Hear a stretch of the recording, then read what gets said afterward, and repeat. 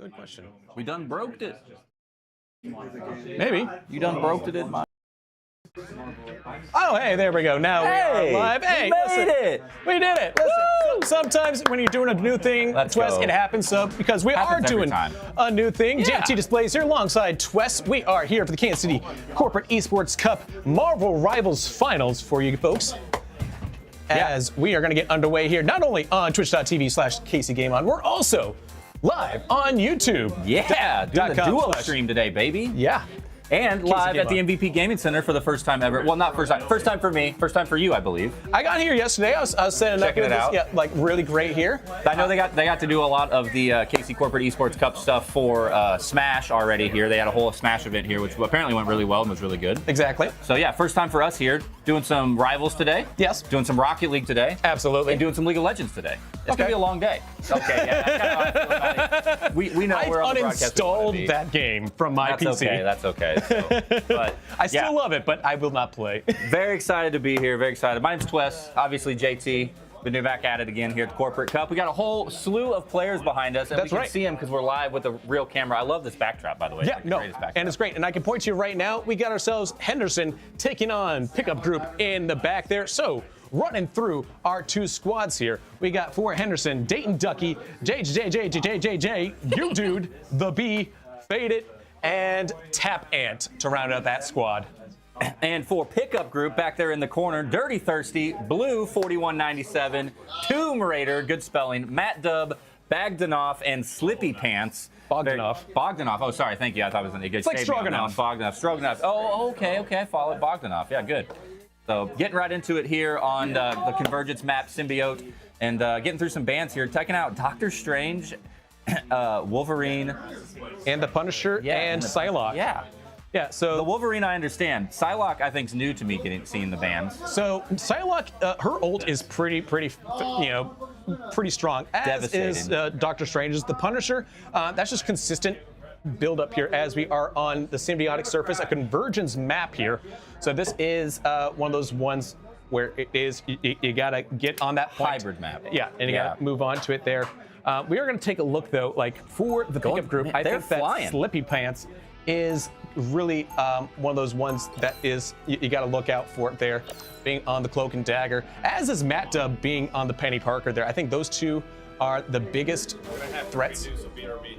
Okay.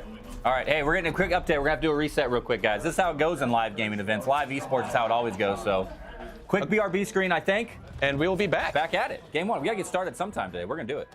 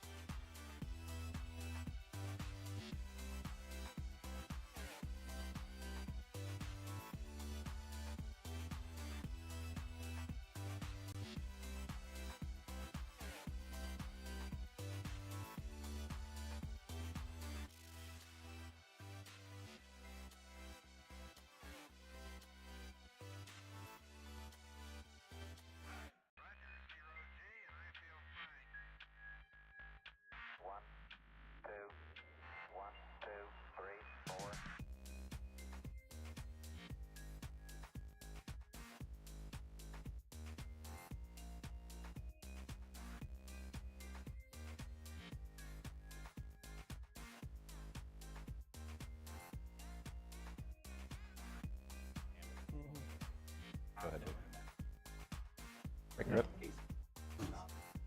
And we are back on, folks. A little bit of a false start. It happens to the best of us there. And if we didn't have computer issues at an esport event, it wouldn't be an esport event. You know, that's just how it goes. Factually, that's like qualifying to get started. Yeah, so. It's like, you know, complaining about the chain gang at a football. You know, right? It's going to happen. Right, you got to have a chain gang. Not in the NFL anymore. Now they got the electronic. I saw that. So. No more chain gang. Rest in peace. But.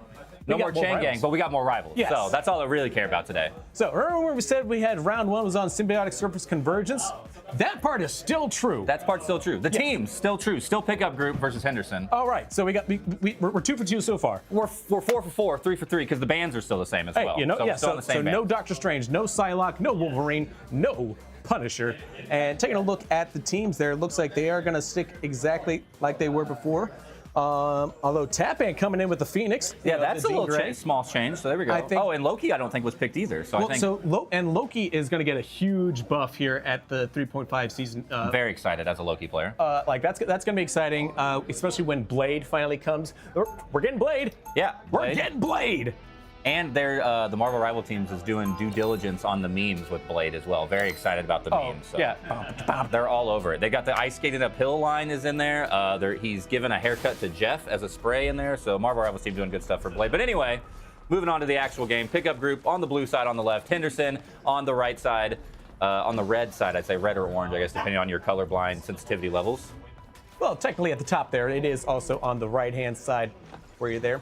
And still all the same players from earlier. So Dirty Thirsty, Tomb Raider, Blue, Matt Dubb, Bogdanov, and Slippy Pants for pickup group. And for Henderson, we got J, Tapant, Fade It, You Dude, Dayton Ducky, and The Beat. Now, for my money, not that I have money on this, I would put it on to Dayton Ducky and Tapant to kind of be those the big damage dealers here for Henderson. They are on the DPS roles, but don't be surprised if you see a lot of from Fade It there, because Fade It has been kind of like that third person picking up a lot of the kills here as we are looking at pickup group on the defense right now. Fade It playing on Emma, huge opportunity for big picks. So Dirty Thirsty on Emma, pushing out here to go up against that mag. And kind of using, good idea doing the wall. Dayton Ducky there getting the kill onto Tomb Raider at the beginning, immediately getting picked up by the Rocket though. So it's still gonna be a 66 battle. So good pick off there from the Squirrel go over. Not gonna be enough. They're rotating around here to the left side, trying to push into this control point. And good grouping up so far for pickup group. Everybody's staying together. Here comes the Phoenix over the top. Ant just sitting up top, gets picked down to half health, gets out of there though. Tomb Raider gets a pick on a Dayton Ducky. And so Squirrel Girl and You-Do both get taken out, and that should be able to stop this push getting started here for Henderson. Good defense to start off for pickup group. Yeah, pickup group doing a solid job just keeping themselves in position to not allow them to get onto the point there. You see this Loki, he's got a lot of different clones out right now trying to keep his team alive. You do providing with a lot of the blocking power as the Magneto. Now you're going to be quickly looking away. Look at the ults there. It looks like we are going to get the ults from the support players right now. The B going to be first one up, likely with JJJ coming up there. But Blue, the Squirrel Girl's got a wild stampede ready, so got to be careful for that. Respect that. They're down there in the low ground right now. And here it comes.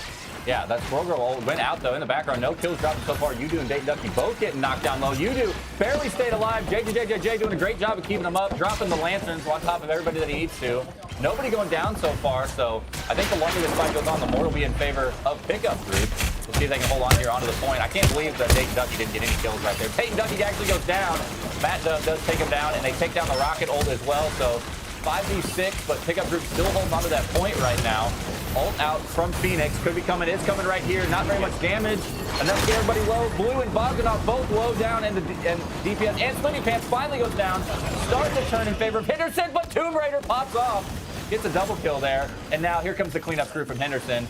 Should be able to cap this point after that long fought battle right there on the first point. Finally goes down the Penny Parker, Matt Dubb, and now we're going to start getting third of the way there. About to get even further, as it looks like they should capture this first point and get to reset that clock on the side of Henderson. Still got two people on the point there, not ready to give it up yet here. That was scary. Now we'll go, and now on goes the cart onto the battlefield as they move it up to the next checkpoint.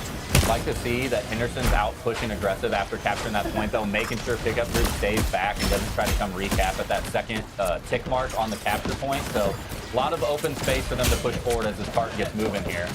Could be a big pick on a Dirty Thirsty here. Getting really low. Emma overextends, and there's the pick, so now I can be able to keep this moving up the hill here on this choke point. Yeah, and that Emma without their ult. Meanwhile, Faded on the other side does have ult ready. In fact, we got 3 ults to the tune of 1 Matt Dub, who just brought it down. That's Penny Parker here. 4. Dayton Ducky pops as well. Bringing it down, and we'll see if any of those come out. JJ will pop his ult there, looking to transform and see what they transform into here. As Faded now also the Emma coming in here, trying to get some opponents going down. Nobody going there. Tomb Raider will get 1, but 2 pickup group go down in response, and it's a 3-for-1. Moving forward is Henderson, halfway to the checkpoint. Henderson had a couple really good picks early in that fight as well. You saw JJ, you were saying, pick the ult, went into the Cloak and Dagger ult just to gain some more space, keep his team alive. They got 2 picks off of that at the beginning. And so Henderson just keeping this tart moving, already 75% of the way to the first checkpoint. And it doesn't seem like they're slowing down anytime soon right now. Slippy Pants with the ult up in the background. Tomb Raider as well immediately drops it. No kills though. Fade gonna be the only one getting a kill for Henderson. Nobody on Moon Knight able to knock him down so far, even with the Moon Knight ult pop. As well as Blue's going to pop the ult as well on Hella, and nobody going down. The healers for Henderson right now are just doing incredible work, keeping everybody up. 2 more kills for Henderson. The res comes out on Slippy Pants. It shouldn't matter. Still 6v5, making it 6v4. Henderson's going to keep this moving. I think they're going to get this first checkpoint. No issues here. Yeah, but Faded was able to take out Blue on the Hella there, and that was a nice, good hit there for Henderson as they are stalled right now on this checkpoint just before we get to halfway there. Now they finally do get there on the way to the final destination. It is up to pickup group here. They only got 1 ult about to come online here, so they're going to have to switch it up here. Blue going on to the Winter Soldier. That should provide some 1960 damage here. Thirst coming in with the ult right now. It's going to get responded there. JJ keeping his team alive there with those Loki lanterns. And now Dayton Ducky has a Wild Stampede available. JJ also coming up. Here comes the Wild Stampede.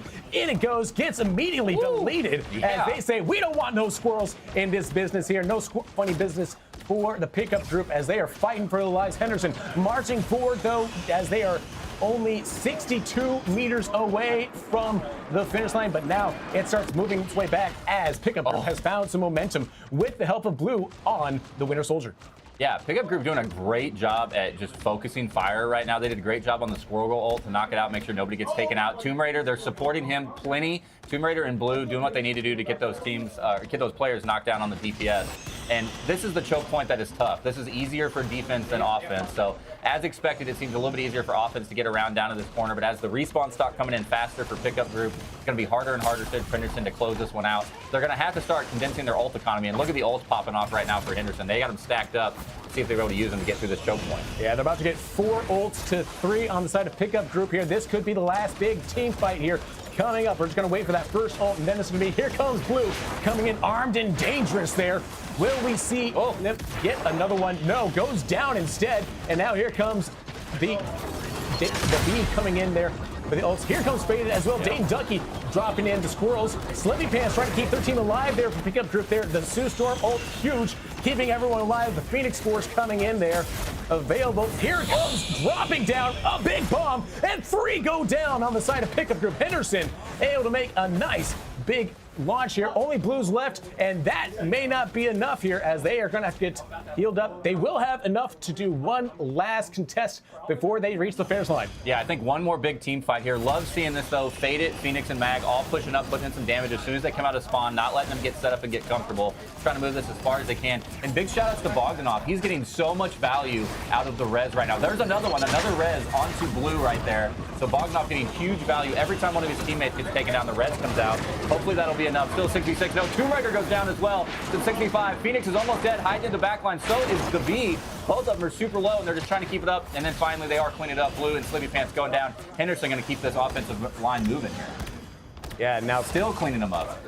Taping down 30 thirsty now. Yeah, Tapan, Faded, and Faded coming in, getting a double kill right now. Tapan, another double kill here. Pickup group getting picked off by Henderson as they start marching forward. YouTube, Faded keeping the line high here. Not going to let them get towards the point. Blue goes down. Matt Dub coming up next. Slippy Pants going down. Dirty Thirsty getting deleted here. They're just moving the line forward to the spawn point here. And that is going to be round 1 for Henderson going down with 5 seconds on the clock. We'll see how much more. 5 seconds on the clock there. Yeah, I was paying attention to everything else on the field. I didn't realize how much time had gone past. I felt like Henderson only got stopped twice there, maybe. I think they only lost 2 team fights, and that took a lot longer to get progressed all the way down there than I thought it would. I thought they were going to have much more time. I just wasn't paying attention to the clock myself. So that being said, pickup group weren't able to stop them ultimately. Not realistically. So they did slow them down before they were able to get there before the clock hit 0.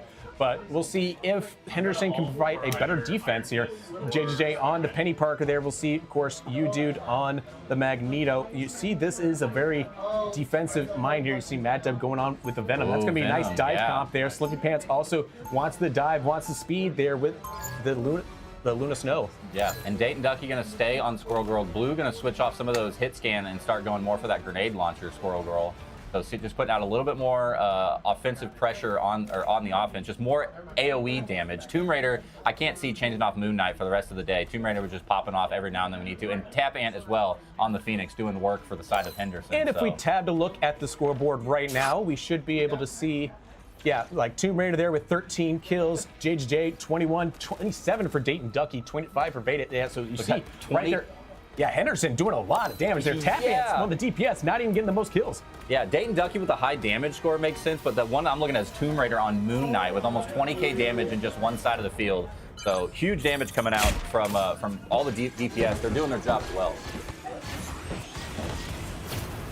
As we now have swapped sides, Henderson's going to be on the defense there. Dirty Thirsty will possibly swap off from the Emma. No, instead just waits for the rest of the team to kind of make that initial push there. So Henderson holding a high line, now retreating backwards as pickup group starts marching forward to the first point here. You do see, of course, keeping that Tomb Raider alive on the Moon Knight seems to be this thing going for pickup group here. We're going to see if Tap Ant can try to find some. Gets hit there, has to be healed up immediately. Good retreat right there as they get smacked in the face by Mattup, who gets killed for it. Yeah, and Bogdanov, once again, getting good value off the res, making sure that teammates staying alive as long as that cooldown's off. So immediately Mattup going to be able to get here in the background again. But last time we saw Venom just kind of dive right in the middle here. They don't really have a big front liner. Dirty Thirsty needs to get up there and help him. Maybe Mattup can get around the back and start harassing supports a little bit. He's just getting melted. It's such a big hitbox, making it easy to take him down. Mattup just holds him in there as long as possible. Dirty Thirsty trying to get pushed up, looking for a grab onto maybe one of these DPS players in the front. Maybe Tap Ant right there. Would love to see a shift into Ice Corner to pick him up and shoot him in the back line. Tomb Raider gets taken down though, so big DPS down for pickup group. Henderson looking strong here on this defensive hold, going to make pickup group reset once again. Yeah, nice and strong there. Gets the lead at the end there. Bogdanov, Dane Ducky able to get a lucky acorn slap that way. And I think that something that's great about Tap Ant here on the Jean Grey that we haven't seen it as much in Raw Revivals. To your point, speaking of League of Legends there, has that, 3-hit, mechanic of the passes there. You're doing that, the percentage health there. It's something we see so often in League of Legends here that now we're starting to see it comes to Marvel Rivals, and you see some of these people like Tap Ant very much more comfortable on a hero like this. I love seeing that little first-person shot right there. I'm probably for my noob vision, it's not anything fancy, but I love seeing JJJ just throwing the mines over the top of the wall. Oh yeah, lobbing out some damage, trying to get their ult charged up a little bit quicker. So fun to see that. And they're switching to the res top. Look, Blue on Adam Warlock now. They're trying to get anything going. I love the switching though. That's the whole point of this game. Is if it's not working out for you, switch heroes. You're not locked in. Exactly. You do lose some of your ult. You lose some of your ult, but it's great. It's a great mechanic here. This is what makes it so interesting is that the ult is yours. You only lose a little bit of it there. Yeah. Pretty thirsty going in. Absolutely. And we'll see if they get anybody off that, but they are able to push them back. Now here comes a big push from pickup group there. Can they get on the point here? Got to deal with the Penny Parker, who does pop the ult here. That's going to be a lot of mines dropping in there. That could cause some major damage for a pickup group. They don't get on the point here. Now they're contested. They're going to move it, try to get to the first third of it here, pushing off the B, who is there, as is Faded. Dirty trying to get up here and take out some supports on the back line, doing what Emma should be doing and just not able to capitalize. Everybody on Henderson during that fight got below half HP. There just wasn't any follow-up. And Henderson doing such a good job is hiding behind walls, staying safe, getting res back up. And just like this, that long-term fight, at one point, all 6 of their players were below half HP, and nobody was able to get finaled out. So Henderson doing a good job at staying alive, trusting their supports. And one thing you may also notice on the screen, folks, is that some of our players here, a lot of them are on mouse and keyboard, but look behind us here, so many of them are on controllers. So this is one of those games, again, like Overwatch, where it is very ambidextrous, or, there's no wrong way to play Mario Rivals. If you like controller, if you like mouse and keyboard, both are having great times over here as we see the we see the DPS player tapping and playing on controller right now and doing great for Henderson. So. Absolutely. Oh, here comes the Maggle. Both of them are coming out. Get the kill on the Ducky. And U-Dude is not able to get a kill with his ultimate, so Matt Dub going to come out on victors on that one, gets 1 kill. Should be a 5v6. Are they able to push in here? No! The response from Henderson, and then the Tomb Raider comes out, and the double reds for Blue, so now it's all in Pickup Group's favor. They should be able to cap this point now. But overtime right now, it is such a delay by Henderson here. If they do manage to capture this point, they're going to have to stay on the cart the entire way, because they're going to get maybe a minute left here. So as long as that cart gets moving, they should be fine here. But they will get 2.5 minutes. Wow, that's what I thought. Yeah, that is but they have to push forward here. I would like to see them pushing out a little bit more. Start taking this fight up this ramp. You know you're going to cap the point. There they go. Start pushing up now. You have to trust the team. You have to know that you're going to be able to do this. But look at this Penny Parker. So many mines ready to be coming around that corner there. They got to get rid of that, because that is going to be the biggest. Yeah, that's going to keep them from getting the high ground advantage there to escape it. They have to go through those mines if they want to push the cart here. It's a smart move by Penny Parker to take the high ground away like that. Henderson, though, shooting him down, though, takes out both their supports. Both Rocket and Adam are knocked down. Adam can go get the self-res, but not going to be very much healing. And so Slippy Pants going to have to do a lot of backup healing here. They're playing the 3 DPS, trying to see if they can get these res strats to work a little more on offense. Squirrel ult comes in, gets 1, make it 2 with the help of JJJ. So Pickup Group down. Now 3-4 players. They're just going to clean up the rest of this. They just need to reset. Minute and a half left. You got maybe 2 team fights left before you're not able to get off the point. Henderson just doing great at getting good picks on the important players and knocking them down when they need to. Not only that, you see them just, again, pushing that cart back now, just doing so good, just expanding. Look at this, like what Matt Dub is doing, or excuse me, what JJJ is doing on the Penny Parker is really phenomenal here. Just making sure it has the widest weapon possible, keeping as much of the room of attack of the battlefield under their control. Yeah, so much space that JJ is giving to Henderson to allow them to wrap around here and just stay spread out and stay safe and get the picks when they need them. They have all those mines. Even one big pick makes a huge difference. Here comes the Phoenix ult from above. Oh! Gets a double kill onto Adam, and Moon Knight follows up with Bogdanov as well. So more players going down for Pickup Group. They've only got a chance for one more team fight here. They're staying in this. We see, oh no, and the Mag ult late. That could be a little bit wasteful. Should have saved that for the next team fight. They've got the res up for Adam Warlock as well, and they've got the ult from Rocket. So they have one big opportunity if they can push in here. Look at those mines just hiding in the background, looking for somebody with low HP to take them out. Oh, yeah, like just daring somebody to step on top of that there. Not going to happen, though. 30 seconds left to go. Yeah, it is last chance saloon for Pickup Group. They have to rush right now, get on top of it here. Here we are on Faded and Dayton Ducky for Henderson as they look to defend this space here. Dirty Thirsty trying to get in the back, clear some space for their teammates behind him here. Bogdanov, though, getting taken out by Blue. So some healer-on-healer crime right now. A big KO from Dayton Ducky. Final seconds here. It's going to go to overtime. They have to stay on the point. Yeah, so much res coming out from Pickup Group, but it just doesn't matter. Dayton Ducky just going crazy. He's getting funneled right down this ramp. Make it like a pentakill. Yeah, 5 or 6 all going in favor of Dayton Ducky right there. The swirl grenades just raining down, doing so much damage. They're going to use this ult here to clean all this up. That's going to be it. Henderson holds them, and 3-1 will be the official score. But Henderson takes them down in game number 1. Yeah, that was a great little, button on the end of it there with the Phoenix coming in. As we will see who gets the official MVP of that one. I think we have an idea. It is JJJ. Oh, it is JJJ. I thought it was going to be Dayton Ducky. Come on, all those mines. Yeah, that is a good Penny Parker. That is what Penny Parker. Yeah. That is why Penny Parker gets banned so often. It is incredible there. It seems crazy sometimes because Penny Parker sometimes doesn't feel like she has a lot of impact because her ult is more of a displacement ult. It's not like a pick off 1 or 2 big team members. It's creating so much space for the rest of her team to do what she wants, Yeah. So Penny can just make all the space. Dayton Ducky and Tapan just sitting back 50-5. for Dayton Ducky right now. 46-2 for JJJ. Oh my gosh, those stats are crazy right now for for Henderson. So looking so strong. Get some swaps outs going right now. I'm going to keep looking at the score screen right now. 28,000 DPS or damage going out for Phoenix as well.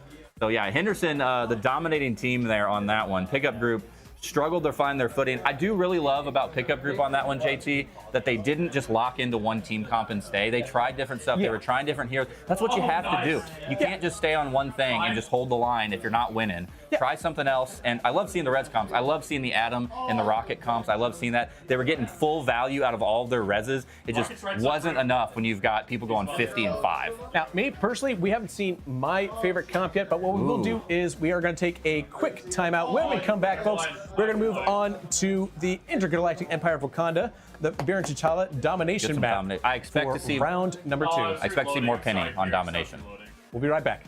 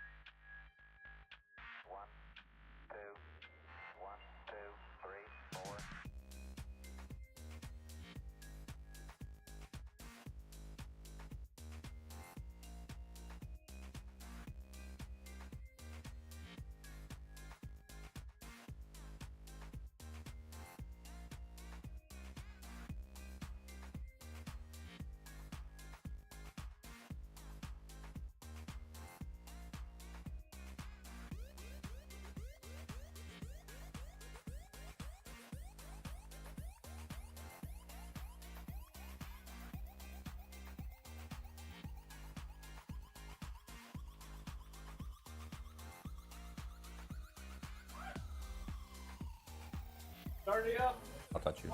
Go. And welcome back, folks, as we are getting back into this semifinal matchup between Pickup Group and Henderson for the Kansas City Corporate Esports Cup 2025 edition of the Marvel Rivals Tournament. I am your host, JT Displays. Alongside me, my co-caster today, Twist. Hello. As we are getting into Birnin T'Challa, a domination map for round number 2. Both these two teams, obviously, Pickup Group there, coming off a little bit shaky in that convergence map there. So we'll see how they do in a domination map up here. And honestly, I think the bans, should come pretty interesting here. Well, I think that, I love this, by the way. They're just showing right now that they're all showing Black Panther. I was just about to make a comment. I can't believe we haven't seen any Black Panther yet, but I think Pickup Group is doing what they need to do. They've got some good supports in the background. They've got some good tanks on the front line. They just need to focus as a team on a couple players to take out. They're doing really good at spreading out the damage. Multiple times there was multiple team fights in the last match where a lot of Henderson was low. 3 or 4 players were below half or lower, and they just couldn't finish them off. They just have to get that communication down and that focus of, hey, everybody turn right now and take out this support, or everybody turn and finish off this Emma Frost. So I think if they can just narrow down who they're DPSing on, I think Pickup Group have a lot more success. It's just so tough when you've got so many good supports in the background. The time to kill in this game is fast, but the time to heal, I feel like, is so much faster. So if you can't focus them down, you can't get them picked off, you're just going to get slowly melted away by what was, at least in last game, the Squirrel Girl and the Phoenix. Now, we are getting a bit of a change-up from Pickup Group there. Looks like we are going to get Barbify instead of, I think it was, is it not Dayton Duck, but U-Dude. Oh, yeah. U-Dude's coming out, Barbify is coming in. Now, no, U-Dude's over here, sorry. See? Sorry. I don't remember. Matt Dub, that's what it is, Matt Dub. Yes. So Matt Dub, Barbify coming in for Matt Dub there. One thing that's interesting here, as we see the bans, we are getting Doctor Strange, we are getting Magneto, both of them off the board there, and then the Wolverine and the Punisher. So 3 of the same bands there. Psylocke coming in to play available. Tappack gonna come on the Iron Fist there. Should be interesting. We get the activated team up there. But what I'm excited for is, again, to see Barbify. Yeah, on the Thor. Yeah, here's the thing about Barbify. They are very good on the Thor. Okay. This has been a running theme. This is a one trick. Oh, okay. Well, when you bring him in when you need a Thor, then I guess you can do that. So this is a Thor one trick, 100%. You're going to see some serious Thor magic here. I'm also very surprised. Why do we think the Pickup Group really hates Doctor Strange? Doctor Strange seems like I mean, they're banned, they can do whatever. I don't know what they're trying to counter on their team comp to not want to go against a Doctor Strange. It isn't necessarily that they aren't afraid that they can. It's more of just who's going to be playing that Doctor Strange on the side of Henderson there. And I think that they know that Faded is really one of those ones that can absolutely. And they don't need it. They've got the Thor and the Emma, right? So they just, okay. Yeah. So that Doctor Strange, sometimes it's all about counter-picking the player, not necessarily the hero. Sure. And they are doing 3 support again for Pickup Group. So they've got the Invisible Woman, Cloak and Dagger, and the Rocket in the background. So not going with the extra res this time, but switching it out for the Invisible Woman. And Tomb Raider going to stay on that Moon Knight, as we saw him slide it up last time. U-Dude going to be back on the Venom. Did we see U-Dude, or was that on Pickup Group last time, I think? So that's U-Dude, I think, is just now on the Venom. And there you go. Barbify off the start, going in the back line, taking out Dayton Ducky, their biggest damage dealer. That's going to be a huge advantage for Pickup Group on this first fight. Yeah, immediately targeting Dayton Ducky, who quickly switches on to the Mr. Fantastic, being the beefiest DPS out there. Yeah. As we are going to see a Emma fight right now. Getting smacked there is Faded by Dirty Thirsty. Faded going down. Dirty Thirsty getting the KO now, and Tomb Raider cleaning up U-Dude. As it looks like Pickup Group is going to get this first point here. As they take it down, they're going to start getting some percentage onto this and get some free ult with that Loki clone going down. And you talked about it, JT, at the beginning. Barbify on the Thor is dangerous, and he showed it right there. Got 3 or 4 kills. Got 4 kills right there. 3 final hits for Barbify just in that opening fight. Got the immediate intro kill onto the Dayton Ducky in the background. Immediately, Dayton Ducky swapped from the Squirrel Girl out to Mr. Fantastic. So they, Barbify, on Thor, already making their presence known and doing a big deal just on the first opening fight of this round. Giving pressure to Henderson to try to respond now. Yeah, now Barbify about to have the ult available. Here comes the Khonshu. Respect that Moon, as he does take out U-Dude, who did not respect the Moon. So you got to be careful which gods you piss off in this game. Bogdanov is going to try to keep his team alive there, give them some extra firepower for pickup group as they maintain control 45% of the way here on this first point.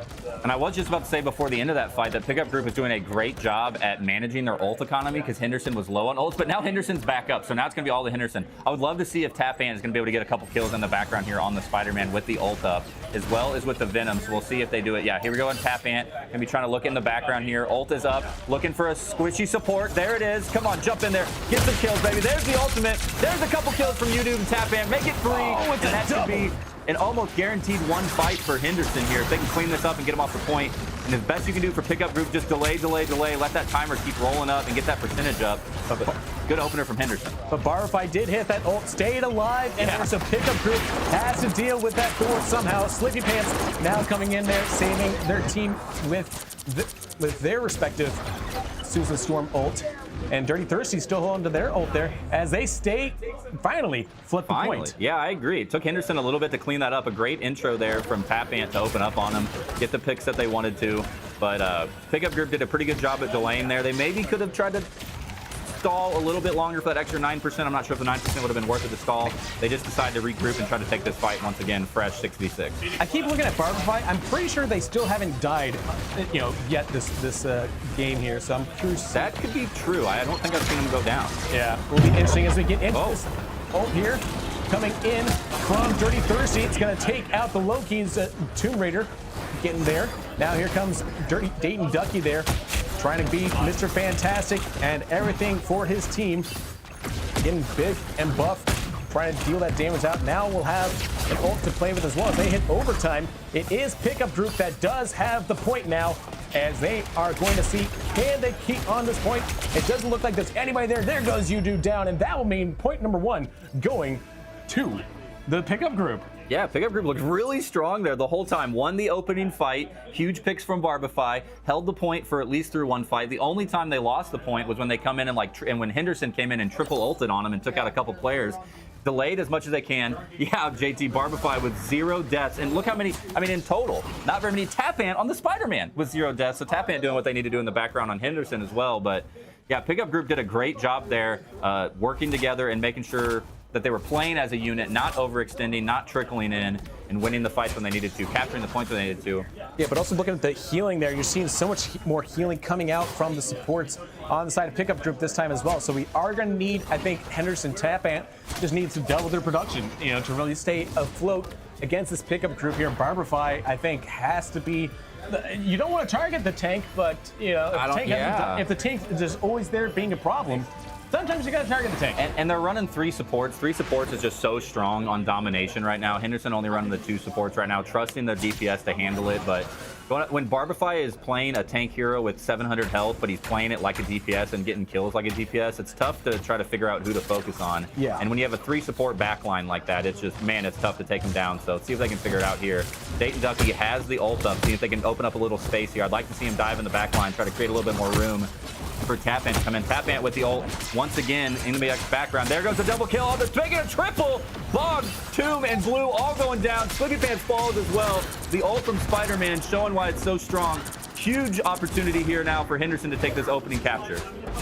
Is Barify going to go down? Barify still being chased by Tapant there. Looks like Tapant is going to go down with Barify in the back there. So Barify just built Diffie in a cave with a box of scraps. Finally, Dayton Ducky saving his team and getting the point in the process there by taking Barify out of the equation for the first time this game.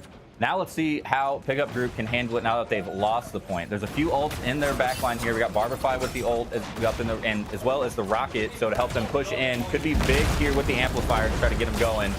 And a couple of support ults though. Loki could do the double cloak and dagger support. The B obviously with her ult up as well. Plenty of survivability here for Henderson. See how they respond. There's a big pick on a Dayton Ducky off the ult of Tomb Raider for Moon Knight.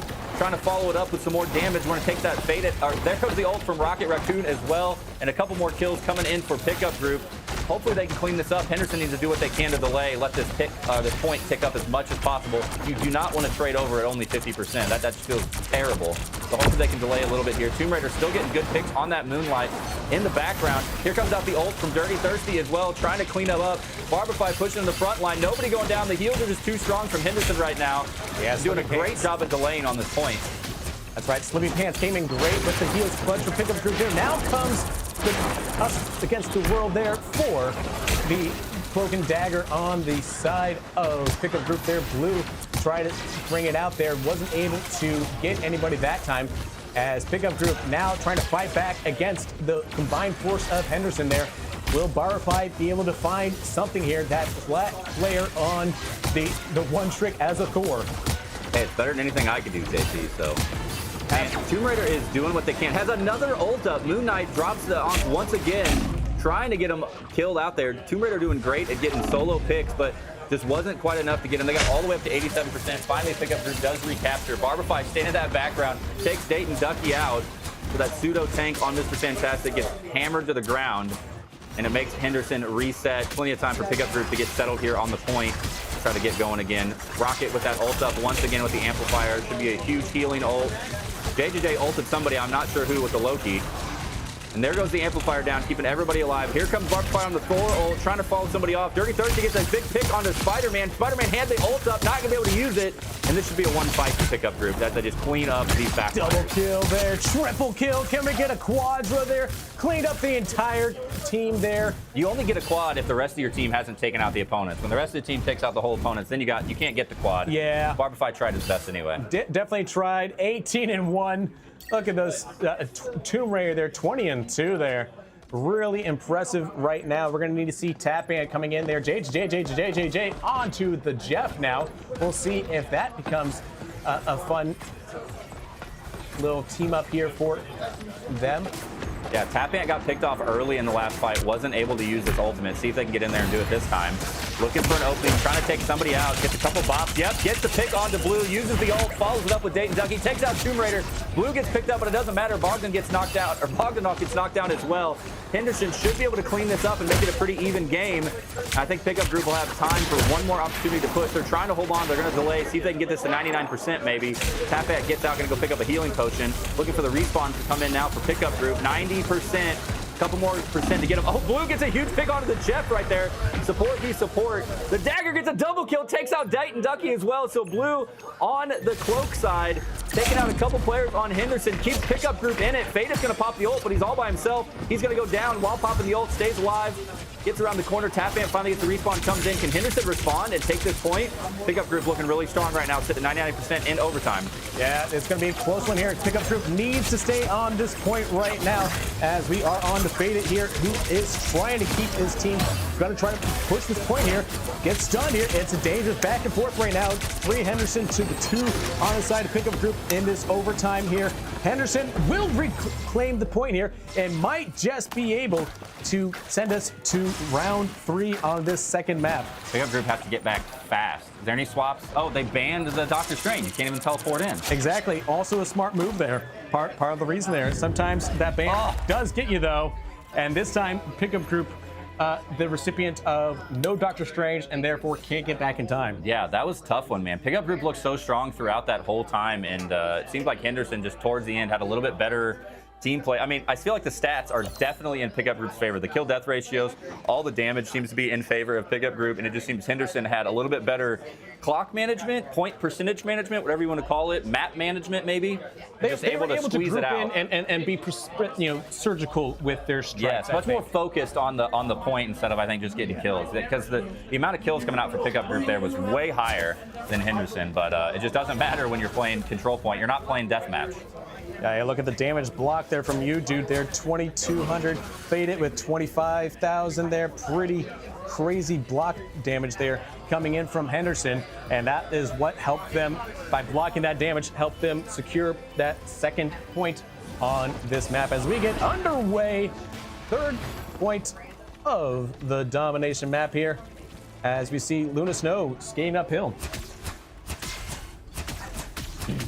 Yeah, getting into this one, it's best of 3, so this will be obviously Winner will be taking it. Henderson up by 1 in the match. So it'd be a huge group or huge game for pickup group to take to try to even the match back up. Nice pick there from Invisible Woman onto the Captain America. Hot swaps immediately into the Thing. They're trying to get something going. Tappan in the background gets a pick onto the support, but he pays for it. Teammates getting taken down. B and JJ both go down. Tappan used the ult, didn't get much out of it. Lots of ult still in favor of pickup group, but they're not even going to need to use them. Puts pickup group in an awesome spot right here. They capture the point. 3.5 ults are ready to go because they've almost got the Cloak and Dagger up as well. And that Tomb Raider with Moon Knight going to be putting out big damage here quickly. Exactly, and they quickly identify Henderson coming in here. We will see as Dirty Thirsty and Slippy Pants as well on the Luna Snow, blocking out so much damage here, trying to keep their team alive here. Barbify getting in the face of that Jeff there. Thor wants a land shark dead. A nice KO onto the B from Slippy Pants here. The support taking out support. Love to see it there. Not just being there to help the team out with heals, also able to dish out a little bit of damage as well. Now it is JJJ using the ult there as they will see who they can eat and throw away. Oh, he's taunting him. He's taunting him, and JJJ takes them all out. Playing with the taunt right there. However, beautiful. Notice he took out a bunch of players on pickup group, and they were able to recapture the point with that. So yeah, Jeff using it effectively. I got thrown off by the colors there for some reason. I thought they killed 5 players and then didn't capture the point. Yep. I was backwards. So yeah, good use of the Jeff ult there. Immediately hot swapped off of Jeff as soon as successfully doing that as well. Honestly, brilliant move there by JJJ. Who's now showing us why they love the Loki. As the Thing comes in with a double kill. Tappan getting a double kill as well here. But now he's going to smash and do some clobbering time. A triple for you, dude. And the Thing just does dang tangs. Yeah, that was a huge opener for Henderson right there. Only using the Thing ult and with the help of Cloak and Dagger as well, but big successful capture right there for Henderson, and now if they can hold him in this choke point, this would be huge. They don't really have a frontline shield tank right now, just the Emma. So yeah, huge ult economy though, ready for pickup group. Gonna have to use that effectively to push through this Thing wall that they have. And that's exactly what they do. They're gonna start with Dirty Thirsty's ult there. We'll see who comes out next with it here. We are gonna see Dane Ducky come out with his. Now here comes Sleepy Pants, keeping everybody alive after Dirty Thirsty's ult is done. Who will be the next ult to come out? I suspect it'll be Bogdanov there just to give his team a little bit of a boost here. After Sleepy Pants goes down, ult goes down here, we'll see. And a big quadra coming out here. 5 going down from Henderson. Excuse me, 4 going down. Dayton Ducky got picked out early in that fight. So they were running 65, and then Barbify came in, got another open it up, and they just cleared out the rest of them in a retake for pickup group once again. Yeah, pretty great group up there. Didn't even need to use more than 2 ults there. Pickup group efficient on the retake here. JJJ coming up with an ult, as is the B and U dude with the next team fight, I imagine. Barbify, Blue, and Bogdanov for pickup group there are going to have their ults ready as well. So pickup group well stocked on ults as Faded now slams down the Sue Storm. Tomb Raider will go down to Faded as we see JJ coming in there with their ult. They're going to be taking on the appearance of the B as you see the Thing come in, slam it down. You dude, he's looking to create some massive damage here as well. Henderson able to smack down everybody except for Slimmy Pants and Tomb Raider. They're going to retreat, and overtime, Henderson retakes it here with 99% remaining for pickup group there. If pickup group retakes the point, it is over in this map number 2. If Henderson can hold it on, though, they will take map number 2. It is all coming down to what could be this last team fight here. We have 3 ults available on the side of Henderson. About to be 4 possibly. Now there's going to be 1 pop by Faded as we immediately go into this team fight here. Pick up girl in the spot of bottom there. And that's 4 down there. Good night. Dirty Thirsty says goodbye. And Henderson has wiped out pickup group here on map number 2. Oh, pickup group looks so strong. Like they were going to be able to have a chance to come back into that one, though. But the Thing, you dude on the Thing, he swaps off the Captain America early after the first death. Henderson takes it, puts him up 2-0 in the match now. Pickup group looked a lot better on domination than they did in that first match. So really excited to see how they're going to handle it going into game 3.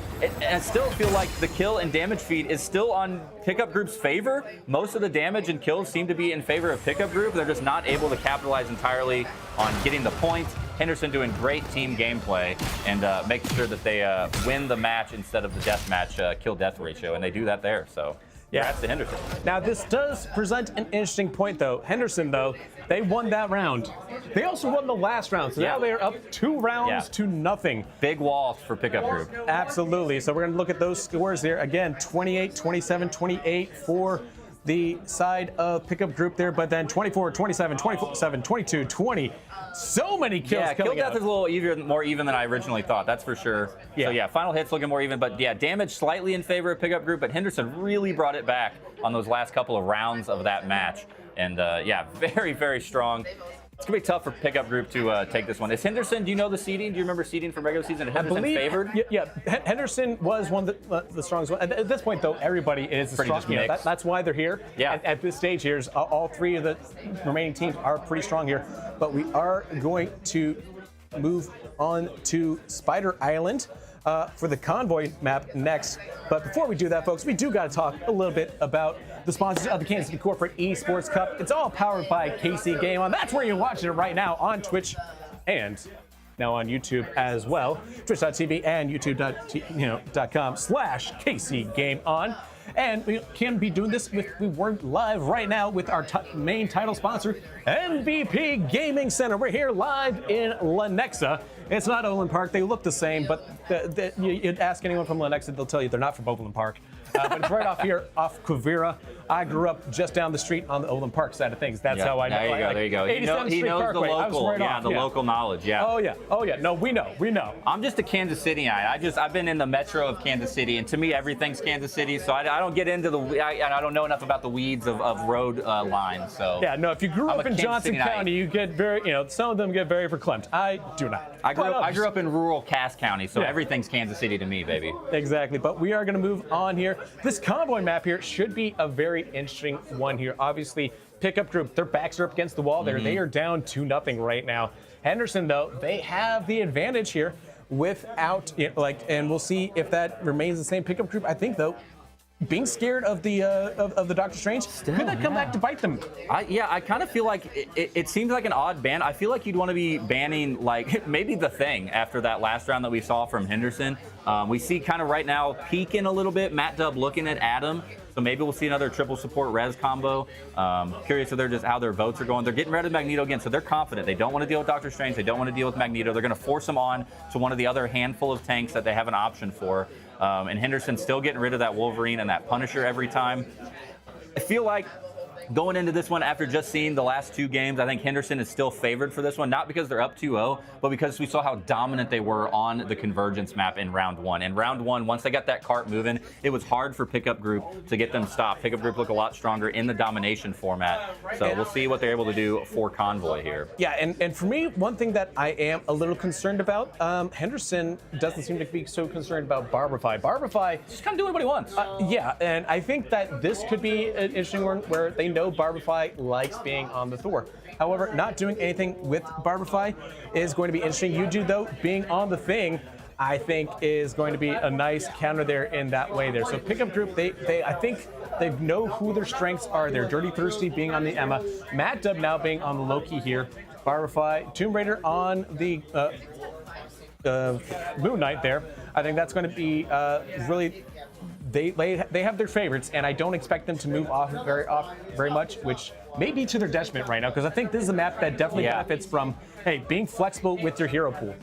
Yeah, I think they could have to do some options. I'm very interested to see the Hela and Moon Knight work together. Like you said, I'm very ready for that. I'm also excited to see Tap Ant on the Iron Fist to see what they can be doing. We've seen Tap Ant be a pretty aggressive DPS player for Henderson so far. I would love to see some big sneaky dives in the background and taking out those backline supports, the Loki and the Cloak and Dagger, as we get rolling here. Pushing out this right side door, trying to get picked up around the corner. Fade It just being up there in their face as well as Yudu. Yudu gets picked off, though, and that'll be a good opening kill for the Pickup Group on defense to try to hold them down. Yeah, nice hit there from Pickup Group, taking out Yudu quickly. Slippy Pants will go down, though, so they are down in a healer. They are going to have to be very strategic about how they hold on to this corner right now. Of course, with that combo, they quickly gave up some early leads, and now here comes Faded on the Emma Frost, just doing so much damage, getting in their face there, not allowing them to get onto the cart at all to really contest. And now they are all the way back to that very first major choke point here on this map here of Convergence. Yeah, I saw there we go, Tapant doing work in the background. You're talking about trying to go after the Barbify. I think we might see why. Tapant was in the back just chasing the Thor around, making sure he can't get settled anywhere. Here he goes again right now. I can't imagine we're going to see Tapant come off this Thor until Thor goes down. He's chasing him all over. He's going to chase him into the line a little bit. Wants to get this finish out. Dives into the dangerous zone, surrounded by Loki clones. It's not going to matter. His teammate clears it up. Tapant gets the kill on Loki. You dude taking out the Emma, and that should be able to allow them to cap this first point. No problem at all. This is kind of what we saw in round 1, JT. Once Henderson gets that capture point moving, it is tough to slow him down. Yeah, really tough to stop him down. They already get past the first checkpoint here. Now on to the second one, moving their way down. Barbify again taken out by Faded there. So now no big pressure in front of them. Pickup group is going to start retreating. Ooh. With expedience as, dangerous there from Tomb Raider. And a sneaky pick onto you, dudes. That might give them an advantage here. 65. Tomb Raider pushed out a little bit too far, though. Gets taken down by that Tapant. Tapant doing so good at getting the picks. Barbify low. Not going to be able to chase him into the back line and take him out. Tapant looking. He's wrapping around the outside. I just saw him. He's trying to get up there in the back line and see if they can take somebody out. Yeah, Slippy Pants trying to pocket Barbify right now as the Cloak and Dagger just trying to make sure that they stay up and upright as much as possible here. The poor Adam. The poor Adam. It didn't matter. Okay, he got help from his team. Tapant was eyeballing him like he was hungry and ready for a juicy steak, man. He was just back there waiting. Oh, the heel. Gets away from him. Tapant wanted that backline kill bad. He's doing it again here. He's lined up. Do they know he's up here? They've got to know. They've got to know, JT. Are they going to turn in time? He's got the ult, so will we see some cheaper townhomes? Not just yet. Now we do see the cheaper townhomes coming in here. Barbify having to try to stop Tapant here because Tapant is about to be a bunch of menace. Here comes JJ coming in as the Barbify as well. Came in, silence the ultimate there. Good night. Going down, Tapant. And Pickup Group now able to get some defense going down here. Trying to take out everybody except for the supports, and Henderson is going to have to recollect themselves. It's tough sometimes to select exactly who you want in the moment on the Loki ult, and I'm curious if that was on purpose that he selected Barbify, because Loki swapped into Thor, and that reduced the amount of healing for Henderson dramatically, obviously. You only left the Cloak and Dagger back there to heal your whole team. Cloak and Dagger dropped the ult to try to give the support heals that they needed, but it might have been a little bit too late. Pickup Group finally gets a big stop here, see if they can grab their footing and hold and dig in a little bit on this choke point going around the corner. And JJJ switched off the Loki immediately, the Invisible Woman, just looking for some more healing in the backline, I think, ready for that Invisible Shield ult. Yeah, I do like that idea, just making sure you're consistent with your heals there. I like Invisible Woman being that way for as a support there. Personally, I'm not as big of a Adam Warlock fan myself. You really have to run it in a 3 support lineup, which they're doing. They are running big main healer Cloak and Dagger on Pickup Group with Adam and Mantis, so they're looking for a little extra damage and maybe some more of that resin, as they've got the Mantis that can self-res off the Adam as well. Big picks coming out from Hella, though. Blue slapping them up, takes down 2, help the Barbify takes down 3, and the Hella trying to chase the Spider-Man around also, but another big stop from Pickup Group here. So Henderson, they couldn't really slow down at all, but now they're getting stopped, trying to make it around this corner. Pickup Group doing a good job at holding them here, and Matt Dub has that ultimate up on the Adam Warlock now. So even if they get a couple big picks here, we can see the ultimate. There it goes. Reses should be coming out now. There they get a couple more picked up. Pickup Group should be able to reset and get this stop once again as that spider bot continues to walk backwards slowly. Yeah, now Pickup Group here able to try to rally here. We get a couple ults coming up from Henderson, both the Invisible Woman and Tapant there on the Spider-Man. So this could be a dangerous position here as they are on the attack here. Pickup Group, though, done a really good job just walking this spider bot backwards here. We're going to see if they are able to stem the flow of things here. Tapant trying to find an opportunity to get into this back line here. Will pull somebody, gets one down here. Now looking to try to get another cheap one here, but just waiting for the opportunities to dive into this back line here. Pickup Group doing a lot on the point here. Oh, gets a second one. Yoink. Oh, and they get some lasered by Blue. Said, no, you get 2, my teammates, but only 2. Yeah, he was trying. Tapant was doing whatever he could over there to try to get a couple cheeky kills. Blue doing a great job on the Hella right now, getting big picks when they need to. So good to see the swap out. The first time we've seen Hella today, but making it efficient. B gets a nice pick off the cloak side in the back down there. Tap Ant gets kill as well. So here we go now. 6v4 in favor of Henderson, trying to get this point moving forward again. Down to the last 40 seconds. Fade it. Pops a late ult. Just wants to confirm these kills. Will be able to. There's the follow-up with the Emma Frost ult, soloing them out. And now they've got to get this thing moving. I'm surprised we don't see more of them on the point. I know they're making space right now. They're pushing out forward. But if they were on the point, it'd be going a lot faster. They were running out of time. They have to cap this point now. They cannot lose another team fight or the game is over for Henderson. Only having Tap Ant on the convoy there does not make it move very fast here. With 15 seconds left to go here in the round before they get to the point. This is going to be the last team fight before they get to overtime here. And Beta trying to do what they can to get onto Tomb Raider. Gets Tomb Raider taken out. Uh-oh, it's a double for Dayton Ducky. A triple for Dayton Ducky. Tomb Raider taking out Tomb Raider, or reviving Tomb Raider, I should say. Beta, though, getting rid of Tomb Raider. And Matt Dub will revive themselves, but not enough, possibly, as it is overtime here. Henderson knew they need to get everybody out of here, and they are pitching a shutout right now as they head to the second checkpoint in this overtime. 2 on it there helps it move a little bit faster, and that means they should get there, and they will. Reset the clock here. 1.5 minutes left to play here for Henderson on the attack with 2 ultimates available to them.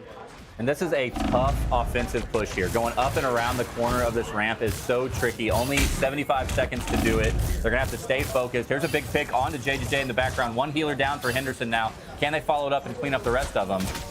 See if they're able to. Pickup group trying to get settled. They're just fighting them at this point, or at their spawn point right here. Pickup group trying to get them reset, stay back there, just drain as much time off this clock as you can. I think if they could just drain right now, JT, and keep them in this doorway, even if you get them down to overtime, then you just reset and you wait a little bit and you clear them off the point with all of your ults. Just delay right now. Try to just run that clock out and then come in for one team fight. If you team fight now, it's going to be too early. They're going to have a chance for another opportunity. So wait another 20 seconds, then go in, wipe out everybody on Henderson, and get your stop. But I do like them having them in this choke point of this door. It's having a hard time for Henderson to get around there. There are other ways to get through that door, namely other doors, but it is hard to see that when you're in the middle of a team fight. Yeah, that does make it tough when you get kind of laser focused in the middle. There's a little bit of a trade back and forth. Dayton Ducky once again on the Mr. Fantastic popping off. Hits the double. 2 ults coming in there. Dayton Ducky bouncing and trouncing. The B coming in with an ult as well. Oh, Blue popped the ult. Oh, there we go. On to Hellovision here. But not a whole lot of kills coming out of it. Actually, his team is just dying around him. So Blue with a little bit of a mistime ult there. I think probably should have saved that until the team respawned. Now we're in overtime. Henderson obviously not able to get off this point, but the ult economy looking okay for pickup group. They're going to have to earn a little bit more. Cloak and Dagger's going to have to earn that. Emma's going to have to earn that, and they're going to have to go in there and work together here. But a little bit awkward, I'd say, because Blue popped that ult at just a little bit of wrong timing. Kind of threw that one away on a big, powerful Hello ult. Yeah, and Yudu trying to do what he can, just push everybody off the ult here. Very dangerous here. Got to stay near the cart at all times here. You see overtime slowly getting a little bit lower. If you go off that cart, the round is over, and you're gonna have to flip sides. But they're still contesting this right now, getting into the fracas of it now. Yudu does have an ult available. JJ's going to keep their ult up, keep everybody alive in the invisible hole here, right on top of the point here. Matt Dub has an ult available for pickup group, but so much is coming out. Holding on to that ult there is Yudu. He wants to get his health as low as possible before popping it here. Now will pop it, gets a big shield and a KO as well. That's 4 for the side of Henderson. They're going to push forward here as pickup group has to retreat. Firefly finally goes down, and there's only Dirty Thirsty left for pickup group. Henderson did an incredible job there at getting early picks. They got a pick onto Slippy Pants and Tomb Raider. Both their supports went out early in that fight. Matt Dub was in the background on Adam with the ult. He tried to pop the ult, and then everybody from Henderson turned and just erased Matt Dub during the ultimate, so they weren't even allowed to get the red. Henderson did awesome here at the end. They're going to be able to push in. They're getting the cleanup. The self-res onto Mantis shouldn't matter too much. 3 meters remaining. I can't imagine Henderson's not going to get this cleaned up on the trickle. And what's crazy, too, is like one big knockup could potentially take them off the point here and stall them out before the actual finish line if you're pickup group. So if you have somebody that can just really knock everyone, like a Fang could potentially do it, but no, they will get all the way down to the finish and flip the sides here. So Henderson had a fight, but made it all the way to the finish line. How will pickup group respond now? That is a tough map to successfully win on offense, man. That is a hard one to get through all the way to the end, and Henderson did a great job. Played the clock perfectly. I think they kept all 3 points in overtime. Didn't they get all the way to overtime in point one, or was that the other earlier game? That was an earlier game? Yeah, that was an earlier game here, but still, though, that second point and that last... And the last point, yeah, both on... Yeah, both kind of cutting very close there. So, again, part of that, you could say, hey, maybe that's just efficiency, right? I just think that that's something that is going to be hard for them. Push through it. Yeah, because here we are, again, we're essentially at match point for pickup group. They have to make it all the way to the finish line. Yeah, this is it. This is the game for them. That's the whole match. Best of 5 series. Yeah, down by 2, already down 3-0. They have to make it to the end, and then they have to win again with the 1-minute reset timer. So the biggest pickup pressure. Group backs against the wall. The most pressure we have seen today, for sure. If they do not win this map, it is GG's for them today, and we will see Henderson face Wells Sky, and we will see if they are able to do that as we take a look here at the two sides. Tomb Raider switching over on to our beloved boy, well, my beloved boy, I should say, Ultron. I do love an Ultron here. It's one of my favorite supports to play. Now switching over back to the Mantis there. So instead, trying to go more consistent on the heels as a Mantis. You see them quickly dropping so many mines here. Penny's got to have the work cut out for him here, as you see Henderson laying a big trap here for pickup group here, as pickup group getting underway. You dude getting knocked out. Tap Ant taking out 2 here. A quick revive on a Tomb Raider there, as the Tomb Raider, instead of being on the DPS for Moon Knight, now instead going to be just the Mantis. A KO here for JJJJ as Barify goes down to some mines here. Tap Ant, though, having a great time right now, being a Bucky in defense here, as Dirty Thirsty has to try to stay alive here.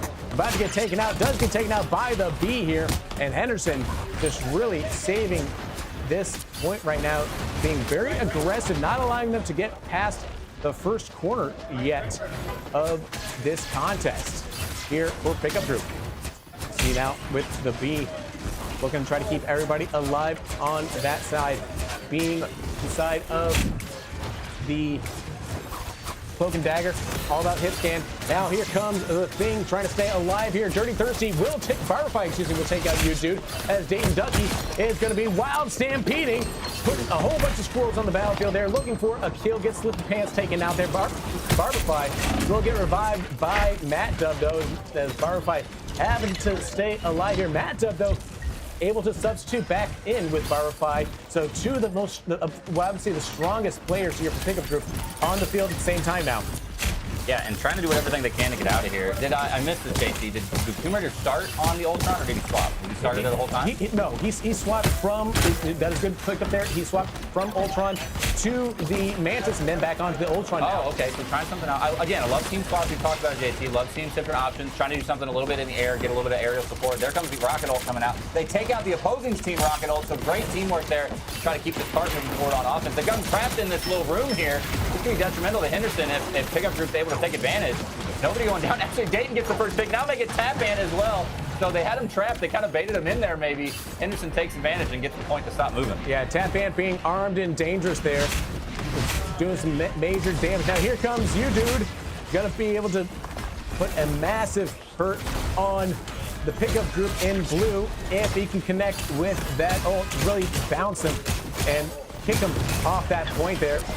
Last 80 seconds here, JT. Now, chance for pickup group. They got to get focused. They've got to keep this point moving. They're not even halfway yet. Dayton Ducky still slamming them down right now. Drops the ultimate, gets 2 kills off of it, doing huge damage. Now Tap Ant just focusing on the Ultron. Knows he's up there weak, just waiting for him to peek his head out. Ultron can't heal himself, so he's got to have some team support. There goes the shot from Tap Ant. So he stays focused, gets him killed. Pickup group maybe only has 1, maybe 2 fights left. Opportunity to move on in the tournament, because they are on backs against the wall. Tournament lives on the line.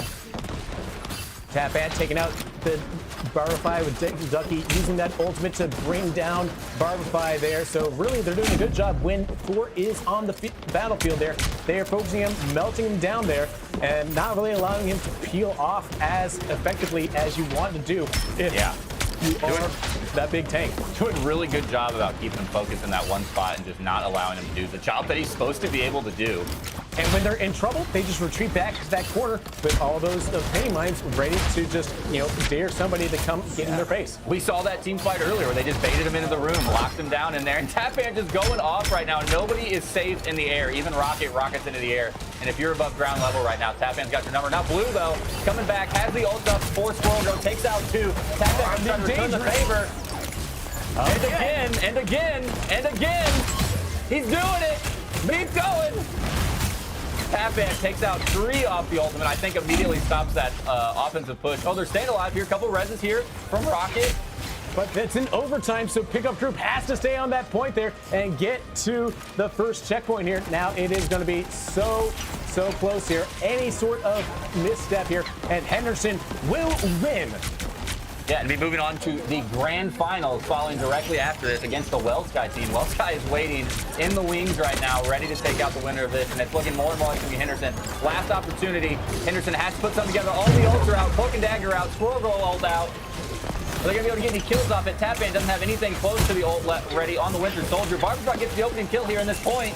Dirty Thirsty trying to stay near that point. Somebody got to stay on the cart at all times. If you get sucked into a side corner there, you could be over as it is ticking down. They kick him off. They're going to get it. And Dirty Thirsty staying alive here. They're going to get it. Fight also still there. They got to beat Dirty Thirsty staying on top of the cart, not being allowed to be moved off of there as the cart moves forward. Are they going to be able to get to the checkpoint here? Once again, we know the Doctor Strange is banned, so they can't teleport back there. They are going to cap it, get a couple more minutes on the board here for Pickup Group. 2.5 minutes to get to the next checkpoint is stressful. Very stressful because there's so much that can go wrong. You see the 2 Squirrel Girls kind of throwing nuts at each other over the wall. Good poking at each other. Yeah, everybody using the environment to their advantage right now, lobbing those grenades up and over. Yeah, dude has the ult. Oh, Tapan has the ult as well. Big couple of ult combinations here. Opportunity for Henderson. Tapan gets the opener onto Barbify, but takes U-Dude out before he's able to smash. As see Henderson quickly retreating into this choke point here. They know underneath the bridge is one of those places that they can get a lot of fun angles and not necessarily the corners that are beneficial for the Pickup Group here. On the offense, Barbify waiting for the targets to come into view for him there. Sleepy Pants does have an ult, is going to use it now to keep everybody alive into the bridge now. And here comes Armed and Dave. And a KO, looking for another one. A double kill again. Looking for a triple kill. Can we get a quadra kill? He's going crazy. He has to escape the rocket. Rocket Raccoon not going to get killed this time. But we do get a quad onto Tapant. But no reset of the ultimate as the cart moves backwards here. A minute and change left to go here for Pickup Group to stay alive in this game. I was really curious if they were going to hold on to the Winter Soldier ult till a little bit later for timing. But he might be able to get it back. He's already at 40% ult again. He's probably going to have this up before this last team fight anyway. Here comes out the ult from Dirty Thirsty. Going to try to get the opener. Gets the kill onto the support in the background on Cloak and Dagger. Couple more traded back and forth to get the res, but it doesn't matter. Immediately, Izzy's at the playing field. Pickup Group is going to be able to push this, and this is looking like they're going to get to the next point again. Tapan only at 50% ult, so not able to earn that for this next fight. And all the ults are gone now for Henderson. Yeah. 30 seconds left to get this to the next checkpoint. Dayton Ducky, I don't know if you saw there, was over 50 kills in this round. I did not see that. I think he's at 53 last time I checked. So that is, 53 kills right there for Dayton Ducky. Wow. Incredible there on the Squirrel Girl. However, they still got a ways to go. 13 seconds to get underneath the archway there. This is a tough point to push on offense. This is a hard choke point here, but it's early. It's before the ramp. They're not going to get there in time. Only 4'7".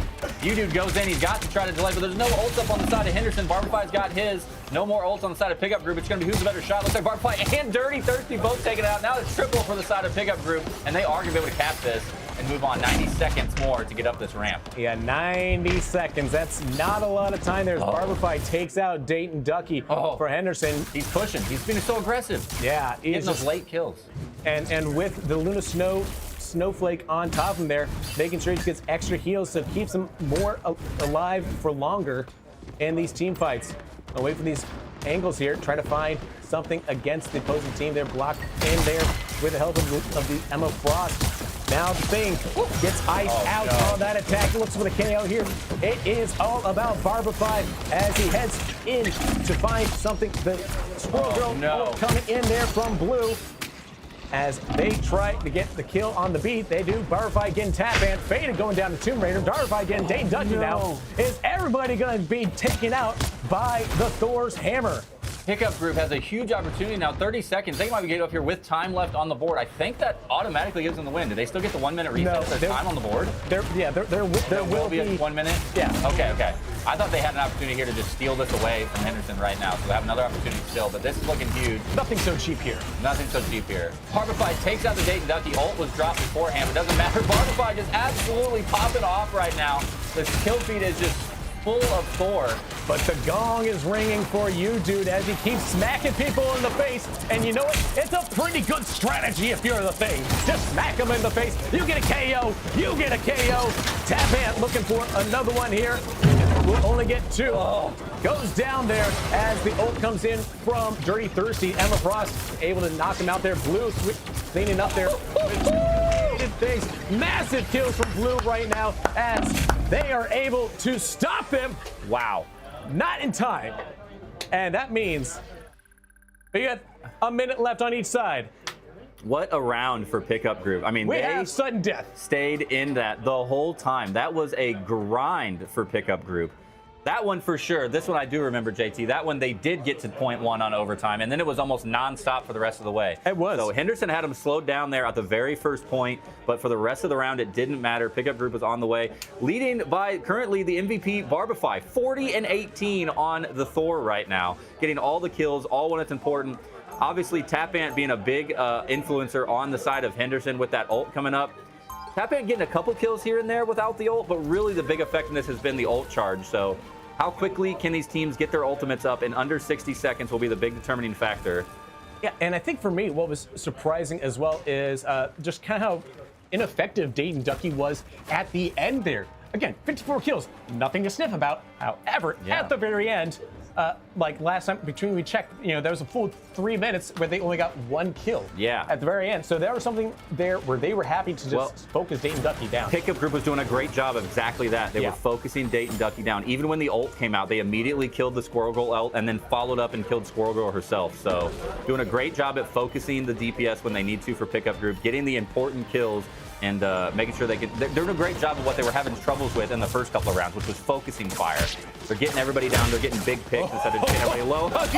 Excuse He's you. going deep in the back line. He gets swept. It doesn't matter. Tomb Raider almost got gotten and said, hey, you're a bug, I'm a bug, but I'm a praying mantis and you're a spider, and male spiders don't do as well against female praying mantises. Yeah, get them taken out. There. Yeah, the math is there. I agree. Biology is on our side with that one. Tomb Raider has been the Moon Knight player for most of the game. Switches over to the mantis. Hits the sleep. Takes that tap out, immediately gives up on the spider. Says, I'm done with Spider-Man. Trying to get the cheeky kill off the get-go. Not going to do it. Switches over to the Winter Soldier, trying to earn some ult charge here. I love that. I've not seen when the squirrels actually just grab you and Oh, and hold you, yeah. Yeah, that's fun. I've not seen that animation up close because I don't get that close enough to Squirrel Girl's ult myself. But there we see another smack there from the Squirrel Girl ult, really doing some damage there. JJ coming out, getting Blue though on the Squirrel Girl, taking him out. Now it is Ducky who is trying to reclaim as best Squirrel Girl on the game right now as they are moving forward on this overtime here and staying in that little yellow circle, that yellow square on the ground is the most important thing if you are Henderson. JJJ did a great job there on the Loki, got the ult up before his Cloak and Dagger teammate, used his ult on his own teammate, Cloak and Dagger, to have a Cloak and Dagger ult for that push in right there. With the help of Winter Soldier, got the plenty of kills for Henderson to push this up, and they're going to get to this first checkpoint. Just getting to this checkpoint is massive. Oh, last 3 meters. This could be huge. Big opportunity for Pickup Group to end it right now. Got to get some picks. Dayton Ducky goes down. Huge opening pick right there. Ult comes out from Rocket to keep him alive. Tapant gets a pick onto Barbify, but it doesn't matter. The swing comes out from Pickup Group. All the ultimates come out. They do get stopped. And that is going to do it almost to the end. Technically not the 4th point. Pickup Group holds them with a massive team wipe right there at the end. 3.7 meters is all that they needed. So this is huge. Huge advantage now for pickup group because they know exactly how far they need to get. I feel like it's always so scary when you get into that overtime lineup, or not overtime, the third round of pushing. It's so scary when you go first because you just have to go as far as possible. But now that pickup group is on, oh, am I backwards? Is Henderson pushing now? Okay, I'm flip-flopped. I'm sorry. Yes. Excuse me. So it's a big advantage for Henderson now, though, because they know exactly how far they need to get. Yes. Yeah, no, this is going to be... No, I was right. I'm not insane. I'm not completely insane. Yeah. I'm not completely insane, just a little insane. So big advantage for pickup group. The graphics were wrong. We were wrong. The graphics were wrong. The graphics were totally wrong. They didn't update in time for me, but... Yeah, we always blame it on the game developers. Yep. Pickup group, though, with a massive advantage. You know exactly how far you need to get. You can manage your ultimates very well to get exactly just to that point. You don't need to go any farther. You don't have to go all the way to the second and third point now. You just have to get up to that first one.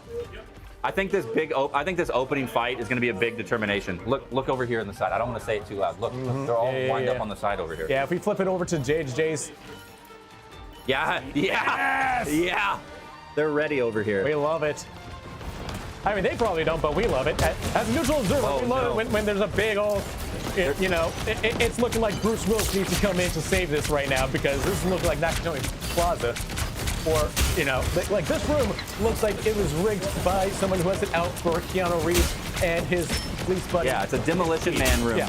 They're daring him to come in here, just baiting him. Come in here. I dare you to stick your head around the corner. There goes Thor. A couple of mines coming out. Didn't get the help. So Dayton Dougie gets killed off the back of the Thor, or the the penny mine getting the start on that one. The pickup group struggling right here because Henderson have dug their heels in right here on this side room. With 20 seconds left, they need to start pushing this cart here as they are still on it. Slippy Pants trying to stay alive, but has a thing in their face. Will they be able to escape it? 10 seconds left. Pickup group to not get removed from the tournament, JT. This is it. They're getting the kills. They need them. Yeah, Tapan having to retreat here into the room of goodbyes as it is now up to Slippy Pants to try to stay alive against an old and dangerous. Doesn't get the kill, though. Has to reload, and Slippy Pants somehow finally going down to JJ. So no reset from Tap Ants on their ult. Goes down to Barberfy as this little spider bot keeps moving forward. Yeah, a little bit awkward there for Winter Soldier. I mean, he delayed a little bit, but now he has a long respawn timer. This could be the end right now. Tapant has to switch to Spider-Man to get back into this fight quickly. Isn't even going to be able to have time to get on the Winter Soldier. Has to get back in the fight all the way. Barberfy gets a huge pick on a Cloak and Dagger. Healer down for Henderson. 3.8 meters to go. Ult's up for pickup group. Manta's ult ready, Barberfly ult ready with the Thor. Big pick from Dirty Thirsty onto U-Dude. U-Dude gets the red, so it's still a 6v6 now. It's anybody's game back and forth. Tapan had a hard time getting back into the fight there. Now dealing out some damage in person. Trying to smack Barberfly down here. The Thing finally takes him out, and they will do it. Henderson. Game, set, match it, a sweep. It is going to be Henderson. Wow. 3-0 for Henderson, but close the whole way. Incredible there. Let's take a look at that final MVP. I think we have an idea who it might be. I'm surprised, actually. I guess Dayton Ducky on terms of the way they score MVP. They had 60 kills. Yeah, that's true. The way they score MVP. 65! I felt like Tapant was making more impactful, but yeah, the 65 kills on the scoreboard, hard to argue with that for the MVP screen.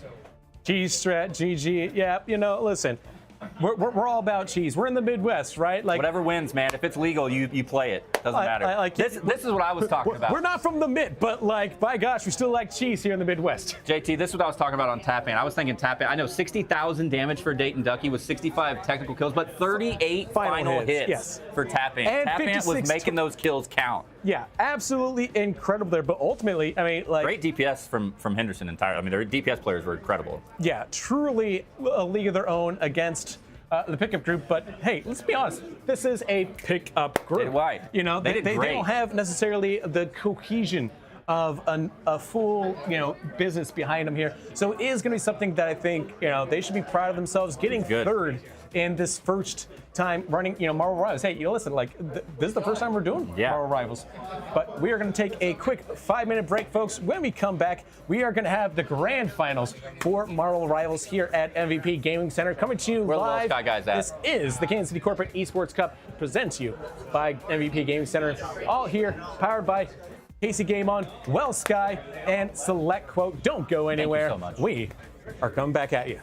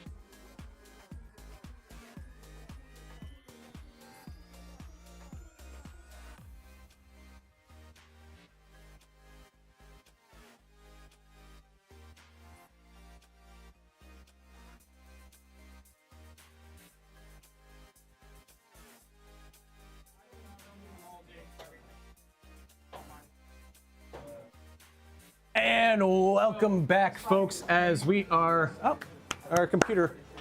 Oh, we're froze. Yeah. Oh, no. Somebody turned off our... But we can hear it. There we go. We're here. Hey, there we go. We're fine. Wait We're fine. for it. We're going to refresh the screen here. Probably hide and re-hide. Nice. There Yeah. Sometimes, you know, like if we go too long a break, it takes a little nap here, and that's fine. But we need to get back into action because now we are down here for the grand finals. Sky, Let's go. taking on Henderson. As we get a quick shot of our environs here, we will see that we will get a Loki band and a Penny Parker band here. This first one is going to be Idrisil Path Convoy for the... Between Sky, we also get a Jean Grey and a Doctor Strange. Real quick, we got all right now, JT. We have it on stream. In the back, all the way in the corner, is we've got Sky back there, which is on the left side of your screen right now. And then on the right side camera, but it's actually left side of the right side camera, is Henderson in the white shirt. So Henderson, we just saw them take out pickup group in the white shirts. Sky with their matching Sky branded jerseys coming in. For that, and also Sky, because it's a double elimination bracket, they are coming in with a best of 5 game lead, so big opportunity for Sky. All right, so looking at Sky, we got Gamma Shadow Pierce as well as Mimo Player and Orange and RJ Peak round out that squad. For Henderson, Dayton Ducky, you know him, YouTube, JJJ, the Bee, and Tap Ant, who's currently on the what's his name? Star-Lord. Yeah, with Faded, bring up the rear on the Emma Frost. So this should be a pretty good matchup there. They're on offense first here. We are going to see, they're on defense first. Sky on defense. Yeah, Sky's on first. Oh, yep. Yeah, Sky is on defense first. The Orange on the Thing, RJ Peak on the Magneto there. And we'll see our MVP player there. We're not sure exactly what, but they are playing here at MVP Gaming Center there. That's player MVP is Mad Hattery. Mad Hattery. Mad Hattery is so good as the support player there. You see him popping up right now. Mimo coming on as the Punisher, quickly getting popped off there. Punisher is gone with their... See, Tap Ant quickly taken out. Mimo there. Faded getting taken out by Mad Hattery there. And JJJ on the Luna Snow, keeping everybody alive right now, as you do. So excited to get started into this and see how Sky, they're coming in as the #1 seed, the only ones left in the winner's bracket as we get to the end here. So seeing that their strats going up against Henderson after we saw Henderson go up against the pickup group the whole time. Tap Ant, all the way in the background, trying to do what they can against the pickup or on the supports, but gets turned on by the Orange and taken out. Trades for the teammate Mimo on the Punisher, so a couple DPS is down for both. Sitting at a 5v5 as they try to push in here. Yeah, Fade It, not able to get the kick that time onto the Thing. Does do a little bit of damage there, but the Thing just so tanky. You can't really do anything about it there except maybe go see Fantastic Four First Steps in theaters out now. Not a sponsor, but wish they were. Having said, it is a good time for superhero flicks. Superman was phenomenal, and I can only imagine that Marvel's doing a great job with Fantastic Four. As we see Marvel Rivals moving forward, Henderson is on the attack, and they are pushing that cart forward here. You see RJP trying to keep them blocked up here, but that Squirrel Girl from Dayton Ducky is going to put out so much damage here. You see the ults coming in here from Luna Snow, keeping alive, but here comes Magneto holding it there. Max for Luna Snow, JJ goes goodbye, and here comes the second one as YouTube goes down to Gamma Shadow. Sky does a good hold here on the corner. What I'm noticing off the rip here, JT, is that both teams doing a great job at targeting the opposition's DPS. The first 4 kills of this match were 2 DPS on either side of the map. The first 3 kills of that team fight right there that Sky just won were 3 DPS players between the 2 teams. So they're doing a great job at each DPS. Pierce and Mimo doing a great job at targeting Tap and Dayton Ducky, and also vice versa. So everybody focusing on the main DPS. Pierce does have an ult available, so Pure Chaos could happen at any moment if they get it. Here comes that Pure Chaos. Anybody gonna get it? And nobody gets taken out that time. Instead, Mimo now coming in here with a big turret on his back. Gamma Shadow also keeping him alive, as is Mad Hattery there. A lot of ults being consumed by Sky, 4 of them technically in that team fight. But they do manage to get the advantage over Henderson there. Tap Ant will have an ult available, and Faded will come back with one as well. So expect that to change the difference here on this corner when they find the angle here. Oh, no, sorry, backside. Okay, he's looking to get something here. I'm very excited to see Tap In. There's not any ults ready on the side of Sky. Oh, look at this. Good pickoff, and there's no res. Now he's looking for a pickoff on the DPS or support in the background. Orange is doing so good at turning around right now to help out his teammates in the background. There goes the ult. Gets him taken out, so support down. Opportunity for Henderson to push around the corner now. Tap In trying to get out and make sure it's not a 5v5. They still have the one-player advantage. Already took out the res from Rocket as well, so they're not going to get back up in time. Big opportunity here for Henderson to push in. Yeah, and a lot of people want to do a big old ult, but honestly, it's fine to just have a small ult that only gets one or two with their key players. Yeah, as long as you're getting the key player exactly right. As we will see, Faded there does use that ult now. Oh. To try to lure them in, do a lot of damage in. Here comes the orange. Is the orange going to be oranged away? Will get saved by their support there. Big ult coming in from Gamma Shadow to keep everybody alive on this corner. A lot of communication being yelled out here, but it is going to be Sky who maintains the cart here and will start pushing that cart back. Tap In on Star-Lord, trying to do what he can. Oh, I love hearing the background audio at these live events right now, JT. I don't know how well it's coming over on stream, but extremely impressive right there for them to hold a very, very strong hold on that last fight right there. Big MVP shout out to Rocket on Shadow, because he came in at the perfect time. Gamma Shadow on Rocket, perfect time. A couple of players were down to below half, drops the ultimate, keeps them alive, wins that last team fight, holds off the offensive push, and that is not very far for Sky to have to go now. That was fast.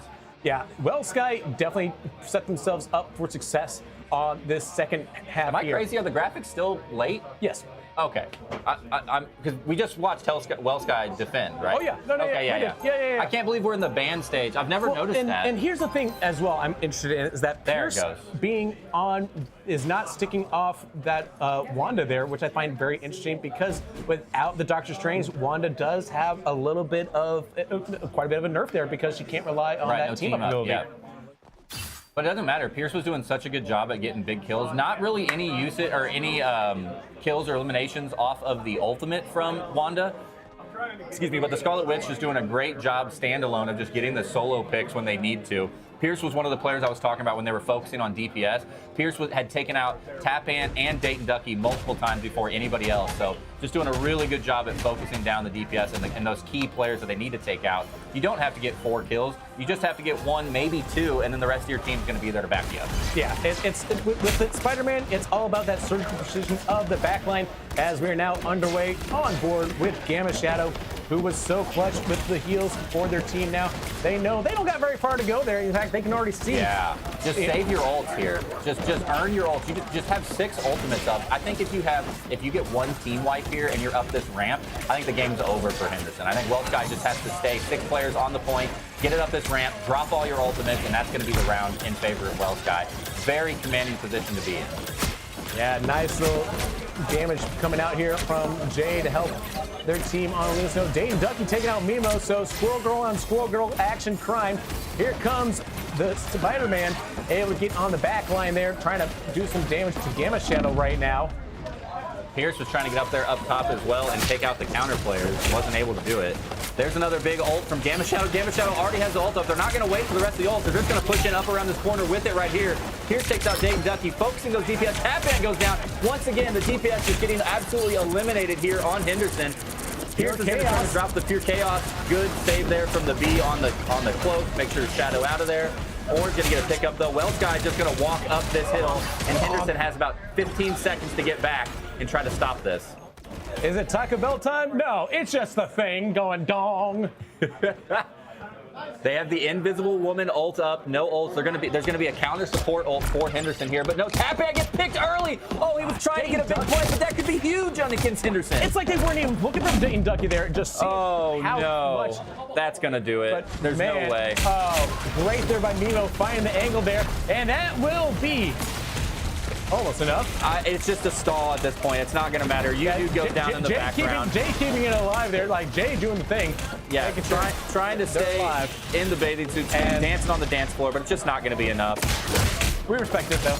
Yeah, appreciate it. We appreciate it. Sky just trying to come in, and they're just going to get this clean up. Tap In, though, does get 2 in the background, trying to keep this alive. Henderson doing way better than I anticipated they were in this fight, but that's it. Finally going to wrap it up. Sky on game 1 here. Just a dominating performance against So that is Henderson. technically 2 games up now for Well Sky. Oh, no, sorry, it's not. They don't get a game advantage. They get a match reset if they lose. So Henderson would have to win 2 best-of-5 series back-to-back to take the grand reset. final. Bracket Copy, reset, copy, yes, sir. copy. Yeah, not 1 game matchup. So Yeah. Well, I have cast both. Correct. So each tournament has different rules there, folks.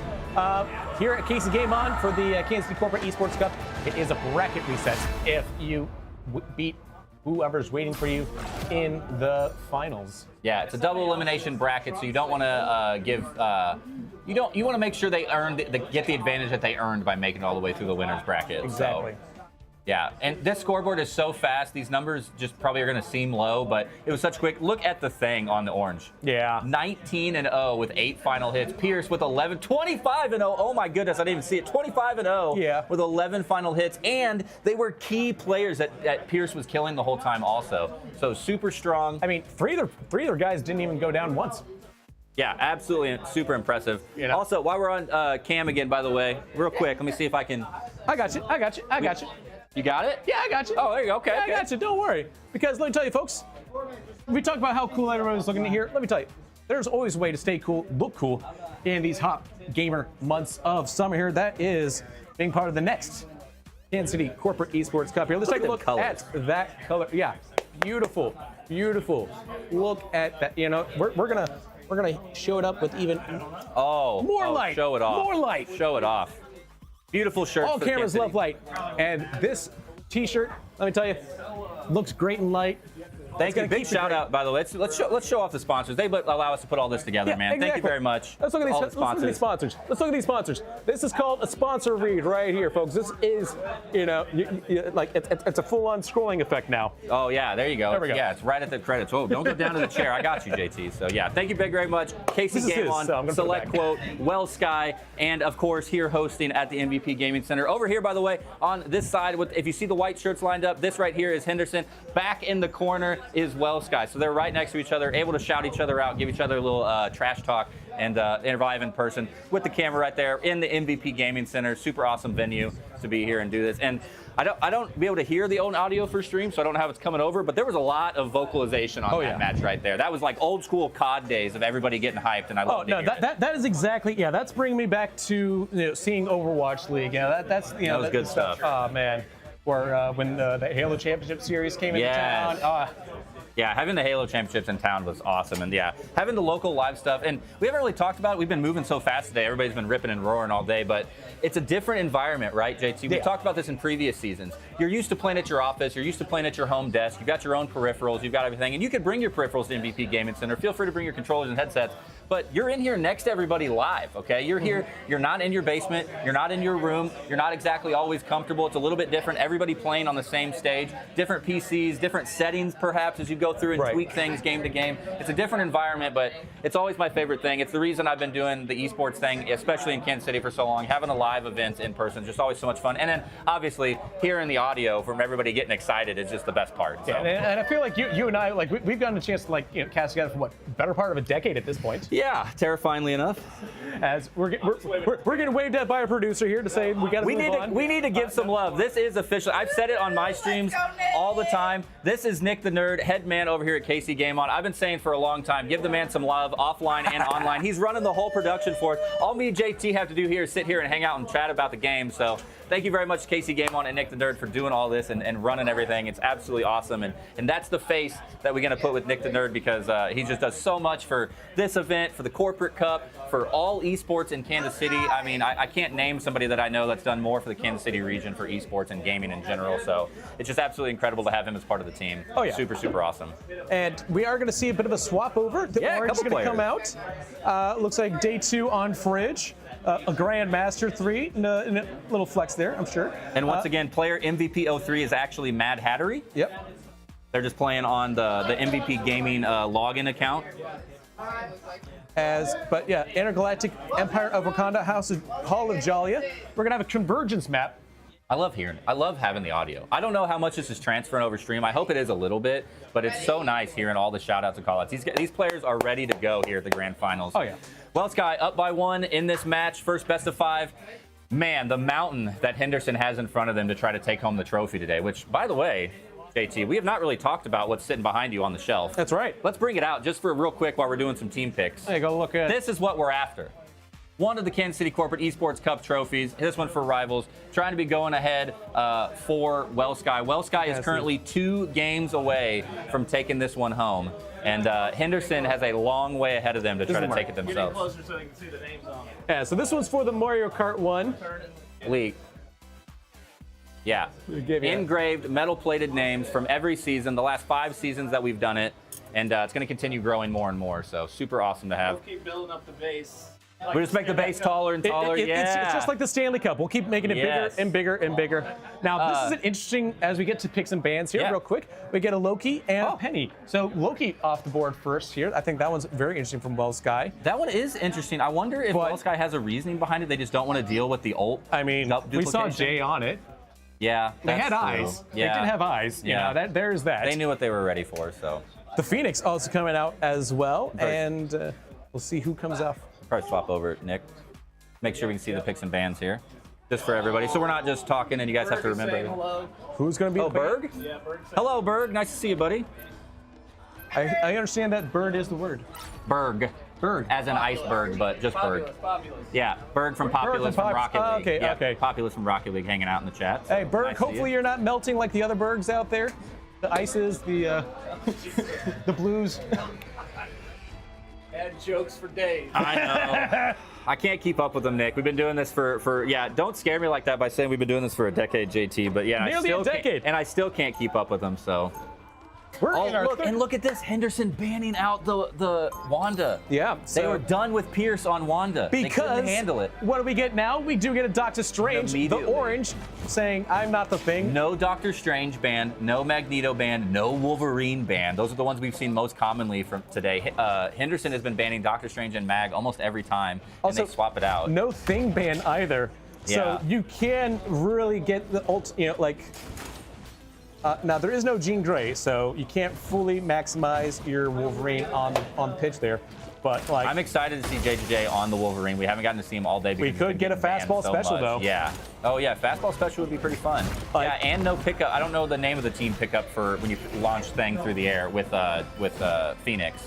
I don't know the name of the ability. It's not with Phoenix. It's with with Wolverine to throw him. The thing to throw Wolverine, but you can also pick up the thing as Phoenix and launch the thing. And I don't know the name of that ability. It's not the Phoenix. It's Johnny. Oh, it's Johnny Storm. I'm sorry. You're right. Wrong flame flying person. You're right. I apologize. I for sure thought that it was Phoenix. Flameo fellow hot. Yeah. Fellow hot player is my bad. So. It's all good. So we're gonna get on to the point here, with the point about to be unlocked. Ready to be unlocked. Available now. This Wolverine J with tap in. They're working together up there, but they're just getting picked off by the Punisher. Yeah, but here's the thing. You can never count out a Wolverine, because once they go sicko mode, watch out, because they quickly build up ult stats and just get in your face. I love playing Wolverine. It's just the most fun in the same way that Reinhardt was fun in Overwatch. Yeah, it's great having a bunch of melee. It's great having DPS melee that's fast, quick melee. And Tap Ant was done with that Punisher. What a great tournament. Oh, there we go. Stay alive. At 100 rage right now. Trying to get anything. So much damage coming out. Dayton Ducky gets a pick onto the Punisher. Punisher just getting punished right now. Mimo cannot catch a break, getting 2 kills already. Pierce going to get a response on the Dayton Ducky, but he gets raised up. There goes the Wolverine, trying to leap in for a double kill. After taking out the Doctor Strange. Nobody going to be there nearby. Yeah, that heal from Sue Storm there, the Mad Hattery, keeping everybody alive with the ult here. Now it's going to be up to Wolverine, doing some massive damage there on the back line, as if the ult himself got Arte Peak with it, as it's going to be Pierce trying to keep everybody off that OBJ right now for WellSky. But Henderson quickly moving towards a third of the way there. They've got everybody on the point. They are going to connect with this point here, as it is WellSky calling a retreat. Yeah, that is going to do it for Henderson, capping this first point. Great opening drive there from Henderson. Tap Ant and JJJ doing exactly what they need to be doing. Getting in that back line, disrupting, putting out big damage, and that, like we've talked about now a couple times, the key focus players that they need to take out. And they're doing exactly what they need to do. There comes the ult from Psylocke in the background. Any ult's going to come out, or any death's going to come out from it.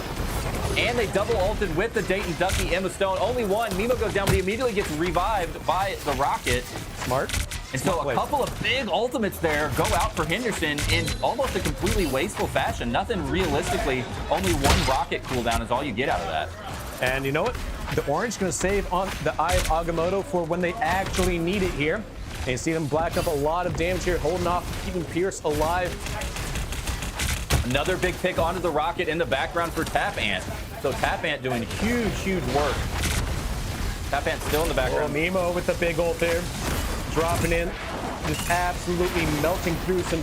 And now the B has to pop the ult to keep them up against the world. Oh, but B goes down for it. Try to get the big ult across the whole team fight there. Now Rocket going to drop their ultimate, but it's going to get taken down immediately. Great focus fire there from Wellsky. Make sure they don't have a free heal just sitting there.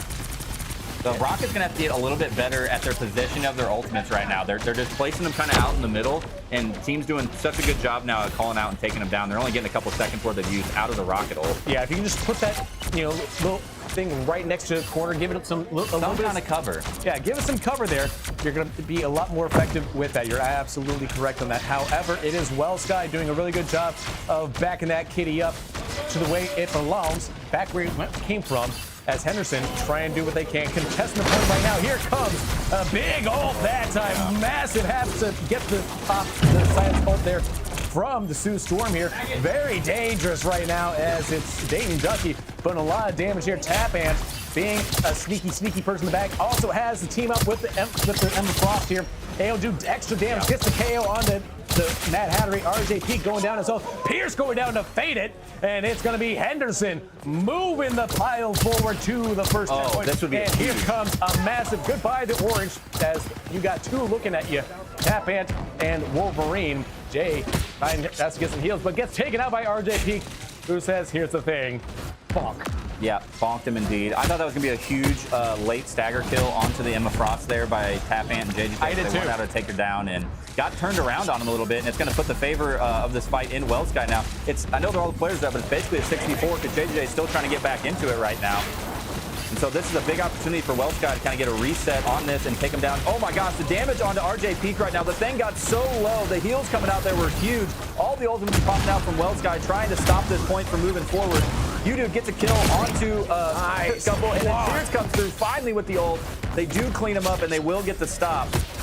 So a little bit of back and forth right there. 4 for 1, make it 4 for 2, but Tap Ant will trying to get killed, but those are kind of insignificant kills. You blew the ult there at the end. You got two big picks on the players. Maybe they can make something happen off the respawns there and have a little bit of a quick 6v4 to start, but a little bit of late kills there by Tap Ant seems nice on this kill feed, but not going to do a whole lot. Yeah, I think Tap Ant was just trying to appease the president, a little quid pro quo there. Yeah, you took me out. Yeah, you took me out. They take them out. Not going there. Not going there, JT. I know what you want to do to me. You're baiting me into it, and I'm going to leave it. Hey, it's as effective as Dayton Ducky on Emma Frost, baiting everybody into the ults there. Two ults coming in, the orange coming out as well. Dayton Ducky going down as the orange is the last Emma Frost standing here. Pierce getting some KOs in as they've done some major damage as that Mr. Fantastic, and really you kind of see that everybody except for Johnny Storm's getting in on the action there from the first family on the side of Wellsky here. And really, I'm surprised because I love a Johnny Storm. It's one of my favorite players. It's one of my favorite heroes to play. I think Mimo is just having too much fun on this Punisher and getting too much value out of it right now. Yeah. But I would like to see the Johnny Storm Thing combo, that's for sure. That's just a fun one to see, and I think RJ Peak would have some fun with it as well. And Pierce, I think, so far has been the MVP. Played that Wanda on round 1 with the Scarlet Witch, did huge damage. Still here on Mr. Fantastic doing huge damage. And a couple ults for Henderson ready on this fight. For me, I think Mr. Fantastic is one of those ones that people don't want to pick first just because of how goofy he looks when he's fighting. But here's the thing, goofy or no, he's putting out damage, and now he's got an ult ready to slap and bounce on the people here. And a lot of ults coming out here. Everybody. Faded coming out as well, trying to keep everybody alive on the side of Henderson as they're on the attack. Pierce trying to hit that backline. Looks unsuccessful. Clobbering time. Hits that clobbering time. It's time to start smacking faces. Here comes Tap Ant with their butterfly of destruction. We'll take out Pierce there. Mimo has an ult available, as does Mad Hattery. Mimo losing players quick here. We are seeing back and forth. JJ take out the orange, and now here's a melting Mimo taking out one. Gets another one here. He's got to be able to get some kills off this, but this might just be too little, too late. They have to, but he's the one defending, so it doesn't matter. They're pushing that yeah, cart they got him back stopped. here. I thought Henderson was going to be able to respond left. off of that one. Not able to get anything to happen there. That was a little bit awkward. I think Wellsky did a really good job at using their ults one after another. I think Mimu was very caught. The thing that caught me off guard is that Mimo was so cautious with his ult, and then he used it towards the end of the fight when they'd kind of already won. It was cleanup. Yeah, it was just cleanup, I guess. But I think they were just securing that the point wasn't moving forward and getting a nice little team reset. But I think their ult was very good, and then Mimo was so basic with it. I'm surprised he was on that long. Big flank maneuver here from Henderson as they try to move towards this final point here. You see them effectively. JJJ has that ult, and he's doing sicko mode. It's slicey dicey time. A quadra kill. Can we get another penta kill? Jay has said it's time to schnick. Yeah, and they are cleaning up here now in Henderson. It is not slowing down. Wellsky just got absolutely thrashed right there. It is overtime, 3 meters remaining. This would be a massive stop for Wellsky to keep this down to 2.17. They got to get it just a little bit farther. Wellsky doing everything they can to delay. I don't think it's going to matter. They're just trickling in too slow. Nemo goes down. Invisible is going to go down on Mad Hattery. 1s and 2s coming down here from Henderson to stay on the point for as long as possible, but it's not going to be enough. Wellsky will take. Now, Henderson. Henderson takes. Oh, Henderson took. Yeah, Henderson was on offense on that one. Yeah, they were pushing really good. Oh, I forgot. Yeah. I forget that this. Yeah, we're switching sides. We switched sides. Henderson was on the last color of the other game. Yeah, I know. Mess with you. That was a long convergence there. Yeah, that was long. They went all the way down, though, down to the end of the wire. That's what I was saying. Whenever Mimo was defending, it was just a weird ult timing for me because he held on to it for so long. He held on to it for almost 2.5 team fights, and I thought they were using it just to make that last stand push. And then Mimo kind of used it for cleanup when they'd already won the fight on defense anyway.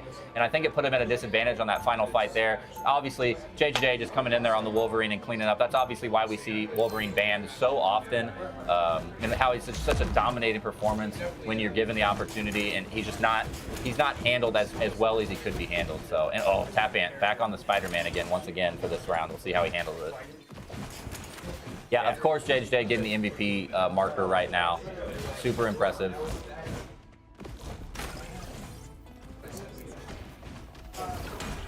As we get settled, man.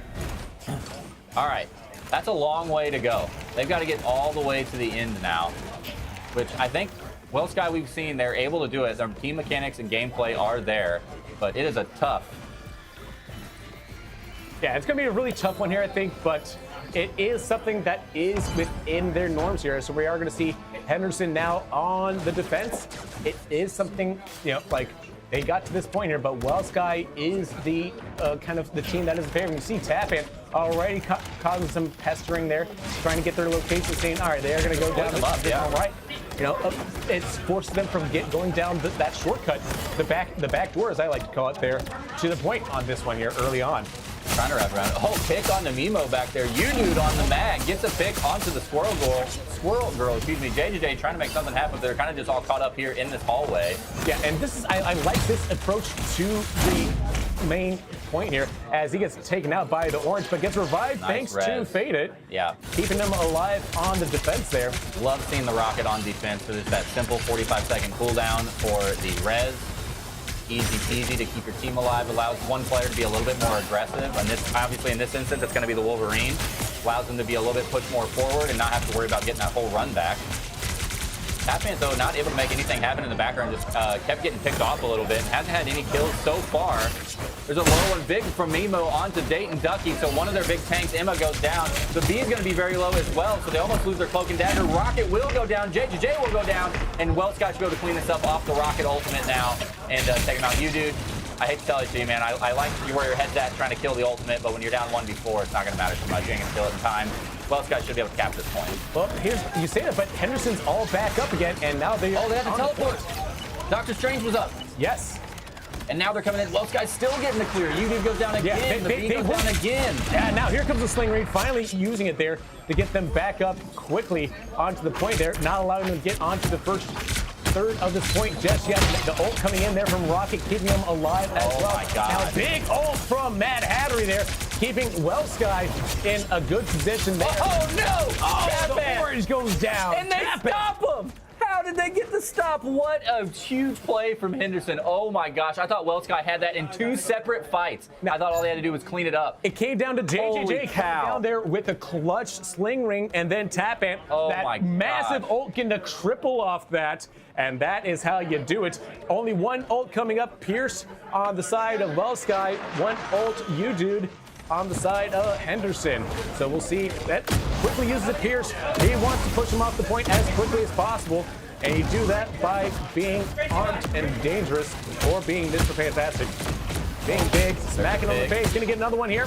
The res, though, from onto the healer. Dayton Ducky, though, gets taken down, so they're going to lose their Emma Frost. So once again, Weltsky in control of this fight. Yeah, And now JJ's eating it back out. Well, and Jay using a good job making sure to actually hit him last hitting with just a quick melee there. Sometimes a lot of these players forget that quick melee is a quick way to finish off your opponents there when you sit like you're waiting for your main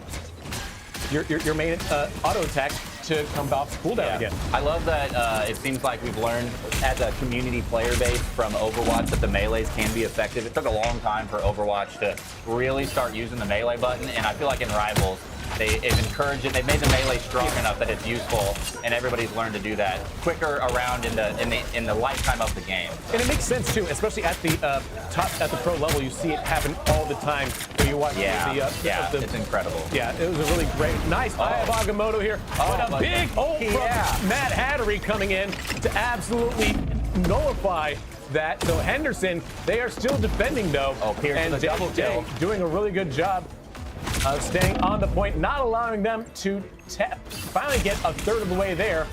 With 5 seconds left to play here, Henderson went all the way to the finish line. Tap and Weltsky having trouble getting to just move the kitty. Oh, they finally got to it all the way to overtime now. Only 2:30 left, but Weltsky finally got the cap on that. I don't care if they got it capped officially. Henderson did such a good job on defense on that point. Tapant's going to have the ult up soon. Dayton Ducky going to have the ult up immediately. Lots of ults ready for Weltsky. I expect to see 3 or 4 or 5 ults all right at the same time here. Going up this ramp and up the stairs especially. I kind of expect to see everybody just pop off. And you are seeing Weltsky with a much more traditional looking team comp as well, with the double shields of Doctor Strange and Magneto here. So really concerned about mitigating a lot of that damage coming in there from the likes of the Wolverine and the Tap Amp, which can get behind those shields. So I really don't know if it's a bit of a mismatch here. Weltsky might be in a spot of trouble here. They are going to see a bit of a dangerous situation going down. 3 go down, and Dayton Ducky, you do fine to absolutely smack him and send the cart moving backwards without JJ even really needing to get involved too much as the B cleans up Pierce. They only used 2 ults. Henderson only used 2 ults. It was Spider-Man and Dayton Ducky on the Emma Frost using their 2 ults. Between the 2 of them, they got a couple opening kills, and that just freed up the rest of the fight to go in their favor. So very good use of ult economy there. Didn't waste either of their defensive support ults, and they'll have those in the wings waiting as Weltsky comes in with their offensive ults with Squirrel Girl and Magneto. Yeah. We'll see if the defensive ults will win that out. Yeah, and here comes the Squirrel Stampede. Yeah. See if any responses come out from side. Now Dagger ult will come out. RJP coming out with the Magneto ult. Faded still holding on to his ult there. As Nemo gets a pick, doesn't matter, immediately res. Wasn't able to get anything with their ult there. But the Wolverine JJ says such a huge shield as he took him out. 3 on the side for Henderson, taking out everybody except for the supports, sending Weltsky back to spawn. They're looking, Henderson that is looking so strong right now. They're doing so efficient. They knew that the ultimate came in, drop the Cloak and Dagger ult, keep your team around. Don't waste the Rocket ult. When the Rocket ult goes down, by that time, Cloak and Dagger ult will be back up again. So they're doing such a good job. Tabak gets a huge pick in the background. What an early kill, I should say. And that puts them at an immediate 65 advantage. Yeah, we heard the calls come out. Good kill on the Tap Amp there. And we get the early pick on RJP. RJP another one again. Absolutely in their head and in their spawn. Tap Amp doesn't care. They want to make sure RJP does not impact this game at all. As it is Weltsky trying to make this final push in overtime. Has to do everything they can. A big ult coming out from Spider-Man. Gets a KO on to Mad Hattery there. Gets some health. Sling back into it. Eye of Agamotto coming down. Stunning I don't know how Welsh still in this, JT. Henderson did such a good opener right there, and Welsh just stayed in it. A couple good picks with the help of the Cloak and Dagger ult on Gamma Shadow. Doing big damage on the Gamma. Taking out JJ once again on the orange with Dr. Strange. Somehow they're still in this fight and keeping it moving. JJ down. Tappan had to back out to get some heals. And Welsh trying to keep this moving. I cannot believe it. I thought Henderson for sure won that last fight, and that was going to be into this round. Well, that's just because we only see the Tappan, and he doesn't like to be in the middle of that fight there. Happy to give up the space to Welsh who's in the middle of it. Nemo on the Namor. I love seeing a Namor there because those octopuses can do absolute deadly damage from all sorts of angles as long as you got a support around you to help pocket you there. The consistent splash damage from it, taking out the Wolverine and the Emma Frost there. Mimo doing work for Welsh as they are staying on this point here, moving it forward.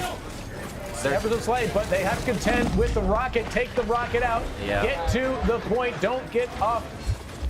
Get to the next checkpoint. Don't get off the cart. Henderson is trying so hard to stall this out and just make them C9 and bounce off the edge, but Welsh doing a great job at focus firing, and they're keeping everybody knocked down. The healers, were in the background. Nobody able to stay alive. They get all the way to the point. 90 more seconds on the board, and Henderson has given up a massive opportunity to end that game early. And now they got to continue to keep fighting. Now there's somebody looking like they're flanking from the top. Wouldn't be surprised if that's Tappan ready to jump down on them once again. Oh no, this is a huge pick on the Rocket. If Rocket goes down here, he's doing such a good job at healing himself and staying alive. Just the two healers.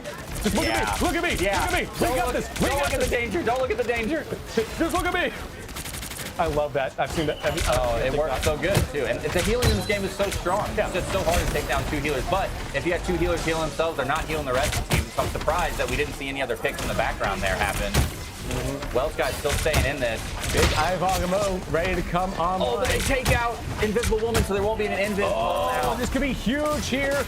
Welsh in a spot of bother, but Orange could make sure to reset the. There's Faded's ult. If they get it, Ivagamoto drops down, gets two stuns with it there, hits the B, as he does get.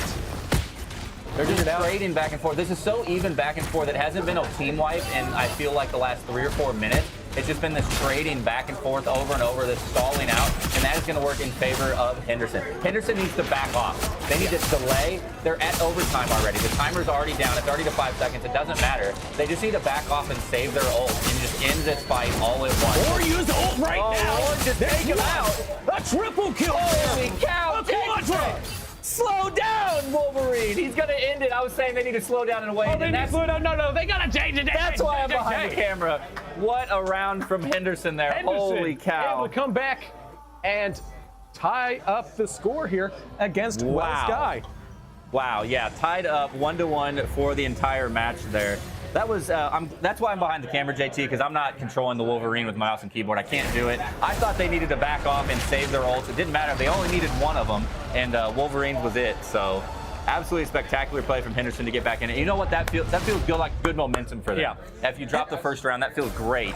To just open that up, respond, tie the match back up. We're moving into a reset best of 3, basically. Well, Sky, meet me in the parking lot. Oh, man. Absolutely savagery there. Yeah, let's take a quick look at this. Yeah, honestly, I really thought that JJ had, got a lot of kills there, but 29 final hits from Tappan out of their 47 elims, 25 for JJ. But I thought that Wolverine is. What did Tappan play on defense? I believe they were still just that Spider-Man. Did Spider-Man the whole time? Okay, I was trying to think they were playing something else, but I couldn't remember. I think they swapped off a few things, but it was mostly Spoodermans. Okay, cool. So the Spooderman coming out effectively for Tappan there, but again, that's where I say that people are kind of sleeping on Wolverine. I was kind of sleeping on Wolverine because he's like, he don't have range. That's the thing about Wolverine. He doesn't have range. You know what he has? He has rage. He's got rage. He doesn't have range. He has rage.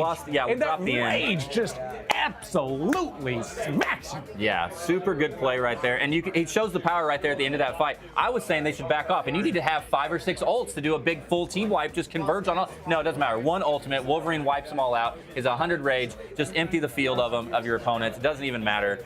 So when super you're as incredible. old as he is, I guess you can kind of, you can kind of right. one-man army a little Yeah, that's bit, right. you know? Yeah, that is kind of his thing. So Yeah, it's that, kind of that, his thing. That canonically makes sense to me why he's able to do that as well. So it fits even better. So with both teams now with a map to their name, we will move to a domination map, Clintar, Celestial Husk. For the next map there, domination map, we only got to see it once last time. It'll be interesting to see how these two teams are able to handle it here. What do you think is, like, who do you think has the advantage right now? I feel like right now it's incredibly even. I think it was very important for Henderson to take that one. It feels good for their momentum. I don't want to say they got stomped in the first game, but squarely in the favor of Wellsky on game one. It felt like an uphill battle for Henderson. That right there tells me after that game that this is anybody's game. This is a full reset best of three. It can go either direction. I'm expecting to see the Wolverine band come back. I think Henderson did not, excuse me, Pickup Group was the one who kept banning Wolverine in match one. But it would not surprise me to see the Wolverine or the Spider-Man band to take out Tap Ant or JJJ.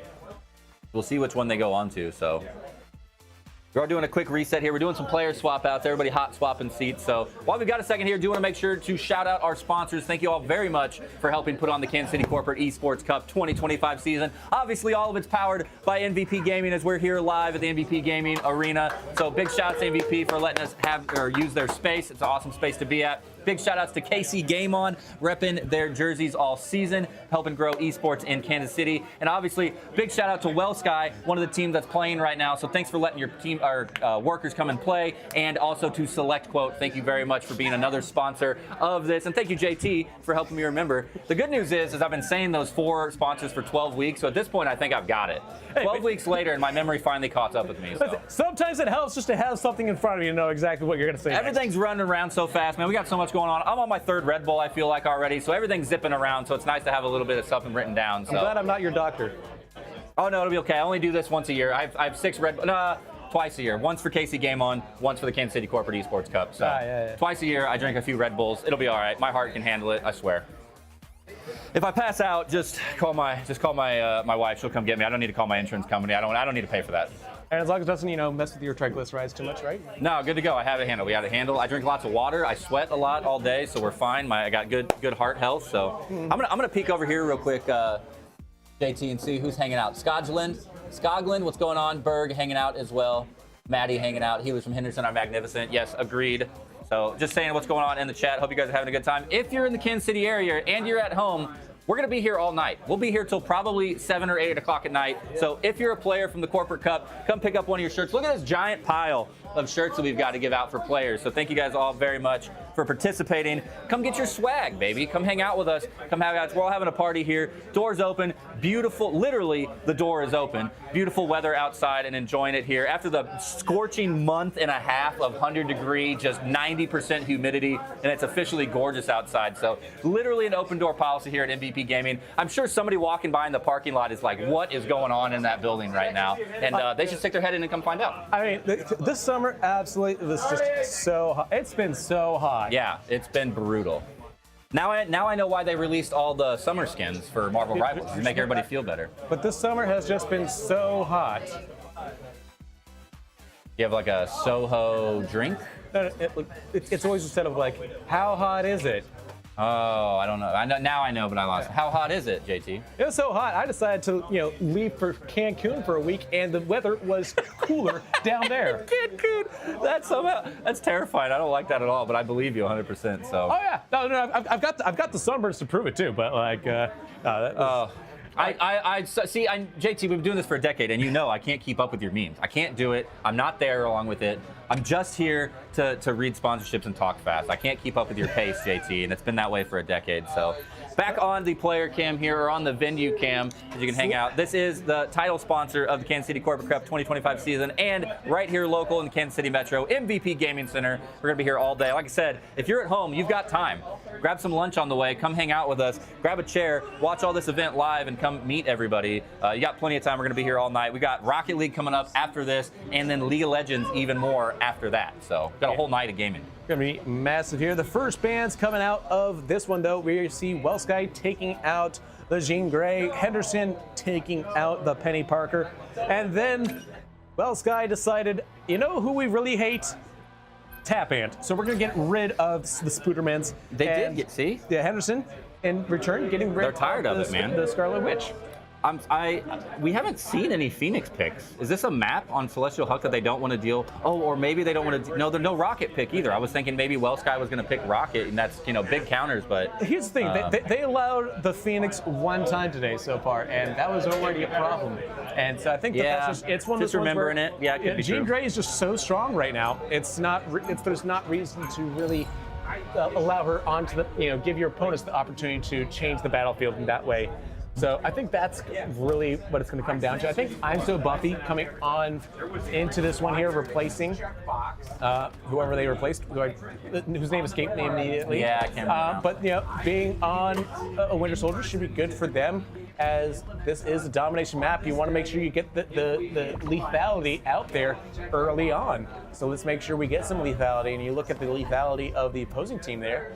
I don't know if they have as much lethal damage from that side. Tap Ant for sure. Dayton Ducky. So we are getting a double Mr. Fantastic pick initially, as it looks. So I'm kind of surprised to see the popularity of the Mr. Fantastic. He's been working out. I'm not going to say, and the results oriented, he's been great, but I've been surprised by it. Oh, here we go. Immediately jumping in with the Doctor Strange. I wonder if he swaps off this or if he's just going to stay on it. Well, Henderson has no Doctor Strange on their side, so they're just going to jump right into the high ground. Fracas. And we'll stay on the Doctor Strange. No jumping off of it this time here, unless the orange happens to go down. But the orange was pretty effective on that Doctor Strange last time. Mission area will unlock in a few seconds. Henderson now available to start taking it in there, and it's Wellsky who times it to get onto the point quickly here, and Swarm on Henderson as Tap Ant takes out I'm So Buffy. Yeah, Bloodlust onto I'm So Buffy. So another DPS taking out a DPS. They've been doing that all day. Dayton Ducky, though, following up, getting the double. A couple players down for Wellsky now. Henderson should be in full control at this point. They're clearing them out. There they go. Finish it off, and Henderson will be the first one to cap this point. Once again, in game one, JT, Wellsky looked dominating, and now Henderson really finding their feet and getting their momentum in their favor. Yeah, and part of that, I think, it comes down to Henderson having that, they've been playing for longer today. I mean, that's a big thing. That's a huge thing.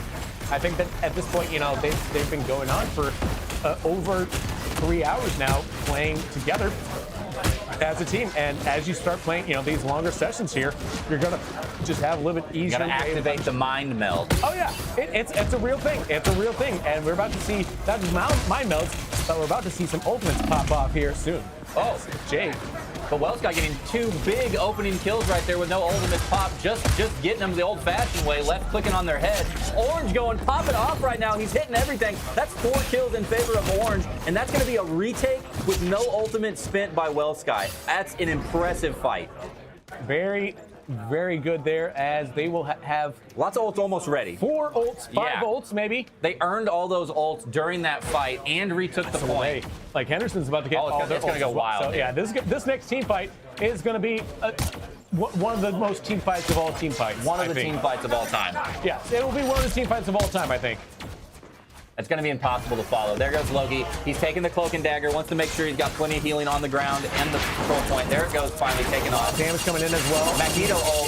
Psylocke ult. Invisible Woman ult. Other cloak and dagger ult. Fantastic ult. They're all going. We knew they would. Still no kills coming out. The healer ults are just too strong. They're keeping up and everybody alive right now. Loki drops off, so the cloak and dagger ult is down, but he's going to drop the lanterns on the ground. Im Frost can come out with the ultimate as well, trying to stun. Another Mr. Fantastic. Finally, the first kill goes down in favor of the orange. Tap Ant going to follow up, though. Henderson now in control, 5v4. Trying to keep up with all the different ults that are happening at the same time there. And who is still in charge? It is still Wellsky, who's capping the point there, now at 55% there. And Fade It trying to turn it in his team's favor there. We'll try to get onto the orange here and do some damage up close. And Dayton Ducky absolutely slinging those arms. Dayton Ducky, I think, has been the MVP right now. Yeah, I think so as well. He's all over the scoreboard. 9-1 for sure.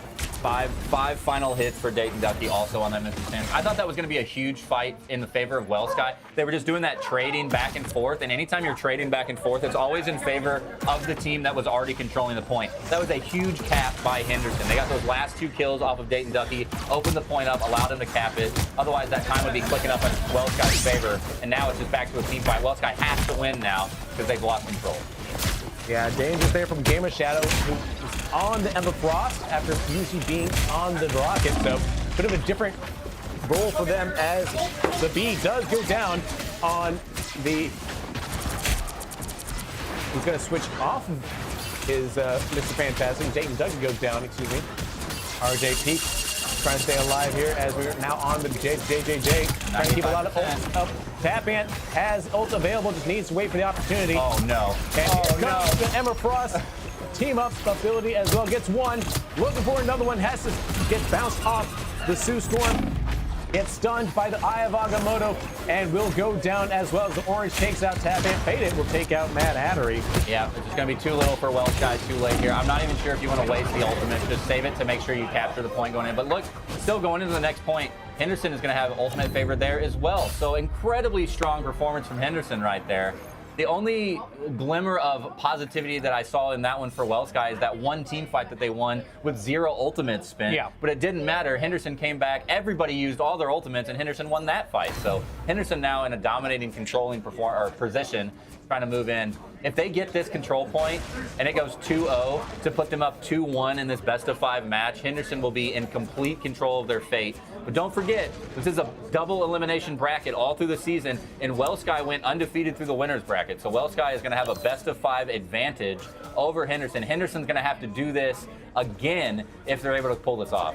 Yeah, so I think that for the Rocket League players, they will be dreading a bracket reset, I imagine. Speaking of Rocket League players, while we're sitting here talking about, though, JT, we do have them in the background right behind us. We'll show them off when we come back on camera, but warming up in the background on our warm-up PCs. The Rocket League players are in the building, and they're getting ready to go for finals and grand finals of that as well today. Absolutely, as we will now head to the second point. Get unlocked here on Clintar. Okay, few ults for everybody.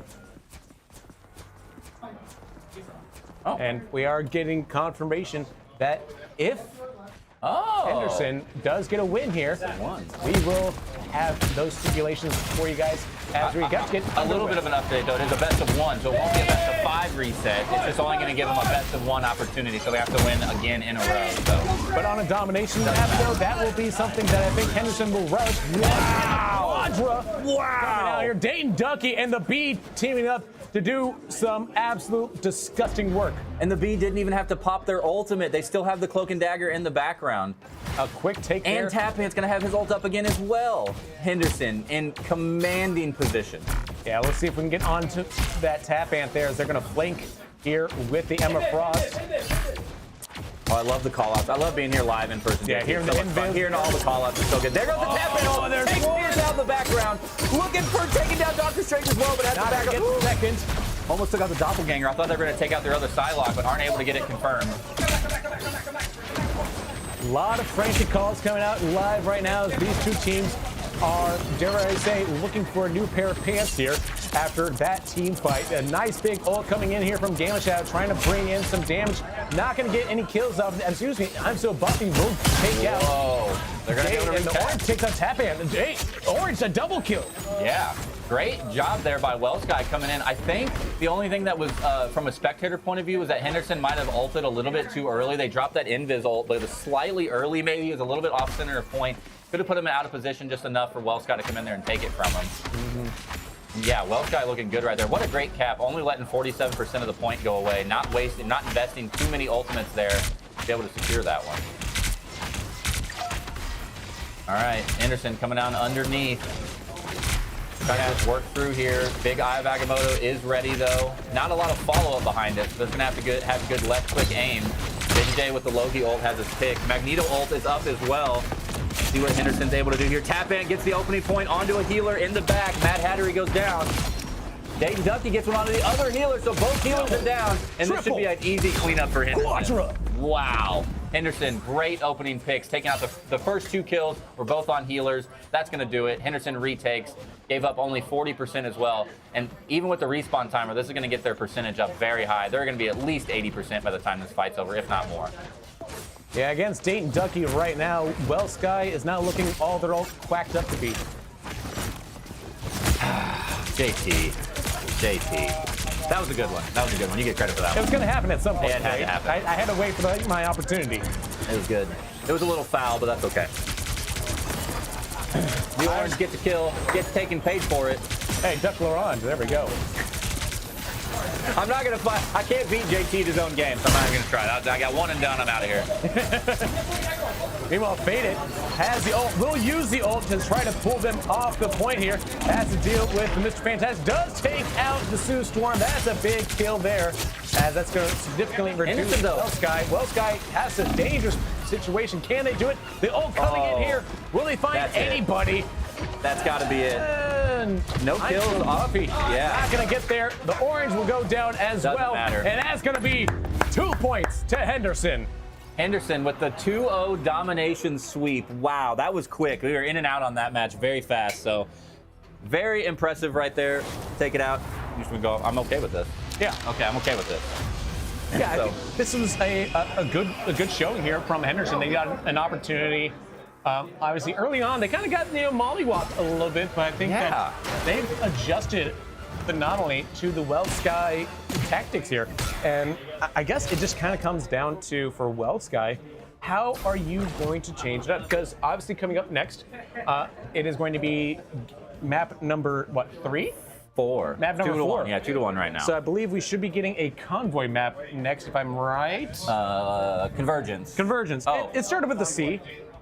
No, 4. Oh, it is convoy. I wrote it down wrong. It helps if I write down the steps correctly. I'm ridiculous, so. It felt like we needed a convoy map after this one here. Convergence last round. Yeah. Convergence last round. We're getting checked by Nick the Nerd over here. Nick the Nerd, the head man, making sure we're getting our information right. But I also do want to clarify that I was talking about the bracket reset earlier. Obviously, Well Sky came into this through the winners finals. They have a slight advantage going into the grand finals.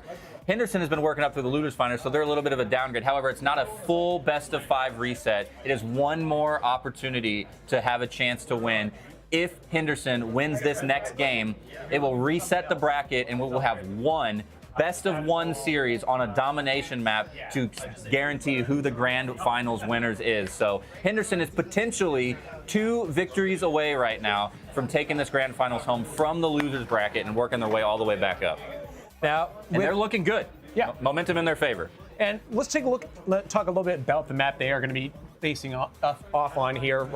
Coming up next, it is going to be the Tokyo 2099 Spider Island convoy map. There, we have seen it already today. There, where we see those traditional choke points of those different corners. Especially the last point. That last point there, but I think for me, it's that very first point where it can be, a good team can absolutely stall out on that first corner and keep them hemmed in there. I think that's the point. If you can keep on defense, if you can hold that point for I think a minute and a half, 2 minutes, you are putting yourself in a much better position to be on offense. Whoever comes out on defense first, I believe it should be. So I'm also curious who goes first and second, because going second here is a huge advantage, I think. So that'll be second on offense, I should say. I was like, Well Sky should be the one going second.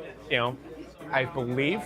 But you're right. Whoever comes second on this map on offense. Big advantage. Also, while we're here, we are on camera. We do want a big shout out. We've got them right here in the background, right behind us. We got Rocket League players warming up. We should have Rocket League finals, losers bracket finals, and grand finals coming up here around the 4 o'clock hour. Could be a little bit longer, depending on how Rivals ends up here. Henderson wants to guarantee. Henderson trying their best to make sure that we get to that 4 o'clock point, because they've only got to win 2 more. Actually, technically, right now, both teams just have to win 2 more games to secure the grand finals victory. So they do not want to see the Phoenix. Phoenix, get them out of here.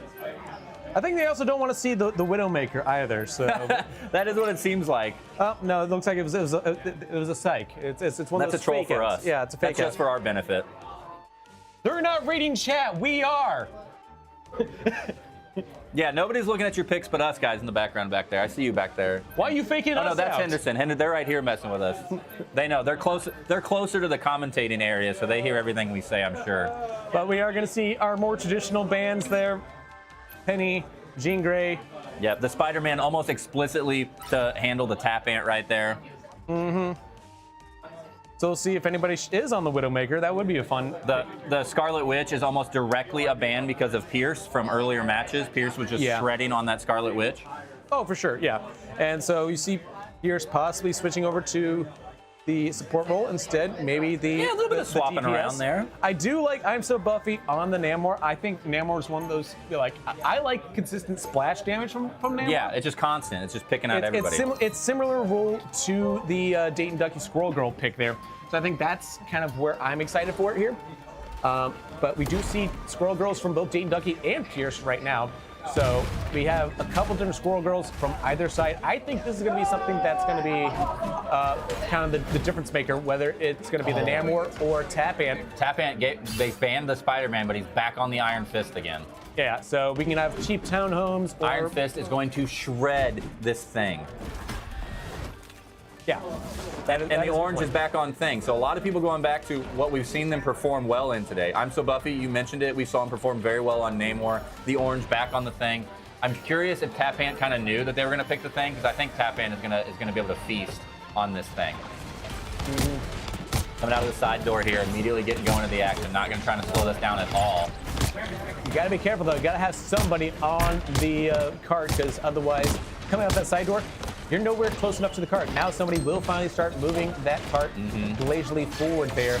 I believe it is going to be the Loki, so good on JJ for recognizing that and making sure that somebody is getting at least that spider bot to that first corner here. Oh my gosh. JJ hearing so many of those whistles coming. Look at his ult percentage already. 75% for JJ. We're going to see if he's getting fast ult. And there's Dayton Ducky ult up as well. Immediately uses it.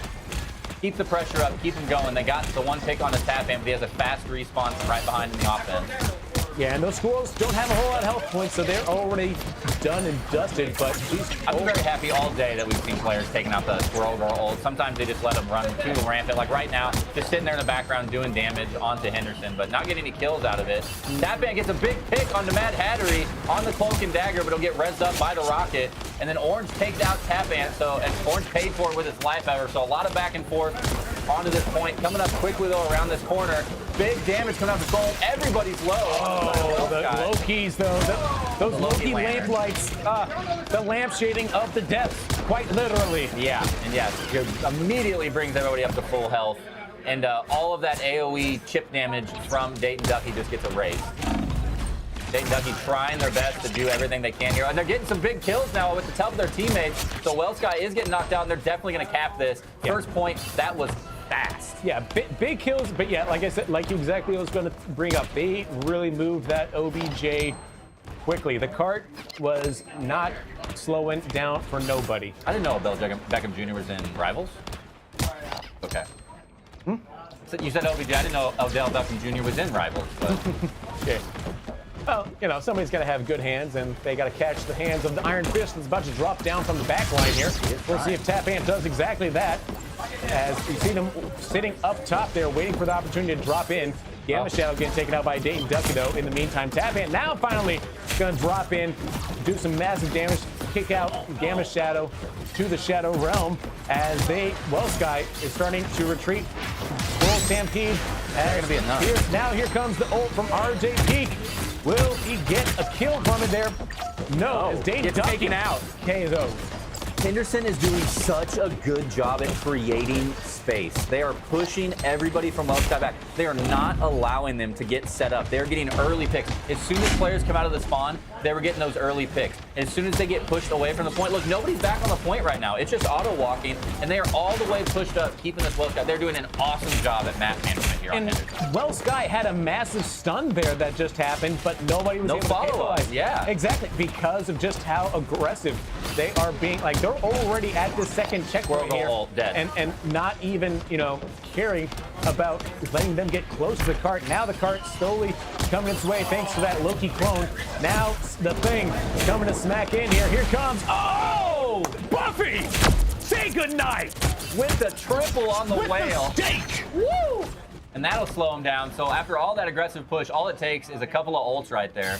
I thought the orange was going to have an ult, but it didn't. All that was orange going in and distracting them. They dropped the Invis woman ult to keep the thing alive, and then Buffy comes in with just a perfectly placed whale. Drops them all down. Big reset there. A lot of time off the clock for Henderson when they were on such a roll. Sometimes you need an unusual whale to change the battlefield, and that one is I'm So Buffy right now, who's doing a lot of good jobs with those squids, with the octopuses. Now the squirrels versus octopus battle. Squirrels are winning right now. Dane Ducky getting one, Beta getting one, Dane Ducky getting two, Tap-In getting another one there. Everybody going down on Well Sky except for Pierce. Pierce is somehow still alive. That will go down. Now Tap-In uses the ult. He got 2 kills before popping the ult, used the ult, got 2 more. So Tap-In absolutely popping off right there in that fight. The Quadra from Tap-In being the difference maker for Well Sky as they round the corner. Are they going to delay? No, they can't get back in time. I wondered if they were going to go in for a late stall, but not able to get there in time. This is a hard point to push now for the offense. Lots of fast respawns, going uphill the whole way. Lots of good sight lines to the defensive side. This is a very tough point. World stampede from Pierce, and now the B coming in to make sure that it's 2 worlds, keeping everybody alive and doing a lot of damage as well. RJ Peak gets zipped off the Magneto ult. Not even zoning off of it there. Well Sky trying to keep his defense here. Here comes you, dude, with a big ult. Gets nothing except for some destructible environments. Yeah, good defensive save there from Well Sky. A little bit awkward from Udo. I think Udo used his Magneto ult after the rocket ult was up, so a little bit awkward time, but not able to get anything to happen off of that.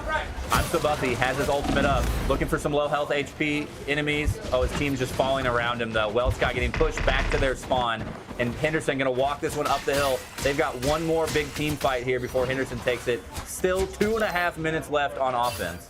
Yeah, I don't hate him for holding off on the I'm So Buffy for holding off on the ult there. I think that was actually a pretty smart move. Absolutely. Waiting for everybody to come on so they can do massive damage right before the end here. We'll see if they get any more ults here. I'm So Buffy now will get the Namor, but quickly out of it. Faded says, not today. I ain't falling for that whale. And we'll bring everybody off the point. Let that move forward. RJ Pierce gets one. RJ Pierce gets 2. Pierce with a double. And that will mean that is Well Sky moving forward, and Tap-In is just going to heal himself and wait for that ult to be ready for the next team fight. JT, do they know he's back here? Oh, they've got to hear him, right? They're going to chase him now. Oh, if they get a huge pick on Tap-In, this would be massive. Yeah, he's going to run up the wall. He's going to get around to the side over here. Okay, so now they at least know he's here. I thought he was being real stealthy in the background. That was a massive stop by Well Sky. No ults ready for anybody. Tap-In is almost ready. He's getting picked by the octopus, but okay, this is massive for Tap-In. Tap-In has to get a big, important pick here. Take out one of the supports, or take out I'm So Buffy. Jumps through the broken glass. He's looking at the background on the rocket. Ult is ready. Waiting for it. Rocket ultimate goes up. They've got to take this out before he can kill anybody. They get it taken out. Where's the Tap-In ult? Where's the Iron Fist ult? Now the woman goes down. It won't, might not matter. And now punchy. Stun zone out of his life. The thing says not so fast as so many ults come out. Pierce comes out with the Squirrel Girl out, as did the Sue Storm ult. Did a lot to keep the team alive on Well Sky. Pierce is almost out of the dose, but as those Mad Hattery, the Loki, keep everyone alive for JJ. And it looks like it is going to be a 2-to-1. Big Namor ult taken out, but a double kill there for JJ. Orange. That fight was perfect usage of their support ults for the side of Well Sky on defense. They let Tap-In on the Iron Fist come in and just poke him a little bit, and then they used one rocket ult. All of the DPS from Henderson had to go into the rocket ult destructible, so they waste a whole bunch of time destroying the ult. As soon as the rocket ult goes down, they drop the Invisible Woman shield, and nobody was dead on Well Sky. Huge defensive ult, wasted the Iron Fist ultimate on Henderson. Beautiful play from Well Sky on defense right now. And they see Dane Ducky flanking there to try to get to the back line of Well Sky. Well Sky aware of it, though. Dane Ducky will go down as Orange is feeling himself on this Doctor Strange. The Orange absolutely doing some damage, but here comes the thing. And Pierce, everybody's chipping in for Well Sky, trying to keep them on this overtime, and that will mean only 2 points, not getting to the finish line. Wow, that was a huge stop. That is such a tough point to take. It is a very hard offensive push, But yeah, incredibly well played by Wellsky. It looked like they were on their back foot the whole time until we got to that last final couple of team fights. But those last couple of team fights for Wellsky were so clean. That made it very hard for Henderson. And Tap In on Iron Fist was doing what he's supposed to do. He's supposed to get in there, disrupt, do a little bit of backline harass and damage, and they were just playing him like a fiddle, letting him waste his ult, countering it with a defensive ult. It was absolutely beautiful, and they get the hold that they deserve off of a well-played team fights. Yeah, Wellsky really able to reorganize here on that convoy defense, and now they have the opportunity to go on to offense here. And you're absolutely right. I think that they've kind of realized that Tap Ant, while a good DPS, doesn't really know the meaning of group up with the rest of your team and attack as a unit. And that might be by design. I mean, he's supposed to be back there diving a little bit, but if you can just let your dive waste his time, we saw him do a bunch of damage to the rocket ult that isn't going into other enemies, and then immediately get countered by the next support ult that was waiting in the wings. Like, just shut him down. Don't let him do it to you. And Dayton Ducky, with a lot of power on the Squirrel Girl to do a lot of splash damage, not the best at doing huge burst damage. It's really just AoE chip damage. And so your big burst damage is the Iron Fist. And if you can get him not bursting down your support, you're going to be able to out-heal all the damage that Squirrel Girl can do. Yeah, and we see them quickly on the point here, making sure that they have their presence felt. You see Wellsky much more cognizant of keeping people on that point and push it forward. Yeah, immediately out of the gate. And you see them, contesting it as well. Oh, nice! By Beta there. Might just get... Oh, massive hit there onto the Orange. The Orange was completely out of position and made him pay for it. Tap in the background, taking out Rocket, so that's going to stop the offensive push. They're going to sit here and keep chipping just to earn some ultimate back and forth, but big stop for those two. Just takes 2 kills sometimes. You knock out a tank and a support, and that's going to stop that offensive push immediately. Late kill onto Pierce. Going to have to wait for the reset again now, as all of Wellsky getting grouped up. Henderson taking this game into their hands and trying to end it. They are 3 minutes away from getting a bracket reset and going to a best-of-1 sudden death elimination. Yeah, right now it is all about Wellsky trying to stay alive here. They have a monumental task to him, as once again, they know 3 minutes just to get to the first checkpoint there, but Henderson went all the way except for the very finish line to get those 2 points. So it's a pretty massive undertaking. That 2 there is no joke. And now we will see an ult coming in here from the B, us against the world, as they try to put down a lot of damage and save players. Meanwhile, Wellsky quickly activates 2 support ults to keep them alive through it there. Both the Sue Storm and the Rocket there. And that might come back to bite them. We saw their ult usage so good with the support players on defense, but they just, I don't want to say wasted, because the point is currently moving forward, but they used 2 support ults right on top of each other. You're not going to get any overhealing out of that, and so it guarantees them the success of that team fight right there. But now both of their support ults are going to be in the wings. And you see, like, the Orange and I'm So Buffy just push them all the way back behind that. Way past the checkpoint. Just chasing them, like, so aggressive. I don't know if I recommend that towards back there. Either way, here comes Jay on the Loki, doing so much damage as the Cloak and Dagger ult comes out through the Loki. Now faded, also coming in here. Henderson just defending that cart, pushing it backwards here with 1:40 left. A good trade that time, as Gamma Shadow has to use that res to keep their Squirrel Girl alive. Pierce available with the ult. That's what I was talking about in the team fight before. Look, all their other ultimates are up. Wellsky was ready to fight there, except they didn't have their support ultimates. Both Rocket and Sue were both down on their ult. They weren't able to counter their Loki's Cloak and Dagger ult, so they weren't able to counter it with a defensive ult, weren't able to stop the push, and now they've got pushed back all the way and have to take another team fight. And now the Rocket ult immediately comes out. Well, and there's so many squirrels on the field, too. Neither Squirrel Girl knows whose ult is whose, as they both just come running toward each other. The Tap Ant doing so much damage, like you said, to the Rocket Raccoon ult there, but not really finding the kills right now, as both teams staying alive through those ults. I'm So Buffy will get 2. Wow.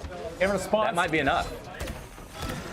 To reset? No, Buffy's getting taken down. Buffy gets removed. I thought that was going to be enough. They're not on the cart, though. They still need to push that cart, and that cart's going backwards. Henderson doing a good job right now on the red side, keeping things stationary in that regard. Pierce gets knocked in the middle of next week by Emma Frost, as Frost will stay alive. Wellsky getting some kills here, but Henderson down a healer. Wellsky was down a healer, but the Tap Ant finally does get removed. Iron Fist got a good kill onto Mad Hattery in the background, but it didn't matter. Now they've got plenty of time to get reset. Last 10 seconds, but favor in Wellsky right now. They're going to be able to get more time on the clock. Going to cap it. 2.5 more minutes to play. And so the clock will reset, 2.5 down. I would say normally big advantage to the team that goes second, because we've talked about it. They know exactly how far they need to get. But Henderson got so close to the third point, it doesn't really make a difference here. Yeah, it almost wipes out any advantage that the second, because of just how far close they got. Like the only way you can win is by reaching the finish. Basically capping, yeah. It's like you have to go the distance here for Wellsky, and that's something they knew they had a bit of a slog to go through. They had a marathon to really run through right now. You see that trouble coat. Dayton Ducky doing massive damage. Tap Ant helping him out. So much DPS. Wow. And Faded clean up City. Didn't use a single ultimate there to get that hold. They just trapped him in the doorway, let them funnel themselves in, did the left click damage that they're supposed to do, didn't waste a single ult. Now, Wellsky does have the splash damage advantage, though. They've got so much splash from Pierce and I'm So Buffy, but not a lot of burst. I mean, they've just got consistent damage. If you can keep your defensive ults ready in the wings on Henderson, there's the rocket ult. You're not going to kill through the rocket ult right now unless the thing does something massive. Which the thing can do massive things. That is... It does happen, but it's not happening right now. Henderson just chilling with others' ults right now. JJJ going to have the ult up pretty soon as well. They're going to switch off of Rocket into a Cloak and Dagger for Henderson, immediately coming back from the point. Finally, they get a kill onto Gamma Shadow, so healer's down for Wellsky. I'm So Buffy down in the background as well, and that's going to be another stop push on defense. Yeah, nice kill there by Dayton Ducky, getting the KO. A double kill there. RJP finally going down. 50 seconds, JT. 50 seconds away from Henderson taking this best of 5 series from the losers bracket and getting us a bracket reset. Yeah, truly could be very momentous for Henderson. But Wellsky, they also know if this bracket resets. 2 for Buffy, 3, 4. There it is. Wellsky needed it. They've got to get on the point right now. It's got to keep moving forward. They have to get so much distance off of this map reset Henderson. Now. Everybody needs to be on it. You need to have 6 players on it. I'm So Buffy did such a great job of just clearing everybody off the point there. They still have a chance with 18 seconds left. Don't call it a comeback yet, but I'm So Buffy wants to get all up in their faces, completely away from his support staff. Very unusual there. We'll see if that comes back to haunt them. They might have to win 2 fights here with the amount of distance. Maybe 1 fight. Maybe if they get a full clear 6-man team wipe, Wellsky can push this up the hill. They got really far. Henderson allowed them to get that bot all the way up to this corner edge here. So big opportunity. Henderson going in now, though. Cloak and Dagger ult is out. Gamma Shadow going to drop the Rocket ult as well. All the team's going to switch. Rocket ult down immediately. Cloak and Dagger still on the ground. MVP and RJP getting kills for Wellsky. Henderson down by 2, make it 3, 4. And the defense is going to crumble. Are they going to have enough time to get all the way up here before Wellsky can get, before Henderson can get reset? And I think they will. Wellsky is going to make it to point number 2 and get some more time on the clock. Look at Dayton in the background. Yeah, Dayton doing a really good job just flanking around there. However, it is his job to stop that point there and was not able to do so. Nope. As it is going to be marching forward here. Okay, once again, 2-2. Going up the ramp. Could be anyone's game. Will we see a game 5 or will we see a game 1? That is the question to ask. That's why I asked it. That is an important one. Yeah. I thought so. That's what. To game 5 or to not game 5. Listen, I can tell you there's some cities where going to game 5 isn't in your best interest. Kansas City doesn't have one of those teams that loses a game 5, though. Here's pick on the dude. Gonna allow it to keep moving. There's the Namor ult, but doesn't get anybody. No, gets 3 off the back of the Namor ult. And this point is gonna keep pushing now.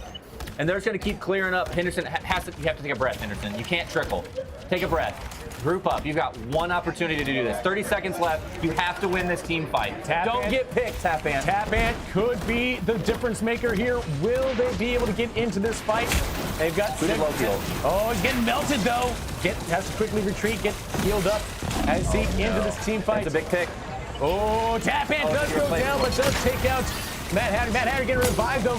Clutch revive. Now here comes so much damage coming out there. Fading can't get there. Rocket ult still going. There it is. Oh, they got Is it. it enough? That's going to do it, baby. Sky will move to Game 5. Game 5, baby. Oh, wow. Well Sky popping off in the background live here as well at the MVP Gaming Center, having an absolute blast, calling out the strange ult as it happens. That was awesome.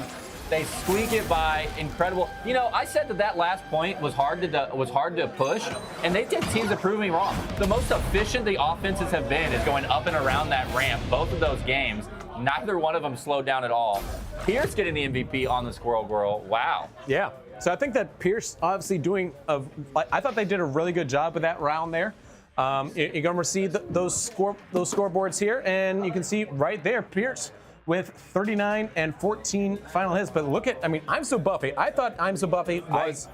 I kind of agree with you. Yeah. I love an Namor. I love a Namor. Like, that's, more kills, more final hits, just less damage. It's just the Squirrel Girl just pumping out so much of that AoE grenade damage, 50k damage. Apparently, everyone cleaned up. Yeah, that's exactly what it was. Namor was just getting the follow up. We kind of talked about it when we were playing, watching the pickup group game.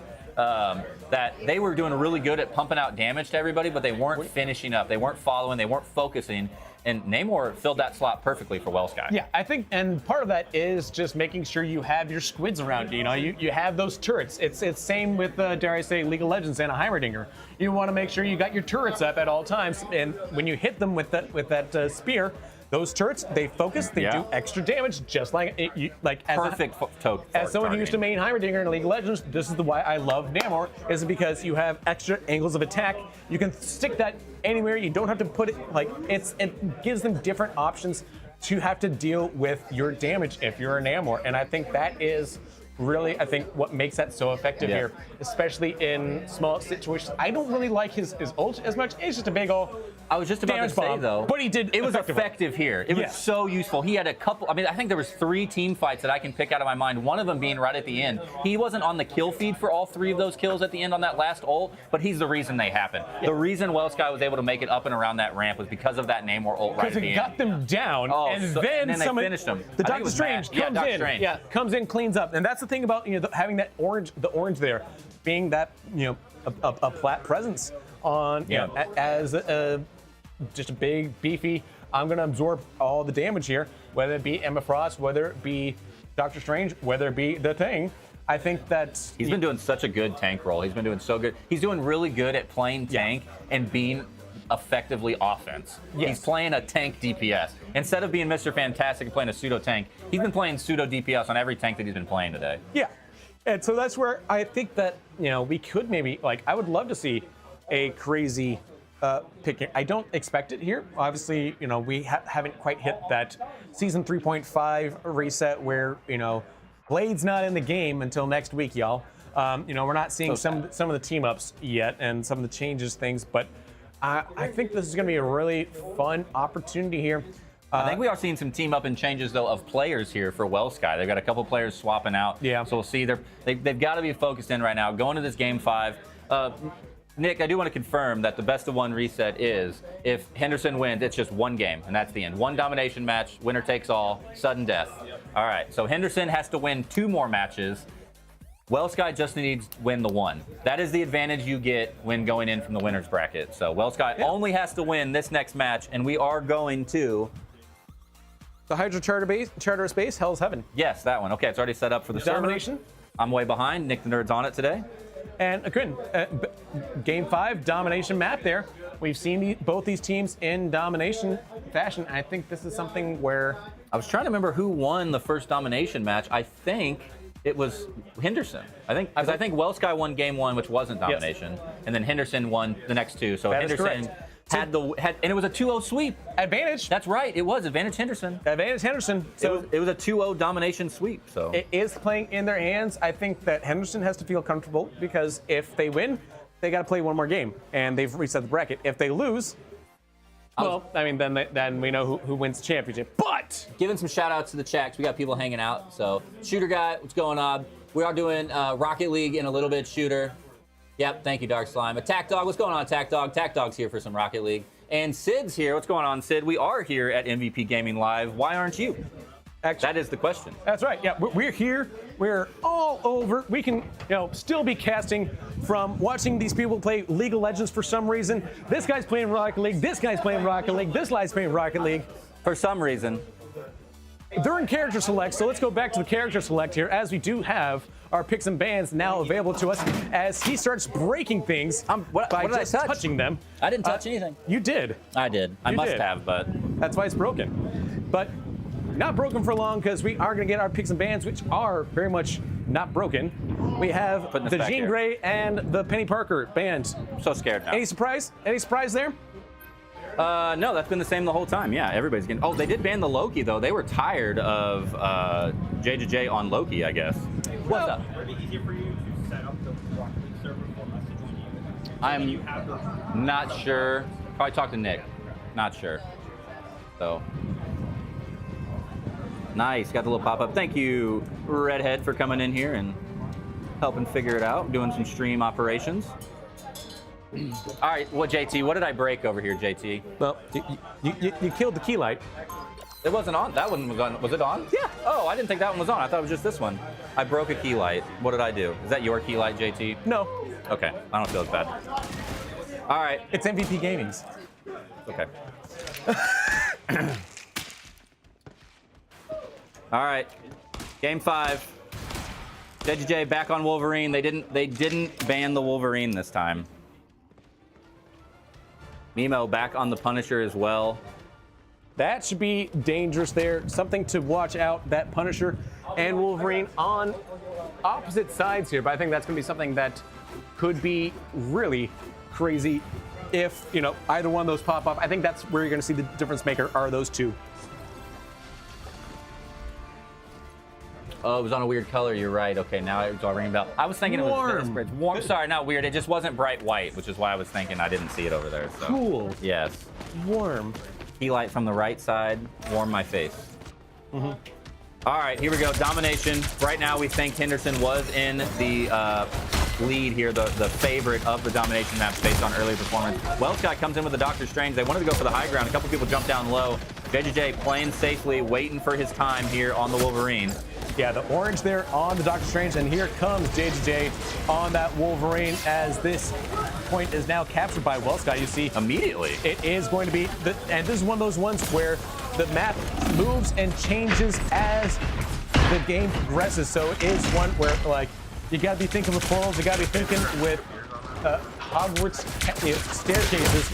As you see, Tapant back on his preferred Spooderman, being chased by Pierce off the point there, as Wellsky does have that advantage and continues to maintain that advantage. RJ Peak has the things, but we'll save it right now because they have advantage and are continuing to push this point right now. I think that for Henderson, they've been solidly beat off the point initially. Yeah. They got no problem just, letting this down. They've still got a game in their pocket if they win this one, but that's what, yeah. I would think they'd be a little more aggressive. Make sure that we reiterate, all Wellsky has to do to win the entire 2025 season is win 2 maps of domination. Henderson has to win 4 maps of domination due to the winner's bracket, loser's bracket reset. So Henderson has a lot more maps ahead of him to win than Wellsky does. Wellsky only has to lock in for 10 or 15 more minutes. Yeah, nice. Big invis ult right on the point while they're holding it. All they got to do is delay. They're already at 70%. Huge advantage here for Wellsky to try to hold on to this. JJ comes in, gets a huge slap onto the healer in the background, but it gets taken out. Pierce with the double. Make it 3 now with the help of Mimo, and Henderson can get wiped off the point once again.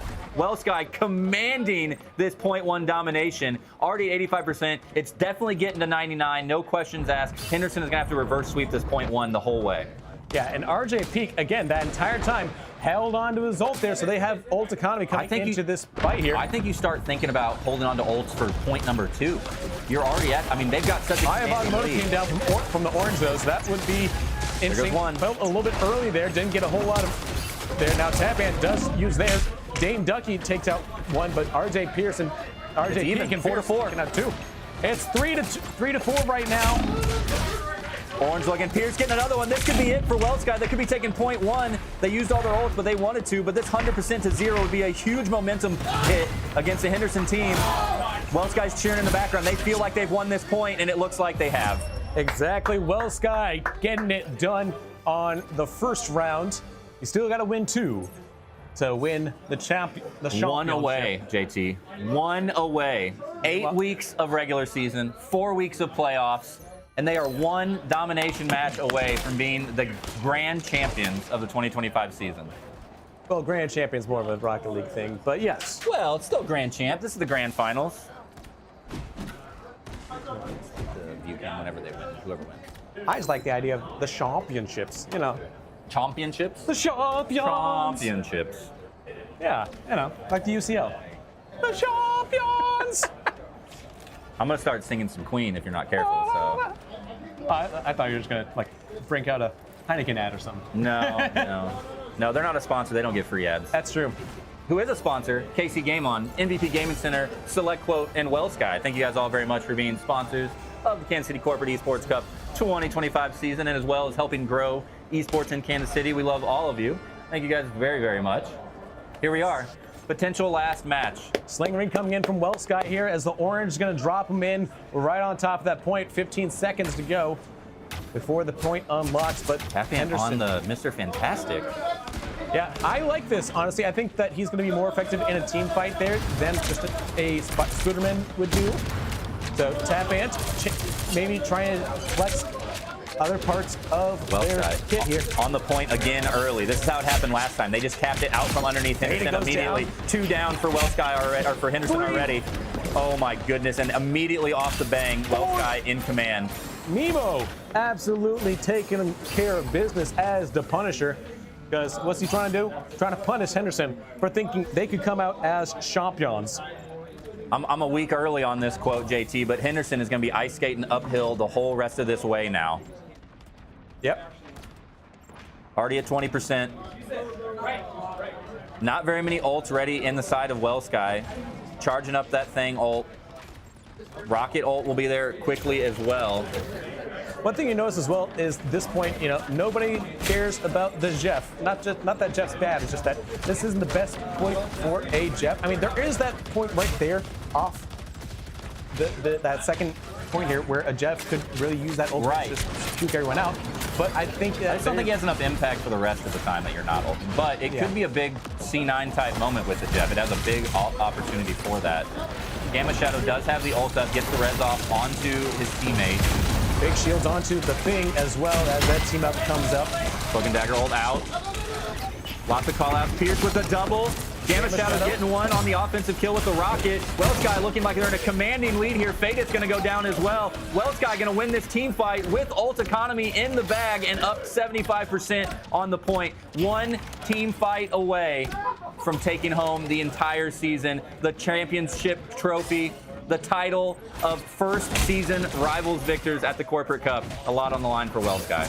Yeah, Henderson's gonna have 2 ults coming into this fight here as it's, but there's 3 on the side of Wells Sky. You gotta be careful.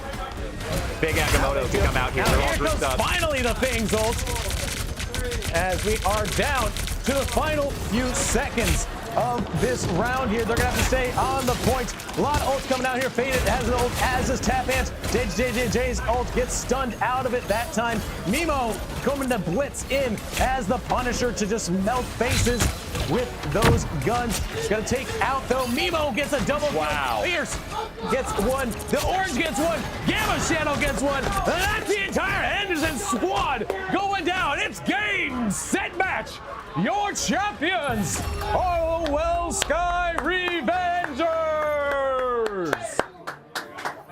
Congratulations to Wells Sky. Well done. They're popping off in the background. Love how we got it on stream right there, seeing them. So many Wells Sky on the left with the custom jerseys. Henderson made a fight, man. Man, they tried to fight. Wells Sky was so strong in game 1, worked all the way back to a game 5, but that was a dominating performance by Wells Sky in that domination match, and congratulations, they've earned it. Absolutely. Wow, what an impressive round. Incredible there by Wells Sky. Let me see if we have one of these.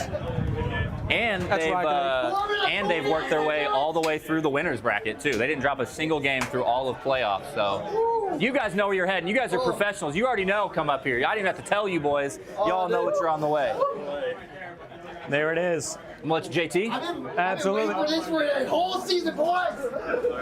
I've been telling them I'm ready. Let's go. Spot ready up. Who's captain? Let's do it. You got a spot. What's your name? My name's Game of Shadow. Gotcha. Got it. Here, clip this on your.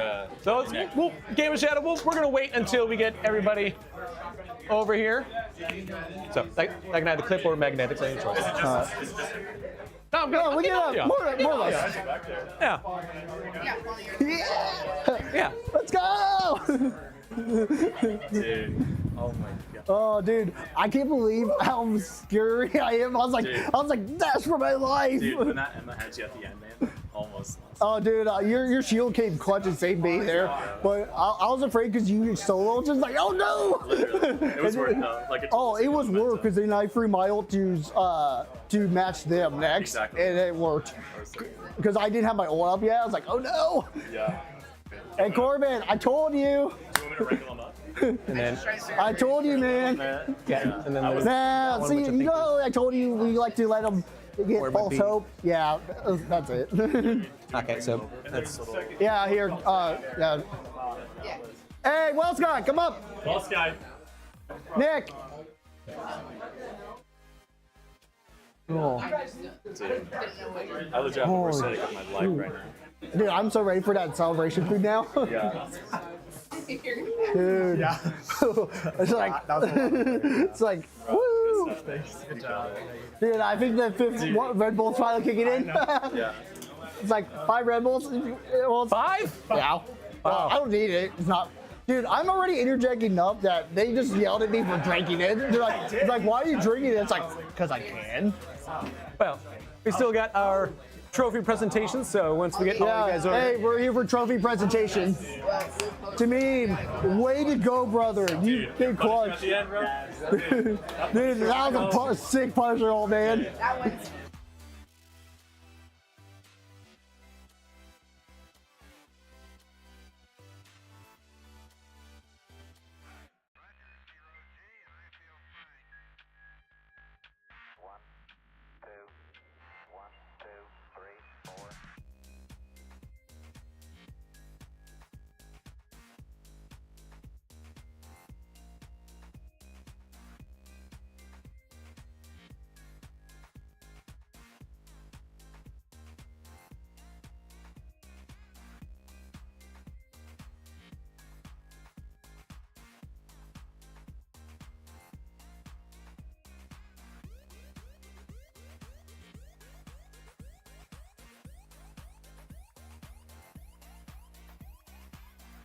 Dude, let's go. Dude, Alrighty, guys, we are here with the winning team. You don't play Well SG? Sky, What are you talking your about? Avengers, your winners. He's like, I don't play SG. Kansas City Corporate Esports Cup 2025. Hey guys, we're gonna lift the trophy all together.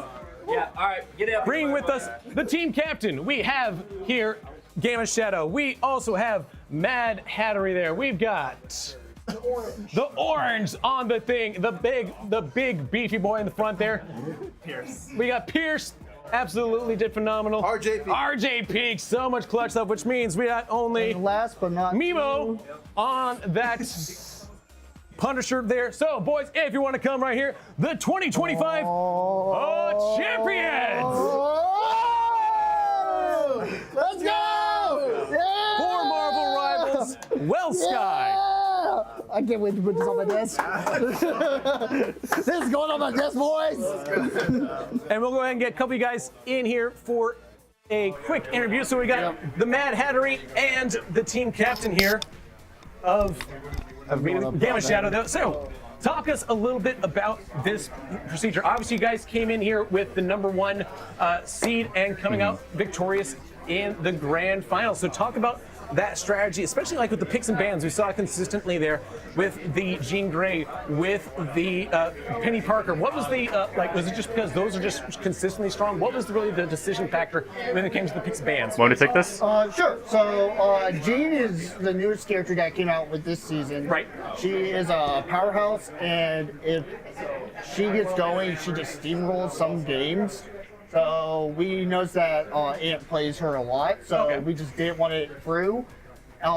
They played us a couple times now, as you kind of know, through the playoff round robin, and then the winners semifinals in a way, where they let us get Penny, and both times we capped point where they couldn't get anywhere. So I think their response, kind of like what we did with Gene, is same approach. We can't let that through. And obviously after game 1, they realized Wanda was not the thing that they could let through.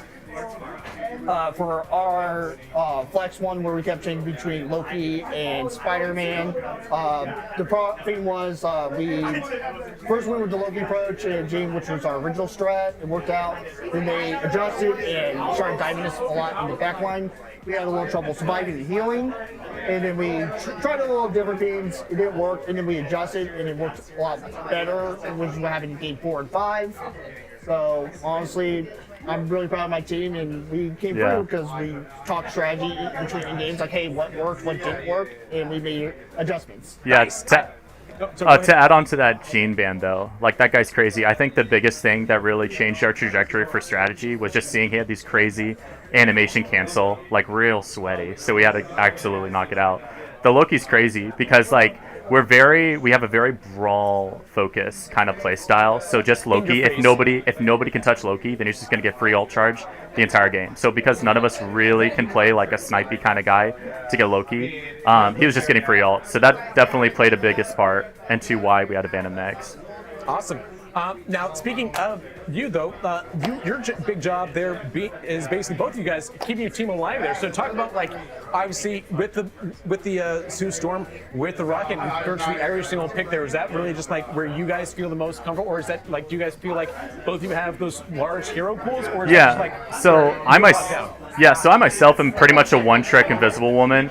I would say what we used to do when it first started, Rocket all used to not actually be defensive. It used to be purely damaging. So we couldn't actually even have him at Rocket at first. I definitely think after that rework, you are very flexible when it comes to that. A big chunk of the sports. I started out as a sport main, and then when Emma Frost came out, I just started making her because Emma's one of my favorite Marvel characters. Absolutely, yeah. So I was like, yeah, got it. Yeah. But I never failed to go back to unreliable. So still heal, and the next part is that, like, we have flexible teammates who do different roles. So, kind of as you notice in one of the games, I switched to tank, and Pierce actually went to heals. We thought maybe that might be the call. It worked for a while, but then we kind of noticed it just wasn't working as well. So we adjusted our strategy again, go back to what we're comfortable with. Because Chris and I, we had synergy throughout the whole season, primary playing support together, so that we were able to just call out our ults. We had a couple times where we accidentally double ulted, just kind of out of bad comms a little, and kind of that panic, hey, I'm trying to stay alive. That's kind of what happened to a couple of the game 3 and 4, but we were able to recover. That last game, that was a little trickier. I think the problem what they had was they kept trying to dive, but we were a lot more ready because we adapted to their dive strat. And so on the final first round of the 5th match, they went for me in an Alco where I knew where I put my revive pad. I went for the armor pad, actually.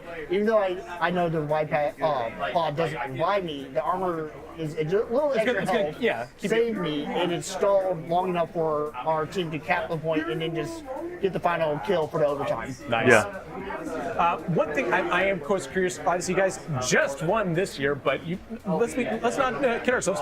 Well, Sky, you have a great depth of talent throughout your company. I mean, you guys entered 2 into Marvel Rivals this year. Is there any thought of possibly, like, what's going to happen? You know, like, what's Monday going to look like with them? And is there any thought of, like, maybe picking up some of their guys to move to this team for next year?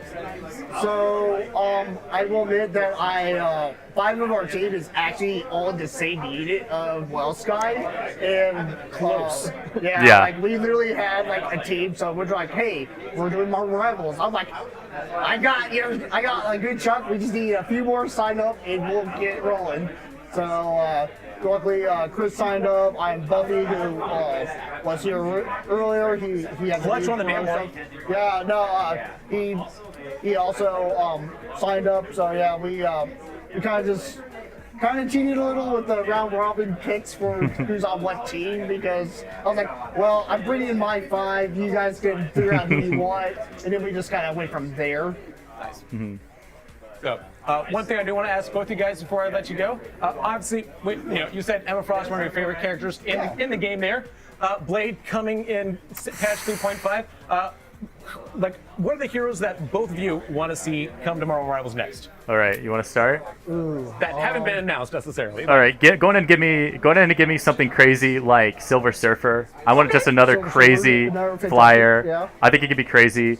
I think Gambit is just a gimme. That is destined to happen. I mean, we just had Phoenix, Gambit, throw cards. It's already like basically in the game. I mean, already Black Widow has her special little baton melee. So what's stopping? Black Widow? I don't think so. I think she's. She's in the game. Yeah, She might. I'm excited for Black Widow to come out. It's just a staple of the Avengers. Yeah, there we go. I kind of want Cyclops in, because he's such an iconic leader of the X-Men. So it's like he brought all these other X-Men, like, where's Cyclops, man? Or tank-wise, I really want to see like Juggernaut or Colossus. Oh, dude. Yes. They would be gnarly. Like, I think the problem is you bring like Colossus. He's kind of like a replica of like Emma, where he already turns on his like iron defense already, and then he's just going to be a tank like Fiend. But I think he can be a game changer. But Juggernaut, he just be the Fiend, but he's just going to be just rushing at you. And you're like, how do I heal? Well, and to me, like, what I've noticed is that we haven't gotten too many villains just yet. Like, we've got Ultron, sure. Loki can be a villain at times, but like, let's get somebody I think would be really fun. Like, even just somebody that isn't the most powerful, like the Falcon, somebody that or like someone from Spider-Man's villain. Dude, Shocker, Shocker from like Iron Man 2, Doc Ock. That'd be crazy. Green Goblin would be funny. Green Goblin would be a top pick for me. I would like him or Doc Ock for sure. I know once they announce Green Goblin, someone's gonna be posting on their social media like, it's calling to me. Exactly. Dread from it, run from it. I think War Machine would make a really good tank, like a flying tank. We don't have one yet. He'll have a great team up with Iron Man. It'd be kind of cool to just have like that team up with him and Iron Man, because like I really like the synergy abilities they have. Yes, I want more. I think that like it could be. I think that there needs to be eventually where those team abilities are going to be. I don't know how many of them they can have active at once but I think that we're going to get team ups to the point where we're going to have them probably more than one active at one time on any hero, and I think that if that happens, I am over the moon. I think Johnny gets to activate Spider-Man, and then he gets the Fiend now, which is the newest one. So there's multiple. There was no Johnny. I love playing Johnny. What he's just the most unique playstyle out of the entire game, because he's a flyer. All the other flyers play poke. Placing your traps and getting those exactly. lines The most unique. It's a lot more trickier than most of the other flyers, though. Maybe I just like doing it. Maybe I like that mini game of boop boop boop, dive bomb, smash, and then get back up and boop boop. Yeah. So maybe that's just me, but like either way, guys, congratulations on your championship. We're gonna take a break. When we come back, we will have with you Rocket League. Do not go anywhere. Woo! And cut. Hang on. Yeah. No.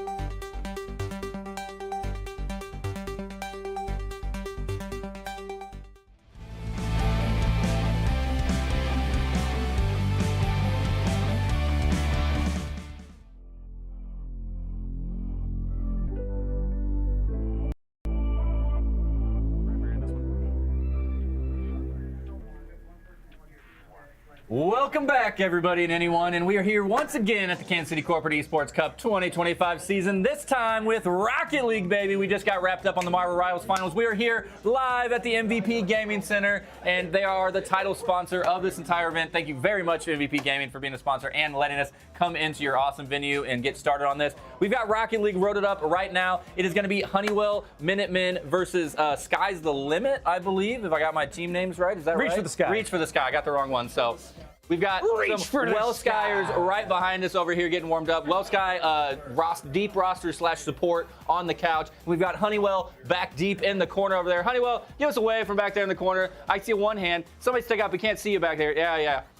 There they are. There they are. Back there in the corner. So everybody's here live, very excited, and getting into it. This is a little bit different than our regular season and postseason. We are doing a best of 7 today. This is losers bracket finals. So winner of this will be moving on to play the other Well Sky team, Reach for the Sky, and that will be in the grand finals. My name is Twess. This is JT Displays. Back again. No more rivals. It's wrapped up. Doing some Rocket League. Well, I mean, they're still rivals on the pitch. They're just doing battle with cars that are rocket powered. That is true. Yeah. So and if you want to talk about rivalries, there's offense and defense. That's true. They got to push. They got to defend. Exactly. This might be, and again, I'm obviously biased because I'm the Rocket League casting guy most of the time. But this is to me the biggest rival we've had in the Kansas City Corporate Esports Cup. Honeywell was the defending 3- or 4-time champion for the first few seasons that we ran Rocket League until Well Sky showed up last season and went through and took the grand championships away from them. Both of those companies want that trophy back in their shelves on display after this season. Is Well Sky going to be able to take us to a Well Sky versus Well Sky grand final, or will the Minutemen be able to push through and take us to another Honeywell v. Well Sky grand championships? They are the 2 best corporations at Rocket League in Kansas City, without a doubt, 2 years in a row. And who's going to take the top title today? We're going to have to find out. Start your engines. Let's go. Yeah, let's do this, guys. To clarify, Game again, 1, it's been losers finals. Nothing but Honeywell. But Well Sky comes in last year, so they are a little bit of the upstart, but again, they're also the defending champions. So upstart defending champions, if you call them that. Meanwhile, it is going to be Honeywell who are coming in with Dagger Blue Mini. We've got Halt on the side with Sleep and Borderland round out the squad for Reach for Sky. Sorry, Sky's the Limit as they get underway. All of these names are very familiar to us now for the Rocket League scene over here for the Corporate Cup. Everybody getting involved. There you go, Sleep, Halt, Borderland right there on the top. For Well Sky, and everybody getting started here. Hey, good call, JT. Where'd my chair go? I lost it. Oh, JT stole my chair. We're going to get going here in the commentary as they get started. There's going to be a lot of back and forth high-octane action, I expect lots of team play, lots of good passing, lots of good ball control, and very few misses if I had to go out on a limb. Sleep now picking it up here, looking to find Borderland on the pass. Borderland off the wall, looks for another pass, centered in there. Shot denied by Dagger, but another bite of the apple. Blue clears it out only as far as Halt. Halt doesn't get anything with it, and it's going to flow back towards the side of Honeywell as Well Sky has to go back on defense. Yeah, Well Sky trying to get cleared out of here. Dagger going to try to keep it in play. There's a little slight double commit on the defense, but it doesn't come back to bite him this time around. We've seen already great passing towards the center. Everybody trying to get set up. Demo and mid-AO. Mini was going for that one and got a little bit underneath it. Got Borderland instead of the ball. Back to the corner will go to get stalled out. Halt taken over the top of Dagger. Wants to run this in the middle. Borderland waits in the center. There's the pass, but it's too fast. Sleep not able to get there in time. Keeping it alive. Wants to pass down to Borderland, but gets taken away once again by the Honeywell. Yeah, Sleep, no speed there. I have played with speed back when they before they became RLCS famous. But that being said, shot coming in. Sleep looking to be the speed of that team, but not going to happen that time as it is Honeywell maintaining that defense as they combine on the wall here, looking for Blue. Going to pass it in here, looking for Mine. And Sleep makes a great save as Dagger has to try to get it in there for Mini. Yeah, they were trying to get a good setup pass. Lots of good opportunities, and this is my go-to term that I say all the time, but really good aggressive defense coming out from both sides so far. Not just playing safe. As I say that, Hulk's waiting in the goal line. But other than that, a lot of good aggressive defense. Everybody coming out early to disrupt the plays before they happen.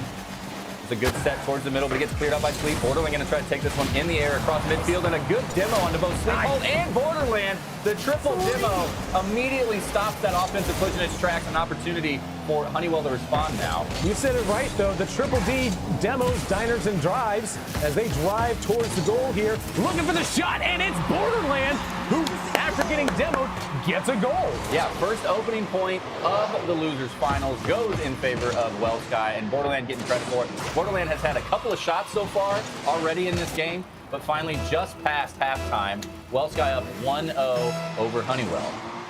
Now kicking off here, Hulk's going to try to double this lead as they send it into the orange half here. They double commit on this dangerous situation. Borderland is able to stall out the ball in the corner there. Dagger has to get touch on it. Another double commit. This is another one shot here. Holt almost doubling it up here. Instead, Sleep sets it up for Borderland as Blue has to clear the way into the blue half of the field for Honeywell to try to make this a meal. I like seeing this so far coming out from Honeywell. Honeywell's very physical right now, playing a lot of demos. Hasn't worked out in their favor yet, but I'm sure that's going to have to work out for them sometime. Less physicality coming out so far from Well Sky. They're really just relying on their game mechanics right now, keeping them in the lead by 1. But nobody able to get anything. Good stall out here, awkward for Blue, but Holt gets a good booming clear to clear that to at least the center field. Opportunity for his team to reset. Yeah, and what you got to remember as well is that you do see a shot about to come in, the miss there by Blue. Dangerous situation, but we saw it from Borderland, you know, in the replay. It is very much, you know, we're talking about grand champs here as you see the rotation cut away from there. Blue makes the save. There's a dangerous shot, opportunity for Borderland, but you got GCs in this lobby, so don't be surprised that they're not too scared of these demos. They know how to handle demos at this level of play. And now we've been at 12 weeks of actual weekly competitive gameplay here at the Esports Cup. These players are familiar with each other. They've been playing against each other and with each other for 3 full months now. And they know how to handle the pressure. Just like that, Blue sinks one into the net, ties it back up with 61 seconds left. And we're going to see a lot of good team play, not a lot of misses. A double commit there on defense. They had to go for it, but nobody was rotated back in the goal. Easy open net for Blue to take it. Now we're tied up. Yeah, I wouldn't say that was the best defensive play that could have been made there. A little too aggressive, a little too double aggressive. Yeah, I was not a fan of that one there. I think that you can clearly see who should have been staying back to defend the net on that one. Meanwhile, though, it is going to be Minnie who's got a clear shot. Open looks for the shot. No. Instead, it was going to be a cross, and nobody was there to receive it as it almost. Blue should have been there. Blue missed. Blue was coming in hot for the slam dunk, and he was just a little bit too late. So either the ball was going too fast or Blue was going too slow. But missed opportunity for Honeywell. Oh, that was a dangerous situation. Minnie has to help out Blue and Dagger on this one. It's a dangerous drop in. Minnie, a good defensive play. A little give and go there with Blue as Halt is able to grab it from the corner and allow the blue side of Well Sky. Now Dagger reverses it, and oh, what a save from Sleep. Sleep barely got back in time. Dagger had a beautiful stall out in the midfield. I expected Dagger to have some support coming in, but Dagger just tried to take it to the house himself. Didn't work out. Last 2 seconds. Could be going to a game 1 overtime here. Wouldn't expect any different at the Corporate Cup. Losers finals, and this is it, baby. 1-1, all tied up. First game, first overtime.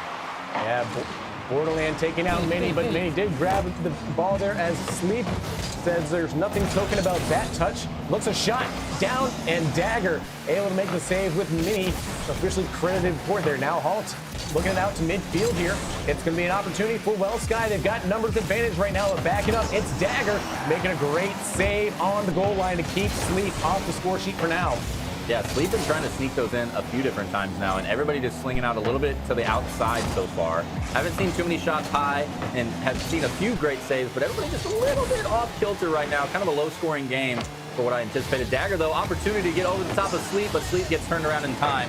Gets the epic save. Another set right in front of the net, and Borderland gets the clear for Well Sky. Oh, that's dangerous there. There was no boost on that attack there. Now they've got boost going the other way for Well Sky. Dagger has to make the save here, and it's going to slow over this one, give this team an opportunity to collect the boost behind him here. A really smart maneuver there. It's going to give Minnie a lot of boost to work with here as they work out of the orange half of the field. Now with a minute into overtime, a nice touch from Sleep to make it a save. Then Borderland wants to turn it from defense into offense past one, but will give up the ball here as it dribbles into the orange half of the field with a minute 15, minute 20 into overtime. Everybody doing some really incredible just car control and good saves. Oh no, right in that save, then he gets out of there! Ball as it bounces off the left, then the right side post. The ball was 3/4 across the field. It doesn't matter.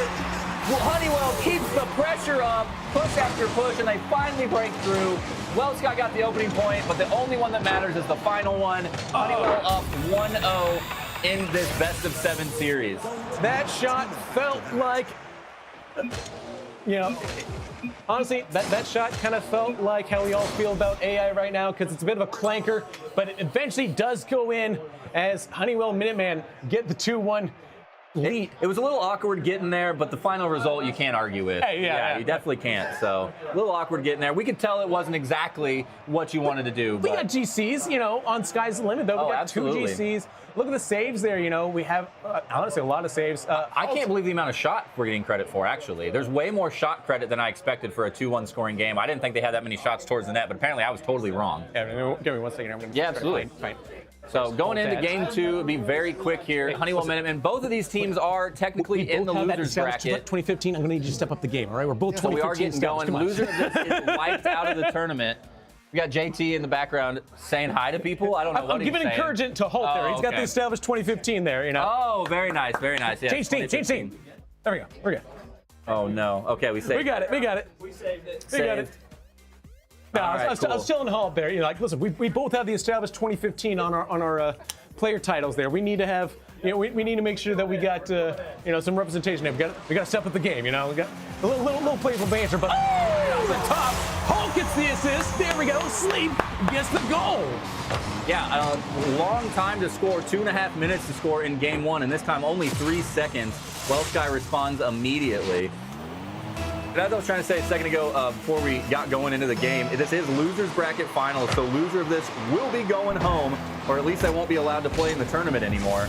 Winner will be going on to fight the other Welsh team that is waiting patiently in that grand finals position right now after last week's playoff performance. Yeah, and I already took a look at that team wing from there. One of the big names on that team to look out for, Esports. Yeah, and he's been here all day supporting the Welsh team for Rivals as well, so he's been settled in at the MVP Gaming Center. Also, we had Reach for the Sky played last week's playoff match here live at MVP Gaming. They were trying to get some home field advantage and make sure they knew what they were doing. So the Reach for the Sky team was prepared for today's matches. Good call by them.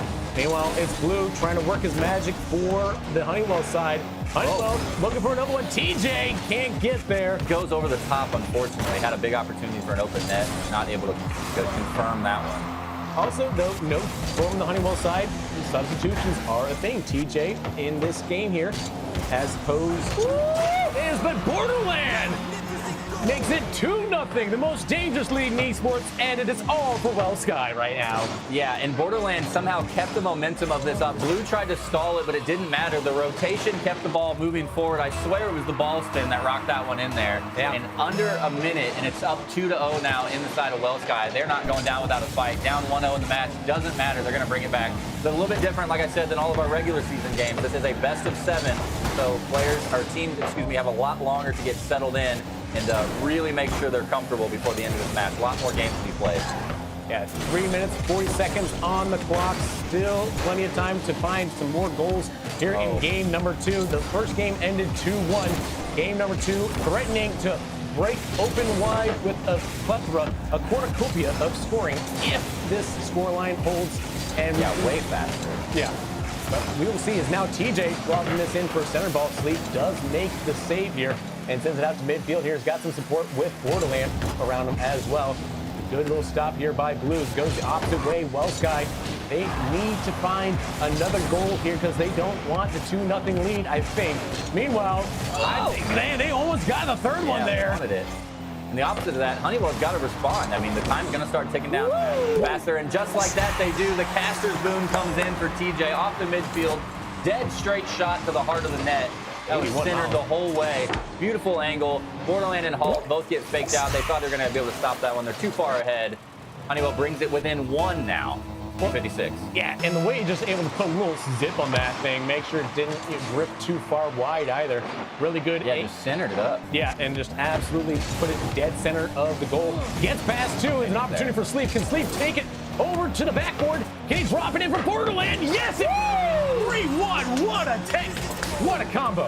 What an absolute beautiful play. Sleep knows Mini's here for the stall, so he kicks it up high, trusts his teammate behind to follow through, and he does so. Doesn't even matter. No boost needed. Borderland up for it. That was a beautiful team communication right there. Knew they could beat the defender and relied on the teammate in the wings to handle it. Great opportunities there as Sleep and Borderland really setting it up. Halt, happy to be third person in the rotation there. Can't get around Mini that time as Mini has one to beat. Doesn't do it, but is able to stall it out in midfield. Borderland to pop it towards midfield, excuse me. Oh, a little bit awkward for Sleep there, but Halt was there. So I wanted a good communication. Maybe Sleep knew Halt was coming through. Could have been a good call out. I thought Sleep was in a potentially bad position there, but handled it no problem. And sometimes you just have that game sense as well, where you can just feel the opponent on you. Nice save from TJ, as Sleep was almost able to sneak it in underneath him there. A good save, keeps it a 3-1 scoreline there. Could have been a 4-1 and threatening to break out into an absolute lopsided victory right now. Well, Sky doing a really good job. What a save from Mini. There was 3 defenders back, but I thought he was completely out of position. He came in there with a great save. And they had good offense coming through there on Well Sky's side too. So good save. 145 left. Got to get 2 more points on the board if you're a Honeywell fan. Well Sky's trying to tie the match back up 1-1 and set us to a best-of-5 reset. Nice pass over to TJ here. A lot of open space to look at. Almost connects with the back of the net there. I love the gumption. I love the strategy. Just wish the execution was a little bit better, and we'd have a 3-2 game. As it stands, minute 20 on the clock. Call it, 90 seconds, right? Yep. Close enough. We can round up. 90 seconds is a good round number. Yeah.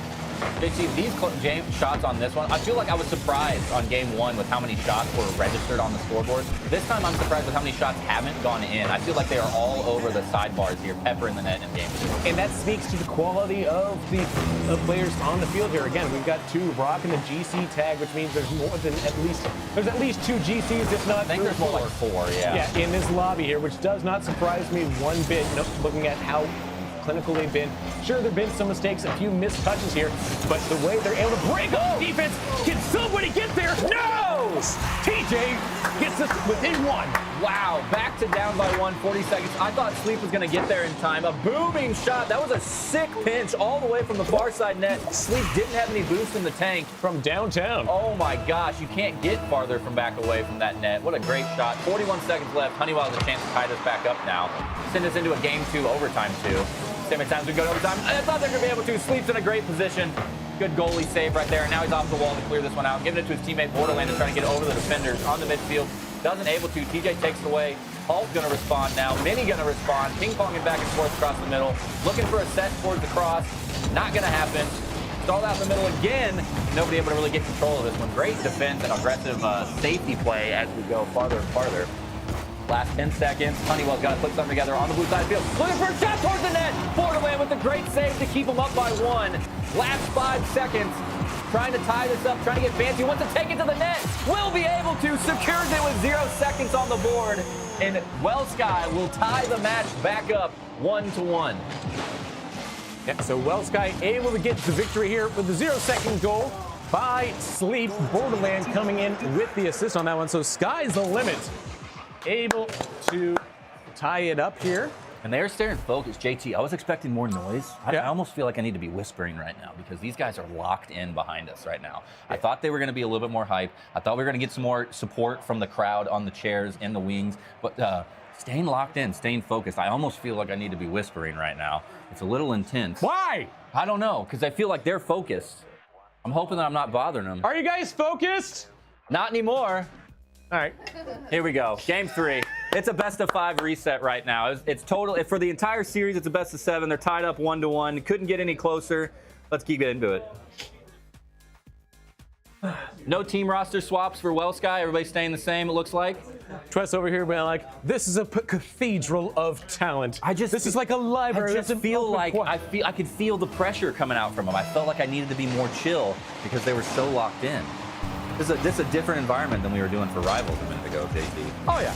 No, for sure. And I think that's what the fun part about Rocket League is just how quick these names, these games go so quickly. It's easy to get hyped up because the action never stops. You never know when there's going to be a big shot that just absolutely changes the dynamics of the game. There's a great set from Borderland. It's going to be a little bit too far back. Nice. Sleep is right there for the catch. Not enough speed on it. A little awkward double excuse me, double commit from Dagger and Mini. I think they could have communicated that a little bit better. And I'm being nitpicky on that, but nitpicky is what it's going to have to take the grand finals down, waiting for that Sky's the Limit team in the wing. So I agree. Honestly, like I feel like these guys, they've been playing Rocket League long enough, 2015 for some of us, that we can accept being a little nitpicky. We know how to play this game here.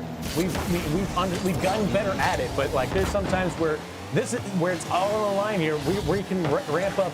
Hey, this isn't just somebody who just picked up a controller, who just picked up this game this year. No, these guys have been playing it for, in some cases, over a decade. Yeah. Stop saying that, JT. You keep referencing the over the decade. It's terrifying to me. I don't like it. No, I've been playing Rocket League for over a decade. Oh, no. Hurts my soul. I started casting, like a year or two after that. Oh, dangerous situation. Good safety read by Mini there. Some people could have panicked and committed on that one, but he just let it roll by. Sleep going to try to keep this play going. Wants to keep the pressure on. Mini going to try to take it across the midfield. Gets it past Borderland. TJ with the help. Stalls out the midfield once again. Dagger trying to set it down. Mini there, but it's all awkward angles. Nobody able to get a great cross in the middle. Borderland finally clears it out. Reset. Sleep at the left side post, but Mini with a good clear because somebody behind Sleep there was coming in for the slam dunk. And Mini clears it out for the reset. Yeah, this does look like a good opportunity here for Wellsky. They've got numbers in front, but behind them, it is the defense of Honeywell, which this game being game number 3, I would think that it is a very important one here. The nice shot from Mini. That one snuck up on me. I thought for sure the defenders of Sky's the Limit had that one. They were not able to lock it down. I think the defender did too. Yeah, I think he thought so too. I thought Sleep was all over it. Sleep and Borderland were both there. What a great shot from Mini to get it up over the top of both of those guys. And almost 3 minutes left in this game. Honeywell in position to hold the lead. Or I can say are holding the lead, not in position to hold it. They're holding it. Up by 1. Now let's see what they can do with the lead. After all, they weren't able to really get a good look at that lead last game here. So now in game number 3, setting up similarly to game number 1 in this contest. A best of 7, may I remind the viewers at home. Yeah, still plenty of game on the line. Halfway there. Halftime in game 3 right now. 2.5 minutes down, 2.5 minutes to go. Borderland popping up here. Beautiful. Looking for a shot, opportunity for his friend, but nobody there as Mini clears out. Mini gets the demo onto Sleep as well, and TJ is able to clear it out of harm's way. Yeah, that was such a good clear by Mini on that last play because that ball was coming in for just a beautiful pass. He doesn't even wait for the shot towards the goal. He just says this is set up perfectly, clears it out, gets out in once again right there. That wasn't going towards the net. I know there's credit on the scoreboard for it, but Mini gets him cleared out before anybody can come in here and slam dunk this. Mini not stopping the goal shots. Mini is stopping the cross passes. He is all over these clear balls, trying to get him out of there before anybody can get set up. Yeah, Dagger also doing a really good job with that. TJ had one whip that almost put him in the back of his own net there. Fortunately for him, caught with That's a great shot.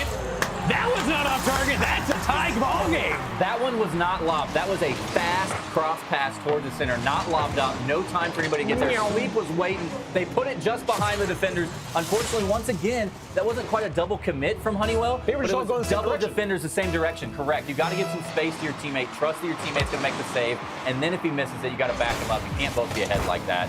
And Wellsky does a great job of taking advantage. And that's the thing with rotations, if everyone's rotating the same way, which that makes sense there, you can't both be, Can't be equal on the top. Yeah. Equal speed. You can't be parallelograms. There you go. No parallel driving here. You got to be trapezoids, not parallelograms. At home tell me, well, parallelograms have trapezoids in them, and vice versa. Nope. I don't believe it. Fake news. Be a pentagon. We saw a double commit there from Honeywell, but it didn't come back to bite them. So they both went up for it, got the save for sure, but nothing backed off after that. What I haven't seen so far that we've seen throughout the regular season is at least one team just taking possession of the offensive push and just keeping the pressure up. Just shot after shot after shot. We have not seen that. The teams haven't allowed that. The defense has been too good at getting it cleared out and away and across the midfield. And nobody's able to really get a multiple shots in a row set up. Everybody kind of has to back and forth. You know what it is, Wes? I don't. Tell me. Because they're not passing enough. I can see that, yeah. Everybody just kind of taking shots. They're quickly giving up possession here from both sides. Both sides are guilty of this right here. You see a little bit of a backflip from Halt there. But again, it's one of those things where if you have a clear, you're giving it right back to Dagger there from Borderlands. Just like this, we're playing ping pong. Back and forth, back and forth. Right, you got to find your teammate instead of trying to shoot it right where the enemy's at, because Mini's going to find there and bomb it in for the lead. And apparently it does work as long as you keep up. There it is. TJ sets it off the wall. He's looking for a defender, I think, for the demo. Mini came up from the midfield and slammed it in. Honeywell in the lead now by 1, 14 seconds left. That was a little bit more of kind of what I'm thinking of, if just the consistent rotational offensive push, but still it's been getting cleared out so well. I think some of it is the defenders have just been so aggressive. Everybody's having pressure. Like there's Borderland, that's a save, and that's across midfield already. As soon as we get another save from Honeywell, it'll be across midfield again. So just back and forth. Last second here though, Honeywell closes it out 2-1 once again. Some low scoring games so far. The defenders have been too strong, and Honeywell currently up by 1 in the series now, 2-1. So 2-1 in the game and the match. Yeah, so again, Honeywell, they got no problem keeping it close there. That's something that they are, dare I say, comfortable with. They are comfortable Dougs here when it comes to 2-1 games. So I think that they ain't really sweating, but they are going to stay moist. I'd say we're staying sweaty in here, but it cooled down a little bit, so we're doing all right. It feels beautiful outside, so it's not that bad. Got a lot of bodies, a lot of computers. Underway with game number 4, though. With a lead for Honeywell, they know they need to take down 2 WellSky teams to win a championship here. The cards are stocked against them here, but they are giving it their all here, and Sleep is now going to have to help WellSky to make it an all-WellSky final. That's what they're looking for. That's what, WellSky doesn't want to just win the Grand Championships. They want to make it a guaranteed WellSky wins the Grand Championships. They want to take the pressure off of their company name and knock Honeywell out of this tournament right here in the losers finals. Honeywell going to make them fight for it, though. Duck in the corner here. That's a little bit awkward for everybody. There's a good set towards the middle, but once again, Sleep gets a big booming clear all the way across the midfield. TJ going to take it back. Now TJ looking for a setup. Where's the follow-up? Right behind Borderlands. Somebody's got to be there. Doesn't matter. Sleep gets it cleared out. Nice. Mini going up for it. Great. Oh, I was going to say great save, but it goes a little bit awkwardly sideways and gives opportunity for Sleep to set back up again. Here's stalled into the corner. There's a demo on the defender in the net. Borderland was there, but Dagger comes out from the background and takes it away. Great heads-up play from Dagger to be there when he needed to. And now it's a solo play from Dagger, trying to bring it down. Great save from Sleep, but TJ's there for the mop and bucket.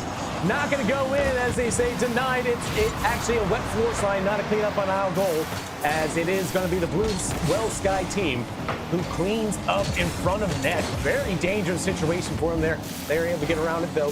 WellSky can't get there as Borderlands beaten by Dagger. Dagger now recycling backwards, allowing Mini to get forward here with TJ and try to put some pressure on the back line here as both teams still searching for the opening goal here in game number 4. The crux of this best of 7. If you win game number 4, you're more likely to win the entire series. Yeah, game 4 feels important. I guess right now Honeywell's up by 1, so it's incredibly important. If Honeywell takes down game 4, they're in a commanding position. So it'll be a huge game for Honeywell to win and extremely detrimental if WellSky drops this one. That's kind of how we've seen all the games go so far, JT, though. Everything's been a little bit slow to get points as we get rolling, so we're expecting it. Well, the one was a little fast. Game 2 was a little bit. The other 2 were 10 seconds. 2:30 scores, so I expect to see a point here in the next 20 seconds. If history will repeat itself, we'll get a goal here in the next 15 or 20 seconds. We'll see how it's going to work out. Neither team knows how to keep a clean sheet for 2.5 minutes, is what he's saying. We'll see if that remains true here in game number 4. As a couple of demos. Everybody getting physical now. Dangerous pass here. Oh, TJ had This is what I like to see. That was beautiful, though. But TJ had complete control of that. I want to see more of that. Yeah. Complete control of the ball. Was talking to his teammates in the wing. He got demoed, so it was a good disruption by the defenders. But man, the offense was looking like a way better setup there. They're going to have something special like that to get points on the board. The defenders are just too good. And I think everybody's doing better at rotating now. Everybody's kind of getting set. Gets a good clear, though. Everybody's doing a good job at getting rotations in. Everybody's in their positions. I've seen a lot less double commits this game. Everybody where they need to be. It's going to be even harder for these teams to score. Great stall from Dagger. Can he get it past Borderland? No. It gets kicked all the way back across midfield, and that should be cleared out. No problem. Under 2 minutes now, still 0-0. So neither team finding the kill shot just yet here in game number 4. But we know it is coming because it's either, if there is one, there's overtime. Then it's going goal opportunity. This one going a little too tall for Dagger, but this one wide from their teammates. As that feels bad, man. Sleep can't get it off the wall here, and it's going to fall in favor of Honeywell, who has an open net to look at, drop down. There's a follow-up from Dagger. It's also high. Where's the follow-up from TJ? No! 2 big opportunities for Honeywell to take the lead, and both of them with high, and that could come back to bite them. If they drop this game, that is the replay they're not going to want to see in their Discord. This ain't high lie. You don't get more points for smacking it higher up off the wall there. Just got to keep the ball down and in the back of the net there, or find an angle from the ceiling to drive it in. And I think that might be how they get through these defenses, because I noticed both defenses a little suspect when it comes to the crossbar. But both the defenses still looking better and better as we go. As time ticks down, as games move on, that's why this is still 0-0. It's not because there's less shots. The defenders are just in better position. There's less miscommunication. There's less people out of position. And it's just harder and harder to get a goal in this net. TJ wants to double tap this one, stalls it out, sleep, and then Borderland gets it cleared. 30 seconds left, and Honeywell thought they had that one in the net off the beautiful double tap, but not going to be enough. Oh, what a demo. Beautiful demo, double demo. And now it's a numbers advantage. Holt has to keep the ball in his favor and does so. Now teammates have numbers available back up. But that was a dangerous situation that Holt executed perfectly, had no one around him, just had to keep the ball. But Dagger finds the dagger with 10 seconds left. And Honeywell starting to look like a team that wants to beat Well Sky into the ground. What a beautiful solo play from Dagger. Oh my goodness. Chased that one down. Didn't just do the set and gave up. Followed it in the whole time. Soloed it in. Let the 2 defenders go past. Puts their team up 1-0 with less than 10 seconds left. Well Sky has to respond. Oh, but TJ's going to do it and almost guarantee the Game 4 victory for Honeywell, and now they are 1 game away from going to the grand finals, and we're having 1 game away from the rematch of the Honeywell-Well Sky season. And that goal, just like the other goal, what do we say? We love you, Solo. Comes to a play like that. Yeah, indeed. He earned the We Love You Solo, because oh my goodness, what a play. That's going to do it. 100% guaranteed. Honeywell up 3-1. Well Sky against the wall on their back foot. And the dream of the Well Sky Grand Finals is slowly eroding away in front of them. We are 1 potential game away from another rematch of 2024 season. Man, oh man, oh man. The Minutemen are marching. Yeah, they're the 5-minute men right now. They are dominating for 5 minutes at a time. Up 3-1, only dropping the 1 game. However, I will say that 1 game was Sky's the Limit's domination game. They won by 3 or 4 goals, and it was handedly in their favor the whole time, I think. Sure. So Minutemen looking really good overall. The 1 game that Sky's the Limit was able to take, was very handedly in their favor. But oh my goodness, Honeywell could be ready for a repeat of history here at the Corporate Cup. Oh, we are going to get Zoloft in the game today. So finally some team swaps. Honeywell has a super deep roster, and Zoloft coming in. I'm sure JT favorite username. For blue. Yeah. Oh yeah. Like Hex, I think Zoloft's supposed to be on the blue team. Well, no, but it's Hex Zoloft as well. So it's they're also like the Alolan Zoloft. Well, they're Dead by Daylight, weeb is what I'm saying. So yeah, that's right. I called you a weeb. It's not a good game, but you play it anyway. So here we are, back in a good game, Rocket League. Back to the real action. Borderland demo on a TJ early now. Oh, I thought we were going to get an opening point from Zoloft right there as he jumped into the game, but he wasn't able to get credit for it. And if Zoloft wants to fight me on that, listen, like we have a Kansas City Corporate Esports Cup tournament for Rocket League, not for Dead by Daylight, so I think that speaks numbers. And no boxing allowed either, JT, so only Rocket League. And I had to guess, if Zoloft's playing in this tournament with these caliber players, he might be able to take you in Rocket League. I know you're good, JT. Zoloft might get you. Oh. Or he just loses everybody. Double tap! Relaxing. No! TJ getting in there, though. Nobody was there on the defenders. I think, was this a double commit? Did I see this right? No, just Borderlands. So there just wasn't a good enough rotation. I thought I saw 2 defenders go to the right. It was actually 2 aggressors. Holt was not able to rotate back in time. The pressure is kept up by Honeywell. And now Honeywell 4-24 away from moving on to the grand finals. Well, and you looked at what TJ was able to do there. He had that great pass and then had the entire, almost the entire mouth of gold to look at there. Borderland didn't have much space. Should have been more aggressive when that ball came off the backboard there to try to get that in the air. And that was really ultimately just not trusting the air game defensively. So those defensive aerials at this level of play starts becoming the most detrimental piece of your kit if you aren't up to speed on it. Dagger was out of position deep inside their own opponent's goal there because they needed another follow-up. They had a great set off the back post, but nobody was there to slam dunk that one in. Zoloft, what a beautiful play. Little soft play to get underneath the defender. He's looking for a pinch with his teammate Dagger. Set off the corner. That might have been a little bit awkward of a miscommunication. I think they were trying to work out something there, and it didn't work out. But I love seeing Zoloft right now with a good, patient gameplay, just trying to walk this ball down the field, not just slamming him 100 miles an hour. There's a good set from Dagger. He's going to chase this. Wants a gentle set in the middle, over the top of two defenders, and somehow Sleep gets there. TJ was in the background. He wanted to get the demo onto the goalie, but didn't get there in time, and Sleep makes sure to clear it out. Yeah, it's starting to look like a grim day right now for Reach, for Sky's the limit right now, even though their favorite car is on the field right now, that being the Nissan Skyline. Ah, yeah, Skyline's the limit. Yeah. Also the chili.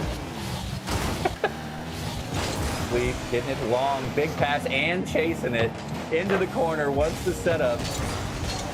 EJ tries to take it back. Hall's going to keep it in the offensive play for Wellsky. Not going to be enough. Across the midfield, coming up on halftime here through game 5. Dagger wants to bring this one daggered into the heart. Won't be able to. Zoloft sends it off to the side as well. So a couple of shot opportunities from Honeywell, not able to confirm them. DJ rips it away from Borderland, keeps it back into the corner. Nobody really going to be there for the setup to the center. Wellsky clears it across the midfield, and now we're playing ping pong again. Yeah, Dagger had an opportunity to pass it over to the teammate like that with TJ. However, TJ did nothing with the ball there and has to go back and retrieve it on the orange half of the field here. Now TJ with an opportunity, gets 50, wins it here, but Borderland is able to rescue it for the side of Wellsky. They are still struggling right now, down a goal with less than 2 minutes to go here, with their backs against the wall, and it is Honeywell's victory. It is Honeywell to the Grand Championships. Blue Sky, Wellsky, Sky's limit, need a goal and then some to stay just alive. Yeah, under 2 minutes now. Honeywell, Minnie has left the match. He knows this. He says his team's got this. And right as that, the bad luck has happened. Minnie leaves. Borderland gets credit for the score. And Sky's the limit has tied it up. 1:36 remaining, all square here at 1-1. Wellsky going to have to get on the board some more. Playing for the tournament lives right now. Tied up is not enough. They got to get another point on the board. Borderland immediately backflips for the corner boost. Halt there for the kickoff. Borderland coming out with a full tank, but it gets taken away by Dagger. Dagger looking for his teammate TJ in the background, but Sleep gets there in time. Sends to the middle field, and a good keep away from Sleep as well. Picking up a couple of small pads, but it's not going to be enough. TJ wins the victory this time. Once you get it over the top of the defender, it's going to drop right in front of the net, but Borderland kicks it out wide. Another bite of the apple. Sleep makes a great save there. They're setting up so many good plays, and they're just doing so good. Honeywell is setting up great offensive plays, and Wellsky is doing perfect at clearing them out. And the final 60 seconds of this match, you're starting to see, of course, not only the intensity ramp up, as well as the speed of play, which comes with that extra intensity here. See them kind of slowing it down right now with this aerial halt, able to get a toucher there, finds the mid boost, and try to find a teammate to work with. Sleep has the touch of it, gets another one into the corner. Can they find a teammate? Borderland was there, but Holt has to make the shot. Can't turn around in time.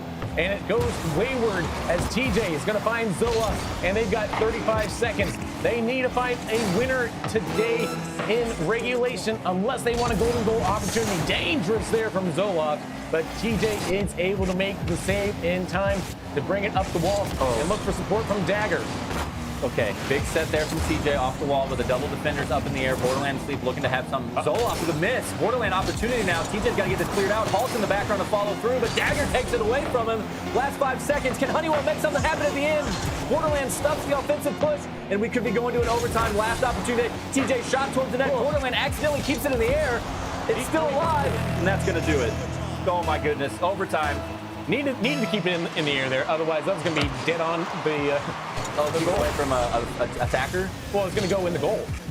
I thought he could have slammed it down and ended the game, or at least into overtime. It was scary. It scared me. My heart rate's up. Honeywell is 1 point away, sudden death overtime, from moving on to the grand finals right now and taking this Wellsky team out.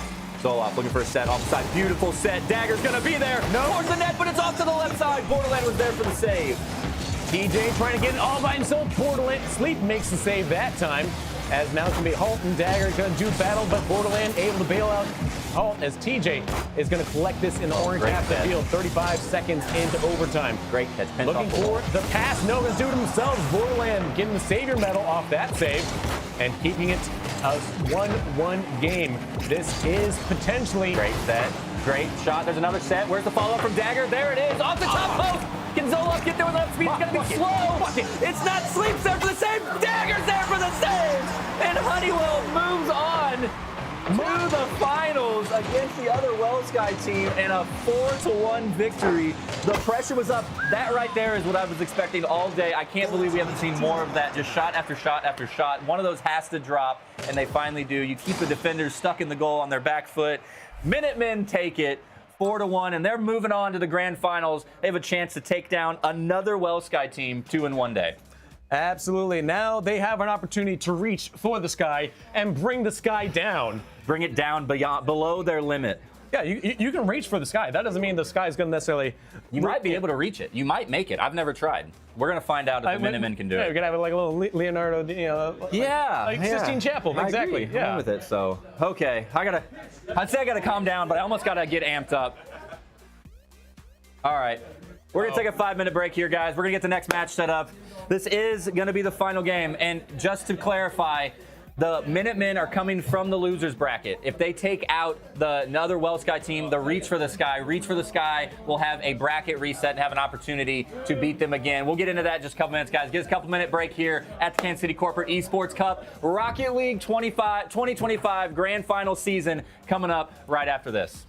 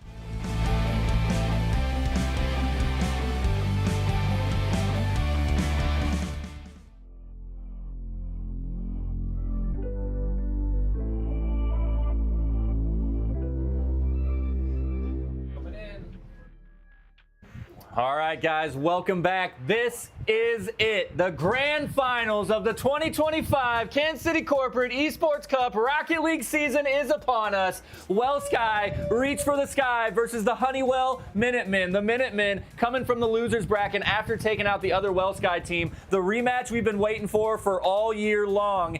This is it. Let's do it, baby. Woo! Honeywell v. Well Sky, the rematch. Let's go. The Honeywell Sky Revenge Tour for one of these teams. It is a best of seven of those 5-minute matches. Starting off right now with game number 1 on the Well Sky's team. We got Perry, we got Keysword, and we got Wooksters. Rounding out that squad, Dagger, TJ, and Mini. We've seen them already today, but Wookster and Keysword is that deadly duo that you got to keep an eye out for. And Perry, a name I've not seen as often on the Rocket League side of things, but definitely one to watch out. There's a reason they're in the grand finals. Perry's a veteran, team captain over there at Well Sky. Paranoia is what he used to be known as. Oh, okay. So yes, Paranoia has been the same player, veteran here for the Corporate Cup, and a name to watch out for if you're an opponent of them. It's also, as we get started here, Daggers flies it into the net, and just like that, Honeywell is up 1-0 over Well Sky, and it is important to note that Honeywell came from the losers bracket. They have already lost one match this season. Well Sky went clean through the winners bracket, didn't drop a single match, and that puts them in a massive advantage in this grand finals.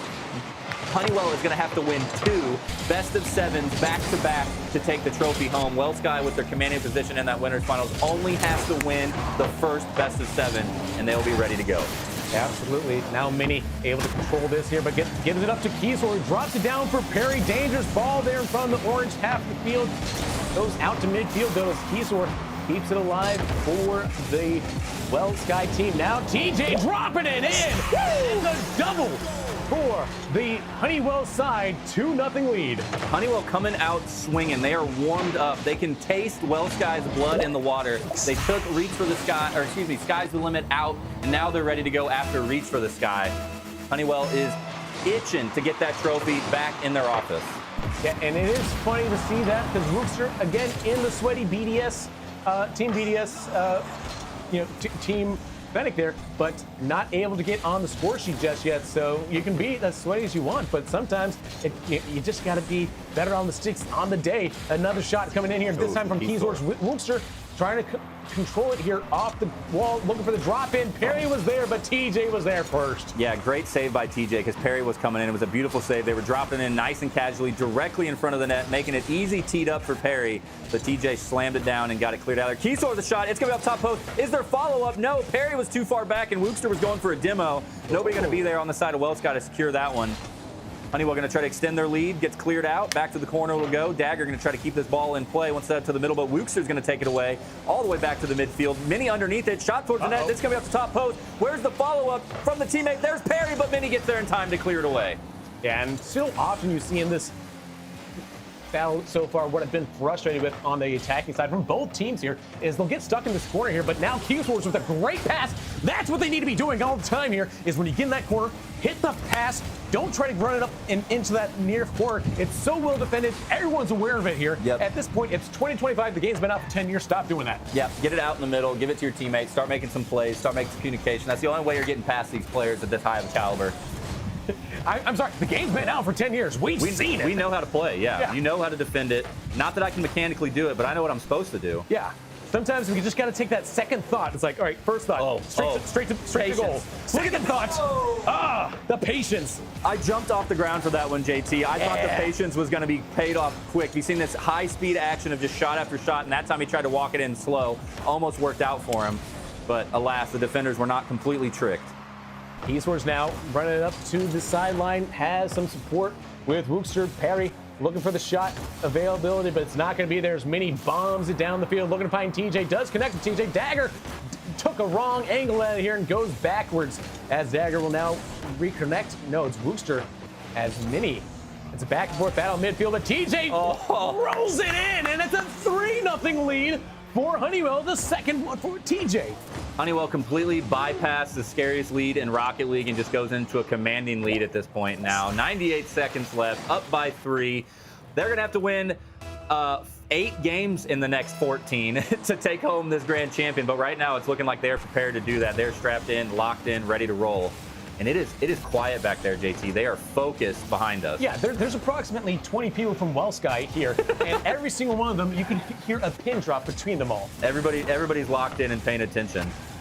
Don't want to disrupt. We're going to be the only ones disrupting people here at this event. Wookster, beautiful setup. And now I'm starting to feel it for Wellsky. It would be huge for Wellsky. Oh, no. All the way down the field. From downtown, it's Dagger. I kind of feel like right now we're seeing the effects of the losers bracket momentum. I've talked about this in years past, JT. We talked about it a lot at all these tournaments. The Honeywell team has already played a competitive match. Their blood pressure's already up. Their hands are already warmed up. Their controllers are broken in. And Wellsky's coming in here cold. They've been doing some warm-up practice, but it's just not the same. Playing on ladder or quick play just isn't the same as playing against people sitting right next to you. Honeywell is just calm and ready and cool and collected. Wellsky's struggling right here in game 1. This is game 1. This is a best of 7. If Honeywell is able to win this best of 7, there will be a bracket reset. And that's a lot of variables right now. And yeah, Keysor trying to find something, a little bit of momentum so far, but TJ snuffs it out as they've got 2 goals on 3 shots. Been an absolute tour de force for the offensive power of Honeywell.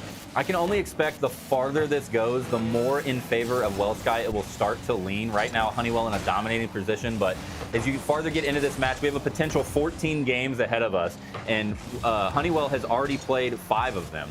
So the longer they go, the more fatigue's going to start setting in for Honeywell. And at least for the first series, the longer we play, the more comfortable Wellsky is going to get. So right now, Honeywell has to keep the pressure up, has to take advantage of what I think is momentum in their favor, because the longer this goes, the more that scale is going to tilt towards the side of Wellsky. Game 1, though, handedly in the Minutemen's favor. Yeah, Minutemen taking care of business in game number 1. I don't disagree with the idea that, I think that Reach for the Sky, Wellsky, they had a rough opening match there. Obviously, it's match number 1. Like you said, they just came from a lower bracketer. But the thing about that is that I do think that once they do get warmed up, you're right.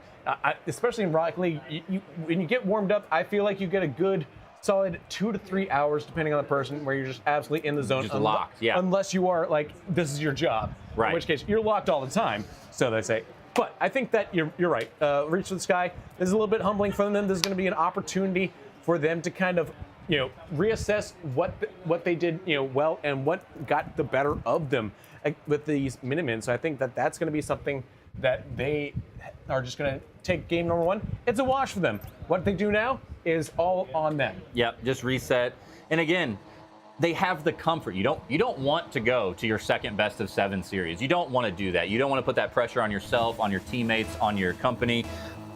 But they do have that luxury of being able to figure out this Honeywell team, being able to settle themselves in here live at the Gaming Center and make sure that they can position themselves for a victory if they have to go to that second best of 7 series. So always looking forward to the future. Let's see how they respond here in game 2. Immediately, Dagger coming out with some physicality on the Wookster, opening up the goal a little bit, but double push out for the side of Wellsky. Stop TJ in his tracks. We're set back to the midfield. Yeah, Blue popping it up here, looking for an opportunity. It's not going to be there as Perry is the one to drop in and deny him. Keysors, though, keeping this on. Has the SSG, gets hit there with Dagger. Getting the demo on to Keysors. Nice little demo there, tit for tat. Keysor trying to get it over the top of this net, but TJ going to stay away. Honeywell has been doing such a good job at disrupting those offensive pushes. Wookster with a great save catch right there, but Honeywell has been doing great. Anytime it gets onto their side of the field, they're just booming it out, clearing it across the midfield, back onto the blue side. We've seen a lot of opportunities for Honeywell in the last game and in the last match to just get that cross right in front of the net, keep the pressure up. And if you can take a couple of shots in a row, one of them eventually has to drop. Yeah, Keysors now trying to find Perry. Can't get there, but gets bumped in the middle of next week by their teammate. And this is an opportunity where there's miscommunication in the midfield.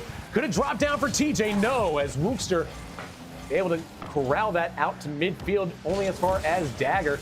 Dagger now has the advantage, but they quickly realize, hey, that's well covered. Let's just reassess and recycle back, and that sets them up great on defense there.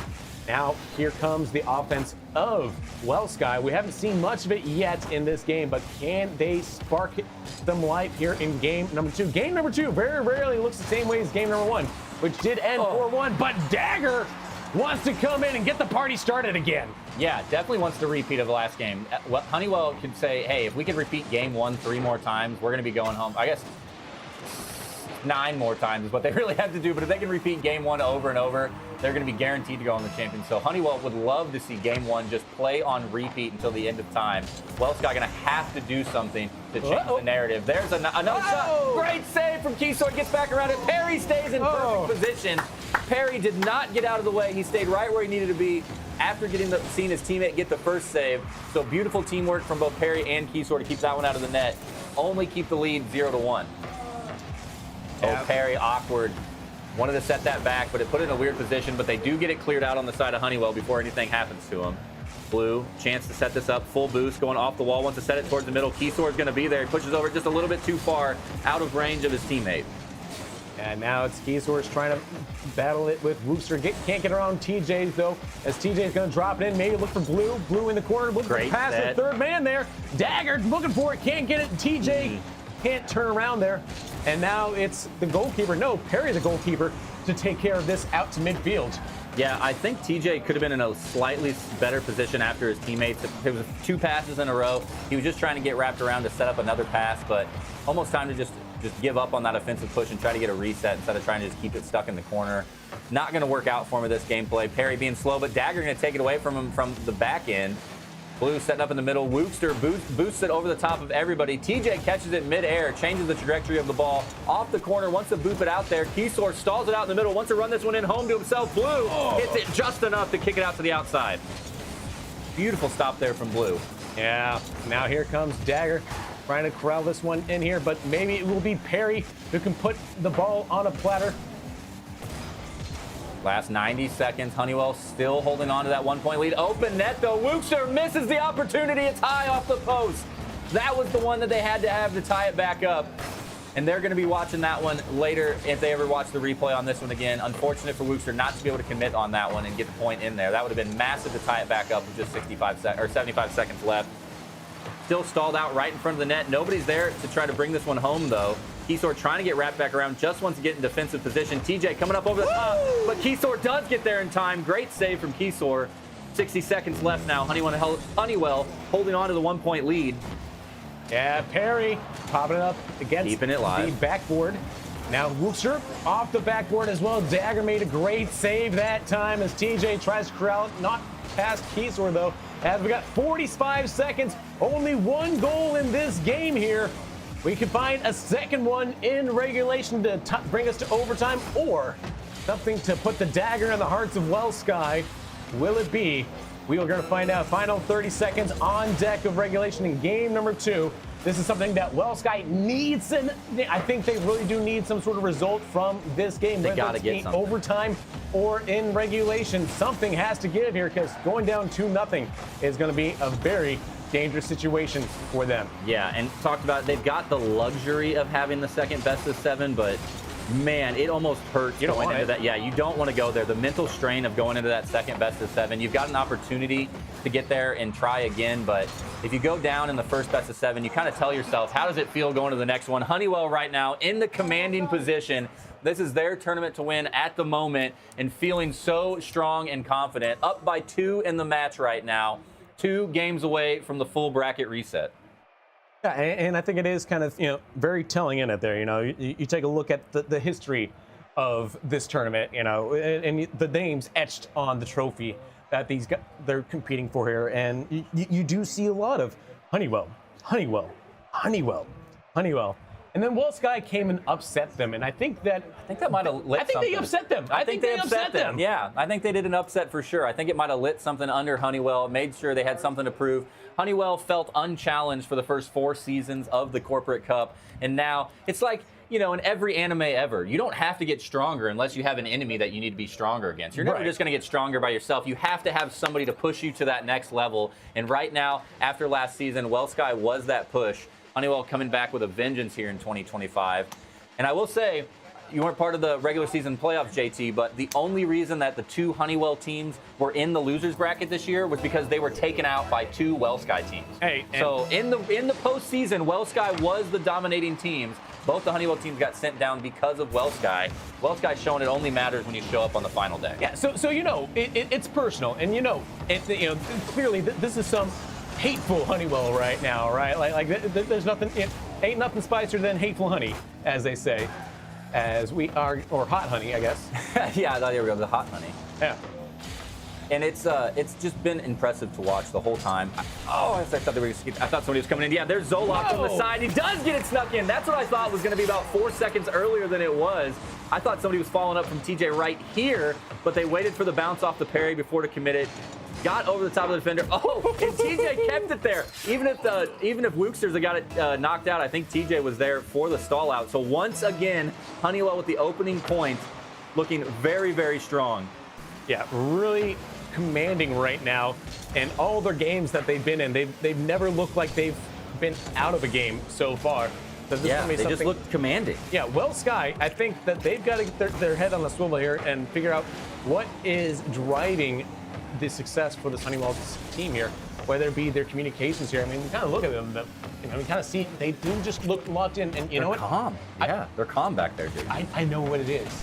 It's because somebody, Blue, is a mouse and keyboard player. Oh, Blue is? Yeah. Oh, I see him over there. Okay, yeah. We got live updates. Yeah, Blue on the M&K. It's the aura farming of being a mouse and keyboard player in Rocket League. You know, it's just absolute demon mode, I think. So maybe that's what's causing the difference. Perry can't get there, but Wookster finally pops it in there. That tie it up and a big.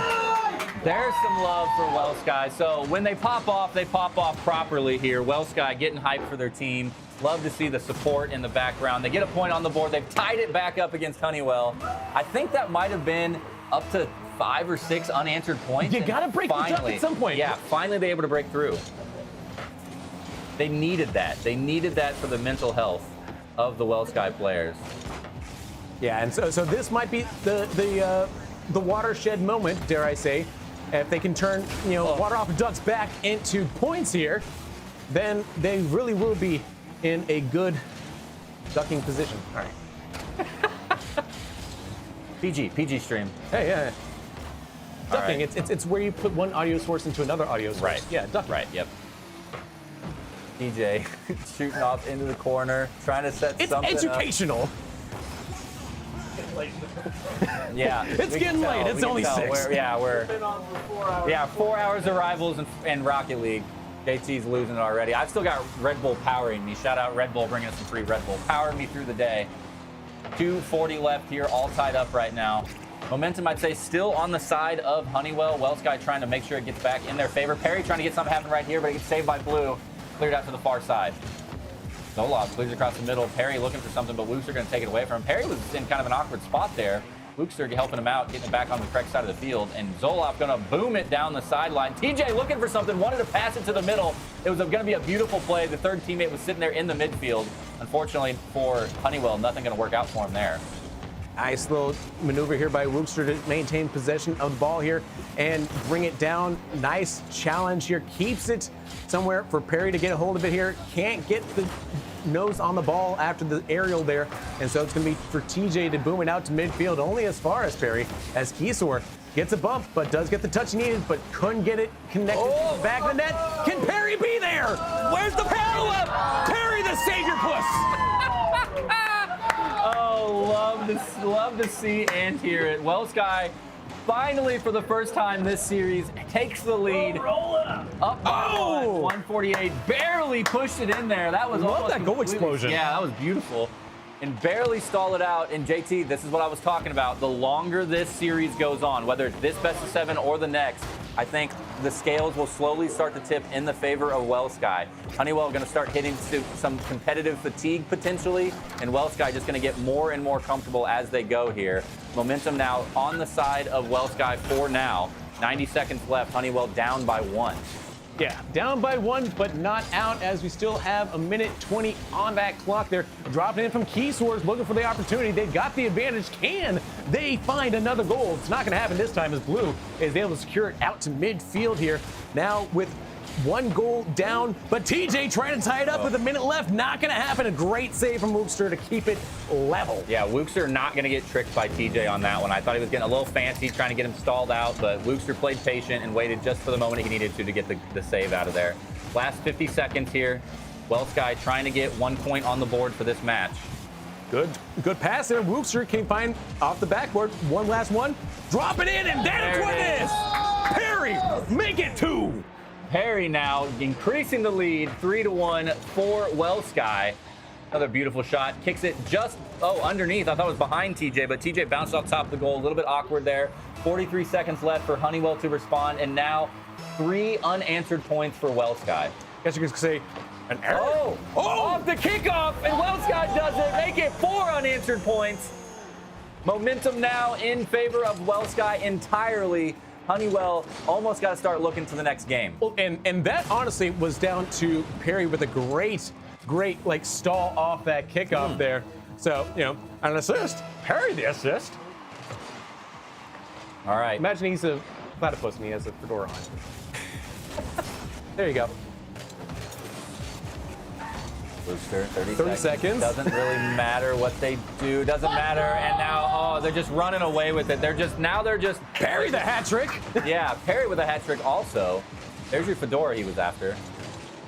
Exactly. That's his hat trick. He That's turns the it hat on. trick, yeah. He puts that hat on. All right, 28 seconds. This is probably pretty much wrapped up for the side of Wellsky. So Wellsky is going to tie the match back up. 1-2. I can't imagine we're going to see 4 points in 20 seconds. Okay, good. Don't call me a liar here, Honeywell. Because I feel like I know what's happening, but maybe I don't. Well, I can tell you what happened. What happened was Honeywell scored the first goal like they did in the last 2 games. And then it was all Wellsky. 5 unanswered points right now for Wellsky after Honeywell has just dominated the first 2 games.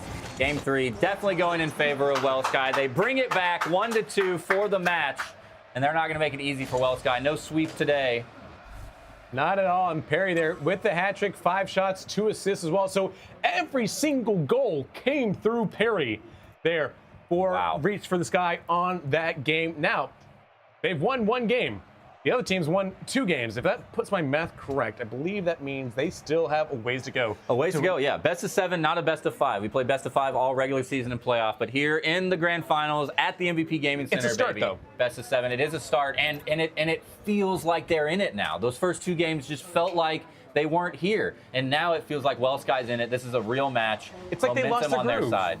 That's what I'm saying. I'm telling you, JT, the longer this match goes, the longer the series continues, I think the percentages start weighing more and more in Wellsky's favor. Honeywell needs to end this as quickly as they possibly can. Yeah, Wellsky, they kind of went on a bit of a magical journey. They lost their groove. They got turned into a llama. They trekked all across Peru. And now they finally found the groove back. It's not a new one. They just returned to the same one.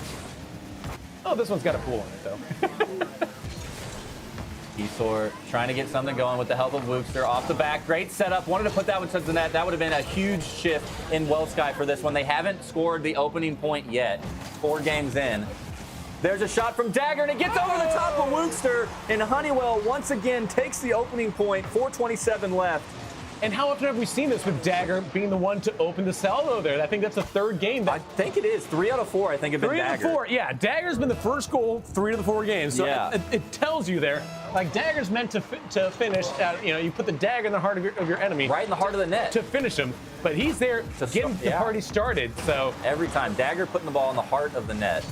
And he's going to try to do it again right here. Great set from the side. That's an open net. TJ is there, takes advantage. Where was the defense on that one from Wellsky? They were completely out of position.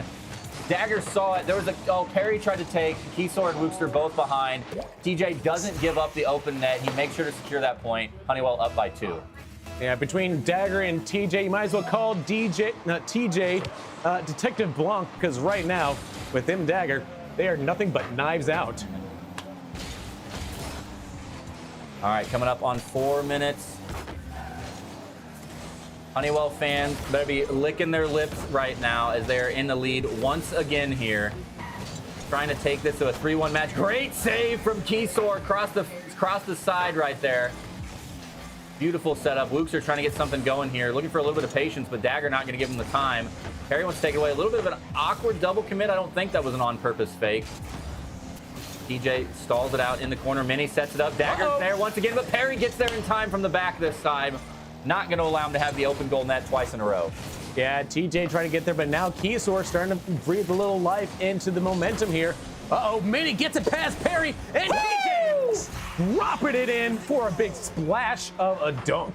What a beautiful play from Honeywell. TJ was just waiting. Look at this great long-distance pass. TJ was up in the air before he even hit the ball, it seemed like. It's a free jump, yeah. Absolutely beautiful play. They knew exactly what was going on, and that was awesome right there. Honeywell extends their lead. All that momentum that WellSky had built up and worked so hard for in Game 3 has now been erased here in Game 4. Honeywell back in the commanding position. Yeah, now Honeywell starting to lead starting to build quite a considerable advantage, I'd say, over WellSky. WellSky, I think, has not done well. They're in the Honeywell side of the ball here, but look at how stout defensively. They just can't find a way to break it, whether it be little false starts or, what have you, just little missteps here where they aren't quite as clinical as we've seen from the WellSky team. They're looking so good right now for Honeywell. Once again, I'm curious if they have talked about anything in between games, because WellSky seems so much stronger in Game 3 than they do now here in Game 4. And now Honeywell back in the position. Wookster, though, tries to end it, or at least get back on the board. Doesn't want to end it with no points. Almost halftime now.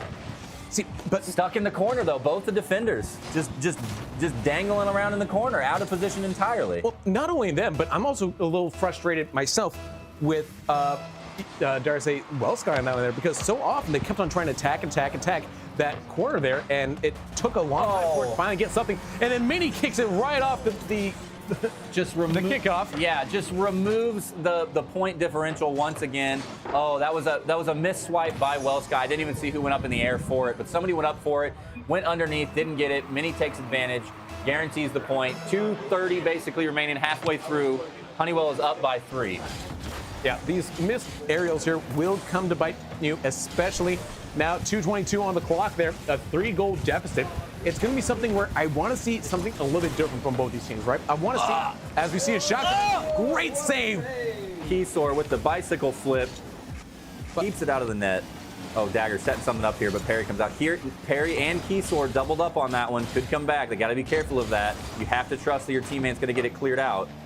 I know they had a third defender back there, but that's what starts to scare me, is when in the moment maybe a little miscommunication or a little bit of double committage at this level of gameplay, that's what's going to come back to eat you. Or when you see the ball kind of like in a corner there, you just feel compelled to just keep it in that corner, and it stalls out the play not only for the opponents but also for yourself. It becomes a lot harder when everyone is so concentrated on a small portion of the field there. When you get the ball in your corner, spread out like Wookster. Wookster doing a phenomenal job just switching the play field right now. And I think that's something that both teams need to do a better job of taking advantage of that opportunity when it comes to them. I say the only devil's advocate I think about that right now is Honeywell is up by 3. If you're up by that much, 3 points in Rocket League, at least so far what we've seen, is the biggest lead we've seen all day.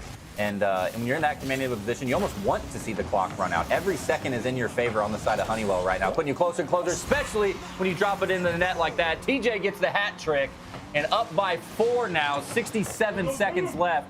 Physically possible to return back to tie up the game, but theoretically almost not going to happen. Down by 4. That's not enough time on the board, and it looks like we could be going to a 3-1 lead for Honeywell coming up here very quickly. And you bring up a good point about that being situational Rocket League there, right? Making sure that you're happy just leaving that in the corner there, but only when you're up by 3 or 4. Right, and I think for me, my frustration comes down to earlier in the game. Sure. There are opportunities. There have been so many opportunities for both these teams where, they aren't necessarily allowing themselves to give their teammates a lot of space with the ball there. They're not really trusting them. They want to get clustered in. They get sucked in. It's very much like group mob ball of kindergarten, organized soccer.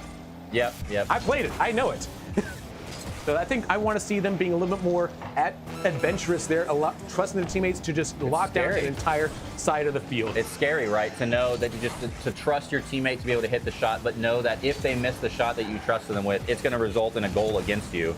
So you just have to have the confidence. You have to know they're going to be there. This is officially going to wrap this one up down to the last 10 seconds or so here. Honeywell is going to take game number 4, and they're going to be up 3-1 in the series. Coming up to match point before not necessarily the championship point, but match point for this best of 7. Honeywell in the advantage position here with a hat trick coming out from TJ Dagger, helping out with 2 assists, as did Mini with 2 assists there, and saves from everybody. Perry getting the most saves, but no one getting a 3-save savior medal here in that match. So it does bring all the shots, though, for Honeywell, man.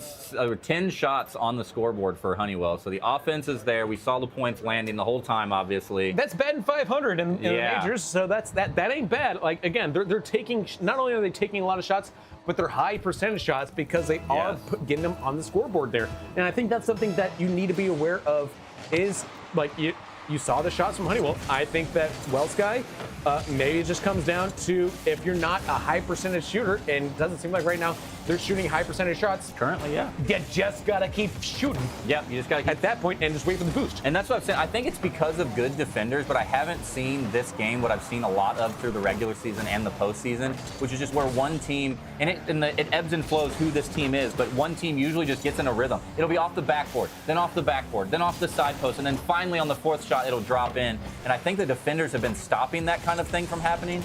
That's usually where I see a lot of the points, at least throughout the rest of the season, where they really start getting ahead of them, is when a team can just get in that offensive rhythm and keep the pressure on. Eventually, the defensive wall has to break. And you know what the Rocket League coach would say in that moment there, when they're constantly hitting the backboard, hitting the backboard, hitting the backboard. What are they doing? They're not scoring. They need to get involved in some of those training packs. I'd say maybe just understand where your touch is going to put that ball and be very cognizant. That's why so many of them are on that Fennec. That's it's because they are very familiar with that body style and that hitbox. There are different hitboxes. Get comfortable with different cars. I love playing the Marauder. It has a huge hitbox, but I wouldn't necessarily recommend it for everybody. Actually, I would, because I'm a Marauder stand. But regardless, this is something that I think not only these people playing in this matchup, but the folks at home, start learning those hitboxes and knowing exactly where you hit the ball on your car definitely matters. This great shot comes in from King's Horse. Just couldn't get down low enough to get it in the back of the net. I'm really liking this game so far. Everybody having more shots towards the net, and you were talking about that stalled out in the corner. I've seen a lot more of people just trying to get it out of the corner on offense, just trying to get the setup. I saw TJ do 3 passes out of the corner, and they just kept, and then, Wellsky would just shove it back in the corner, and TJ just sat there, just trying to cross it towards the middle over and over and over again. Honeywell trying to take this to a bracket reset right now. Gets the demo on Perry. Opportunity here for Dagger now over the top of Luke shots off the backboard. Where's the follow-up? It gets taken away. Perry gets it stolen out on defense. But now look at all this space you have here. You have people going against the rotation of the ball. They're going, off ball here, not to rotate to get their boost and then coming back. Big, wide rotations. It opens up the entire playing field here. And that means once everything gets spread out like this, then you can kind of go back to your old style of play here. That's the trick, is you spread it out, because then you can really ramp it up with tight rotations and keep the pressure up. Every once in a while, you don't do it every time, but maybe you cut a rotation and you just make it, you get them rolled into a sense of security. Great shot there. Lukester tried with the demo as well. It just was off the top left just enough. He wanted to trust that his shot was on goal there, went in for the demo and just unfortunately went wide left, but a beautiful play opportunity. Yeah. That one would have been a nice clip. Oh, nice little read by TJ there, knowing his teammates weren't ready, just to kick it out. And the patience as well, just being very patient. Like the brakes.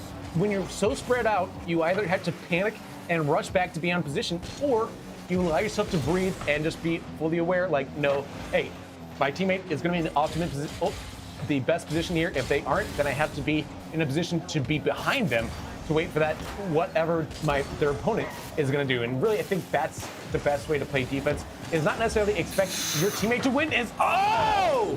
What a save from Dagger after Perry almost came in there.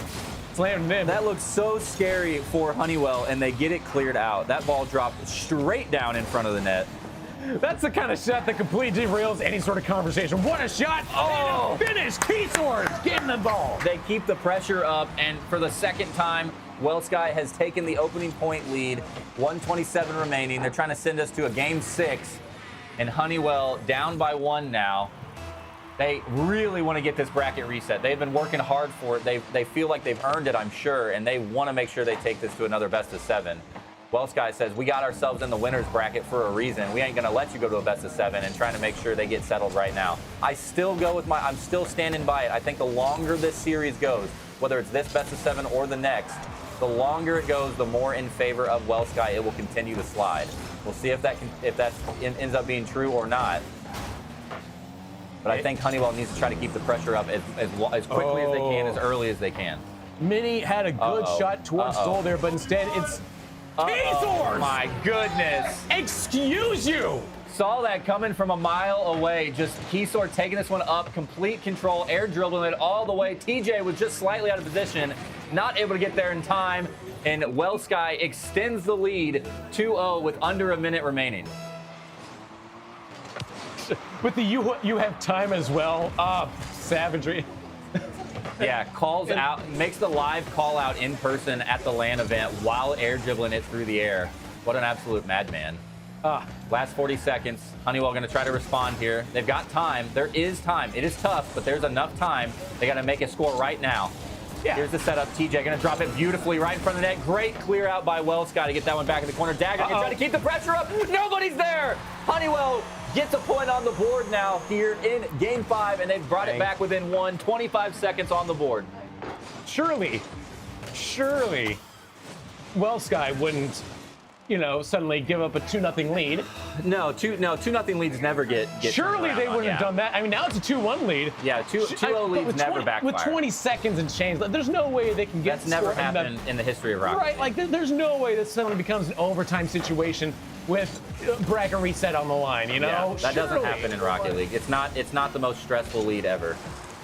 Last opportunity here on the wrong side of the field for Honeywell to tie it back up. Perry just wants to take this one to the hole and guarantee them the win right now. Last couple seconds. Ball touches the ground. Well Sky going to stay in it. They will take it.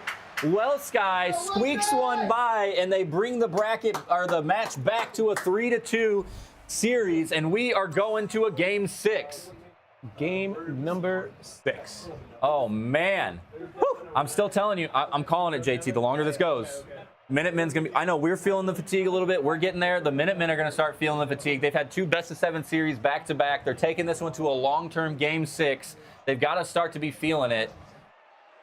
The reach for the Sky team just getting more and more comfortable and settled right there. Keysor with the MVP, taking almost 500 points. Which he was quiet throughout this series. I think that Minutemen did a really good job of locking down Keysor. We know Keysor is one of those known entities in the scene here, so being able to lock him down, I think, was an important part of their game plan. They were able to do so until that game. So the question is, was Keysor able to break out, or did they just simply choose to start focusing more on Perry or someone else? Right. Yeah, I agree. That could be an interesting situation. I'm still thinking, off the bat, though. Mini with a beautiful assist off the kickoff. Oh, excuse me, this is Dagger. I thought this one was Mini, but a beautiful assist off the corner. There's the pass from Mini. And all 3 of them are converging on the goal. No defenders in the net. Honeywell takes the opening point here. 4:53 remain, so only 7 seconds off the board to score that one. TJ winning the kickoff there, straight over to Keysor, who's going to take this as an aerial opportunity there. Whoa. Nice clear out that time by Mini. I thought Wuxer was out of position. That was going over his head, but he gets there no problem for the nice ground field catch. Back pass to Perry. That. Yep, beautiful. Keysor there, looking for a team comp. Wuxer was in the side, but it gets taken away by Honeywell. Honeywell now set up towards the middle. Perry going to get that stalled out before it ever crosses in front of the net. Wuxer, that's a pretty empty-looking net, but Dagger gets wrapped around behind. Here comes the set from Perry, and they get stalled out in the corner. That was a little bit of an overcommit there in the corner, but before that looked really good from Honeywell, not letting it cross in front of the net. But however, drops there close. Mini gets there in time. Good stalls. Yeah, I think another one. Keysor just got a little bit over his wheels, to borrow a phrase there. Wuxer, though, now going to air dribble this towards safety. Just beautiful. To the wall. Looking for a window. Oh, there it is. He used all of his boost. Gets it to Keysor. There's the follow-up. Dagger was there for the save. That was a beautiful play, though. Trying to get that one in, make that ball a live ball. Wuxer going to try it again. Sets it right in the middle. Keysor coming downtown, but Mini's going to be there to help clear it out away. Perry going to try to keep the pressure up now. EJ looking for the pass in. I love that, but Perry's there. Not going to let it happen to fall to Dagger. Dagger going to go off the backboard, but Wuxer is there to send it towards midfield. As it sends back towards the goal, though, It is Honeywell. We're putting the pressure on. This is a dangerous ball here with Dagger trying to squishy bring that in somehow. Wasn't going to happen, but it was a bold attempt to try to get back and collect some boost. Has now on defense as they redo the rotation here. Now it's going to be up to TJ to try to find Mini with this pass. Oh, across the middle again. I don't know enough about game theory to know why it's happening, but now I feel like we're starting to see more of those 3 or 4 shot offensive pushes. I've seen it on Wellsky already this game and Honeywell both directions, where they've had 3, 4, 5 shots in a row. Then it goes to the other side. Then they do it again. Instead of the ping pong game, it's more of them keeping the pressure up, trying to keep the play alive, and just trying to inch out any kind of a goal they can.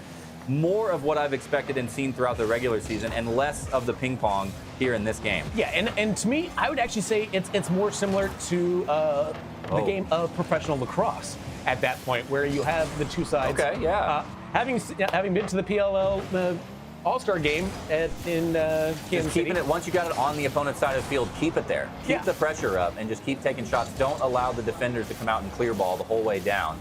We're seeing that more in this game than we have in previous games so far. Getting a little ping pong. Yeah, I think maybe the players heard me talking about it, and they said we wanted to play some ping pong today, not Rocket League. TJ left toward the center. Flip. Oh, Wookster wanted to get it. Dagger to be the follow-up, but Keysore gets there in time to clear. Beautiful opportunity there. High. Oh, there it is. It was high. It was gonna go. It was gonna bounce off. Oh, it's an own goal. Feels bad. But nevertheless, it's a 2-0 lead for Honeywell. Surely Honeywell wouldn't let a 2-0 lead slip by them with 1 minute and 54 seconds left to go. But I'm just a commentator. It never happens in Rocket League. You've never seen it before in your life, JT. I don't know what you're talking about. Up by 2 now. And again, that point was scored off that offensive pressure over and over. They took 3 shots in a row, and finally the 3rd shot dropped. Wooks, they're going to try to keep the pressure up for Wellsky. Minnie wants to clear it out and doesn't want to give him the opportunity. I'm curious to see if Honeywell will keep the pressure up or if they're just going to start to go into stall mode. 90 seconds left. We might see him start pushing into that corner just a little bit more often. Keysore wants to take a shot towards the net. Wookster in the background, setting it up. One thing I do love about our position here at MVP Gaming is TJ brings it in for a 3-0 lead now for Honeywell. Honeywell looking very strong. What I love about our positioning here, though, is that I can just look directly. So good. I can look directly at the players and be like, yeah, surely you guys wouldn't. Surely, wink, wink. I can get right up next to me like, surely you wouldn't. Surely you couldn't do it. It would never happen in Rocket League. Just breathe on the back of their neck. No, I wouldn't do that. Now Honeywell running away with it. The mental status of Wellsky cannot be good. They are about to drop the first best of 7 series, and they're about to drop it in the worst way possible. Currently sitting 4-0, 66 seconds left. I think Wellsky needs to get some plays together. They don't need to get goals. They need to get successful plays off in the last 60 seconds here. They have to know they can do it. They've got to have a good, clear mental slate going into the next best of 7. They've got to make something happen here. You do not want to start a fresh best of 7 and go down 4 or 5-0. That is not the way you want to start it. Yeah. You got to get something here. Getting blanks on the last game of the first series. They're gonna start feeling like Unwell Sky. Here it is. Here it is. Slow, patient. Oh, great save by Dagger, just matching the patience. They even had the demo in the background from Wellsky, but it didn't matter. So I loved seeing both the offensive patience and then the defense patience to match. Wookster shot towards the net, and there it is. I don't know if that's enough to call it a play, but that is momentum. They need it. Good pass from Keysore up over the top of Dagger. Dagger actually with a back pass set. TJ out of position. Wookster with a great shot towards the left. Super strong play there, and that's what they need. Now, 3 goals in 29 seconds, technically possible? Sure. I've seen a goal scored in under 3 seconds. Don't see it happening today, but Wellsky still needs to get some points on the board like this. Maybe I'm wrong that they can do it. TJ gets it cleared out. Perry was there for the demo. He was chasing TJ down. TJ a little built diffy in this one, and Dagger. Oh, and finally some noise we hear from the back corner from Honeywell. That might be the first time I've heard him pipe up a little bit. A couple cheers and laughs on that final one. If I had to pick an MVP of this series in this Grand Championships, I would actually give it to TJ right now. I feel like TJ has been really everywhere. He's been sort of that. Dagger's got all the opening goals. We've seen Dagger on the opening point a lot this series as well. So both of them trying to be on the scoreboard. But 1 assist, 2 saves, 5 shots. and 2 goals there. TJ really been looking good. the needed man in the middle for this Honeywell side, as they do get a bracket reset, taking victory in this first best of 7. Official Honeywell with the losers bracket upset. Now it is the real grand finals. Now there is no advantage. The WellSky advantage has been completely removed. The WellSky team has been quieted down here in the middle, and now it's going to a fresh best of 7 for the trophy. Couldn't ask for anything better. 5 minutes, yep. We're going to take a quick 5-minute break here, JT. Yep. Everybody get their heart rate down, take a breath, stretch your legs. GT, me and you are going to do the same. I think we're going to crack some fresh Red Bulls. Shout out Red Bull. Thanks for bringing us some stuff. Shout out to all our sponsors as well. Thank you guys all very much for helping support the Kansas City Corporate Esports Cup 2025 season, powered by the MVP Gaming Center that we are live in the building right now, getting to check it out. It's super awesome. Also, thank you. Big shout out to Casey Game On, Nick the Nerd running production right here next to me all season long. Big shout out to WellSky for bringing your team, and Select Quote for bringing your teams and sponsoring. Thank you guys all very much. Don't go anywhere. The grand finals, last final best of 7 series for the 2025 season's coming up right after this.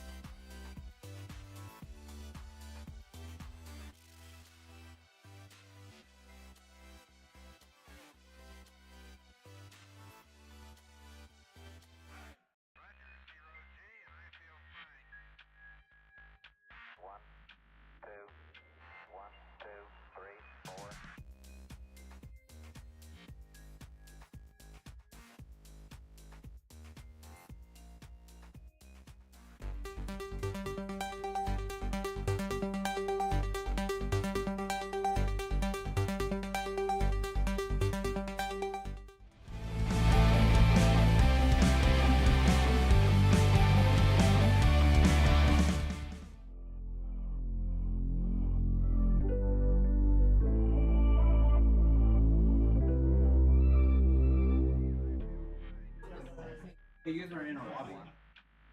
This is it. Grand Finals. Best of 7. Honeywell v. WellSky, the Titans of Kansas City Rocket League. Let's do it, baby. JT, Grand Finals at the MVP Gaming Center. Are you guys ready? The last best of 7. Let's get it on. Absolutely, as we have this beautiful all the way Red in the Bull far right back here, we got ourselves last the series. people who were Here able we go, to baby. reset Thank the you, Red Bull, entire for the bracket. We shout-outs. got ourselves the Honeywell squad, where we got names such as Blue and Dagger and. We're in. We're all in. Oh, you're in? Oh, okay. Well, we're supposed to. Oh, we're actually doing it. Okay. Anyways, we're heading back over here. Because we're about ready to break this bracket up. We're going to crown a champion. We're going to find ourselves a match if Nick can get us into the right lobby. That is step 1. That is step 1, yes. We got very excited. And then, as it turns out, life happens. JT, I'm all hyped up on Red Bull and Rocket League energy. That's a problem. No, that is not a problem. It's exactly what I need right now. I need to be vibrating with excitement, and I'm almost there. Right now, I'm just shaking with excitement. We need the full flash, vibrate through a wall excitement, and I'm almost there. If we can get to a best of 7, if we can get to game 7, I might just phase right through the floor. You know, I'm not a medical professional, but I do believe that is some sort of disease, and I think it affects like people named Barry mostly, and usually their mother dies and you can't ever Yeah, save that's them. true. My mom is fortunately alive and loves me, so I can't be a superhero. That is true.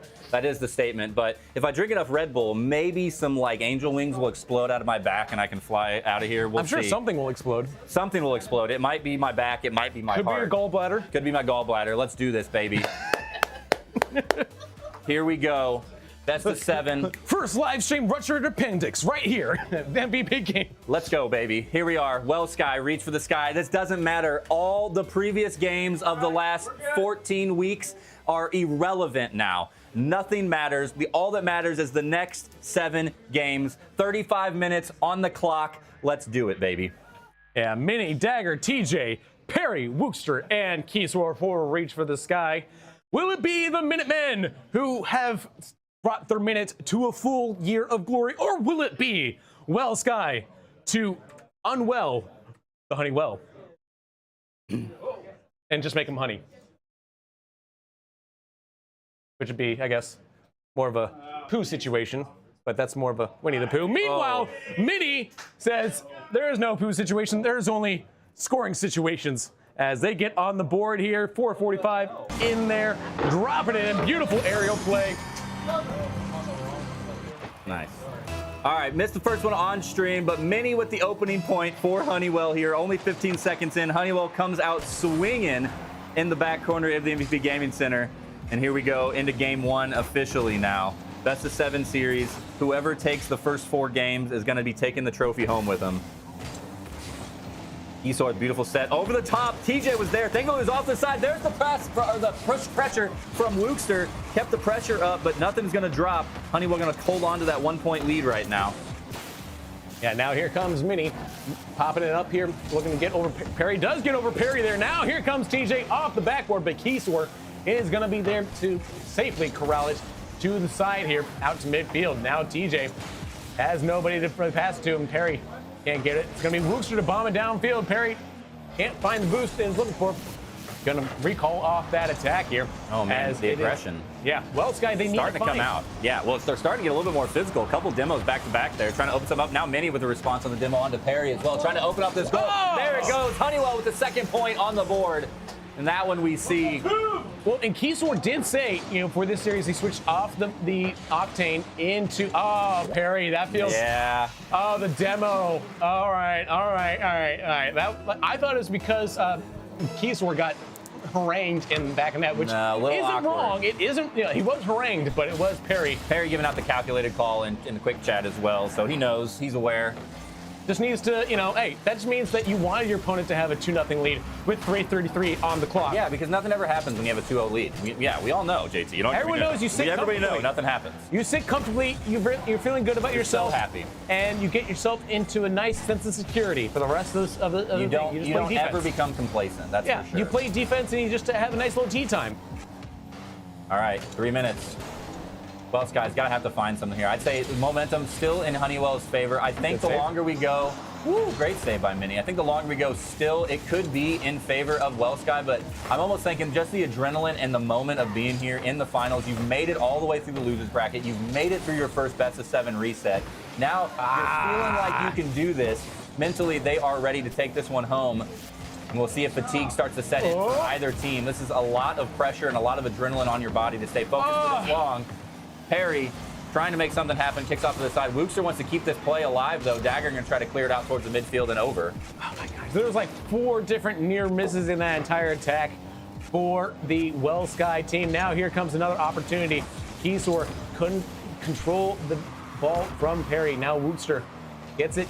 Centered ball there. TJ will clear it out to midfield here and gets it past his opponents. Dagger has some boost and a dream. Will Dagger find it here? No. Keysor is going to rally out to midfield here. And WellSky still searching for their first goal of this bracket reset. They're down 2-0 with 2 minutes left to play. Yeah, that timer is going by really fast if you're a WellSky supporter right now. You do not want to be down by 2 and just keep watching the seconds go by for opportunities to make points. Keysor, I love this. Nice and patient, wants to get over the top defender. Dagger not going to be confused today, though. Gets that one cleared out to the side corner and maybe just stalled out again. Up by 2.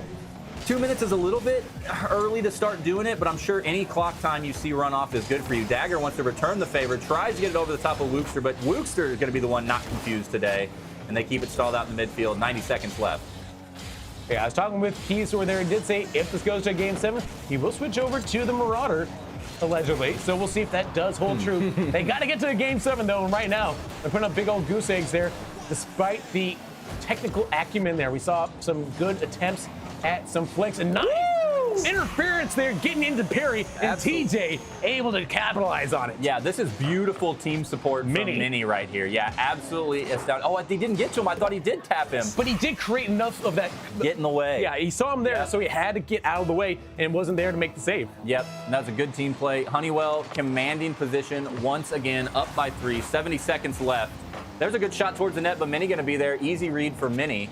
Get that one cleared back out. Oh, good opportunity here. Dagger get this one cleared out. Good rotations coming out here from Honeywell to make sure nobody out of position, and that WellSky, is not going to get the opportunity for an open net goal. Yeah, nice pop off the wall here. Keysor gets in the way of it, though, but they've got too many people in support for Honeywell.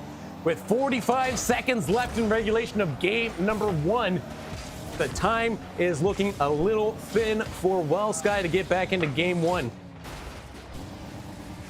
Last 30 seconds. I was trying to remember how we ended the last game. I think Honeywell might be at 5 or 6 unanswered points right now. I would say the 8. Last couple of seasons. Yeah. Oh, yeah, I think WellSky had the opening point in game 6, so I think you're right. Yeah, almost 8 unanswered points for the side of Honeywell. Right now, they are squarely in control of their own destiny.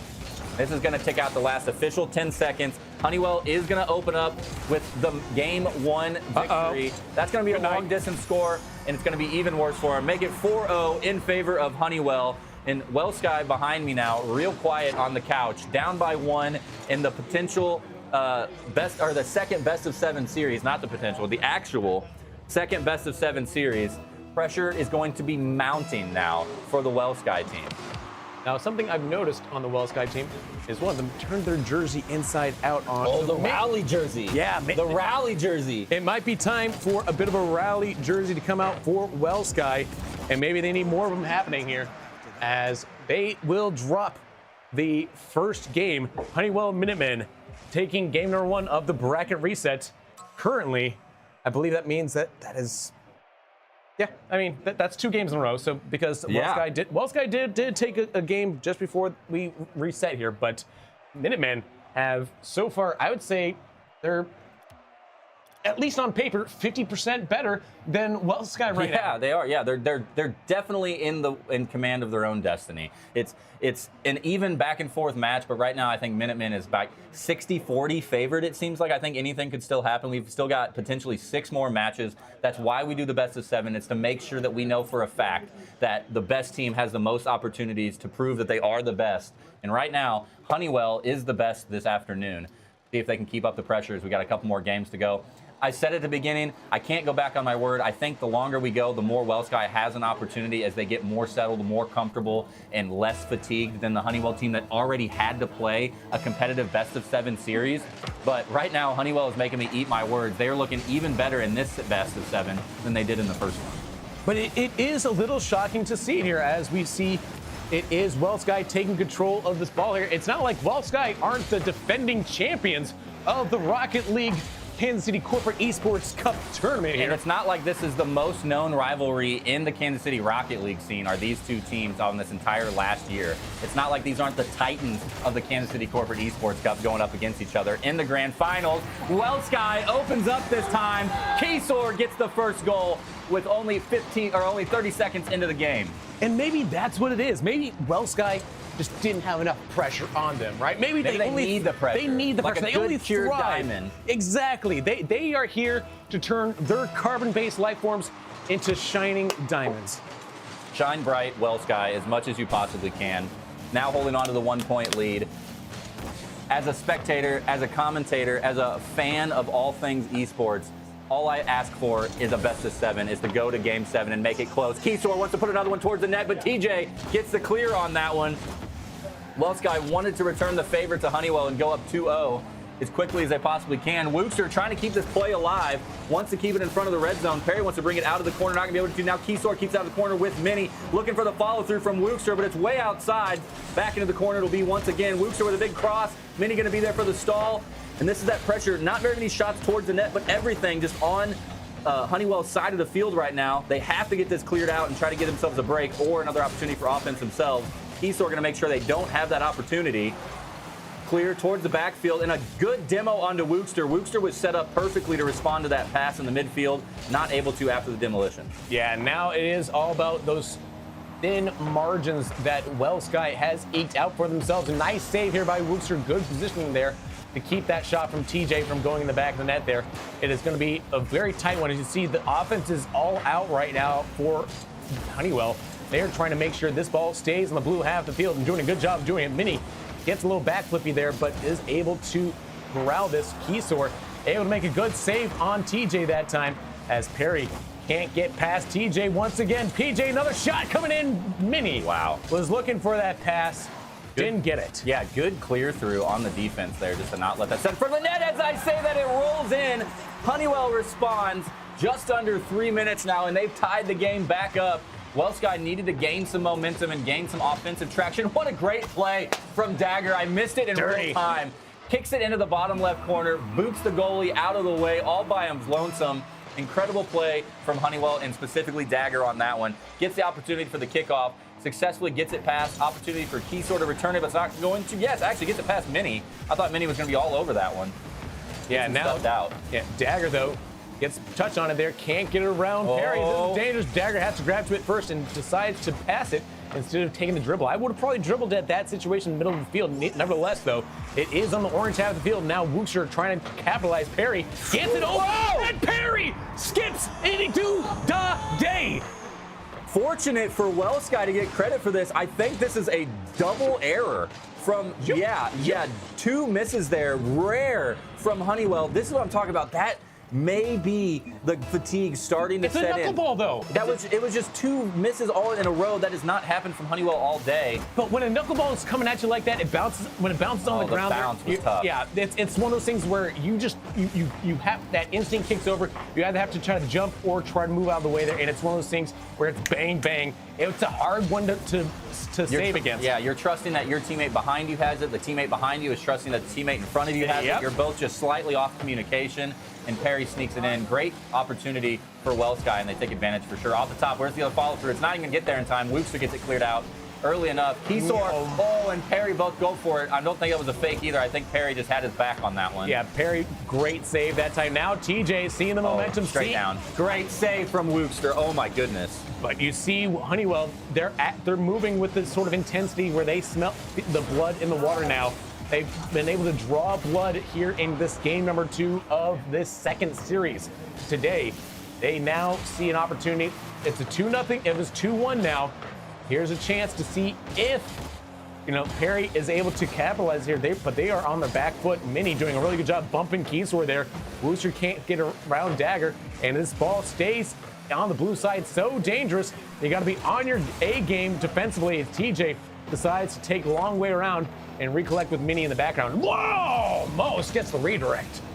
This is potentially the most important 60 seconds that Wellsky has faced so far in both series right now. If they're able to hold on to this lead, they haven't had many opportunities that they are in the lead. They have been struggling against this Honeywell team most games tonight. And right there, just like I said, the very important 60 seconds, Mini ties it back up with plenty of time on the board for either team to take it.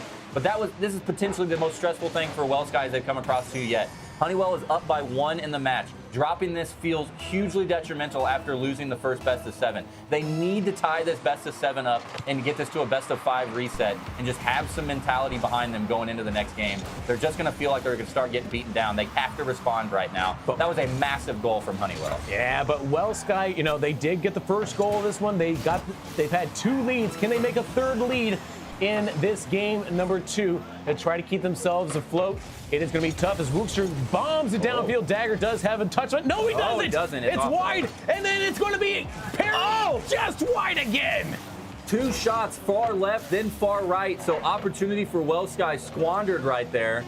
Last 10 seconds could be going into a quick overtime.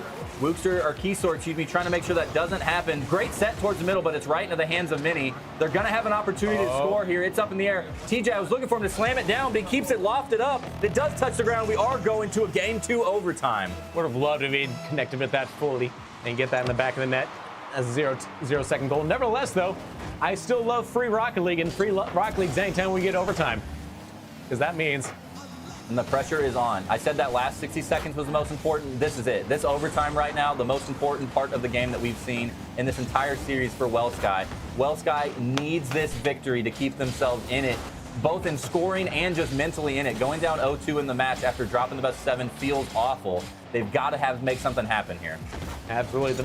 The most important moments of this match are right now until the next game goes on, and then that will be the next most important one. No, I don't. This one's a big momentum changer, I think. I think this really could determine the rest of this tournament right here. They've got to get this tied up. Down 0-2 feels just awful. It's so much more Rocket League to play if they don't win it right now. Wellsky needs this. See, I think that when a best of 7 there, if you drop 0-2, you're still fine. If you drop 0-3, then you're panicking. Then you're screwed. But yeah, it's really that, you know. Just feels bad, man. 0-2 feels bad. Feels bad. No lie.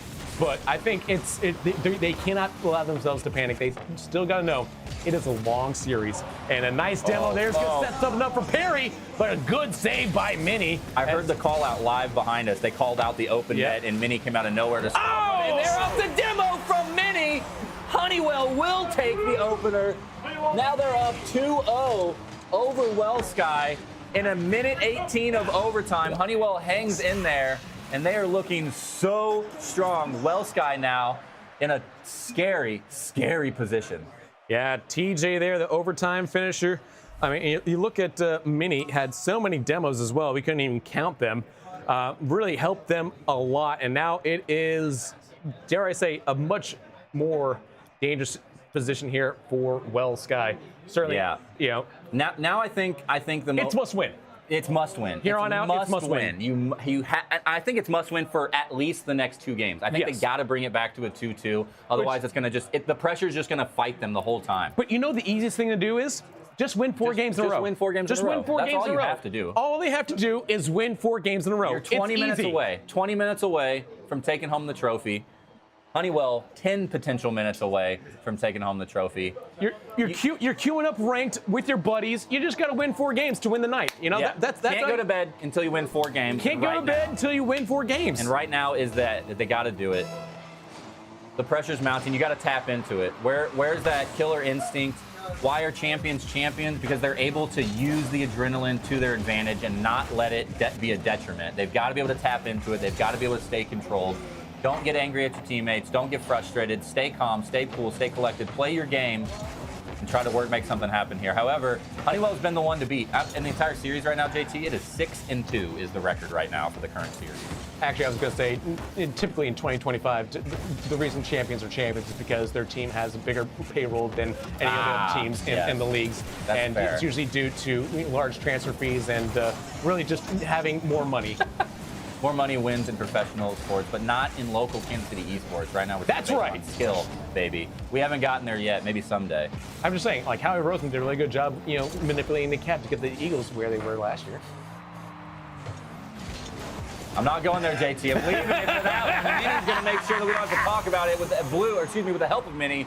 Blue going to make sure we don't have to talk about the Super Bowl last season here in Kansas City. We don't speak of that anymore. And Blue getting the opening goal for Honeywell. Momentum still in their favor, baby. Honeywell is in control of their own destiny right now.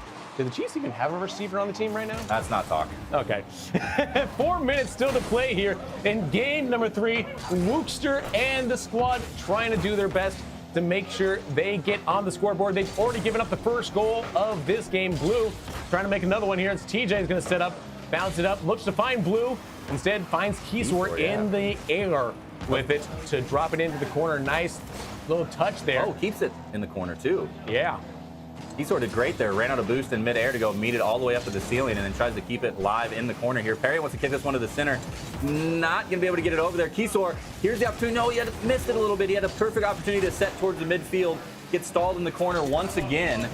Last 3 minutes left. 3 minutes remaining. Wookster trying what they can. I mean, they're only down by a single goal.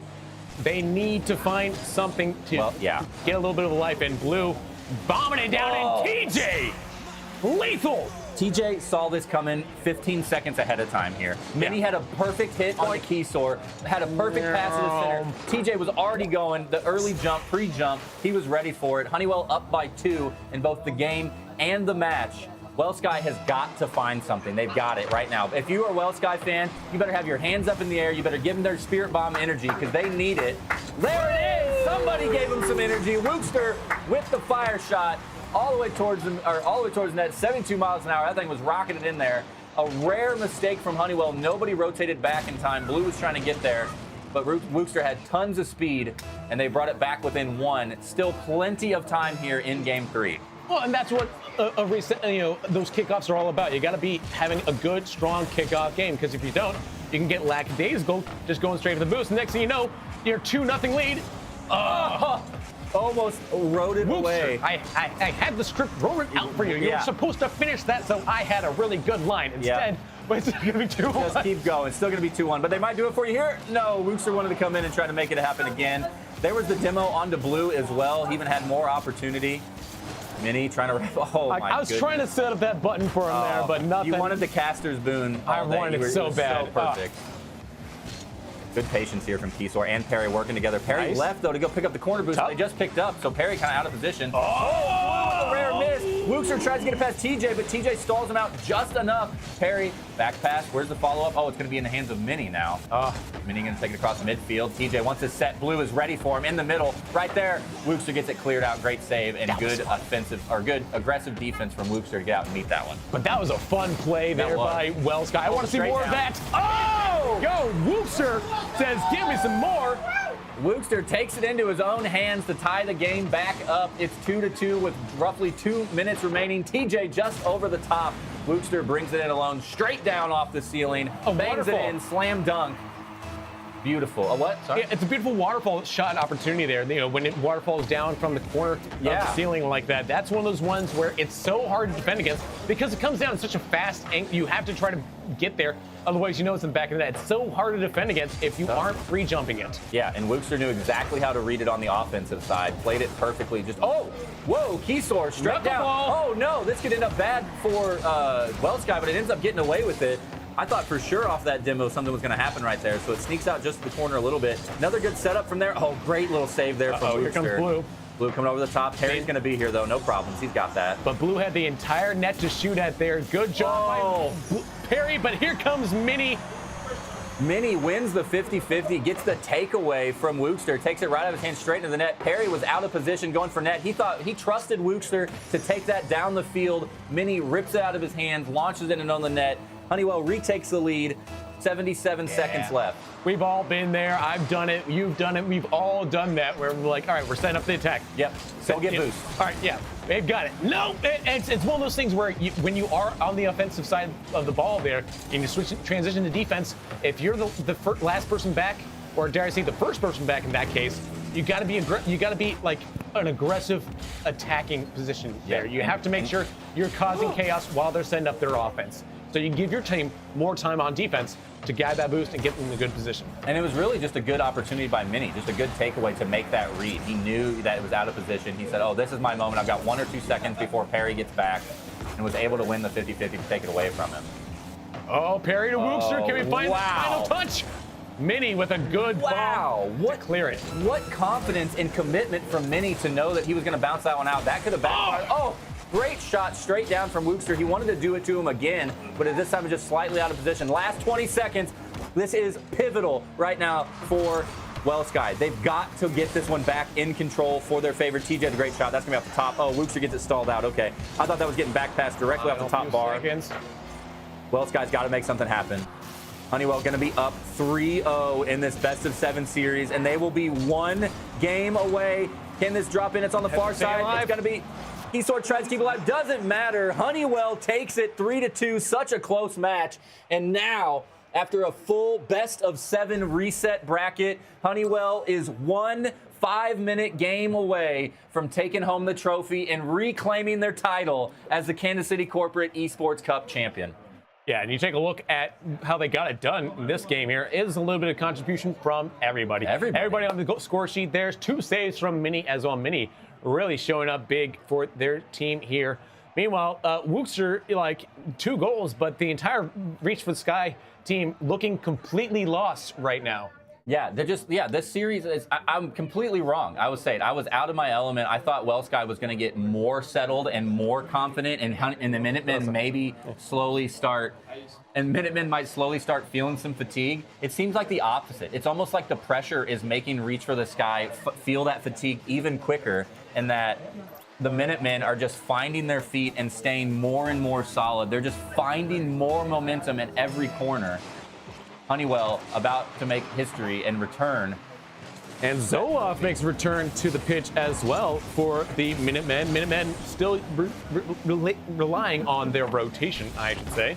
As Perry now gets this underway, looking to find Keysor. Can't find him, though. Wookster can't get it either. And really, it's all about these missed opportunities that Honeywell has had fewer of them. They've made the most of their opportunities comparatively. I thought TJ had a nice little set over Keysor, but Keysor will not be tricked as easily as I. Make sure to get it cleared out there. Well, he's Keysor, not Eyesor. That's true. I mean, going by, trying to set up in the middle here. Zoloff wants to set that towards the middle, going to get it to TJ, but Perry comes out aggressively. A little bit awkward here. I think we have there was a weird rotation from Wellsky. Scares me a little bit. That's a bump. And as I say that, just like that, I kind of felt that was coming. Look at all 3 of them are grouped up. Trying to see what happened. Oh, TJ did bump Wookster. Yeah, that's what it was. From TJ. I wasn't sure if it was a team bump or if it was, the opponent. So yeah, TJ again, clutch there, making sure, hey, I didn't get the touch, I didn't get the shot, but you know what I am going to do? I'm going to set my team for the most success. How do you do that? You get rid of the defender. Get rid of the defender, yeah. And I don't know if it was even necessary. It definitely worked and was a great play, but I can feel that coming from ahead of time. Wellsky just seemed slightly out of position. They were a little bit too grouped up and not really keeping the car's momentum like they needed to. Feels backflip, but what a shot. What a save by TJ there. Yeah, Keysor had him dead to rights, and TJ just so calm. Just a nice little finesse, just kicked it off to the side. Yeah, let me just push this over here. No, thank you. Great catch from Keysor right here. Oh, Zoloff takes it away, shoots it straight down, but Perry's going to be up for it, no issues. TJ and Mini don't even have time to try to take a shot. Last 3:30 now, potential. Honeywell just has to keep the lead for 3.5 more minutes, and they'll be going home with the victory. TJ wants to make sure they secure it. Oh, meets Wookster up in the air, and Wookster stalls it out just enough to make it awkward. Yeah, was looking for the flip reset. Instead, it's going to be going the other way, and Keysor has tied up the game for Well Sky. Look at this bump mid-air onto from Wookster's. Bumps Mini out of the way. Beautiful play from Wookster, Keysor, and Perry. They were all there. Perry was making sure nobody was coming up from the right side. Beautiful teamwork and gameplay there to keep Well Sky in this one. Yeah, now 3 minutes 19 seconds with a tie ball game, and now we'll see if Honeywell change tactics. Keysor now he's heating up, baby. 2 back-to-back with just a couple of seconds off the score. Look at that patience. Just says, he's not going to hit that. I'm going to chip it over both these defenders. The double commit on defense comes back to bite Honeywell. They cannot get complacent. They are still playing one of the best Rocket League teams in KC. Even if they're currently in a commanding position, the reverse sweep always looms deadly in the background. Yeah, and what's interesting too with Keysor is I'm also just looking a little bit at their cameras thing, and he's got his camera set so far back it's like in another zip code behind his car. Nonetheless, he's still able to make some phenomenal plays with that camera setting.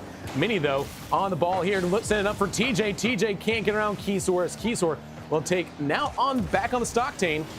Oh, that was a great teamwork with Perry, but Zoloft comes in there and just disrupts that entire offensive push. Wookster gets good credit on the save there. Keysor wants to keep this on the orange side of the field. Perry wanted to get a setup, but gets stolen away by TJ. TJ looking for something over the top of one defender. No, Wookster gets up there. I thought Wookster was definitely going to be underneath. Zoloft, great set off the center, but it's not going to matter. Perry had a chance. I think Mini was there for a save regardless. I like that better. I like that better from Perry, honestly, because sending that off to the side. Oh, I'm wrong. I'm completely wrong. Backs up all it backfired on him. Backfired on him. I agree with you. I thought it was okay. I thought he said, yeah, I'm not going to give this in control of Mini, but it doesn't matter. They walk it all the way back down the field. Honeywell erases Well Sky's lead, and now we're all tied up 2-2. 2:14 remain. Honeywell up by 3-0 in the match. All they have to do is win this last game and take home that trophy. Yeah, I thought they were playing 5D chess. Turns out I was playing checkers. So they definitely get a better.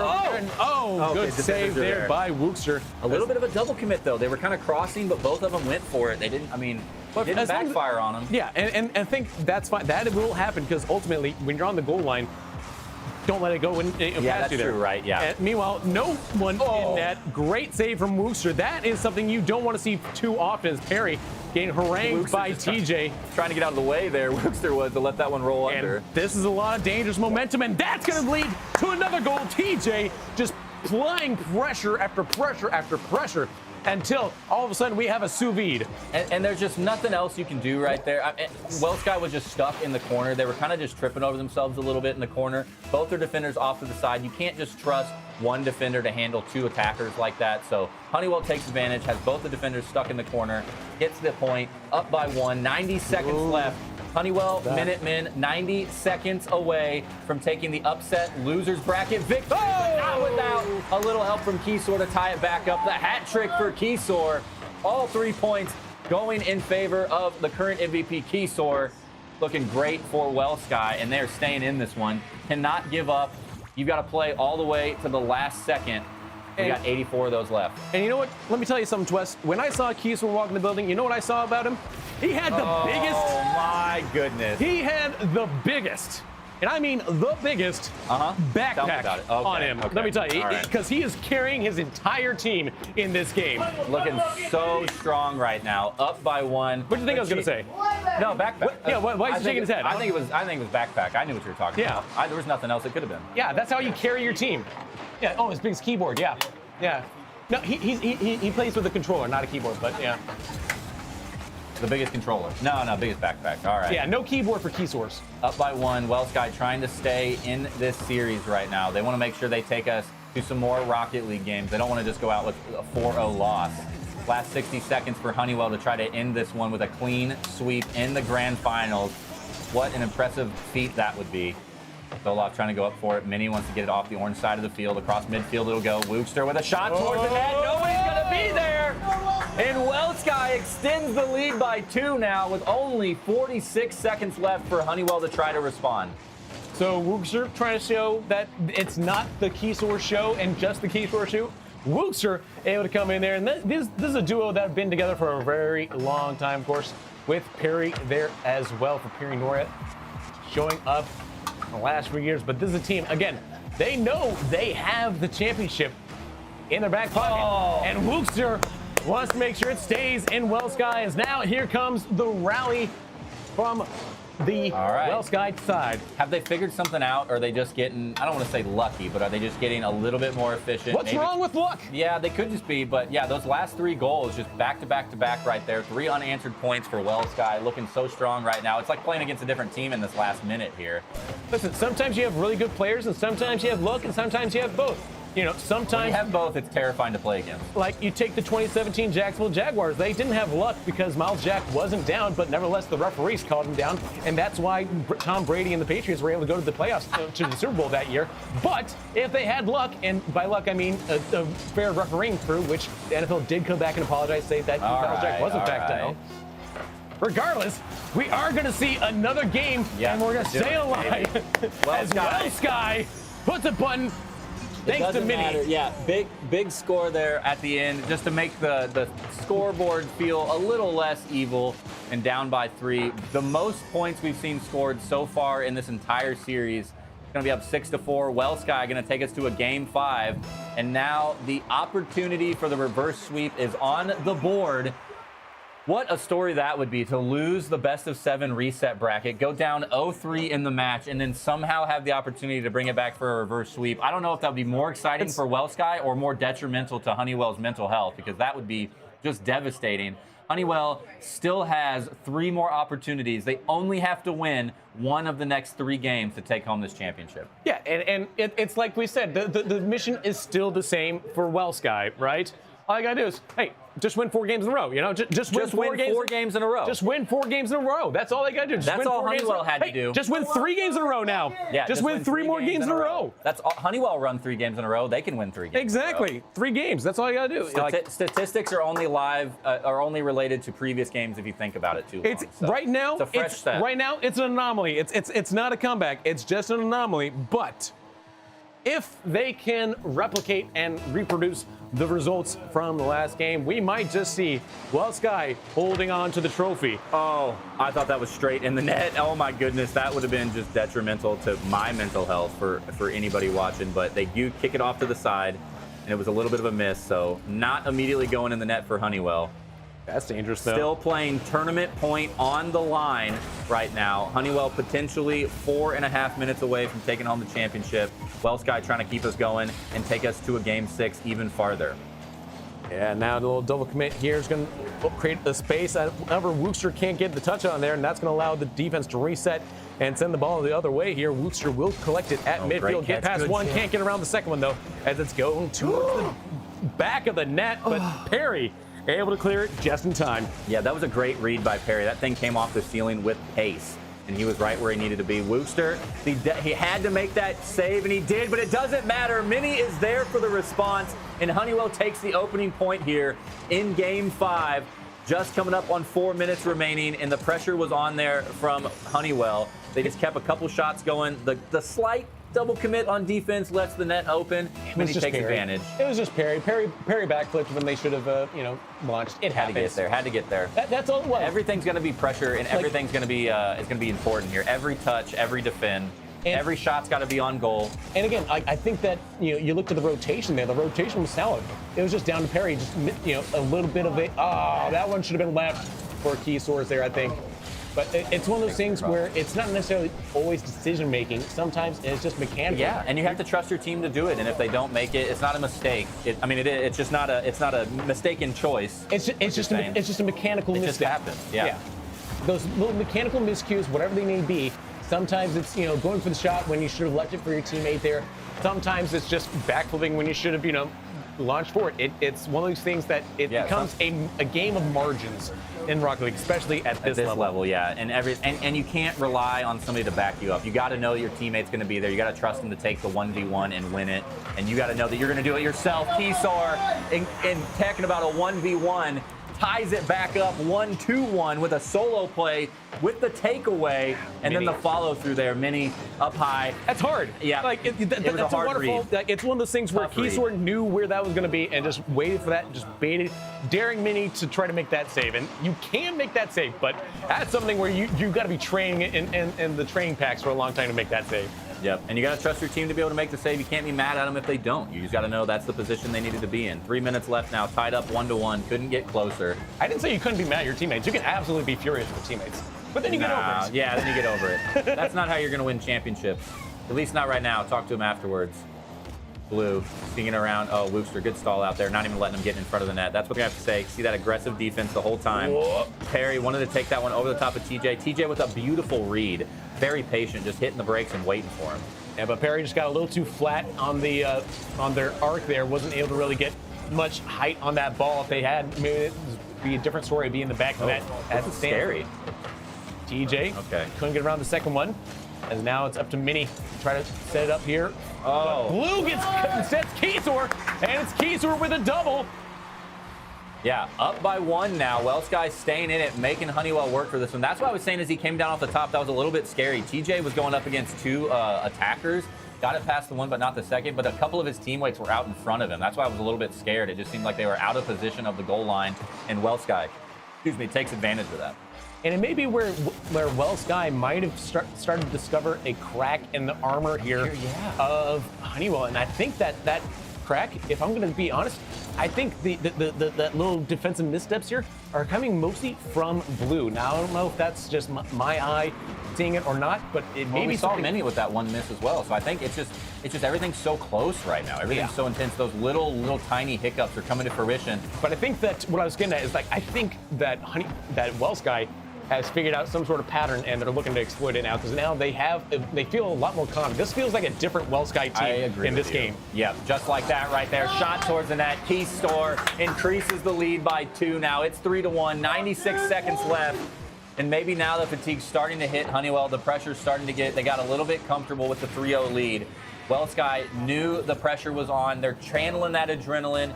When the line is backed into the corner is when they strike, so you got to make sure to keep the pressure on if you're Honeywell. You can't give this one up, and you can't slow down. You're still playing against one of the best teams in Kansas City. Yeah, so Honeywell, I think that what they need to do is they may need to focus on a different plan of attack here. They love bounding off the walls here, but I think a little bit more infield passing here, that's going to be a major change. Keysor, does he get a fourth? That's a layup, and it gets denied by TJ. Keysor, though, still lost second bite of the apple. Looking for Perry. Perry, can he drop it down? Mini. Beautiful save. And textbook. Incredible couple of saves there from Honeywell to make sure to keep that one out of the net. Last 60 seconds now. Time clock in the favor of Welsh guy. Keysor wanted to get another one in the net there, but he gets it taken away. Under a minute left. Blue towards Mini in the center, but it goes off the side. TJ wants to keep it live, but it'll be missed as well. So a couple of opportunities there for Honeywell get passed by. Keysor wants to do it, increase the lead, wants to guarantee this victory now. Time running down, everything. Father Time is on the side of Welsh guy right now. Wookster wants to bring it to the hole. Great save from TJ. How did he get the angle on that one? Kicks it out of the net. TJ wants to bring it to the center. Blue trying to keep this one alive. They're going to take it away from him. Follow it, and it's off the left side. There's Keysor. He knows he's in the background. And that is almost going to guarantee Welsh guy going to take this game. 18 seconds left. I do not see Honeywell making 3 goals. The fake out from Perry, that was definitely intentional. Where's the calculated? I didn't see where's the calculated? I didn't see a calculated. I didn't see a faking call out, but that definitely was on purpose. It absolutely wasn't a mistake. But fortunately, Keysor was there in the background to back him up. And again, that's something that we've seen from Keysor, something that we love to talk about is, everyone loves to kind of rag on Keysor. It's like, why is he doing more? Well, it's because he can pop off like this. It's something where he has the biggest backpack of anybody you've ever seen, and he can carry his entire team. Wow. And now they have brought it back within 1 game. Yeah. 3-2. Just win 2 more games. Just win 2 games in a row. That's all you do. Forget about the past. All you have to do is win 2 games in a row. The Honeywell Minutemen have now dropped 2 games in a row. They cannot afford to do that again. They are 1 5-minute game away still from taking home the trophy, and they've not been able to cinch this one out. That's right. We're still on championship point. I forgot about this. Championship point for the last 2 games. And yet it feels like a completely different shift in the momentum here. It does feel like all of a sudden, Sky have and truly woken up. I feel like maybe Are they woke Sky now? I shouldn't have backtracked on myself, JT. I said the longer this goes, the more Sky is going to feel like they're in the commanding position. And the last 2 games have, at least for now, proven that. Wookster coming in. All right. Oh, TJ with a shot right towards the net. Keysor going to be there easy. Wookster was up in the air. I thought that might have been a more open net because he was kind of stalled out in the air, but Keysor wants to walk this one in also. And something that they've changed now is no more for the Zoloft. Instead, yes, they have Dagger in replacement. That's been the 2 that they've been swapping off and on all day here. As you see now, a little bit of a hodgepodge Harry carry situation in the corner there. Wookster can't get a touch on it there. Now it's going to be Dagger who has to get battle against Keysor, who gets the better of him, but TJ is able to lead it towards the back end. Yeah, Keysor had to kind of put himself out of position just to make sure the offense couldn't get past for him. Keysor was setting up for his own offense and then had to just kind of defend and stall out because his teammate got beat there by 2 aggressors. So good read by Keysor to do that, but it puts him a little bit out of position to make up for it. Yeah, now nice little read there by Keysor, reading what Mini was going to be able to do there, and Keysor finding nothing. Oh my goodness, big missed opportunity for Sky there. They had a couple times that they could have taken shots, not able to commit to it, in a very lucky situation to get out of if you're a Honeywell fan. That one easily could have dropped either one of those shots. There's the shot from Keysor. Another one with the follow-up from Wookster. This time, Mini was there for a great save. Doesn't get credit for it on the scoreboard somehow. Incredible save from Mini after the 2 shots in a row. And so that's 2 offensive plays that Honeywell has gotten away with. Honestly, it does feel like Sky just booked a trip to the SS Anne because they kept looking in the trash and they found nothing. Yeah, this reference I understand. Thank you. That one I know. Yeah. That reference, JT, I knew. See, Pokemon fan, I can keep up with. All the other anime, not as much. Sometimes it takes a while to set up the joke, though. You know, I saw where you were going with that one from the beginning. Loved it the whole way through. Yeah. All right, setting up here. 3 minutes, still no points on the board. Oh, that's... JT, how important do you think it is to get the opening point here in this game? Not very. You think it's all right? Yeah. You know you can respond to it, doesn't matter too much? Yeah, I think that this Even is enough. I think whoever scores the goal is going to go up a kickoff goal immediately afterwards. Just return the favor? Yeah, sure. it's going to be 1-1. We're going to go straight to the overtime. It does seem crazy how that happens. You'll go 4 minutes with no points, and then it's just everybody responding goal after goal to each other. Yeah, it's and like then if you score a goal, then if I'll anyone score a wins, goal. it's 3-3. And we're still going to overtime. It is amazing how often that happens. Right now, the defense looking so strong. Another missed opportunity for Sky, just slightly off to the right this time. Honeywell, I think, is getting away with it right now. They have been out of position a couple of times, and Sky just not able to commit to getting the point. Now, this is a good ball here from Keysor. We're going to drop it in off the backboard. Look for a friend to finish it. No, tie again. Wookster sent it tall. Where's Perry? Drop it down. Doesn't matter. Now they're drop it low. Now they're going to be out of position. Keysor going to have to get all the way wrapped back around. Perry's still in that far side corner. Wookster is there. Good clear, and a good trust in your teammate to know they're going to be there. But still, something about these shots there. They keep going too high, too high. You got to treat it like the dance floor. Drop these shots low, y'all. And there it finally goes and drops. And now Sky with the opening point. He dropped it low. Dropped it low. Indeed, he did. Kept that one with a downward trajectory the whole way, baby.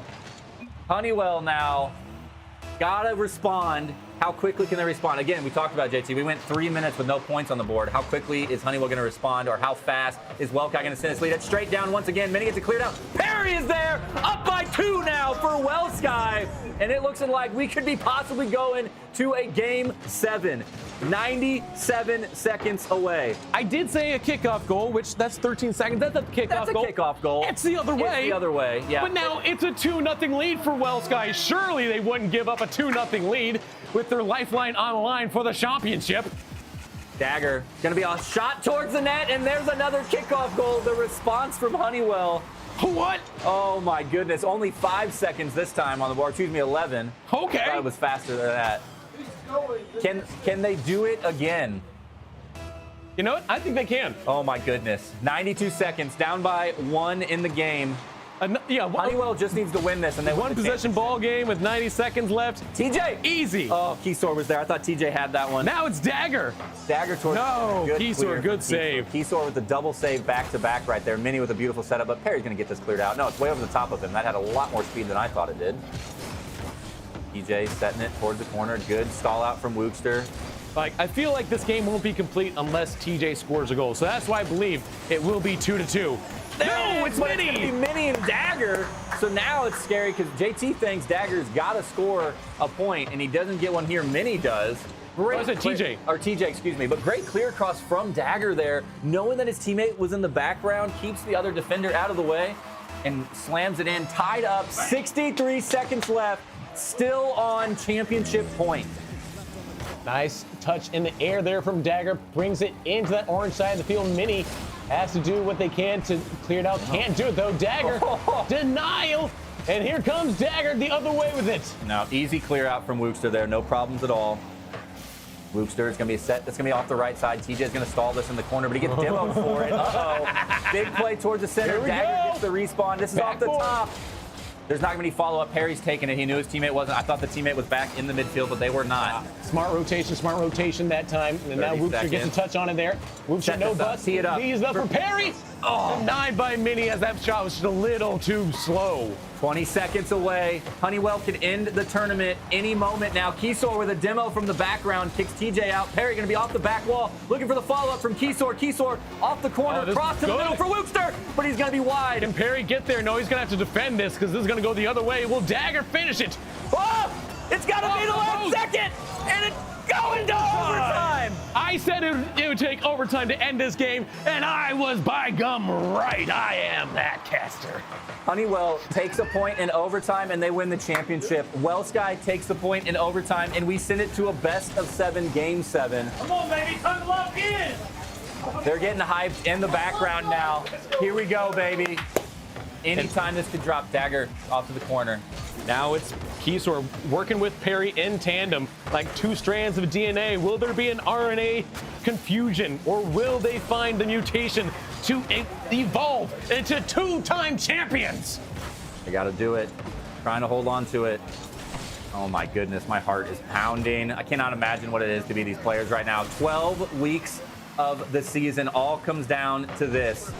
Honeywell trying to end the tournament right now. TJ sets it up midfield, loses a little bit of momentum, however, stalls out in the corner. Wookster with a great catch, gets it over both the defenders. This could be a roll cross to the center. Minnie's going to be able to get there to stall it out, though. Great aggressive defense to knock him down. Good catch from Wookster. Off to the side. Minnie will collect this, and this should be an opportunity for them to 50-50 with Keysor. Keysor does win that 50. And now Perry, opportunity into the orange corner. Keysor dropped in. TJ with a great save. Setting up. Minnie won't go for it. Wookster instead looking for the backboard. Dropping down, and look it's at all well covered. Oh, I'm scared for him right now. They were all committed to that defense. All three of them went for it. They know they can't let the ball drop in, but man, that is scary when all three of them go. Open net. Minnie could be able to get there in time. Will be able to. Clears off to the side. Nice sigh of relief there, but it's not over as Honeywell transitions to offense here. They're looking for the attack. The nice pass in is a little tall, but it's going to be cleared away by the defense led by Keysor that time. Dude. Minnie. JT, I can't imagine what they're feeling right now. I am losing my mind just watching this go on. TJ shot towards the net, and he does it! Honeywell seals it out. Let's go, Tom! Reclaiming the championship after losing it to Wellsky last year. They took the reset. They went through the losers bracket. They climbed the highest mountain that we have here in the Kansas City Corporate Esports Cup, and they come out as Honeywell, the champions. Wow, what a series, JT, that was. What an absolute amazing gameplay. They fought that one to the bitter end. Wellsky held that in as long as they could, took us to a game 6 and took us to an overtime game 6. They wanted so hard to go to a final game 7. Absolutely incredible play from Honeywell. And wow, they retake the trophy to go home to them. Yeah, and you know what I love about this as well is already we've had 2 competitions end today. We've had the Marvel Rivals, we've had Rocket League, and you know what? We got 2 different companies winning. Yeah, Wellsky wanted to take the sweep home today. Exactly. Not able to, but congratulations to the Minutemen on this one for Rocket League. If you think that these are completely dominated by one team, by one company, it ain't. It's the Kansas City Corporate Esports Cup. Anybody can win it. And this year, like so many years in the past, it goes back to Honeywell. Yep, they've retaken the championship again. They've proven that WellSky will not be the dominated performances they were last year. Fought it out to the bitter end. Oh my goodness. And their name is going back on that trophy right there for the 5th time in 6 years. Honeywell will be taking the Rocket League series. But both of these teams, madness, the actual titans of Rocket League in Kansas City, incredible gameplay throughout the entire season. WellSky knocked both Honeywell teams out of the playoff brackets. Honeywell knocked WellSky out of the grand finals. It's back and forth. I can't imagine it's not going to be again for the 2026 season. We're going to try to get the Honeywell team over here. They're getting set up, guys. You know what they're getting set up for right now is League of Legends. We're not done. How far are we right now? We are 7 hours into the broadcast right now. 6 hours and 15 minutes. Sorry, 6 hours and 15 minutes into the broadcast, and we're not done here at the Corporate Cup. We got more. League of Legends, baby. More here at the MVP Gaming Center. Cannot wait. Nick, so we are going to take. team? We're going to get everybody corralled together. We'll take a brief break to get everybody figured out. When we get back, we got trophy presentation. Trophy presentations, and then League of Legends, not Rocket League. League of Legends. Rocket League. After that break. Don't go anywhere.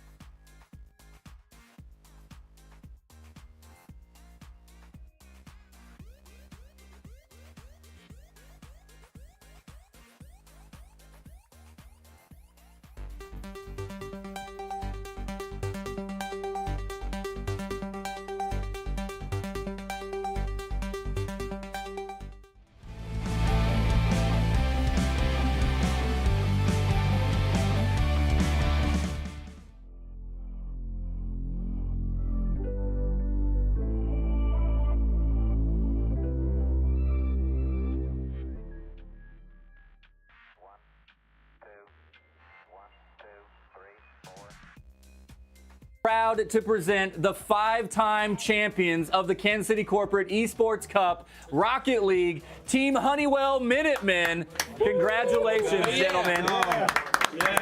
Putting your name back on the pedestal. You guys have got all your names on here from previous years. Removing WellSky once again and taking it back home. How does it feel after waiting all year, getting taken down by WellSky last season? How does it feel to take this one home? Oh, man, it feels great. It's been exhausting, but we made it through. Long season this season. Can we line out their name from last year? No, you do have to leave it. We're going to do, eventually when we run out of sides, we're going to Stanley Cup it. It's just going to keep getting taller. So we got to have the history on there. It's part of the legacy. You have to know that it was taken away from you and you earned it back. It wasn't given to you. You didn't remove them from the history books. You put yourself back on there. Yeah, no, a lot of great teams, a lot of great competition this season. Thanks everyone for coming out. Yeah, thanks for playing. Yeah, we're on top. Thank you very much to Honeywell and all the other teams that allowed everybody to participate. Thank you guys very much. Super awesome. You guys have comments on the season? How does it go? How'd you guys have a good time the whole season? You guys enjoy being live at the finals again? Yeah. This is a great venue here. Very nice. It's very intimate. I really like it. It's very cool. Yes, I love this. This is high quality. This is it. Very intimate. I can do this if you'd like, if you want me to. Yeah. So I was figured you guys want to hold it. So TJ, got anything to say at all? No, it was fun. I had a great season. He's on with my team. 20 Red Bulls. Yeah, I already had I think I'm on 4 or 5. Yeah. I'm juiced, But, maybe. no, it was a lot of fun. Yeah, I'm glad that we were able to do this and be able to come out with the win on top. So.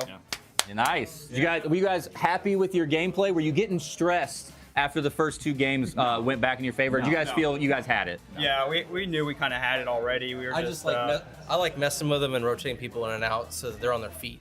Oh, you don't never know. Who's your A so team? they're ready for next season. Right. Yeah. Okay. Yeah, no, it was good overall. I mean, our captain Blue here, he managed it very well, and I'm glad we were able to. He's the man. There you go. Big team captain MVP for Blue. There it is. And then my final question before I stop bothering you guys on camera, are you coming back next season? Are you guys ready to practice for next season? Or are you going home with just a 5-time champs and that's going to be enough? I don't know. It might be the last time. I'm not too sure yet, so we'll see how it. No way it's last time. We're coming back. Coming back. Blue's got a crazy, incredulous look on his face. Like, who are these crazy people? This guy, he's kidding Yeah, himself. getting supported by your own company to come play Rocket League. I don't think you guys can beat that very much. So. Nope. So, all right, guys, final congratulations. Any shout outs to anybody, loved ones at home that let you play every Wednesday, that you have to manage kids, or let you come here on a Saturday to play video games? Anybody? My wife, Fallon, she's big pregnant right now. Oh. Pro gamer. Nice. Appreciate you. There you go. And my stepdaughter, Ava, my stepson, Jace. There you go, guys. We got to shout out our teammate Trevor, who couldn't make it Trevor, today. dude. Oh, But yeah. clean sweeper, he came in there and clean sweeped Well Sky right on up. Nice. TJ, anybody? Yeah, just I mean, all the other employees at Honeywell, thank you for watching us and helping us out, being there to represent and support us. So You guys officially don't get to take this home today because we do have to engrave it, but I do believe it ends up in the trophy case that you guys have. I think it's been there before. I think you guys know where it goes. This time. Got it set up? yeah. Yeah, it's got a nice little home for it now. Yep. Nice. Yep. Any last minute shout outs? Oh man, my wife, she's a trooper, man. Kelsey. She always takes the 2 kids on Wednesdays, and I'm like, oh, I'm so sorry. I got to go play She's Rocket got 'em- League for my she's for my got 'em corporation. today, Yeah. So she's been a trooper. Trooper. Thank you guys. Thank you all very much, significant others and wives. Congratulations once again, your 2025 season victors, Honeywell Minutemen. All right. Thank you guys all very much for watching. It's been a fun day, but the fun's not over, baby. I get to finally take a break from casting. JT Displays gets to take a break from casting, and we're going to send it over to the League of Legends crew. Thank you guys all very much for being here and supporting esports in Kansas City. Big shout out to MVP Gaming Center for allowing us to do all the live event here. Shout out to Casey Game On for running all the back end and helping grow esports in Kansas City. Big shout out to Well Sky and Select Quote, both allowing their players to come and supporting them as well as being extra sponsors in the Corporate Cup. JT, any final words? We're passing off to a different crew to the rest of the day. We're done. We're done. Cut it. How are we still casting? We're done. Pizza. We're done. Pizza. Thank you guys all Thank you very guys much so for much. watching. See you guys next season. Have a great one. We're all good. We're done. I just want pizza. It's pizza time, baby. Woo! I got this one.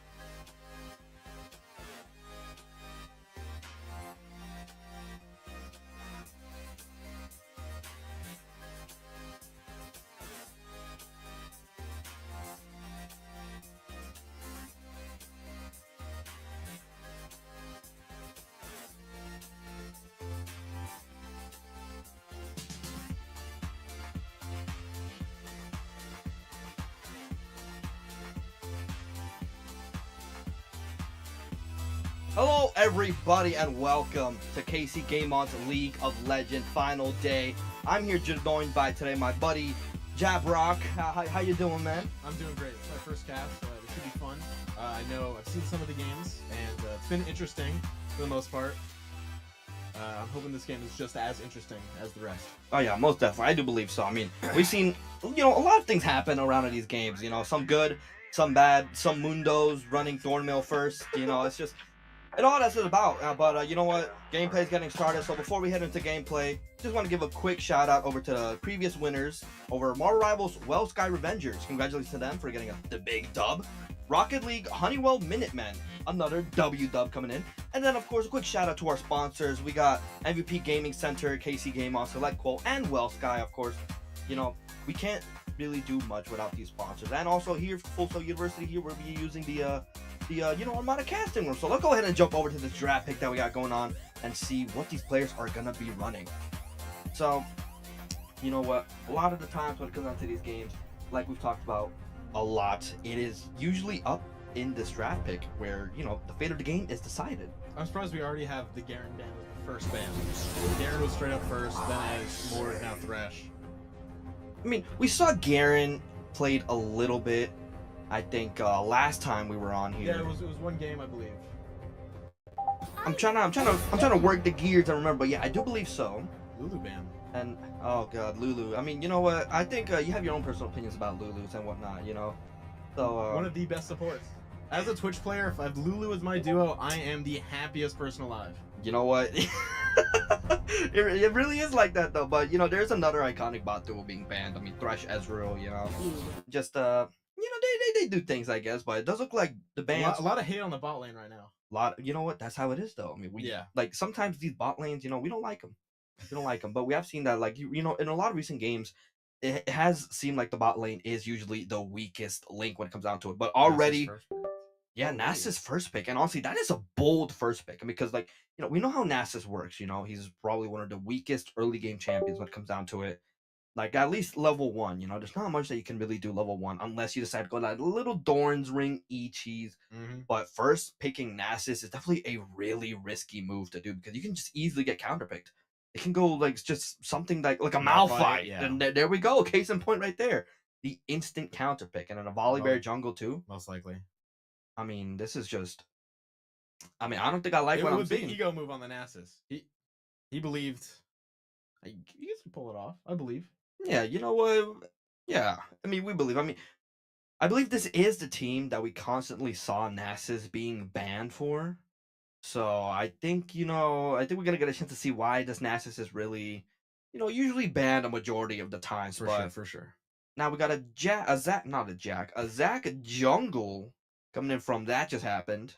And, I don't think I've seen Zac jungle in a while.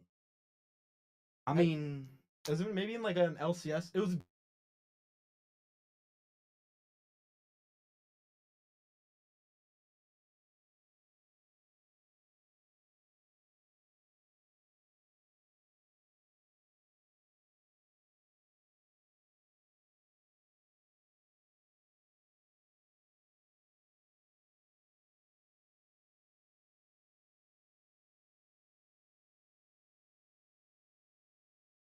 I don't know, but yeah, again with bot bans. I mean, definitely. I mean, I don't think Seafood are big fans of the bot lane coming in here, but I mean, a Kog'Maw, Ezreal, Kaisa. This is just, I don't know, man. I don't know.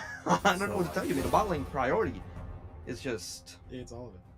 It's. I don't know. It's definitely. It's something. It's something. But going over Shen ban, like. A more diverse ban coming in, but like I'm just, banning. They already picked their top laner.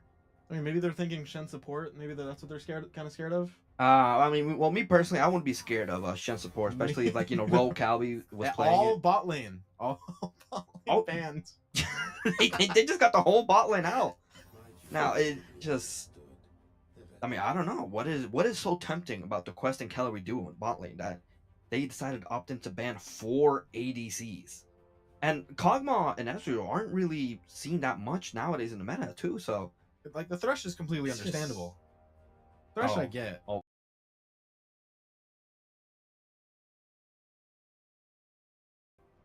Yeah, but I don't know. And then okay, Caitlyn pick. Okay.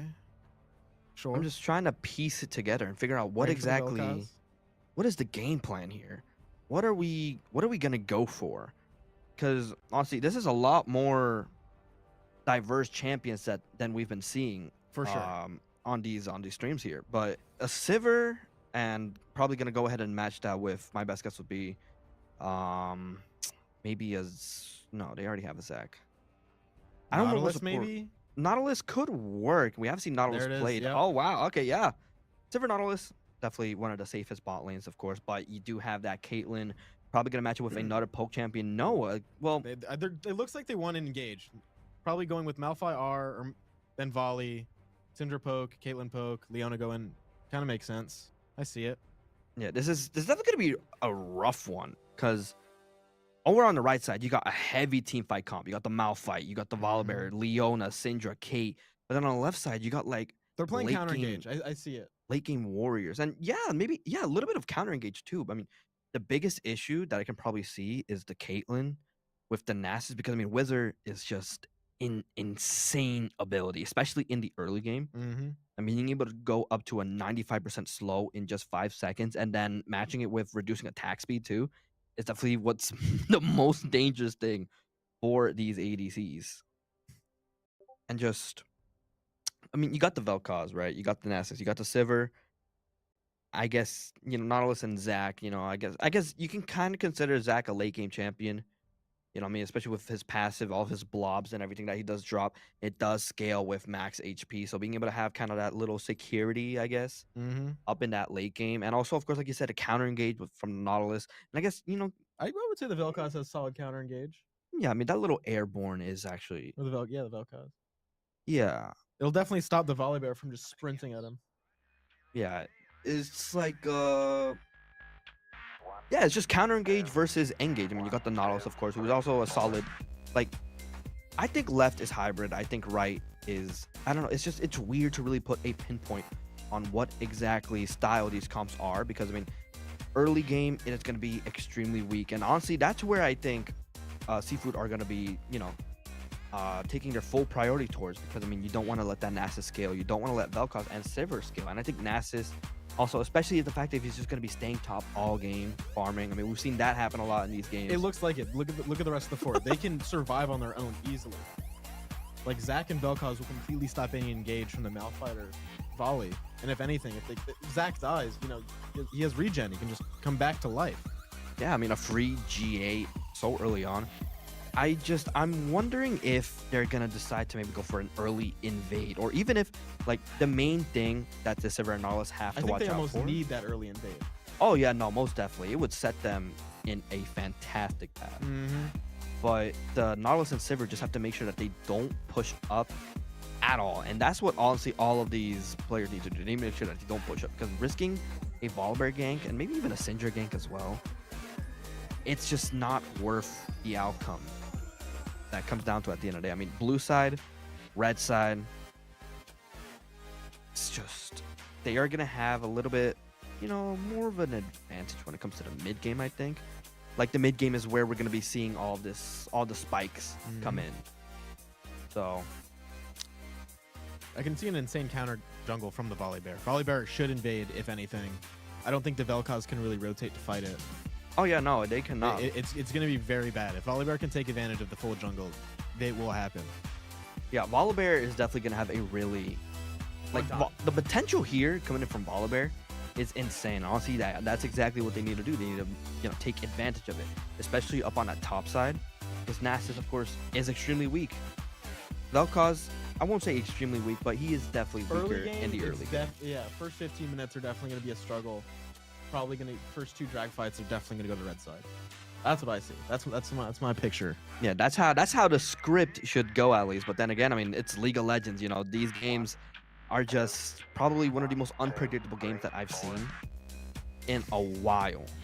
So while we go ahead and wait for the spectator delay to just, end in just a moment here, I want to give my little predictions on what's going to happen. So Volibear is probably, he might go for a little invade, but somehow messes it up. I'm putting it all in. Volibear is invading. All in, Volibear is invading.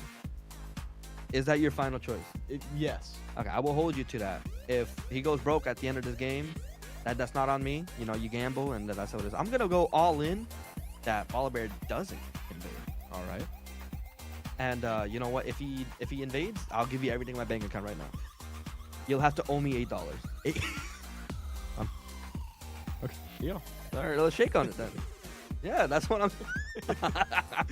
That is what I am talking about when it comes down to it. So, you know, what I've seen a lot coming in from Seafood is that they don't really stick to, like, some of these players don't stick 100% to their role. Like, I'm pretty sure I saw Bard Pitt.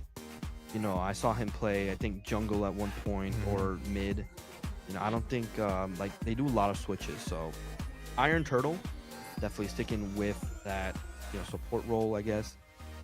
Looking at... Silver double cleanse as well.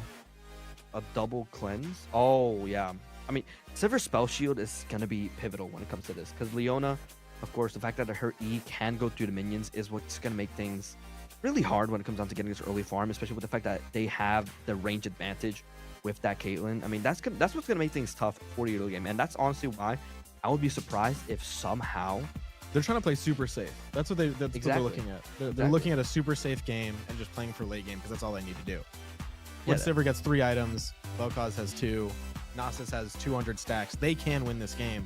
It's if the Volibear can take it early, or even the Caitlyn. Yeah, this game is just really just the jungle for jungle. But it's just the thing with the bot lane is, you know, Caitlyn's range is far greater than Sivir's range, of course.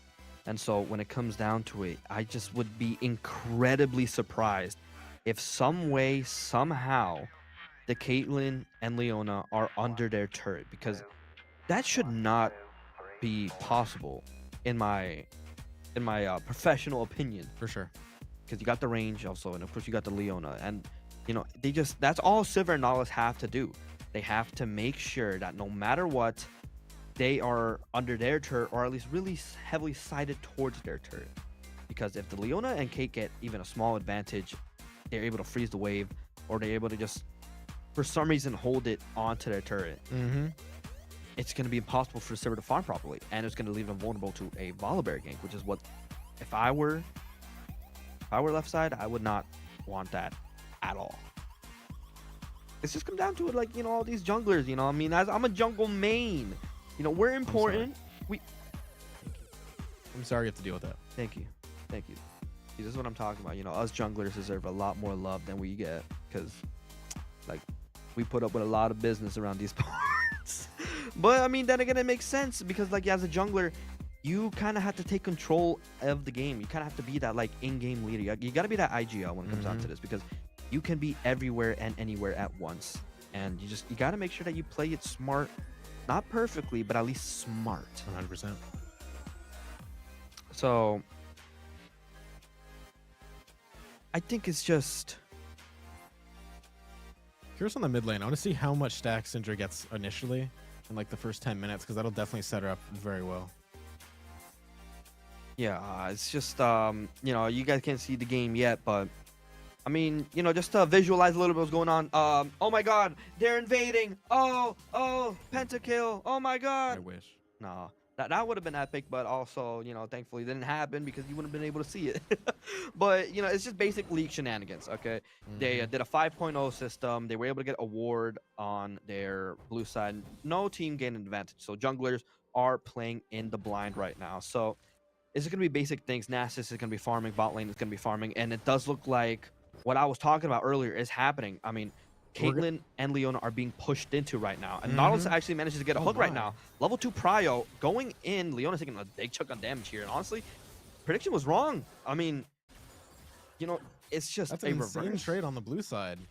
Yeah, just a complete reverse of what we originally anticipated to happen. I mean, Caitlyn and Leona taking a lot of damage already. Gonna have to force them to use those pots is definitely what's gonna be kind of a little bit of an edge, but it looks like Zach is going to be going for an early gank on a Syndra here, but not really going to get much value out of it. No flash, no spells, no kill, nothing. Just showing presence.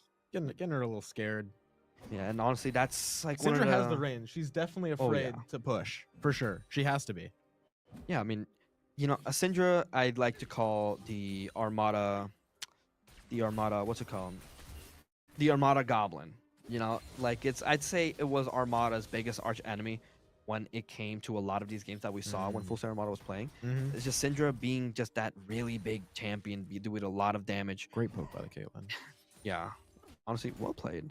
But it's just, you know, one of those things that like you gotta be careful for it and you gotta watch out, because Syndra is just such an incredible strong champion. But now it looks like Caitlyn and Leona have healed up. You know, they used all those pots and everything, and now they're just, you know, now they kind of have a little bit of an edge. I mean, Caitlyn did take a decent chunk of damage, but look at Nautilus. Nautilus will be fine. He's a chunky boy. He's a chunky guy. Oh, a little bit of a trade happening in mid lane. Mofo Beast was able to get a decent chunk of damage, but here's the issue that was coming in. Here's that Volibear going in. Might be able to get the Zac passive, but no, he's just able to run on the turret. Look how small he gets, too. Volley also got that scuttle as well. Yeah, he's definitely going to be able to get both scuttles here. Zac's already just a sad bit behind. Yeah, you know what? It is what it is. This is what happens. You know, sometimes there's just some random guy standing by the door. You just got to make sure you knock properly. Comes down to it. And it's just Volley mouth out. Foley trading out in the top side. What's going on? I think it's just a consideration that they're looking mid here. Oh, they might be able to get it, but the Vel'Koz has no mana at all. Volley sprinting in. Flash on Syndra. Vel'Koz kind of dodging everything. Yeah, I mean, he's moving, but here's where the Zac's going to have to go and flash his way out. Volibear trying to hawk him down, but unfortunately not going to be able to find anything except a singular flash. But the Syndra also did flash. Bit even. I mean, you know, sometimes you just got to press Q on a champion, probably make it twice when it comes down to all of these prizes that you're trying to get. Because, I mean... Oh, wait, hold on, wait. Nass is finding himself in a little bit of a tough spot. Not going to have W available to go and stop it. There's that Volibear E trying to predict it, but look at the Q. It ran out right on time. He is going to be able to go and be free, and there's that Soraka emote. That's definitely Medium's favorite emote right there. Yeah, use it every single gank. And he knows he misses Q a lot. Oh, and here in the bot lane, Zac going in for the little gank. Iron Turtle going to face himself a little bit of a tough situation. As we look over at the top side right now, when there was a big fight happening, you know what? Yeah, very nice. That First Blood is going to go ahead and go over to Quest. They were able to take down that Leona, and it looks like a lot of stuff being used into the bot lane as well. He only gets the trade. Oh, but look at Quest! He got greedy, and once again, the greed that we talked about in the Bible! It is just, sometimes you get too greedy for the kill that's happening over there, and then you just get eliminated immediately. Bard Pit being able to claim that final pick onto it. Syndra level 6 could go for an ult there. Anything else happens? I think it's just... I don't think anyone's going to die in the top lane. They're always just going to live. We're going to see them just farming for 20 minutes straight until something happens topside. You know what? That is usually how it is when it comes to a lot of these games. It's Nasus Malphite. Who can kill who? I don't think they can kill actually each other. Yeah, only thing is going to be like, you know, Nasus is going to get heavily poked down. You got the Malphite Q, you got Arcane, and here in the mid lane, we see ulti being used by Vel'Koz. Might be able to get this pick, but here's the Volibear. But look at that shot coming in. But Volibear is going to go ahead and get it. Flashes onto the Vel'Koz and takes him down. Solid trades. Yeah. Volley's now a kill ahead. He's balling. Definitely is gonna have a bit of a gold advantage compared to the Zac. And it looks to invade once, just once, please. I mean, will we count that invade that happened? I mean, was it really an invade if he just, you know, moved inside the jungle but didn't really take anything? Oh wait, he looks like he might do it here. But over here in the bot lane, some small poking is gonna happen. But yeah, Volibear is just gonna put a little ward down onto the top side. And yeah, I think it's just going to be a little bit of a stalemate, but look at topside. Look at Nasus. He's pushed up a little bit, but Malphite, without any mana, is just going to have to back here. But Volibear might be able to find a little bit of an angle here as he's sticking around on topside. I think this is the invade that you were talking about. But no, he goes and exposes his identity. That's one of the things you got to be careful for when you play jungle. You got to make sure that you don't expose where you are. Because look at right here. If he didn't hit that Cypher Bloom, Malphite could have TP'd in, and Nasus probably would have stayed. He could have gotten the gank. He could have gotten the kill. That's why having awareness as a jungler is really important. But over here, Zac looking for the bot side now. I'm surprised Volley isn't looking for a drag right here. They have full lane support, full lane advantage and everything. and he's almost just giving it up. Yeah, but here goes Zach jumping onto the Leona. Is going to be able to get a stun and an airborne. Leona ulti is going to go ahead and stun onto that Zach, though. Caitlyn doing a decent chunk of damage. There's that Zach passive being popped. Last root coming in from Leona, but it's not going to be able to get anything as there's that. Look at that shot, though, coming in. Just barely not going to kill. And wait, but Sivir might be playing a little bit of a dangerous game. Mark picking to try and hog her down, but Zach is there, respawned. That was just an incredibly unfortunate fight to happen, but I will criticize, though, after this fight, Mofo B's gonna get extremely low, but I will. Oh, look at the flash! Can he hit it? He does, but doesn't get the kill. Another situation, leaving at 1 HP, but I will criticize the fact that you saw that the Zach was bot, you saw that he has no passive, but you're still going down to your bot side. Void Grubs would have been free. Nasus cannot kill you in this moment. You have your Malphite there too, and now you have to hold mid, but you could have taken those Void Grubs. And now here, a little engage happening on the top side. Nasus not going to go all in, but it's going to get able to just a little decent chunk of damage. I mean, his E is definitely going to be pivotal in these little fights because of that armor reduction that it does give you. So, I mean, it's just... yeah, I really just don't think they're going to be killing each other soon. Which is honestly what's... It's better for Nasus. Nasus is happy about that. Yeah, Nasus is definitely incredibly happy about that. But it does look like bot side is going to be able to go ahead and claim up these little turret platings. Maybe, yep, they will be able to claim up that first plate, but there's looking at Dragon right after those as well. Yeah, they do have the prio for it, but then again, Nasus is already almost at 200 stacks. Yeah, here's that ulti coming in. Here's that E flash coming in from the Malphite. Might be able to have to ulti his way out, but look at that Q movement speed that he gets. Even with Wither, it's so fast. He's just gonna be able to move out. And there's Syndra up on the top side as well. It looks like they're gonna be able to try and take this Nasus down. Zach has arrived on the top. Look at that Syndra ulti gonna be able to take him down. And the flash coming from the Zach, gonna try and get that last minute airborne in, but it doesn't work. But even then, he is able to go ahead and get that kill. Haunting Blaze giving him just enough damage for it. But no minions are there. He doesn't have abilities to go and get that last pick, so it's going to be a simple 1-for-1, but it is going to give Volibear and the bot side the opportunity that they need to go ahead and start this dragon. But the Vel'Koz is going to be probably just enough to keep him off it. I don't think they could have gotten drag there. They just backed off, kind of scared of the Vel'Koz engage. Even Nautilus, I think, just walking up. I don't know why. Just playing a little too safe, I think. We thought the Sivir would be playing like the most safe, but it's really the red side playing the safest right now. Yeah, I'm not really sure. It's just kind of, it's just back and forth. I mean, the goal differential isn't really too high, and I think you got to give props to the CS coming in over from the Volibear, kind of keeping it kind of balanced, not really too balanced because they do have all that kill gold, but also turret plane is coming in. Now, it does look like Malphite is going to go ahead and get a little bit of a trade. There's that W, there's that E coming from Nasus, going to do a decent chunk of damage, but not going to be able to kill. Just a little tickle of damage. Nothing happens. They're both full health again. Yeah, after that fight. I mean, that's what it is with these tanks up on the top side. But I mean, like you said, Nasus is already pushing 200 stacks, and honestly, 11 minutes in, he's making fantastic time. Yeah. I think he's probably at 190, even 200 right now after that last one. Yeah, I believe so. I mean, Volibear looks like he is looking. There's no Malphite ulti, but even then, I don't think he's gonna be needed. There's that ulti coming in, might be able to get a decent chunk of damage before he dies, but he won't be able to. But he might actually be able to kill Malphite here. I mean, this is all the damage that's coming out. Look at that 1 HP, and there it is. Zach needs to make it here in time if he wants to be able to save his friend, but it doesn't seem like he will be. There it is, but he's going to be able to get his get back. Volibear is going to flash away. No. Zach was unable to save his Nasus, but even then, it still might have been worth it. He wasn't able to get the stack on the Malphite, but he was still able to get that kill, which is going to push him ahead, maybe even be able to buy Triforce here. If it wasn't for Volley E shields, Nasus killed him. We saw 10%, like 10 HP fully. Yeah, he could have fully 2v1. We're seeing so much of that this game. I mean, it's just gonna get worse.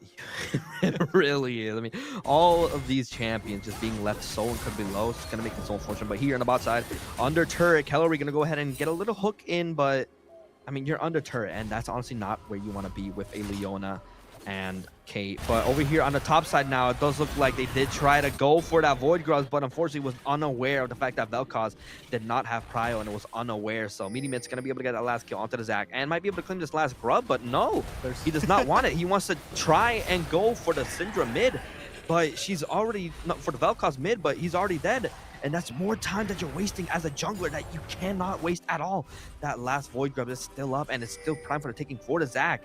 I mean, like I said, Reds, we said in the beginning, we thought they were going to play super aggressive, but You have 2 people dead on blue side, and you're still not even getting the last void grub. You're playing that safe. I don't even think it's safe at this point. I think it's scared. I think they're actually just scared of either the Nasus walking down or even... No, the Zach was dead. Yeah, I guess they're literally just afraid of the Nasus right now. I mean, you know, it's not something that you can just be like, oh, okay, I get it. It's just something that it has to be considered when it comes to the fact that when... Oh, wait, look at that. Hulk coming in from Nasus onto Bard Pit, but Leona ulti is going to go ahead and match it. Not going to be able to get that full stun, but Iron Turtle is now going to find himself in a bad spot. Here's that Zach coming in for a little bit of backup. Ziver going in for the flash and instantly flash with the Caitlyn. But there's the Volibear there for the backup flash coming in from Leona. Going to be able to get killed by the Zach, and Bard Pit going to play a little bit safe with having that E to go and shoot back. Vel'Koz is here for a little bit of extra backup, but being spotted onto that ward is not going to really work out as well for him. Blue side is currently the aggressor right now. I'm kind of shocked. Yeah, it's definitely not what you would expect when it comes down to these kind of comps. I mean, looking at the game on paper, it should be red side that has all of the priority. Red side that is just in control of the game, but blue side already reaching up to that mid game is just in control of the game right now. Their tempo is well, but even then, like, both teams are not utilizing the opportunities that they have when it comes down to being able to get these objectives. Zach did go for the void grubs, but you know, it was a bad time. He was able to get 2, but wasn't able to get the last one. But it is still up for the taking, and honestly, I don't know if he realizes that. I mean, Volibear was just seen bot side. You know he's there. You can go up, get that last void grub, and be able to get more of those little void grubbies onto the turret for sure. First dragon is still up. We haven't even fought for the drag yet. We like slightly looked at it and just kind of walked away. Yeah, and I mean, bot lane does have, like, Leona does have that locket, but here go in the mid lane. There's that pushback coming in, pushes Zach away, and is not going to be able to hit it with the Q. Volibear does spot him, though. This is the opportunity to take Dragon. You know Zach is topside. So for that quick second, I saw Nasus had almost now 300 stacks. 279 I just saw. Nasus is just farm galore. Now, they are going to finally be able to start this Dragon, but they were spotted. And of course, it's obvious, but it looks like they're going to try and fight for this still. Calorie, maybe see if he can get an engage. Vel'Koz and Kate coming in, but Zach isn't there. He's not going to be able to make it in time. And look at Malphite, he's walking down. Calorie finds himself in a bad spot. He's going to get bursted down immediately. Half HP going in by Leona. And there it is, instantly melted. Now Leona is going to go ahead and try and look for more, but it's going to miss that ulti onto Quest. But Quest is still going to be able to do a decent chunk of damage. There's that Vel'Koz ultimate is going to be able to almost barely kill the Caitlyn. But there is Zach right there on the back line. Going to be able to take things out. Iron Turtle facing a lot of damage. This is what exactly we were talking about. Volibear going to be able to get taken down. Double kill coming in from the Zach, and then leave Syndra as the lone survivor. Now we just see Malphite was walking down, but didn't really commit, and that is Dragon going over to the blue side. I thought they almost threw that with Kellery walking in, but they fully recovered. I guess it was just full on bait. They baited him with Kellery. Yeah, honestly, cannon fodder. It's like they let a brother die just to take the Dragon. You know, worth it, I suppose. Sometimes that's your main goal as a support, you know. But it's just like these fights, when you look at it on paper, you think it's already written out, and this is exactly what we've been seeing a lot with from these KC Game On games. You know, I mean, fights that, you know, are written on paper. You know, what this side should win and this side should lose is not working out. And I mean, I gotta say, definitely red side had the advantage there, but blue side just having this gold and everything, and Zach being able to just rotate so quickly, especially after taking Raptors, being able to get there. I mean, it was just a delay. It's just one of the first things that we learned in League of Legends when I was on the team was that you gotta delay as much waffling as possible. Every single second counts. If you waffle for even a second, that could give the enemy more than enough of a chance to take you down. And look at Nasus, find himself in a tough spot. There's that Volibear E, there's a Volibear Q, extra movement speed, but even then Nasus goes, and Wyvern is going to be enough to just push him back. Zach is still taking up the blue side, but this could be another skirmish happening. I mean, Syndra and Sivir are at the bot side, so this could be just a fight for the Herald. Syndra can easily TP in. Yeah, which could make things rough. And yeah, I think that's why Sivir's running as fast as she can. I think they realize that. Yeah, and honestly, this could be the first 5v5 that we see happening. I mean, Syndra's going to get that last push onto the bot side, but here the Zach engages on. Is going to be able to get Syndra TPing in, and look at that Vel'Koz damage going in. It's going to be able to get one. It's going to be able to get two. Nasus just finishing off all of these kills, looking for the Volibear now. You get that jungler out, you get the win But look at that flash coming from Malphite. He does still have ulti available, though. Might be able to go and maybe get a quick turnaround. You got the Syndra damage, and you got the Volibear, but even then, I mean, with all this tankiness coming from the Zac, Nasus, and also not. I mean, look at that Syndra getting the kill onto the Sivir, but Vel'Koz was not able to really get that revenge onto it. But it doesn't even look like they're going to go for Herald. They want more. They want more kills. They're still going. They don't want objectives. They want death. Yeah, they want blood on their hands, and they just want to end it. And they just want to slaughter. I mean, y'all see that Battlefield 1 cutscene, the one with the guy with the tank, when he was just looking at the gloves? That's what they want to happen to him, you know what? It is just, yeah, and still not going to go for the Herald. They're going to go for Invade, which honestly, you know what? I won't talk bad about, because you know what? In this spot that you are on, you know you can just easily reset and go and take that Herald. So you take away as much gold as you can. I think the volley might still come in and try and fight this. Yeah, they're looking. Caitlyn's walking up. Leona's walking up. They're looking. I mean, you know what? As well. I wouldn't blame it. I mean, the Sivir and the Vel'Koz aren't there. Vel'Koz is all the way on the bot side, but he does have TP up. This could be another little team fight happening here. Leona has ultimate available in just a second. They are waiting for that, but Meaty needs to find this right time to go in. I mean, he doesn't have the smite advantage. Zac does, but even then, there's that ultimate, but no! Volibear was not going to be able to smite it, even though the timing was right there. But Malphite goes in on Calorie, is probably going to be able to kill, but look at that flash. Look at those stuns. No one is going to be able to get it, and he lives at 1 HP. Malphite trying to run away, but look at that Zac. He's just not going to let that happen. Here comes Sivir, engaged on by Leona and Caitlyn. A lot of them are going to be taken in, and Zac is going to have to go and back up. He still has his passive available, but Sivir is going in, back in immediately. Vel'Koz ulting in, going to be able to laser them out. Meaty Mitts taken down by the Blackfire Torch, and honestly, Blue side are just sitting in really good timing now. They might be able to get they might be able to push over the inhib here, but I mean, Syndra and Caitlyn are there to defend it. I fully thought red side was going to steal that. I think they could have. Again, it's just going back to playing super scared. Volibear had R that entire time, and he was just way too scared to just jump right in. They even had smited. He could have smited it, I believe. Yeah, it's just... Show was open. I was there. He could have hit it, Art in. Just a second delay. We can't have that delay happen, or you're just going to immediately lose it like you did. Yeah, I mean, it was right there in his hands. He had it right there, but just unfortunately was just unable to really execute it at that last moment. I mean, that's what it comes down to a lot of these times when we see these junglers play. I mean, there's just that little timing, and they don't have the proper reaction time to just get it down. And, you know, these fights, you know, it's just the it's just the domino effect that we're seeing, you know? I mean, they weren't able to utilize that early game as well as they should have, and now they are facing... Blue knows how to clean up, for sure. Oh, yeah, definitely, yeah. Because red side starts with the advantage, probably because Kellery throws his body in. He loves to do that. He survived the last 2 times, but it works out. They almost kill Kellery. Red side gets maybe a bit too antsy on that kill. They go in too much. Blue side takes over, or red side just immediately backs away, and blue side takes objective. Yeah, I mean, they're just sitting on great timing, even. It's just now, like, in terms of objective, blue side is going to have control in every single one. And red side just have to try and figure out how to stop it. And the way that they stop it is by making sure that something like that doesn't happen, that you get your waves pushed up and don't let them get any more quests. Is going to try and look for the Caitlyn, but might put himself in a bad spot here. I mean, your front line is not in front of you. Look at all the damage going to get at the flash, cleanse his way out. But now Kellery facing a lot of damage once again. Caitlyn going to use the ultimate to try and finish off Sivir, but no, it was not enough. And honestly, a fight leaning on more towards red side. This is what you need. I mean, bot lane is gone. This could be the opportunity. That was the engage we always wanted. Exactly. Yeah, right, that's the engage. That was right there. Kellery, he now has to realize he's getting a little weak, and red side's getting just a bit too strong. Yeah, Zac goes in for the finish onto the Caitlyn, pushing in over, and might be able to get this kill onto Meaty Mitts too. I mean, the damage. I mean, he has that Leandries. Like, this AP Zac build is going to be insane for both damage and also tank. I mean, going Leandries onto Undying Grasp, I think that is. Undying, I think so. Yeah, I don't remember, but this is a build that we saw highly viable on Volibear back then. I mean, you go Leandries, and then you go I know what the item does, but I forgot the name.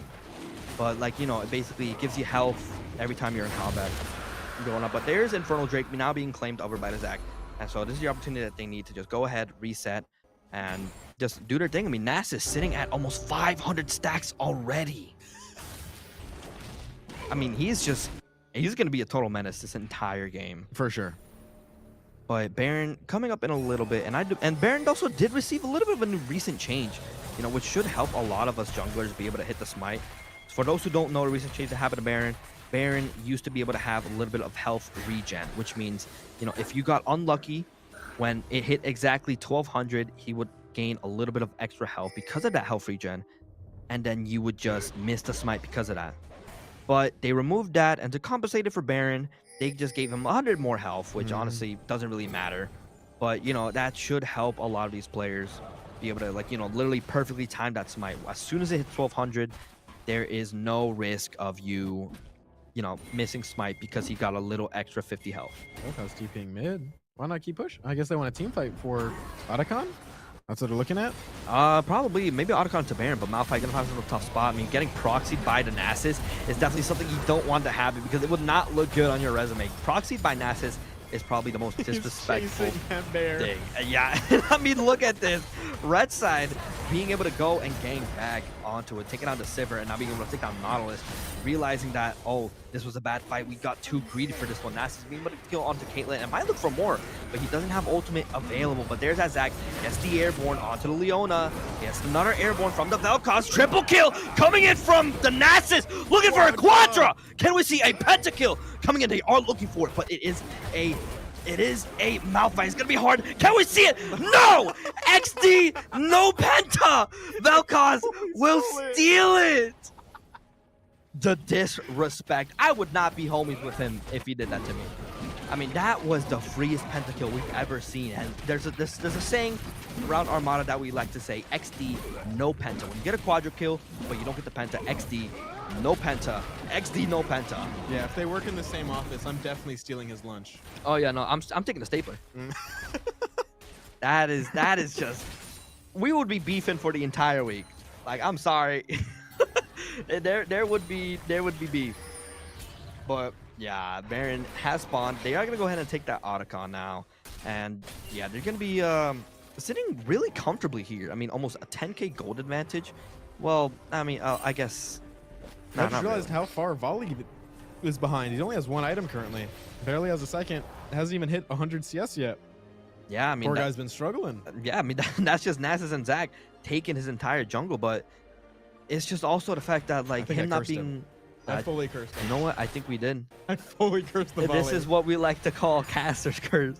And you know what? The Zac invaded the Volley, but the Volley didn't invade the Nasus, which means that I'm winning the gamble. I owe you $8. No. If you won the gamble, I would have given you everything in my bank account, which would mean that you would still owe me $8. But now you give me everything in your bank account. I'm good. I'll get. Hey, we shook on it. Hey, get the playbacks. We shook on it. This guy's a fraud. But anyways, back to the game now. 8k gold advantage coming in over onto the blue side, and Kellery's just walking in behind him. Oh no, Kellery. Unfortunate. Oh, you could have hooked your way out of there. You hooked your way towards the Vel'Koz, but it looks like he's still gonna survive though.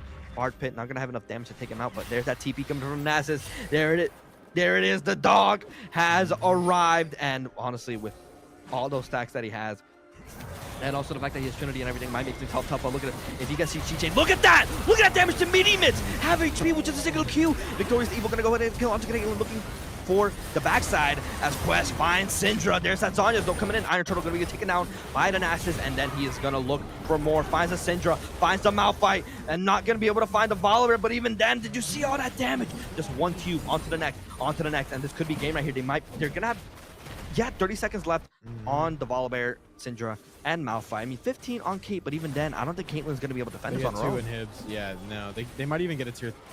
They might even tier 4. They might. I think they might be able to end it here. It's gonna be extremely rough, but minion wave does spawn, so with the amount of health that they have to just know when they got their money's worth. Go ahead and back up from this. Take the both inhibs. So yeah, you were right there. They take both inhibs, and yeah, they got to reset and maybe look for Baron here. Oh, for sure looking at Baron. They need to. Or they just back. My bad. Yeah. Probably back, reset for a Baron fight. Yeah. Obviously, I mean, they can can easily Baron then end for sure. Oh yeah, and Nasus, you know what? He just wants to farm. He doesn't need to back. Yeah, he got a +1 cannon. I think he only has 2 items currently on the board. I think he actually has 5,000 gold in pocket right now. I would not be surprised. It looked like he does have the necromancer. Well, no, actually, I've got the name of that cloak. Oh, bye scoreboard. But what is that cloak's name? I don't remember. I think yeah, I don't remember the name of it, but it is the magic resist upgrade from Null Magic side. So, you know, it's going to give him a decent chunk of magic resist. So he's probably going to look for something like, not Spirit Visage or... My best guess... I think it's Spirit Visage. No, Spirit Visage. Yeah, no, I think... Spirit Visage doesn't build into that one. It's Force of Nature. There it is. Force of Nature. But yeah, they are going to start claiming onto that Baron. And honestly, Red Side is not going to be able to stop him. I mean, look at Nasus. He's just asserting his dominance. I mean, he's just standing right there. And I'm curious to see how much damage he would be able to do to this Caitlyn. This is a singular Q could honestly probably take her out. I mean, there's the build that I like to go when I troll. I call it a crit Nasus, but oh my god, look at the Vel'Koz! Instant deletion! We were over here talking about the Nasus. I didn't even try to consider the Vel'Koz. Yeah, Vel'Koz is extremely, like, just one-shotting everybody. The damage... Now you see her. Now you don't. Just immediately taken out. You know, you think there's a Shaco in this game. That's just... That was beautiful. I'm not gonna lie, that was beautiful. Nasus just claiming all these cannons. I'm curious to see how much turret damage he does. Let's see. Okay. That's 25% on 1Q. But here we go. The last team fight for all of the marbles. Nasus is going to get the CC blocks, but even then, is it even going to matter? Look at the damage coming on to the Malphite and all of that. The Vel'Koz is just melting, and this is game right here. They're not going to be able to defend this properly as one by one taken out. And there it is, Mofo Beast gonna live just by a thread. Taking down the Nasus though, but it doesn't matter anymore. Caitlyn, the lone survivor, gonna have to try and defend this with all of her might, but even then, you can't do much with the Vel'Koz right in front of you. Those tentacles, one for the Nightmares, and there it is. First game is gonna be going over to the blue side. GG. This is kind of what happens when you ban 5 ADCs. Yeah, it really is.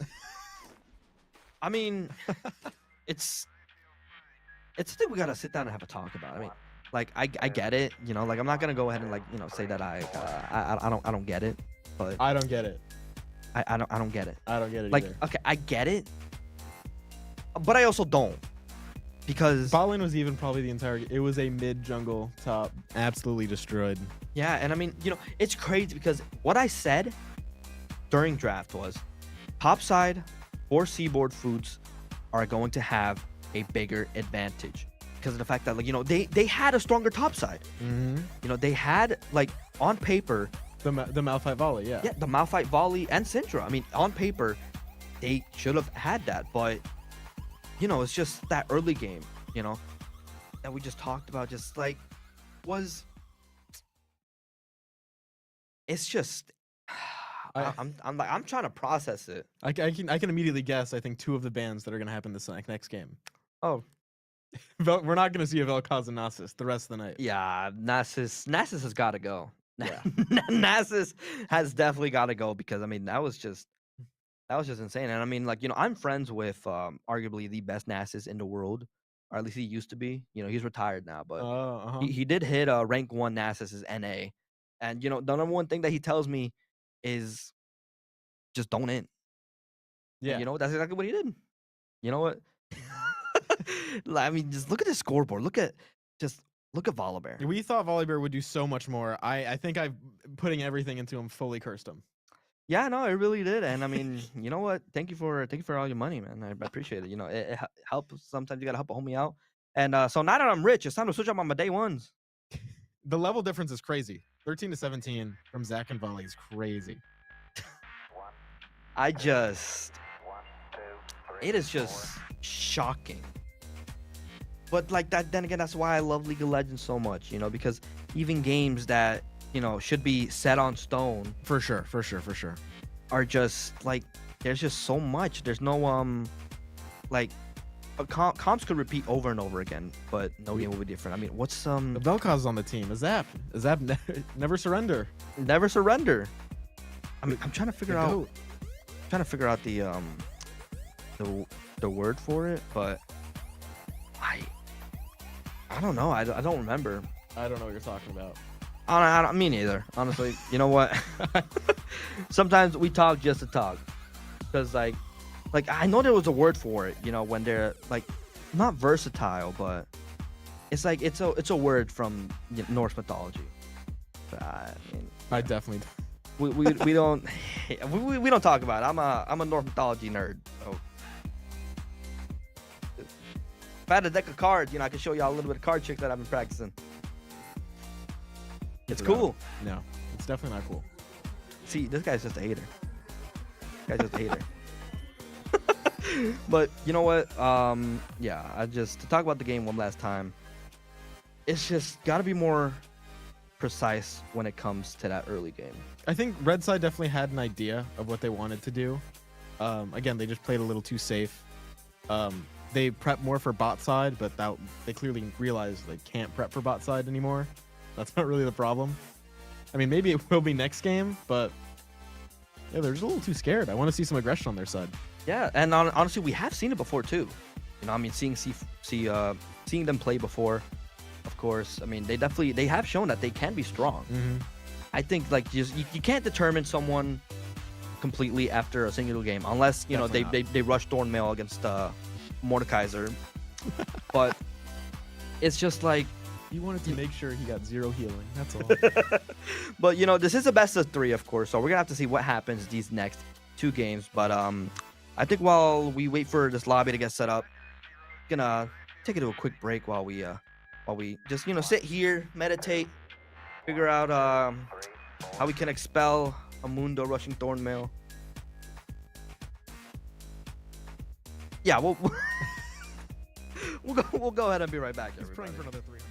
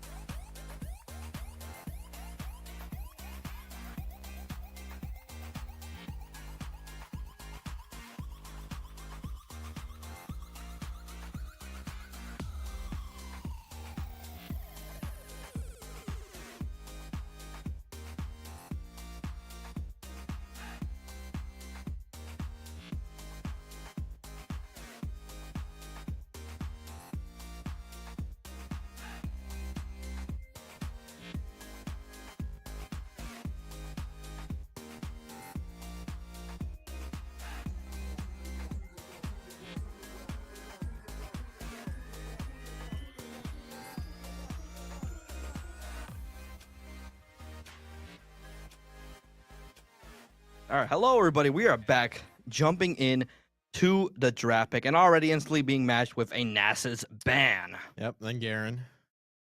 Did they first ban Garen before, right? Yeah, they did, I believe. Yeah, I mean Garen. And Vel'Koz. Yep. To exact, I said we will not be seeing the rest of the game. I mean, getting Garen out, it's just Garen. I mean, when it comes to, it's just, in my opinion, the most annoying thing about Garen and is Zach. And the Zach ban. They're banning their entire last game team comp. I mean, you know what? It's something typical that we see coming in a lot of these games. But, with a ban onto the Garen, my least favorite thing about Garen is his Q. I mean, a lot of people don't. Yeah, the silence is terrible. And see, for me, it's not even the silence that bothers me so much. Like, of course, yeah, the silence, of course, we don't like the silence around these parts, but it's also the fact that, like, if you get slowed, but then you Q, it automatically negates all of that slow that you get. Yep. So it's just like, phase rush Garen, Stridebreaker, a lot of that things that we saw before, just so incredibly strong, and he's just moving. He's just moving so incredibly fast, and you cannot catch him. Remember Gale Force Garen? Oh God, Gale Force Garen was fun. I kind of miss Gale Force. Yeah, Gale Force is just, man. I see Jin on the board, and all I think about is Gale Force, man. I miss it. Gale Force. Oh, Gale Force Jin was such a fun time. It was, but I mean, it's kind of like the main reason why they reworked Stridebreaker. Yeah. I mean, giving dashes to some of these champions just wasn't really that great of an idea. I mean, I think a lot of the dash items that we saw, Prowler's Claw, Stridebreaker, Gale Force, just these items just kind of getting either reworked to remove that dash or just removed. I mean, I think the only dash item now is Hyper Rocket Belt, Hextech Rocket Belt. Yeah. And it's Proto it's Belt. OGs. Proto Belt. Hextech Rocket. Now it's Hextech. It used to be Proto Belt. Yeah, same thing. Yeah. But yeah, I mean, it's like, we see it every now and then, but just not on a lot of these champions. I mean, Malphite, Volley, Syndra, same comp as well. Yeah, so it does look like they are going to be running up that same comp, which honestly, hopefully, are able to utilize it way better this round. I mean, I have hope, definitely, but now we got a Vigard jungle. No, we got a Vigard in the mid lane. And, Shortway, is that? I can't do it anymore. I'm sorry, y'all. But a Mumu Vigar. Mid is just press R simulator. I mean, whoever presses R first wins. I feel like that is a lot that we see, but or second, sorry. I think Vigar versus Syndra definitely going to be a really hard matchup for the Vigar. With, of course, we talk a lot about the Syndra poke that we see, so going to be a little bit rough for this Vigar to be able to properly farm up his Q, especially with the fact that it's got to be a last hit. So you got to be really careful and make sure that you got your timings in right, because timing is definitely going to be pivotal when it comes down to it. But it does look like Thresh ban, Morgana ban, and of course we don't like Morgana. I'm just gonna go ahead and say it. I do not like Morgana. Neither do I. I mean, like Morgana, especially in Earth or something. It is just. I mean, there's a reason. One for all. Oh man. Morgana. One for all Jin is also awful. The verse. One for all Morgana, second worst. I have more fun on Jin on Earth because I just go with attack speed and I just move. Oh yeah. It's it is the funnest thing ever. One time there was a way I went attack speed Jin, and this Swain with Yumi just kept running me down, and it was terrifying. I had all the movement speed, but the Swain was just catching up. But Leona is now going to be the final ban, coming in over onto the red side, and then Kai'Sa for the blue side. Of course, not banning 4 ADCs again, which is what we like to see, because target banning a single role doesn't really work out as well. Because I mean, just I get it. You want to remove probably the strongest champs from the game, but you gotta kind of. There's gonna be other problems. Yeah, you can't put all of your eggs in one basket, as the saying goes. But they are gonna go with the Sivir up once again. Wouldn't be surprised if they match it with a Nautilus again, or even if Bard Pit and Iron Turtle decide to take it from them. No, they took the Sivir from them. No, the Nautilus. Yeah, they took the Sivir. They took the Sivir. Yeah, they took the Sivir. No, it was Quest that ran. You're right. You might be right. Yeah, they switched sides, but yeah, they do take Iron Turtle does take up that Nautilus, and we saw Iron Turtle play Nautilus before. I think last map, but Ascena.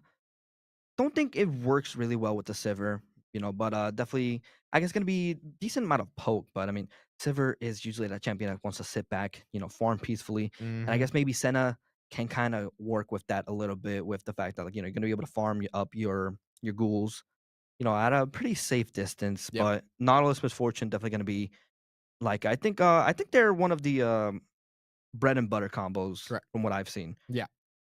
Because I mean, it's just you got to be really careful. Because obviously, Sivir, Senna want to play for these minions, but MF also plays with the minions. Being able to bounce up that Q, get that crit, it's gonna make things.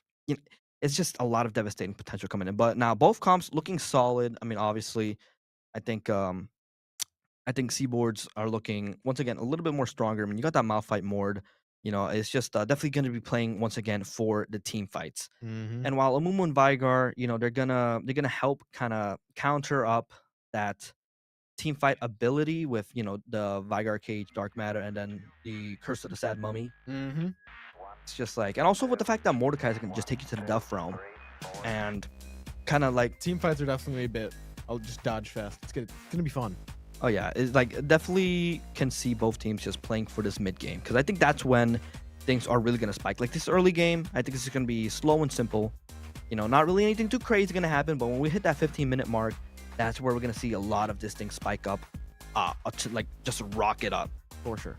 But I think it's just Syndra is just gonna have to try to do everything she can to not let this Vigar pull a Nasus. Because I mean, while Nasus, Nasus I think is a greater force to be reckoned with when you let him stack, but like Vigar, Mhm. at the end of the day, I mean, infinitely stacking on the phenomenal power, phenomenal evil, Evil. Yep. and being it's just insane. I mean, he gets that death cap, reach like 1k AP, he's gonna be able to melt. And Syndra has the range though, I think, to Oh, yeah, no. dodge most of it. yeah, definitely. I mean, Syndra has the range and a movement speed to be able to dodge a lot of this Vagar abilities. I mean, be able to dodge Vagar Q, Vagar W.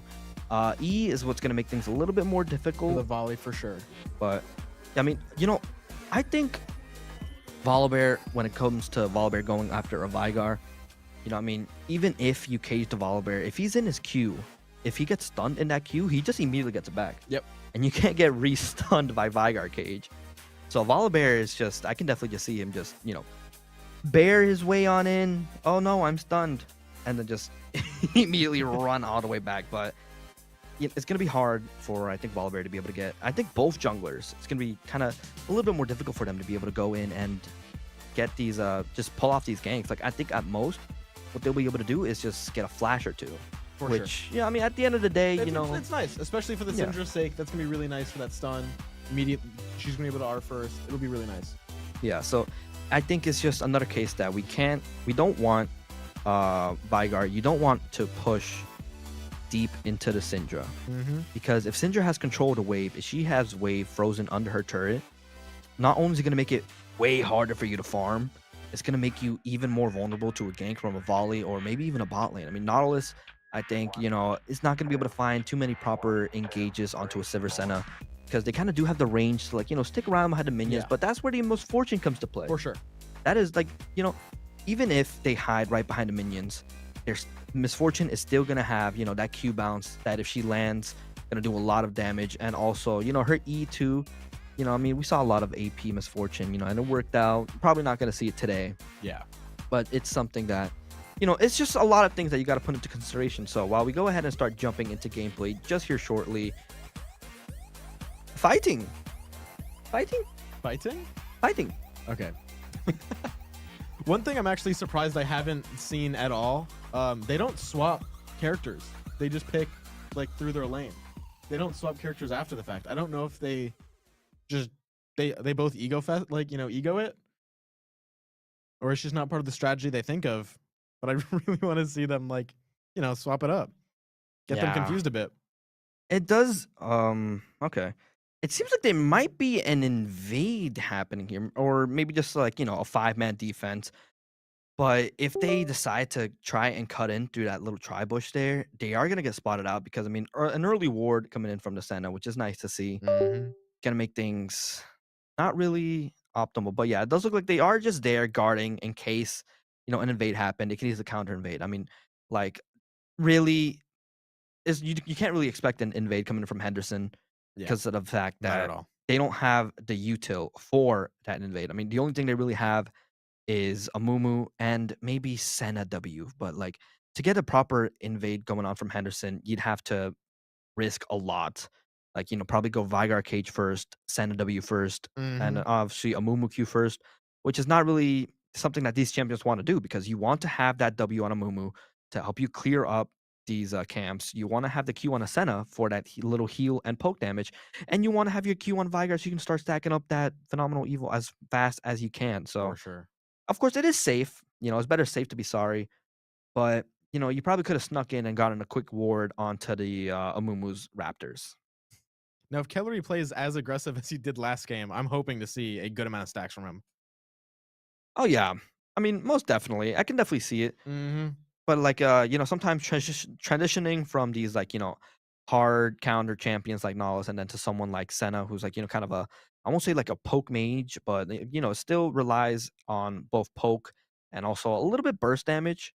She's It's also kind a lot of. squishier, so I'm hoping. Oh yeah, she definitely. doesn't. So like yeah, it makes sense for you to play more passive, but like also keeping that little aggressiveness is always nice to have. But damage from ward. oh yeah, look at that Q bounce, exactly what we're talking about. And even with Misfortune's passive love tap, just increasing up that damage. And honestly, I think that's one of my favorite things to do when I play Misfortune back then. Just being able to like attack one minion, attack another, attack one minion, and then attack another. And I do believe that it also does stack up the damage. So you'll do even more damage if you hit that last hit onto the Q and then that crit onto the enemy 100%. champion. I haven't played MF in a while. Yeah, no, me neither. But yeah, a lot of oh wait, hold on, wait, a Syndra roaming up to the top lane already. They don't want Rock to get strong again. They can't let that happen. Yeah, definitely. I mean, there's that stun coming in from Syndra. Volibear might be able to get the E assist. Oh! Okay, a little bit of a delayed flash coming in from the Malphite, but definitely, Flash on both sides as well. An early gank coming in from Seaboard, of course. You know what? It's nice. Yeah. Right. They got the kill, and Syndra got the assist. She's gonna be able to go and back, and of course, have a little bit of an item spike. But Vigar is now freely farming in the mid lane, and honestly, it's kind of the same thing like a Nasus. You don't really want to let the Vigar free farm because he's just gonna be able to last hit the minions, leave them 1 HP, and then be able to Q them to death. And that's not really something that you want to do. Like you want to make sure you delay Vigar's passive as much as possible. Yeah, they're way too scared of Rock right now. It's like, sure, you're making sure he's nothing in the game, but like the Vigar has genuinely infinite scaling. You need to be looking at him. Yeah. I mean, Mord, of course, is, he's dangerous. It's always will Mordekaiser. be. Always will be. He ultis you, takes you to Brazil, and then your stats are gone, and then shortly your life is gone. Like there are only a few champions that can really properly 1v1 Mord in his ult. And like, that's excluding the fact that like, if Mord ultis someone who's incredibly fed, obviously it's not gonna work out. That's but the outlier. If like two teams are balanced, oh wait, hold on, we'll get it back to the leaders here in the bot lane. Iron Turtle and Bar Pit are gonna have it push up a little bit. A lot of damage coming in from the Q boomerang and a flash coming from Iron Turtle, flash coming in from Bar Pit. But here's the Mumu. There's that kill onto Iron Turtle, and then there's the bandage toss. Gonna hit onto a Mumu. Volibear is here for the backup, but Mumu does get the last hit. We're gonna flash out, and Volibear gonna have to back out as he gets ignited. He's not gonna be able to get much, and that's the push up that we were talking about. It's a Sivir, it's a Sivir Senna. Not champions you really want to push too hard against. And, they're just people you want to slow push against because they have that poke damage, just farm safely under turn. So you want to make sure that you have the turret advantage, you have the wave advantage, you have the prio. And with the fact that a Mumu bandage shot is going to be able to get a decent chunk, especially with a while ago when he did get an extra charge. Especially for early skirmishes. Oh my God. It's definitely a hard thing to fight those two. Yeah, English is hard, so honestly, I don't blame you. But we saw a little bit of a little burst coming in from Mofo Beast, and that's honestly what kind of needs to be happening around these parts. I mean, you got to get that burst damage and burst the Vigar down, but that little gank level 3 she did is going to set her decently behind, at least XP wise, as Vigar was able to reach level 6 before she was, and still not going to make level 6. So he's going to be down a little bit, not as behind, but definitely a little bit more behind than you'd want to be against a Vigar. Mm-hmm. I mean, which is like, because, oh wait, hold on. Medium is going to go ahead and get the flash Q, taking down Victorious Evo. And you know what, Vigar, while he did flash. This is the aggression we wanted to see last game. Yeah, exactly.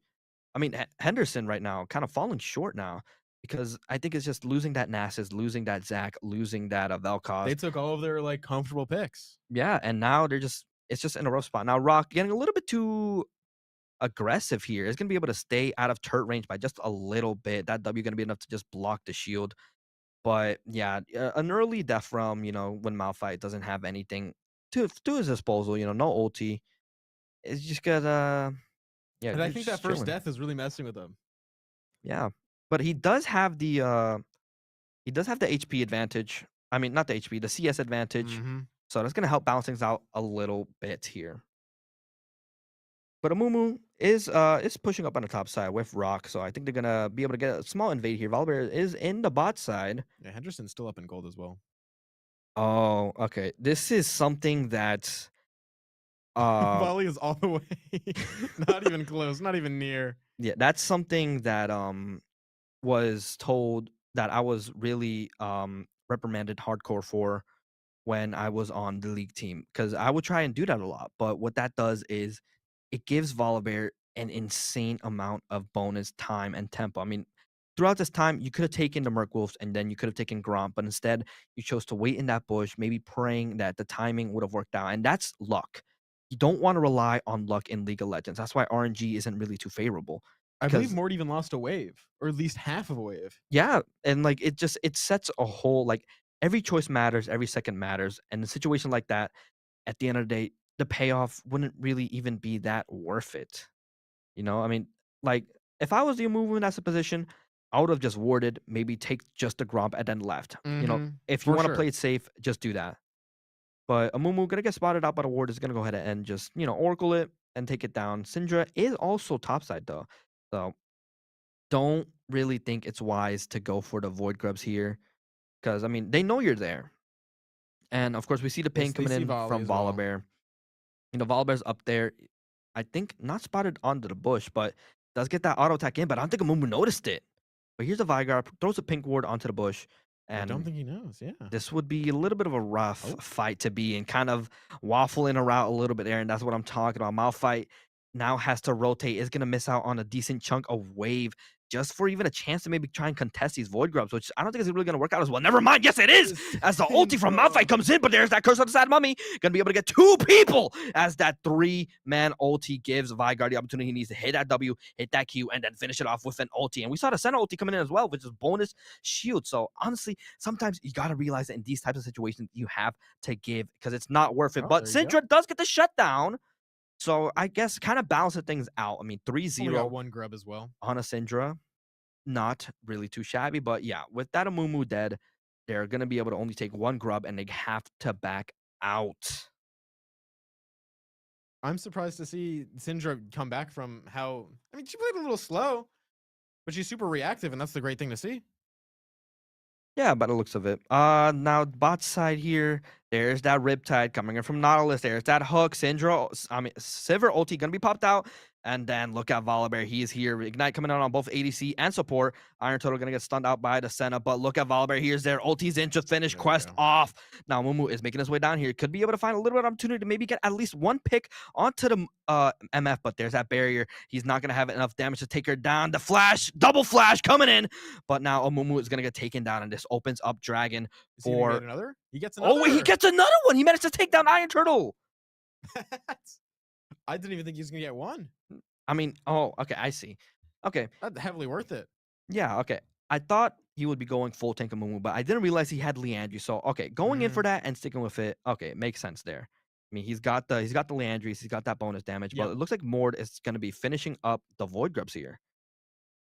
Which, I mean... Sure. Yeah, Might sure. As well. He's up in CS. He's kind of... Yeah, I mean, you don't got nothing going on, and that's always nice to see when your top laner, like, they help the jungle out a bit. But oh yeah, Malphite is spotted onto the ward, so Mordekaiser is gonna play it safe, just back up. Cypher Bloom the jungle, maybe? No, he Cypher Blooms the grubs. I guess to check if there was any. Just to make sure Malphite isn't taking it. Yeah. And so Dragon is still up, and gold is fairly balanced. I mean, Henderson does have a tiny bit of an advantage here. Just by 100 to 200 amount of gold, and I think that's just coming in from again the CS from the top, and also bot, as MF is lethality MF, something that has fallen short. First strike MF lethality hasn't Maybe been not drag here. too strong. So, I mean, you got that Youmuu's Ghost Blade. You're gonna have that extra movement speed combining with your W as well. Oh, everyone's running to dragon. Everyone's rotating. Yeah, Henderson's I think are gonna have the edge here onto this drag, as resets are still kind of really fresh on Henderson's side, and of course with Amumu, all these ultimates available, it's gonna be a bit of a risky fight. But here's Kellery, and I don't know, playing it kind of risky. I mean, taking damage from Hextech, you want to make sure you have as much HP as possible. But there's that stun, there's that root coming in, there's that 3-man curse of the sad mummy once again. There's that Senna ultimate is gonna be able to get a decent chunk, but look, that just happened. Yep. Gets that bandage toss onto Meaty Kittens. Double kill. Meaty Mitts. I don't know where Kittens came from, but he is able to get that last pick, and this is going to give them a full drag opportunity. Now, Quest getting a little bit too greedy onto Bard pick, going to take it out, but look at the Syndra. There's that damage coming in, getting a lot of value.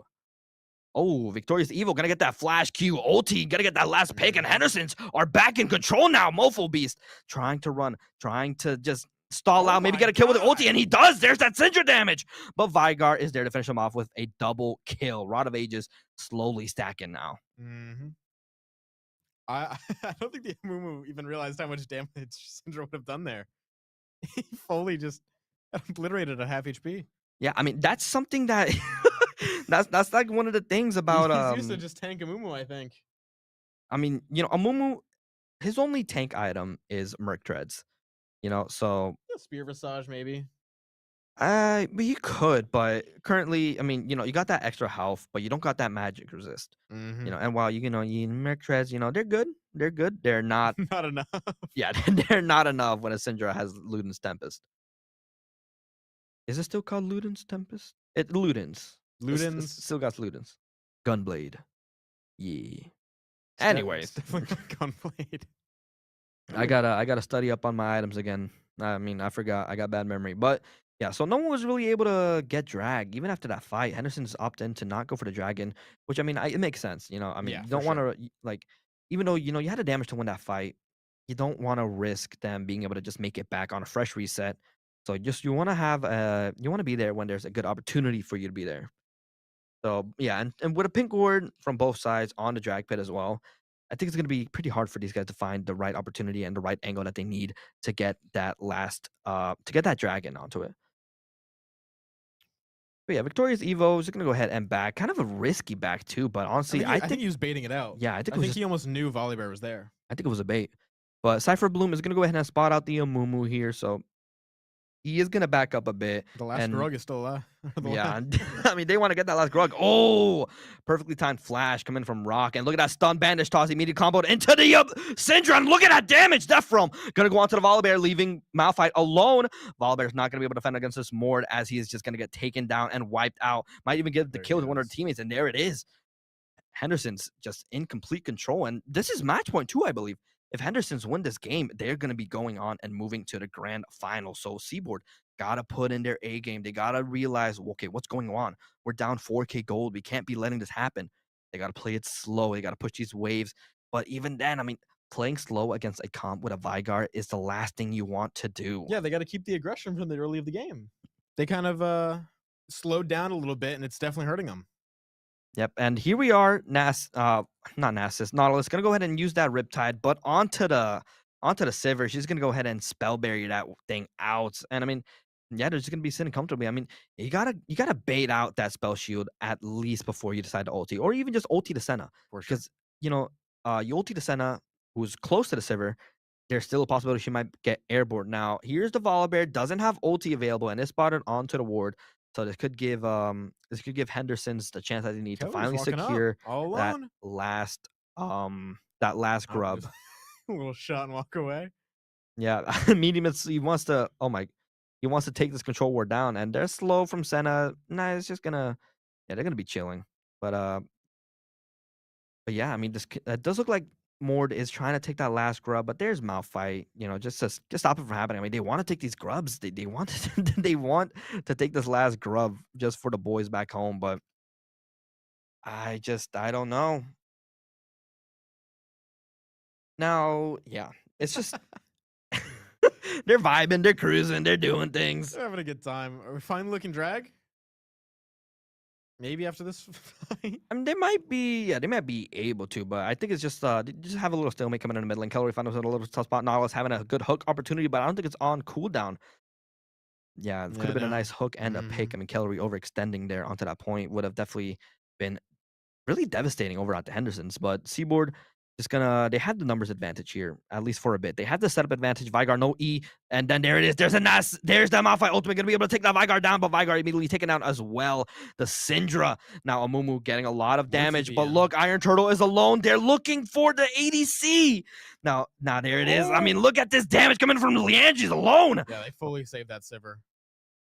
It's just, I think the targets were wrong. I mean, I think they picked the wrong targets. Amumu was right there. He didn't have much available, but they were too busy trying to take down the ADC, and this is going to go ahead and give them drag. I mean, maybe MF could try and look for something. Bullet time still available, but look how fast they took it.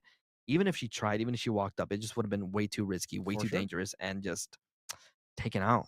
I mean, look at his goal differential already. I mean, definitely just, definitely an increase from last game. Yeah, faster paced game for sure. From both sides, even.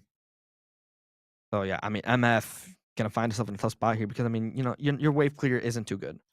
You're not gonna have that good of a siege. Sindra's already looking for Rabadons. She wants that full damage. Oh yeah, I mean, Mord kind of gonna greed for the turret, but there's that Death Realm being popped up, and with the Vigar there, Syndra's not even gonna be able to go and walk up. Now the flash to maybe try and get closer, but the Vigar knows, and there it is, and there's that more W gonna be enough to just save him from the Syndra ult, and an instant flash to avoid the grab.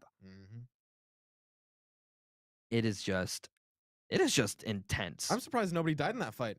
It was just kind of, well, I guess the volley kind of did, but I don't know. Yeah, Volley just find himself in a spot. Was there to provide Syndra backup, but with the more Death Realm and then the Vigar being right there, being able to use that Dark Matter to being able to use the cage, just, keep them out. And Henderson's going full MR. They're fully aware of the Syndra's damage, and they're fully protecting themselves. Oh, yeah, I definitely see that. I mean, we already see Mord building up that Spear Visage. We got, I hope that Syndra doesn't even finish. Oh, wait, he has to go. Wits End doesn't have staff anymore. It's that gem item. That's right. Because you used to be able to turn one of the large staffs into Wits Ends if you're debating on going Rabadons, but not anymore. Oh yeah, I see what you mean. Yeah. But I mean, honestly, it is just not looking good for Seaboard right now. Henderson's just being in complete control, just having just amazing tempo. More getting a double kill, killing up the Syndra and also the Malphite. I mean, you got to play for Syndra here, but even then, I mean, imagine if Vigar had R there. Oh my god, oh, that'd be so unlucky. It's just, I mean, Vigar having 225 stacks already. And I mean, Rift Herald in the hands of the Mordekaiser are going to be able to go ahead and take it mid. Might be able to push to inhib. I mean, no one's there to defend it. I mean, Volibear is still taking his red side. I mean, he's just letting Herald tear through their base. Yeah, Syndra and Malf are finally coming, but I think it's just a little too late. They're going to get this tower as well. Yeah, I mean, okay, barely going to take tower, but oh, wait, Volibear actually taking, oh, but look at all that damage given into Volibear. He just got annihilated. Well, I mean, Mord is below half HP. Syndra's there.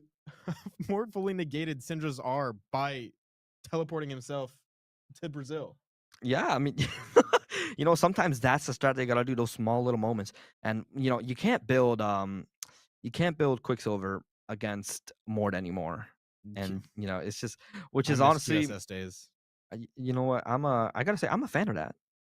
Like, I think it's probably one of the most controversial changes that's happened, but I'm such a huge fan of it. I'm not. I mean, it makes sense. I mean, you can't have an item fully counter. Yeah, like for 1300 gold, you can fully stop someone's ultimate, which it isn't fun, and it's not like there's still there's zero counterplay to Mord's ult. I mean, if you become unstoppable before he ults you, like an Ornn W or even a perfectly timed Malphite ult, you can just you don't get sent into the ultimate. But now here's the Syndra on the top side. He's going to look for the Mordekaiser. A lot of damage coming in already from the burst. And there it is. The chain CC. But Mord, being the absolute unit that he is, is going to look for the Syndra and flashes. An overzealous flash. And he's going to get taken down by the Malphite. But here is Quest matching it with the gap back. Getting Syndra. And Malphite is going to have to flash his way out. Not going to have enough armor to take it down. I mean, Senna, They get this tower, I think. Probably. I mean, Malphite's gonna have to go and back up, but I mean, the wave is getting cut really, really short. I mean, Senna using the ulti for a little bit of backup was a direct hit, but then again, I mean, yeah, I don't think you're gonna have enough damage to take him down. Oh, you're right. Didn't get the tower. That's kind of tragic. Yeah, it was close though. I mean, tower Very is close, very close, very close. Yeah, I mean, definitely just the wave advantage is on all three sides. The macro coming in from Seaboard, not on point. And look at that cage coming in over the midi mids. I mean, look at all that damage coming in, even QW with is just MR. half HP. That's. Oh, they got the Otacon. They got the Otacon? I didn't. Oh, Quest is just ignoring the Malphite. I mean, Malphite has no armor besides his passive, but even then, I mean, look at that damage. You don't really have much to do.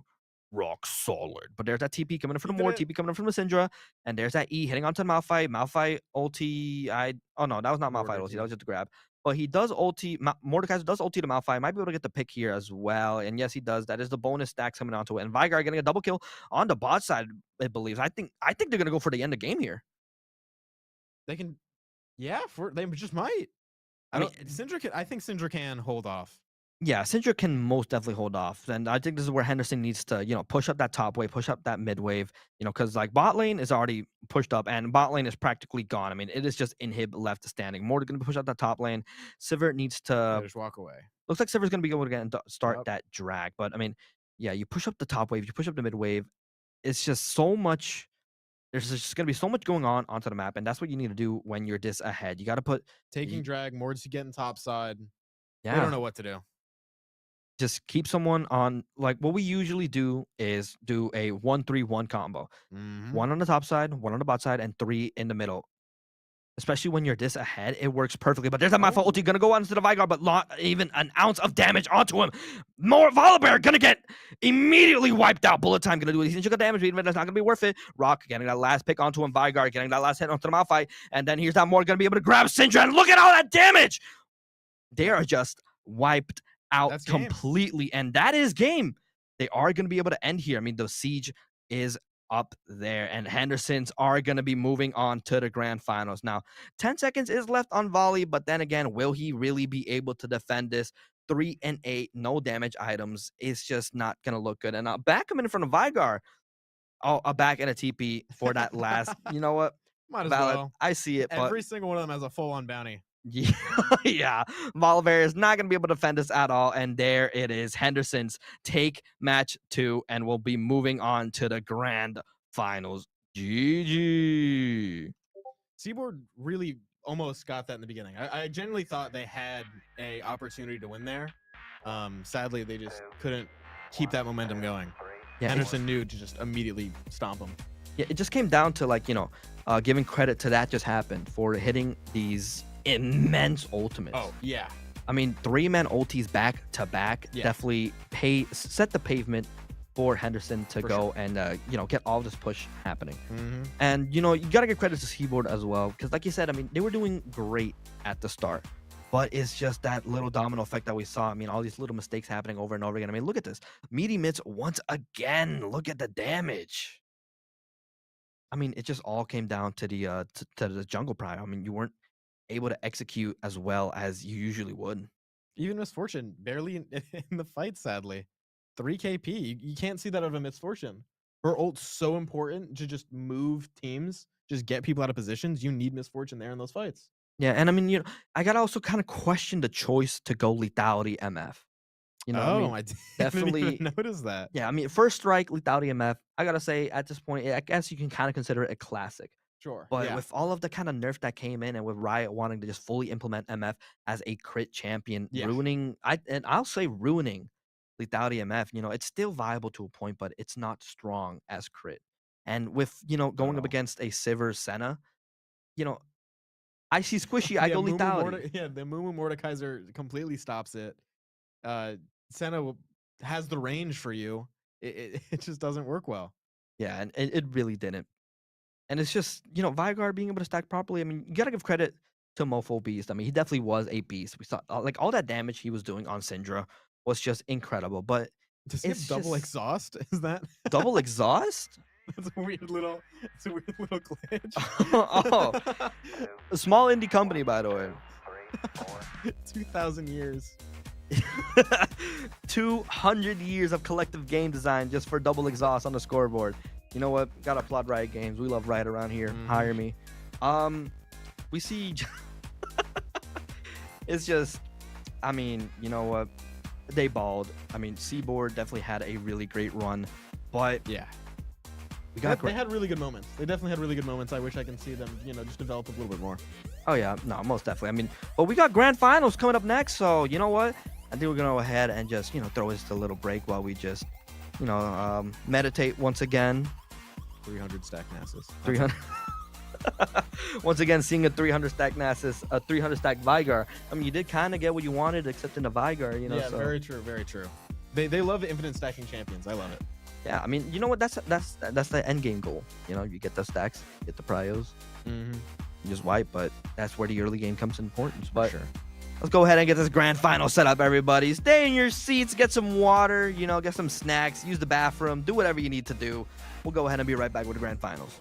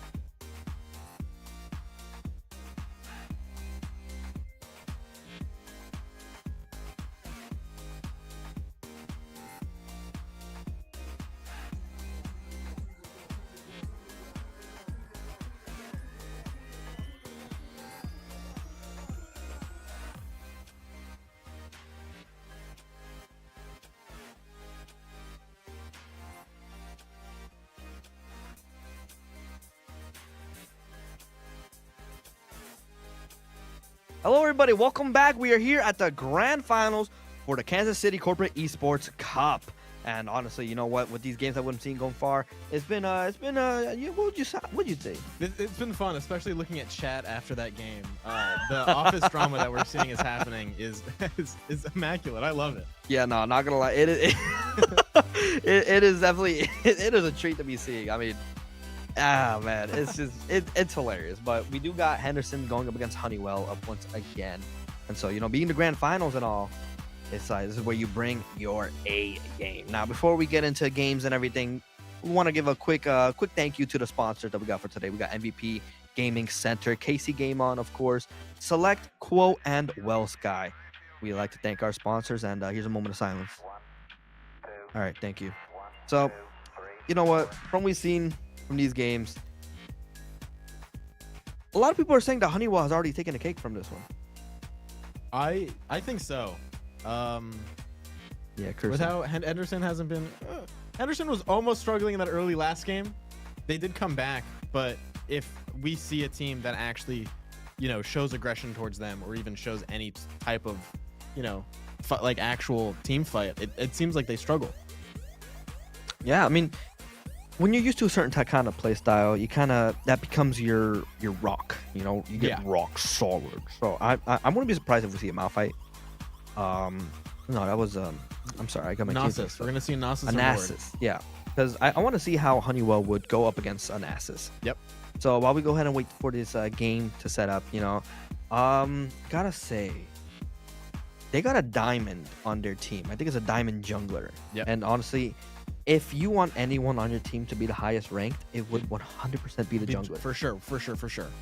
Because of all the brain power that goes into playing jungle. 100%. Especially with how good he was playing on Zach on those engages. To have someone verse, actually, counter jungle him. I want to see that. I want to see that competition. Yeah, and already starting off with some targeted bans. I mean, the Sivir is going to go ahead and be the first one sent out of the Rift. And you know what? Quest, being comfortable onto that Sivir, it definitely makes sense. But now, instead of Garen being first banned, they're getting that Lulu out. I love Lulu. I can't believe she's always banned. Just wait until I get a real weapon. That's what you sound like right now. Dude, if I'm playing Lucian, if I'm playing Twitch, I just want to see a Lulu on my team. I completely understand the ban with how good she is, though. Let them get a taste of the champ. But they are going to go ahead and ban out that Diana now and matching it with a Kaisa onto the enemy side. So, yeah, Diana, it's not someone that I've seen be played from Henderson's yet, at least. But I mean, Diana, even in the jungle, I think is still pretty strong. And a TF ban, that's I think the most interesting one, especially in our current meta. Yeah, that was the most interesting ban that I've seen just yet. And of course, because of the meta, I mean, like just going a blast from the past, seeing a lot of TF being played, especially in the top side ADC. When ADTF was actually a thing, it was like 5-10 years ago. No, not even. If it was 5 or 10 years ago, then I don't know about 10, but definitely 5 years ago. No, it was not, because I remember seeing Zeus from T1 play TF top, and I think it was 2 years ago. Because I'm not old. I'm not that old. I definitely wasn't. Was I playing League when I was 15? You're making me contemplate my life right now, but we are going to be seeing a Mordekaiser being taken for Arkham Slayer, and also it looks like a Rock is going to be going for the Volibear this time. Mm-hmm. So Amumu, you know what? We saw how well that just happened, played Amumu last game, so it definitely makes sense. You want to stick to your roots, stick to your bandages, and just do what worked best for you. They could also finally swap up players, like I said. It is a possibility. We still have not seen that used. Unless it's Jinx jungle. See, they understand that they can swap players. That's what I've been wanting to see. Yeah, I mean, oh god. Because now their team's really confused because that's all they've been doing is going in that order. Yeah, and that's why the strategy that we see a lot, especially in LCK, LES, LTA, all that good stuff. Mm-hmm. You pick like blue side, you got first pick, and first pick sometimes matters the most. But you also got last pick for red side, so you got that counter pick. So you go in more blind over on the left side, but it does look like they are picking Thresh for the mid lane. I like to see it, but they are using that kind of strategy that we were talking about. But I didn't realize Xin Zhao was the last ban for Henderson's before, they went to the pick phase. But a Trundle jungle is my best guess. And I think we have seen it before. If I remember correctly, one of the first games that I think I casted for, we saw Arkham Slayer, we saw Bacon Op. I don't know if it's Bacon OP or Bacon Op, but we'll just, Always a move fan it. of a Trundle jungle game. It's gonna be fun. Oh yeah, and with Trundle being such an immensely strong split pusher, Mm-hmm. with his Q and it's just insane. And jungle isn't something we've really been seeing played a lot They because banned one of their own champs too, the Vel'Koz. oh yeah, Vel'Koz is being banned out. Of course, I mean you can definitely They probably saw with their first game and were immediately afraid of it. oh yeah, definitely. I mean Honeywell already doing their research here. Excuse me, but Milio's gonna be the last ban for. Henderson's gonna be the last ban for Milio. And as we move on next to the left side, we got the last ban coming in for Arkham Slayer now. Let's see. And it be the Ezreal. Arg, arg, arg, arg, arg, arg. Now Vayne being picked. The Vayne Thresh combo. Honestly, I can see it. I can see it working. They want to just take away from the Trundle and more. They need something to even it out, damage wise at least. Yeah, definitely. I think Vayne is one of the champions that I was kind of talking about earlier that can go up fairly well against Amor. Now then again, but that's like only if they're both even. I feel like if either one of them have the edge, they're gonna win. Like if Vayne has just more gold than Amor, then more chances of winning slim down significantly. For sure. But of course, same thing for the Vayne. But even then, I mean, I do believe that Vayne's E can stun you in the edge of the Mord realm. So Yes. that's where things kind of get a little bit rough, especially if Vayne is playing around in the jungle because then that limits your space to move so incredibly fast. And if you get stunned by the Vayne, then it's bye-bye. It's gone. Yeah, if I was Vayne right now, I don't think I personally don't enjoy playing Vayne against Jinx. I don't know, I just don't like it. The range that Jinx has against the Vayne is just really hard. And especially to see now Nautilus, I'm honestly afraid. I feel like she's gonna be under a tower for majority of this game. Yeah, I mean, especially with Pow Pow, of course. I mean, that rocket launcher, all that extended range that you can get. And I mean, I think they are gonna go Xerath, just kind of match with it. They got that range now. They got that stun. So I think it should be good. But Jinx and Nautilus, I think, are one of the most iconic duos that we've seen a lot in the bot 100%. lane. I mean, just being able to hit your chompers and then matching it with a hook. It's just a lot of potential can come into it. But also Vayne, because if Vayne ever Qs in, Jinx throws E, throws her chompers, and she's kind of stuck. She has to just keep fighting. And if the Thresh isn't even there, then it's going to be really hot. It's going to be a really hard time. Yeah, I misread, but Xerath is still really good for poke, especially against the Vigor that we're going to be going up against here. But, Vayne Thresh, of course, I think it's solid as well. I mean, you got Thresh for both that engage and also disengage, his E being able to use in multiple different ways. Yeah. And then, of course, the hooks, the lanterns can go in for the safety. So honestly, really solid comps on both sides. I think the only thing I'd probably switch up would just probably be the Volibear, honestly. Yeah, that I'm not the biggest fan of either. I don't know. I'm kind of the Volley and the Vayne are the two question mark picks for me. It just doesn't seem they're not gonna have fun. It does not seem enjoyable to be in that lane at all. Team fight I can understand, but I can see as soon as the team fight happens, Mord's either gonna immediately go for the Amumu to take him out or the Volibear to take him out, and Trundle and Vigar are just gonna cage him up, and Jinx is gonna have her way with them. Yeah, I feel like a lot of these team fights are kind of going to be dependent on if Mord ultis the right person at the right time. Because if you get a Mumu out of the fight at the start, then that's going to be a lot of util that's going to be gone. I mean, he's not going to be able to get those 3-man ultis that we were seeing last game. And then that's also another front line down. Now, you do kind of have technically 3 front lines. I think Bruiser top side, and then but it also depends on if that just happened.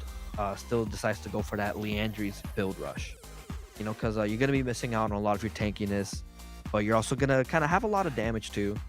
So it's going to be it's going to be a little bit odd of a 50-50, I suppose. I could weirdly see if the Xerath was maybe AD, maybe like a Yone, the Volibear being Cassiopeia, that would look really good. I think so. You're not a big fan of range top? No, I'm not. Vigar, I think Xerath is one of his most dangerous matches to see, because just that range that Xerath has, compared to Vigar's rank. Yeah. It's I'm sorry, I'm getting distracted here. I took a look at a Twitch chat. Man, I gotta say, you guys, this office drama is it's hilarious. I'm not gonna lie. But yeah, Vayne Thresh, of course, you got the hook, and then of course if you time the hook right with a Vayne E, you can get a double stun. And and I apologize. I'm so sorry. I'm telling you, people are getting their jobs fired for these games. Like, there's no doubt about it. With how much hate is going on between these offices, I think people are actually getting fired if they throw their league game. Yeah, I mean, you know what? I'm actually afraid. I'm watching these games, and I feel bad for their career. You know what? All I know is that apparently something's happening to the toilet on Monday. So, you know what? It's amazing. I love it. I love to see it. But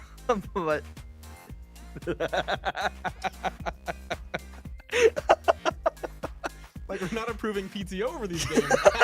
It's crazy. Hey, I gotta. Y'all are hilarious. Like, I'm not gonna lie. Y'all are hilarious.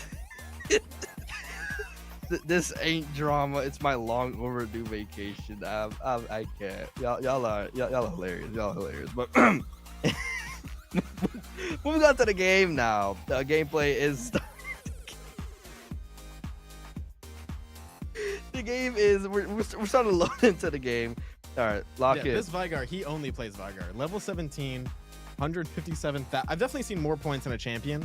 Like, it's definitely not in the millions range, but 157,000 points is definitely quite a bit. He plays this character a lot. Oh yeah, definitely. I mean, it's just those comfort picks I would like to see. I mean, Master Yi guy over here, 1 million mastery points. When you play a champion for that long, you understand weak points. You understand strong points. This is Quest. I saw 400,000 points on Vayne, which is insane. Oh wow. Yeah, you know what? Honestly, well played. Yeah. But so she probably fully knows this matchup. She's prepared. I know I don't like Vayne into Jinx, but she is fully prepared. Yeah, most definitely. Now here we go, jumping in to this gameplay. Let's take a look. See, it looks like a lot of pings are already coming out from Honeywell. So you can already tell that these fellas are about to be really calculated. Looks like they are gonna go for a pretty standard 5.0. Looks like Vigar is gonna hang around out to the bush, maybe see if any small types of cheese happening, but. Yeah, honestly, this is about to be a duel. I mean, this is the grand finals for League of Legends. Both teams looking to claim that #1 spot and prove that they are the best in the office, that they deserve that PTO. So let's go ahead and take a look at these games. Now, already, no invades happening, just both teams going to be on that 5.0 system. Well, a little bit of 4.0 coming up from Henderson's. But you know what? That's just perfectly fine. No teams are really going to be able to go in, get any form of early advantage.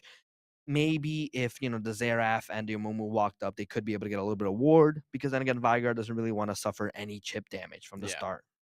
He's definitely, if he sacrifices any health early, the rest of the laning phase for like the first 5 minutes is just going to be a really awful time, especially with how good Amumu has been with, his engage. Yeah, and, Vigar, of course, looks like You know what? We'll give you points for that. And an A+ for effort. You know what? You can see the vision there. I mean, I wish my mid laners would do that. A little bit of help, because the faster your clears are, the better it's gonna be. Especially when going up against someone like a Trundle. Mm-hmm. Back in the day, my Syndra would just take my red camp and throw it away. Ah man, yeah. I wouldn't lie if I said I didn't do that once as well, but. It's funny. These games, they're all about vibes. They're all about chills. They're about having a good time. Mm-hmm. That's what we're here. That's where we're here. That's what it's all about. We're here to vibe out. We have a good time, and just have fun. But yeah, so already Xerath is gonna have a pretty good advantage on this Vigar. Gonna be able to do a decent chunk of damage and have a little bit of a little mini CS gap. And top lane looks like it's just gonna be just basic. This is just basic League of Legends shenanigans. Junglers are gonna be farming their camps. Bot lane, they're gonna be farming the minions. Same with top, same with mid. But honestly, could have been a really good level 3 gank if Amumu decided to go for that bot side. But I mean, there is a ward onto the tri bush, kind of covering that that bot bush as well. But look here at the top side, and first blood might be coming on here. More gonna have to flash out. I mean, Volibear Maul is definitely something that you got to be really careful for with that healing that he does, and also bonus damage on his W. But now you got to realize in this situation, you got to read your enemy's moves. I mean, you see, like, wait a minute. He's staying here despite him flashing earlier. What is going on? Oh, the Trundle is topside, and there it is. There's that pillar And gonna slow him, knock him back, and there's that flash, and that first blood going over to Trundle. That's just one of the things that you really have to put into consideration because, like, you win that engage, you win that trade. The Mordekaiser flashes out. Okay, amazing. I'm in a really good spot right now. Mm-hmm. But then he stays. And that Volley could just has either to realize that he has to play a bit, safer after he uses his flash. exactly. That's exactly what happened. I mean, because then again, you're 3 minutes in. Junglers, like, of course, to give to give a little bit of defense, like, you don't know where the jungler is. You had no sight of him yet. Now, this is So exactly what I would say would happen bot lane. Currently, Vayne's a wave behind. She doesn't have the range. Jinx is just gonna keep doing this the rest of the game. I'm curious to see where Vayne comes out during a team fight. yeah, that's just one of the roughest things about Vayne. You are arguably the worst champion to farm under turret because of how little damage you have early on. You can't properly last hit those minions if they're taking turret damage. So that's why it's important for you to get these freezing going on. But look at that max range hook coming in from the Thresh. Instantly going to be matched with a flash and a cleanse coming from the Jinx. So that's gonna give Vayne a little bit more of an opportunity to go in and flash it. But here it is, a tent set up in the top lane. I don't know how to turn right back up there. He's gonna be able to do a lot of damage to Rock, and he's gonna fall once again. Arkham Slayer living up to his name and taking the beast out. And this is the aggression I said that would beat Henderson. Early aggression is where they fall, but hopefully in this mid to late game they come back and bring back the synergy like they did for the last game. Yeah, and gotta say, a little bit of an iffy invade coming in. I mean, I applaud the effort. It's definitely something different from what we saw in these past couple of games, but way too risky. I mean, he didn't realize that was a ward there. But then again, I mean, Nautilus not going to be able to, do much as wave was pushed in from Xerath, unironically saving the Amumu's life. But, you see that, okay, wait, Trundle went topside again. He's still topside. Let me go ahead and take a little bit of his camps. And that's exactly what the Amumu did. So, honestly, it's nice to see that jungle knowledge finally happening in these games. Well, you're saying the jungle knowledge wasn't there previously? Well, I haven't seen any invades coming in when when you're on the top side, and you see the jungler on the other side of the map, and yet you still decide to go for your own camps instead of, an objective that was free. Yeah. It's no, for sure. I 100% agree with you. We saw missed objectives countless times. Yeah, and I mean, you know what? Already Bacon up, doing a lot of damage. Look at that flash R, and that is the feat of warfare claimed. I mean, this is one of the good things about Trundles when it comes to these kinds of ganks. I mean, you just pillar, shove them back. They get slowed, and okay, nice, a good finish coming in from the Vayne. Gonna have to flash to secure it though, but you hit that these pillar. Cheeky picks are what Vayne needs for sure to keep going. Yeah, definitely, and especially on the knot, gonna make him a little bit weaker. But with Vayne, when it comes to these, no, well, not with Vayne, with a Trundle, when it comes to these ganks, you got to make sure that it's a champion that doesn't really have too much good escape tools, like Volibear and Xerath. I mean, Volibear, he does have a little bit of a shield maybe and movement speed, but when you get pillared and knocked back, it's still like it just makes things so much rough. So obviously you can tell why the Diamond 4 recognizes these little opportunities to go in, hit the pillars, and still get this damage going on. But then again, Henderson are still putting up a really good fight. I mean, we saw they're getting all these picks, and honestly, probably one of the most well-rounded games so far. They are down 1K gold, but still the opportunities are being fought for. They're being found, and you know what? It's just a vibe. Yeah, they're a bit more late game for right now. We already knew their early game struggled, but this game they're definitely playing for more of a bit later, middle late. Yeah, it's which is fine. Which is fine. Hopefully, we see that dragon objective from them. We really need to see them going for these dragon objectives. Yeah, most definitely. And I mean, if they, I think they are completely unaware that Trundle is topside, but this could be a good opportunity. I mean, bot lane has reset. I mean, Nautilus is backing. Trundle is topside. If Trundle shows top here, then it could be an instant drag. I mean, Moon was right there. He's just crawling around, but Trundle is not going to go for anything on the top side. Volibear just playing almost under his turret, but there's that back. And even then now, it doesn't really seem like there's going to be an opportunity for them to be able to go and secure this drag. Either way, there is a control ward there. maybe Amumu might be able to go and try and claim it.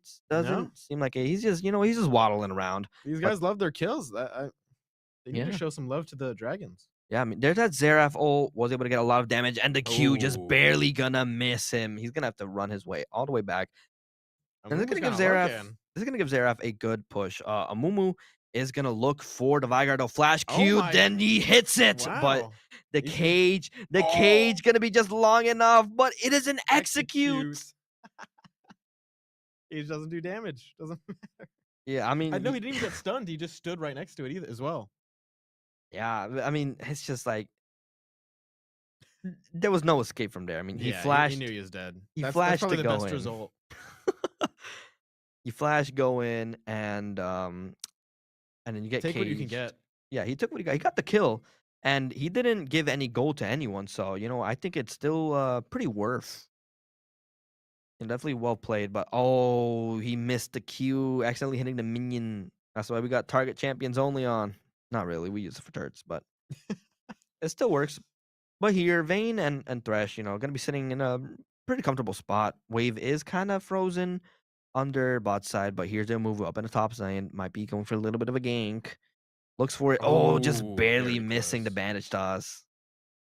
Definitely very unfortunate. But now Mord knows, hey, Mumu's top. You can go for this in the bot side, and that's exactly what Trundle is looking for. He's looking for that gank in the bot side, but he is being spotted out onto a ward. Now waffles up just a little bit, and there's that hook coming in, not gonna be able to hit, but there's that pillar onto the Thresh, and there's that all flash.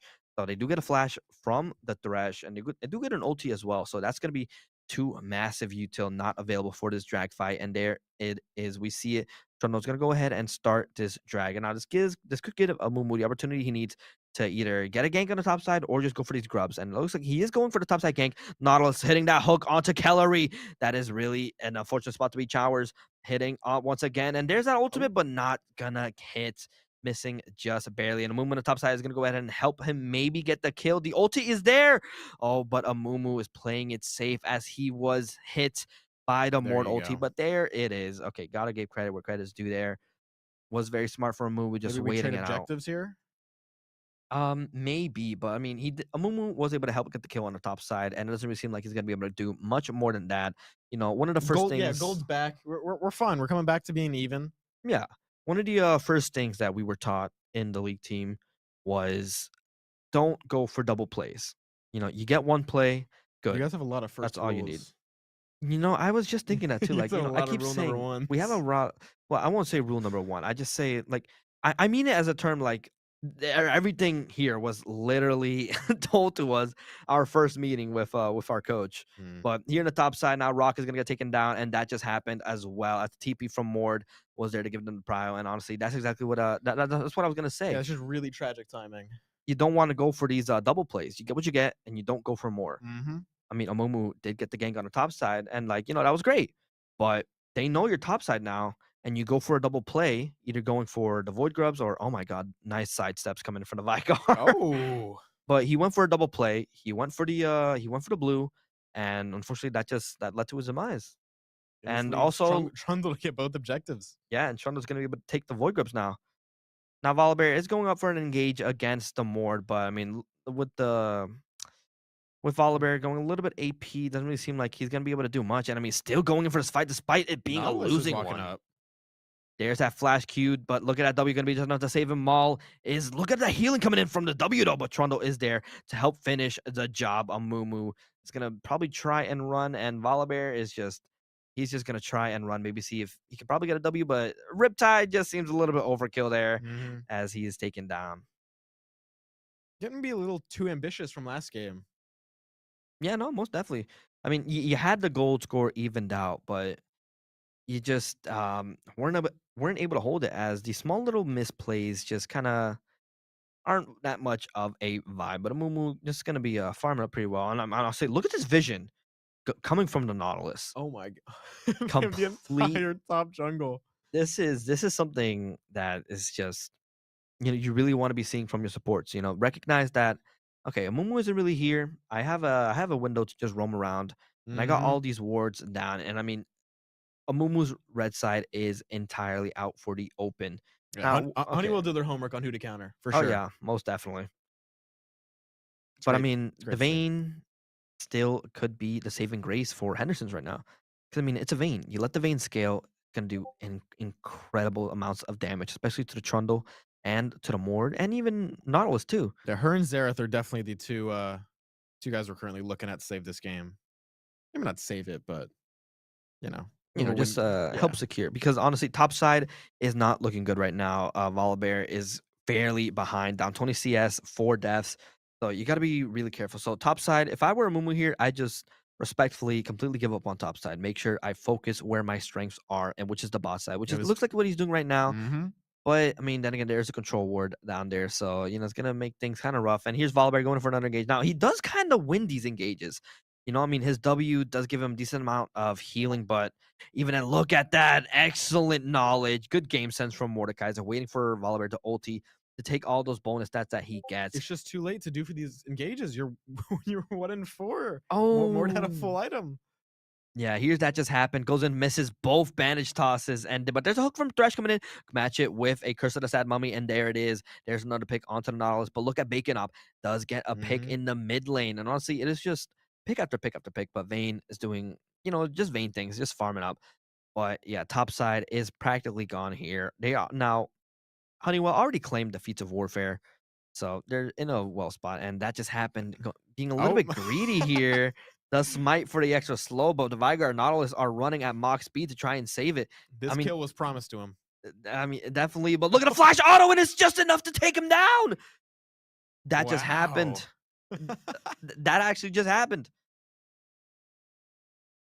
Gotta give these cheeky picks again are what Vayne needs. It's working out for her. Yeah, I mean, definitely was a little bit more risky than you probably would like, but hey, if it worked, it worked. And honestly, these are the picks they need. These weird little engages. This is what they need fully. Yeah, and it's definitely working out, but it's just another thing. Like more, you take the Mumu out of the fight, you take the Thresh out of the fight. Vayne is going to be significantly weaker because she's not going to have that front line. And she needs and at this state of the game, Vayne needs as much peel as she can get. For sure. Now Volibear is going to go ahead and use that little bit of vision to see if maybe they're on Herald or whatnot. But yeah, Trundle, I mean 4-0, already claiming that feats of warfare, already having that bonus. Nautilus, vision is great. Trying to do full bot jungle. Yes. Yeah, I mean this is where yeah, they're going for drag. They're prepping it. I mean, yeah, every single advantage is in their hands. Mumu is top side. Vision is fully set onto the blue side. And honestly, you got the util, you got the damage, you got everything you need for it. At this point, it really is a lost drag. So in this situation, you just need to give. And yeah, give they do. Ocean Drake is going to be over and claimed for Honeywell. Poor Kellery. And it looks like they might be able to get a pickup with it too. Kellery found himself in the spot. No flash available. And there it is. The Jinx Rocket taking him out at the last second. Kellery's just so used to, doing these alone plays and getting something at least, or baiting for the team. It just didn't work out that time. I don't. Yeah, but look at Quest. Finds the Nautilus. And I mean, level 10 against level 7. Look at that damage coming in. Oh, but look. Oh my. Look at that third Q. Look at that third W coming in. Vayne's 3-0. She's having fun now. Yeah, Vayne is finally becoming online. I mean, she has that Blade of the Rune King. With the recent buff that it did get, I mean, it's just becoming so much more stronger. So, honestly, Vayne has got to be something that you got to watch out for. For sure. I don't know. I mean, Trundle is so incredibly strong as well. They're kind of letting Volibear push, though. He's slowly coming back. They're kind of allowing him to. Yeah, but I mean, here's the crazy part about it. Even if Vayne gets incredibly fed and is able to win these team fights, she has to go through the Trundle and the Mord. It's gonna, for sure. I mean, not even go through the Trundle. I mean, I think Honeywell are in a spot where they can just 4v5. And when a team can 4v5, you got a fed Trundle. That is a fed Trundle's dream. Because you don't have to worry about being at the team fights. You just have to worry about taking out the turrets. And because, you need 5 people to just barely win the 4v5, it's just a rough spot to be in when the Trundle is fed like this. And I think he's already going to be close to getting that second item. Does have to try Force. Oh, what's going on? Oh, wait, hold up. Kellery, not Kellery. You're so used to Kellery just going in. Yeah. I mean, find himself in a spot. There's that Xerath ulti and that stun. Another pick going to be going into Vayne. I mean, the vision. Oh, wow. Just one shot was all they needed. I mean, the vision coming in from Nautilus is on point. But then again, I mean, it's the windows that you got to work on because it's just. It's not worth if you're giving 400 golds to Vayne every single time. Yeah. And Nautilus is also going Thornmail. So, there's that. At least it makes sense this time. But yeah, Volibear find himself in a tough spot. Here's a Mumu with the Q to go in. But Volibear instantly going in. Would not be surprised if we see a more ulti here onto the Volibear. But look at all the damage coming in. Look at the healing coming in from Volibear as well. I mean, that's just the AP Volibear that we've been seeing a lot. But the shield from the Arcane Slayer is gonna be enough. He might be able to get a triple kill here. Xerath is there in the point, but yeah, no. He's gone. He's just gonna back up. And Vayne got the shutdown on the Trundle. Wow. Look at him. That is huge. That is huge for the Vayne. Being able to get an extra 700. I think that was a total of a 1K gold going to the Vayne's pocket. And that's insanely huge. I mean, Quest is definitely on a quest right now to win this game for his teammates. I mean, he's thinking, I know this top side has been a little bit. Oh, wait, hold up. Thresh, nice. Hitting the hook right on time for the minions to die. No, it's going to take a lot of damage. Going to be forced to back. Not really going to be able to find a pretty clean window to get this, to get these wards happening. Mm-hmm. So, you know what? They're cruising. They're vibing. They're just chilling. But yeah, I mean, now we see as we kind of start heading into we're in the mid/late game now, so I wouldn't be surprised if the bot lane swaps to the mid lane this time, and just just typical league shenanigans now. Both teams just gonna be fighting to gain the upper hand. Now Honeywell does still have the gold advantage, and that's just coming in from the Mord. But I gotta say, Henderson's still have a really good shot at getting this. They just have to be careful. They have to play for this Vayne and make sure that she's kept safe. This is protect the president right now. Oh, for sure. Vayne is currently all most of their damage right now. Volley can live, but I mean, dare I say their only sorts of damage. Like Xerath, he's there and he's doing things, but he's not really not as enough right now. Yeah, it's not enough. I mean, he has a Seraph Embrace now. He has that little extra shield, that little extra survivability, but it's just I don't think it's gonna be enough. But look at Bacon up. He is sitting into the bush waiting for the movement to go in, and there's that stun one by one. It's just this is looking really bad. You're taking out all of the front lines. Curse of the Sad Mommy gonna be there, just try and hate it. But look at Vayne. Vayne is gonna be able to get killed here. I mean, she's gonna get jumped. 5-man, the Avengers assembling onto the bot side. Quest trying to do everything he can to try and live, but it's not gonna be enough. TP front of Volibear was down to the bot lane. Is gonna be able to get the kill onto the Nautilus, but not gonna be able to find much more. And honestly, I'm just gonna go ahead and push it. They're not even gonna go for the dragon here, maybe. I mean, you got the Trundle right there. Oh no, Trundle's going to the dragon. Going to dragon. But I mean, you got the Jinx, you got the Vigar, and you got the Mordekaiser. Xerath can't defend this. He can try and go for the wave, which he is, and actually, yeah, no, he can defend it. It's gonna be just enough. It's gonna miss the E, and Vigar is gonna get a little bit of an extra stack, but playing really risky there, man. He's gonna have to flash out. I don't think they're able to maybe to protect the president. I think they're struggling up a little bit. Yeah, it was certainly rough. I mean, Vayne had potential there, but the Avengers assembling on the bot side is just 5-man underneath tower. Yeah, it is a sight to see. It's just it's just very unfortunate, man. I want to see the Amumu and Thresh work together. They're a little just spaced out there. Yeah, but I mean, here's that Rift Herald. Xerath not gonna be able to stop it from getting that last turret. And yeah, turrets are falling one by one. I mean, we're 21 minutes in, and already Blue side has 4 towers. Yeah, Henderson's are down 4 towers right now, and they've only been able to get 1 on the top side. Now Otacon is up. Baron's gonna be coming up here shortly, but look at Vayne. Vayne has found the Vigar, but Vigar is doing a decent chunk of damage. There's that Seraph not gonna be enough to save him, and just barely gonna be able to live the 700 golden pocket. Oh my days. Yeah, poor Rock. Rock is having it rough this game. He's just been getting jumped over and over again. Now here's a flash coming in from the Jinx to survive the Xerath meteor strikes. And yeah, I mean, Xerath is really making good time though. I mean, definitely, he's fairly behind, but he's gonna be able to just play minion defender. I mean, a lot of his gold is coming in from the minions now. Yeah, he's definitely hugely up in CS right now. Oh yeah, a really big advantage on the Vigar, which is what we kind of predicted at the start. But Honeywell are going to be now taking down the Otacon. I don't think Hendersons are aware of it, but there it is. Not at all. Yeah, there it is. Otacon going over to Honeywell's pockets. That's going to be a little bit of extra bonus damage and adaptive force going over to them. And I think, yeah, they will be able to claim all the rest of the blood petals that were left on the ground. But it's still really in the hands of Quest to just kind of take this game. Now, he does have exhaust. Quest right now, man. Quest does have exhaust.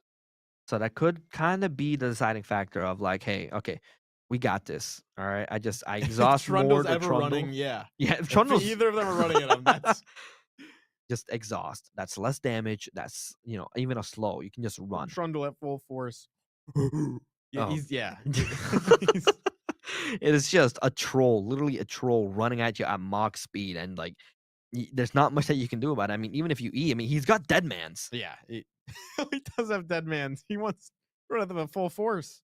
Yeah, and he definitely will be. But as I was saying earlier, oh, yep, look, here it is. There it is. Let's spot the Yep. Xerath out. Amumu, help There's the your teammate. stun. Oh, see, the pillar was good, but it also messed him up at the end. There wasn't enough space there for him to move through between the wall and the pillar. But Xerath is starting to get at the point where he can almost one-shot the minion wave. Oh my god, look how fast Trundle is moving with his W. I mean, that is just Dude, without, it's barely a difference. exactly. That is just insane. He owns the entire he owns the game. And it's just, it's his thing, bro. It's what he does. It's what he does the best. I mean, Trundle, you run things down and then you He's bite going them. from Baron to Dragon in under 5 seconds. That's my guy right there. That's my goat. 25 seconds left until said Baron. 1 minute and 40 seconds left until the soul point for Honeywell.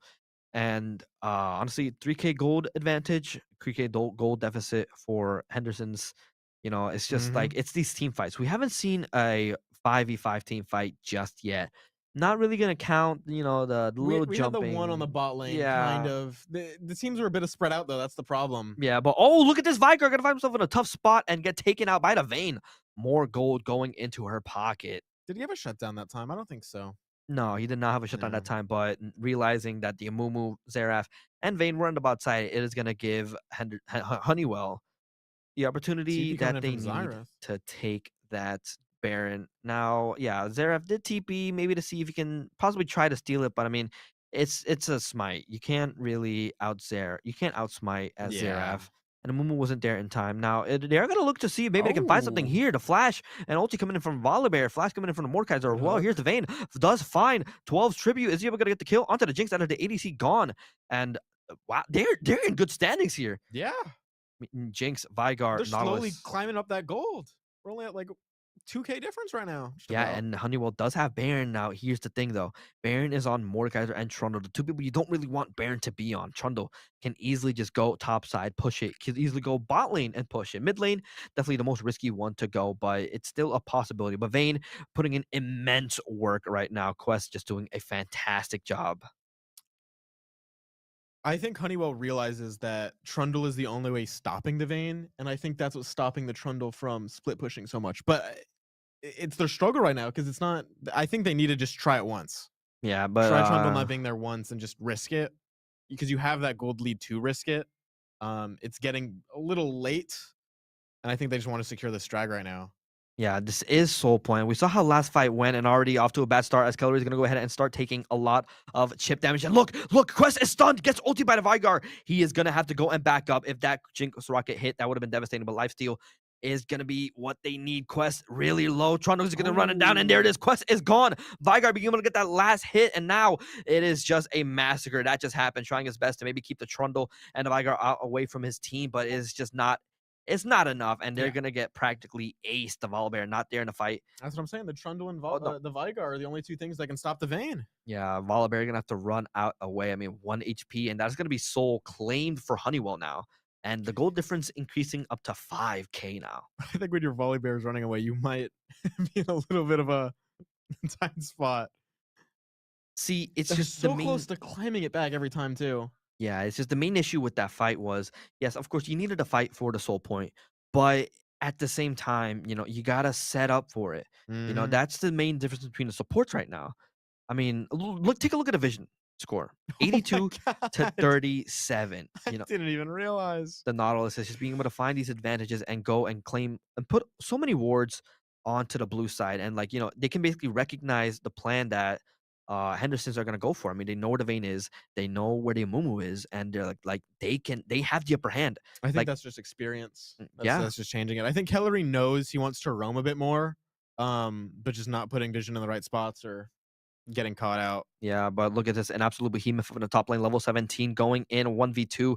Doesn't even need to ulti. Takes the he did ulti the Mumu, takes him down, and now he is looking for the Volibear. Is able to take him down. Tries to look for more, but I mean the Vayne is there and shuts him out. More gold going to the Vayne's pocket, but it's just the issue with that was, I mean, Kellery has to be able to destroy these wards beforehand, make sure that they don't have an advantage, because at that point, even though it's your side, it's not your territory anymore. It has been claimed by Honeywell. They know where you are. They know what you're doing. And of course, they had that upper edge. They were able to Vigar cage the Vayne before she even knew what was happening, be able to just do a lot of chip damage.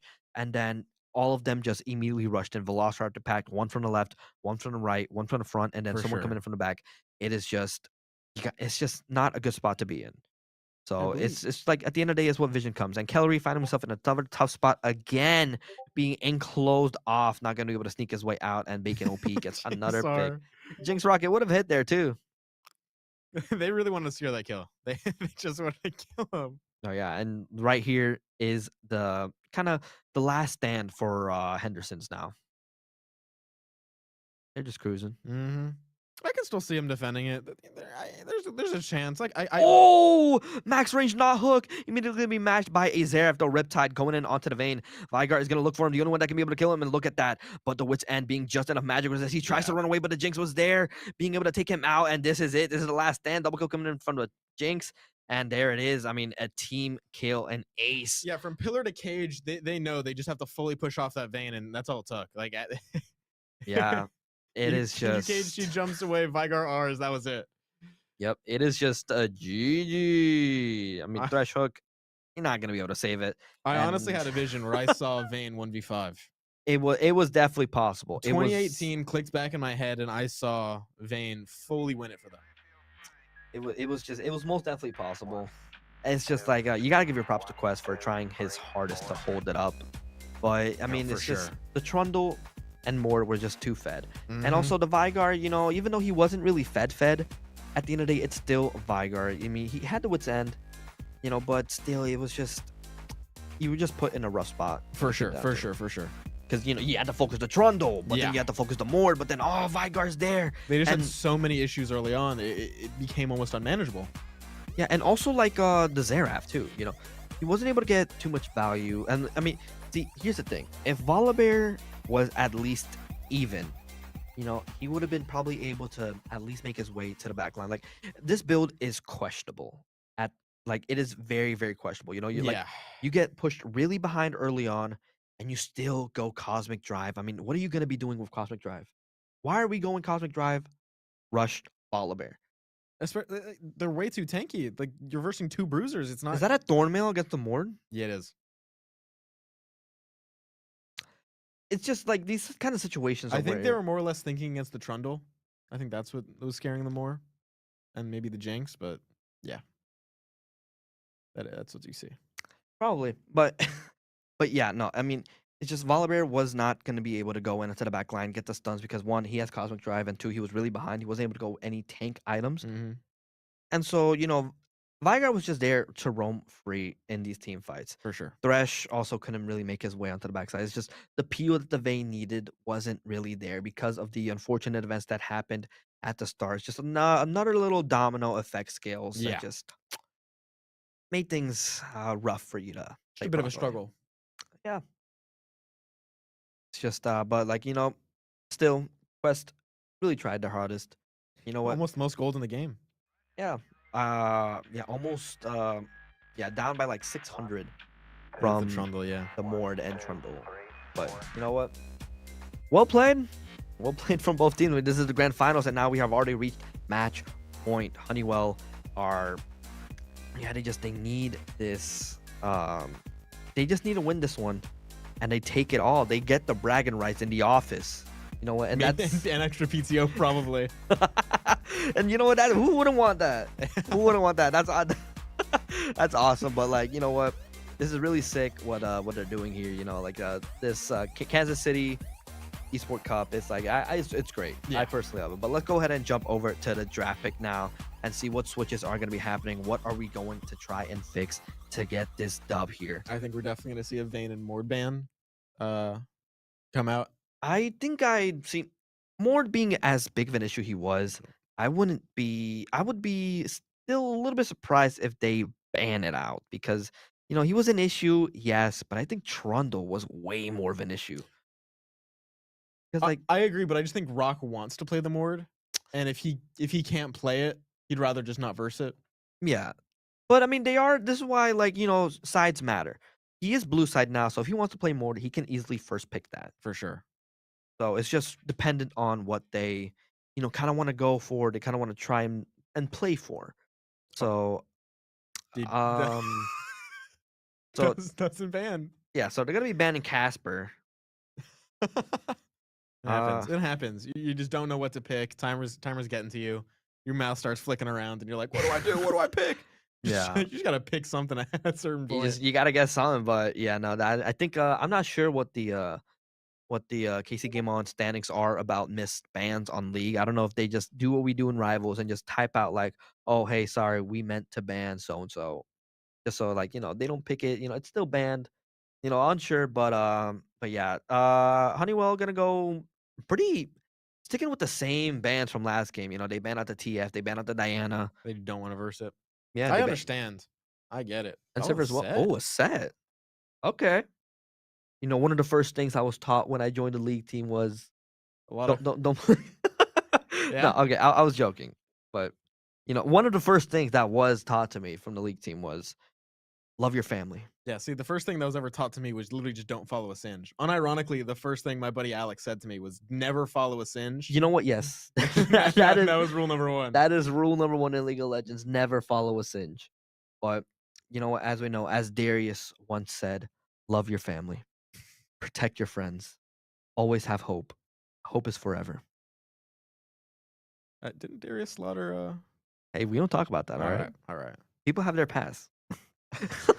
But they let the Trundle through. Yeah, yeah, they did let the Trundle through. So yeah, they're gonna have Trundle again, but oh no. Now they're playing Vel'Koz. Don't look at the Mundo. We're not gonna question it. I believe different. Someone else is playing the Mundo this time. Right. It's I'm sorry, someone completely else. We should be fine. We should be fine. It's just it haunts me every day. Yeah. Anyways, now the Silas is what I want to see against the Vel'Koz for sure. Oh yeah, Silas is someone who is always so incredibly fun to watch. But okay, never mind. Okay, well, thank you for the bait. Appreciate that. but but yeah, I mean, Dr. Mundo Jungle, of course. I mean, we saw it before.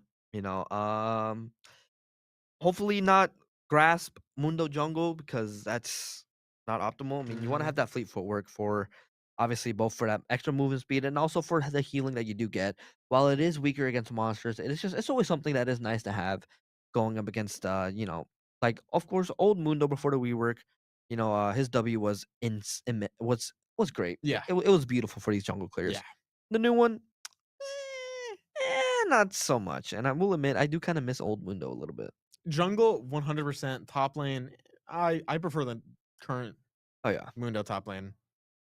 Okay, here they are. They're getting the Jinx out from last game. Yeah, the Quest hated it early for sure, especially if Quest still wants to play Vayne. Yep, and there it is, matching it with the Vayne ban. So Sivir and Vayne are banned from Quest. So it's not only the question of like, okay, who do you play now? I don't have Ezreal, I don't have Sivir, I don't have Vayne. And I don't have Jinx too, because I banned it. Didn't Quest play MF? Or was that? That was Yeah, okay, never mind. Yeah, that was the it slipped my mind, but that was yeah, that was Seaboard. I think that a Bard Pit was the one playing MF last game. It looks like they are gonna ban Nautilus for the last, which of course makes sense. I mean, I feel like Nautilus was also the biggest issue for Quest last game. You know, because point and click CC, you know, it's not fun to go up against, especially when you're the only one that's really doing damage on your team. Nautilus just he riptides you. I see Zeri being played here for red side. Zare would look really nice. Mm. Even or Kaisa. Kaisa also works. Movement, sure. Okay, yeah. Honestly, not bad. You need Solid to run. You comp. need to run away. I personally, I think would have went Lucian. I just like Lucian a bit more.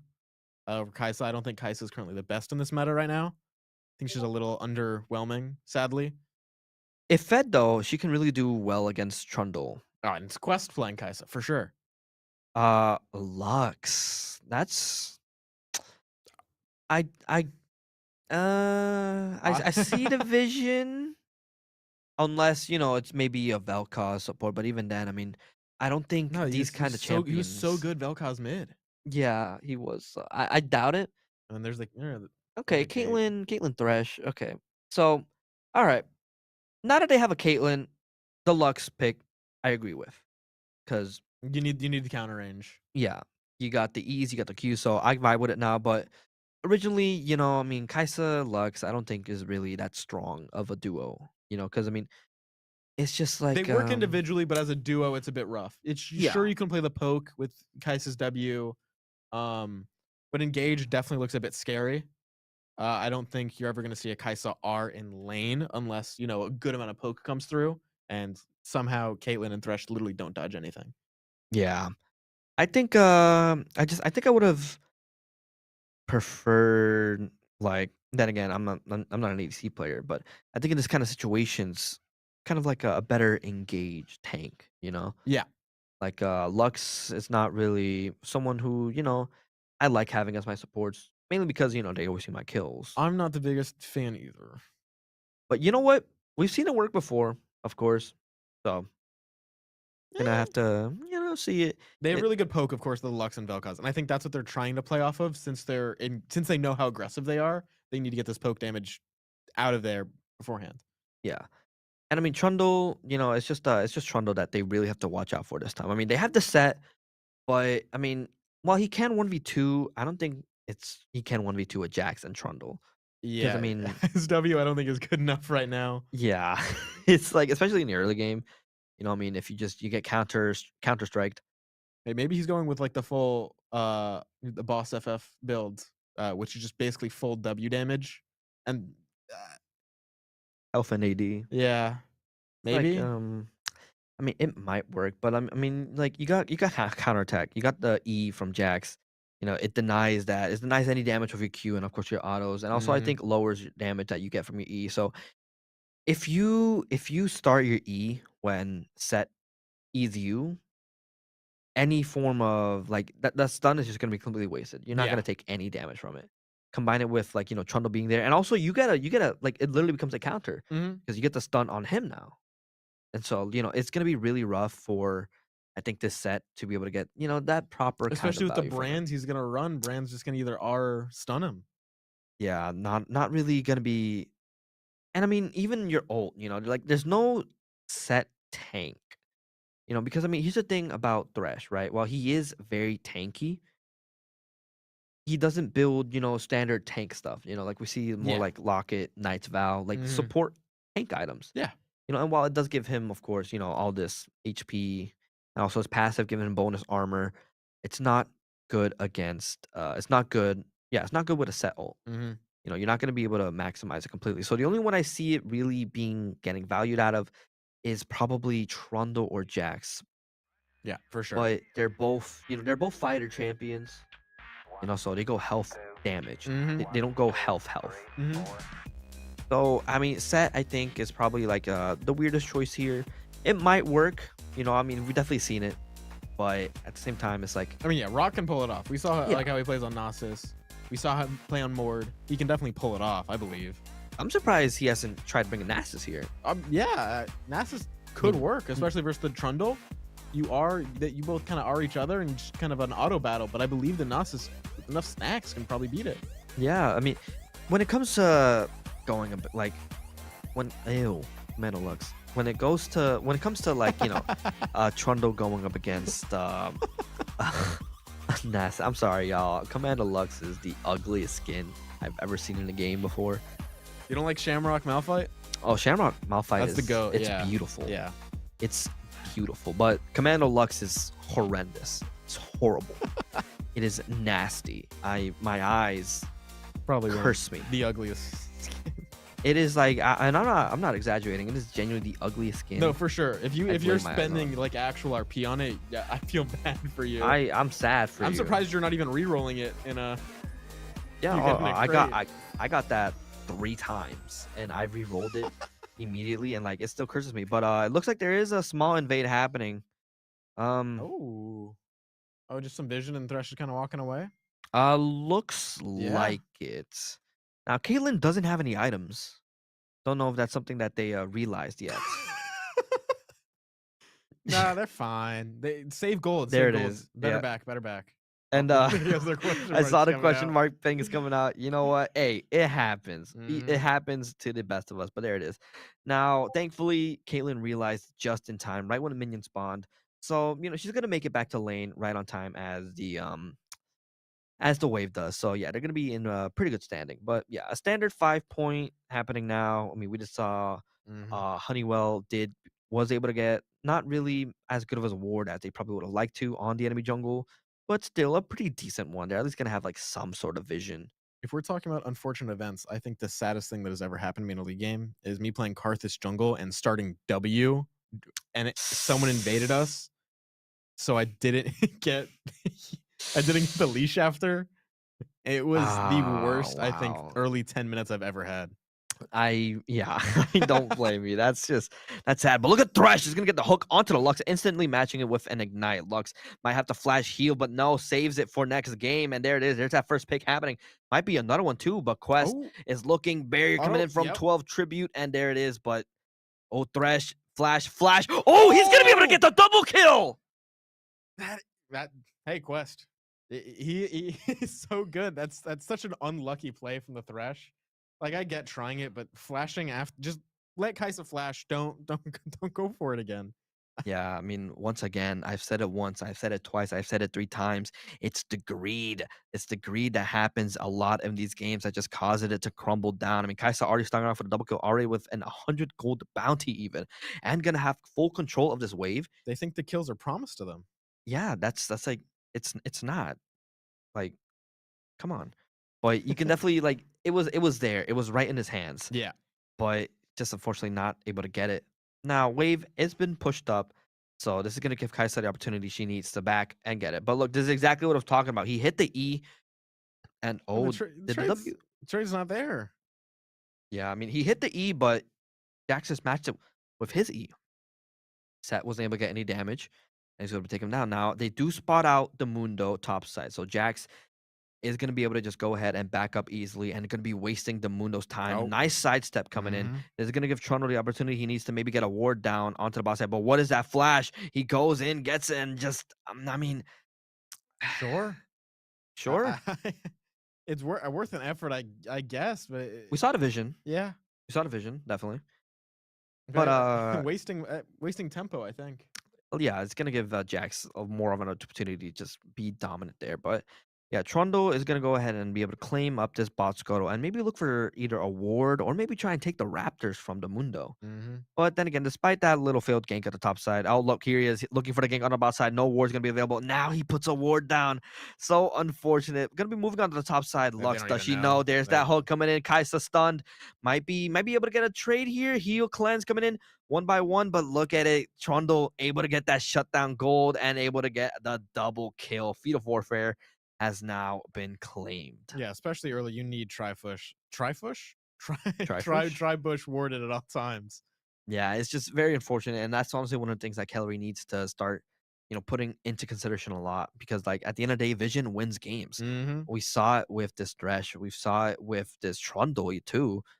I mean, jungle and supports, your main thing is to just try to be everywhere in the map as much as you can, get all these wards, get all the vision, know where the enemy jungler is, and just control the game. Like at the end of the day, it's all about control. Tlaloc, I think that's how you pronounce that, had what, 50 more vision score than Kellery at the end of last game, something like that. It was more than 50. Exactly. It was I think it was 90 to 30. That's an insane vision difference. Yeah, and it was, we saw Kellery did go for the Tribush ward, but unfortunately it was just way too late. But also it kind of comes down to the jungler as well. You gotta be able to recognize, because one of the first things that was taught to me Oh, in the another league. one. Yep. No, okay. One of the second things that was taught to me in the league team was you got to track the junglers and you got to communicate it For sure. because as a jungler, your job is to just know where the enemy jungler is and obviously warn your teammates. That's why a lot of a solo queue, a good jungler will just always be constantly pinging. Yeah. Because they gotta track down the jungler, they gotta know where he is, and they gotta just make sure that they let their teammates know. You gotta ping like crazy. You gotta And that's the communicate poke like I'm crazy. talking about that they need. That is a good combo, yeah. Mhm. But I think it will work best with an AP Kaisa. But look at that hook coming in from the Thresh. It's gonna miss. And oh yeah, the Q from Lux is gonna miss, and this is gonna give A Thresh the little opportunity too he needs close. to go in on the engage. Recognizing now Lux doesn't have root anymore, goes in.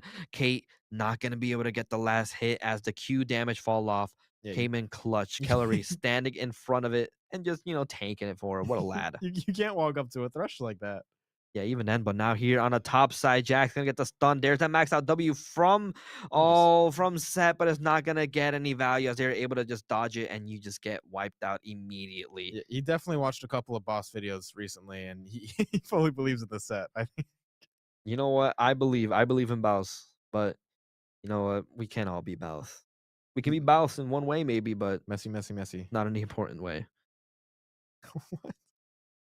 It just comes down to the fact that you got to put consideration that one of the first things that was taught to me on the league team. Holy moly. No, but yeah, it's just you can definitely see the potential coming in from the bot side, but it's just in ways like this that we see with the I'm trying to remember the name of it. With the Lux. Yeah. I don't know why I forgot Lux's name. With the Roll Calby, you gotta wait, look at this. Look at this. Thresh Lantern gonna bring the Trundle in, but the root from Lux did come in clutch there, but you have no mana.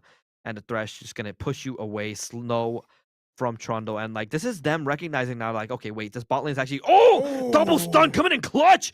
Getting what? That's so good. That was extremely lucky. I mean, Lux gained just enough mana because if we look, she had 0 mana when she used that Q. Perfectly timed, perfectly executed. Perfectly timed, perfectly executed, very well played. Those are the good plays we know Kellery can make. Yeah, but like we see now, Bacon OP has realized that okay, wait, this bot lane is really strong. We gotta shut them out completely. For sure. Like he knows now. Jackson easily handled the set top, and Brand can kind of hold his ground against the Vel'Koz.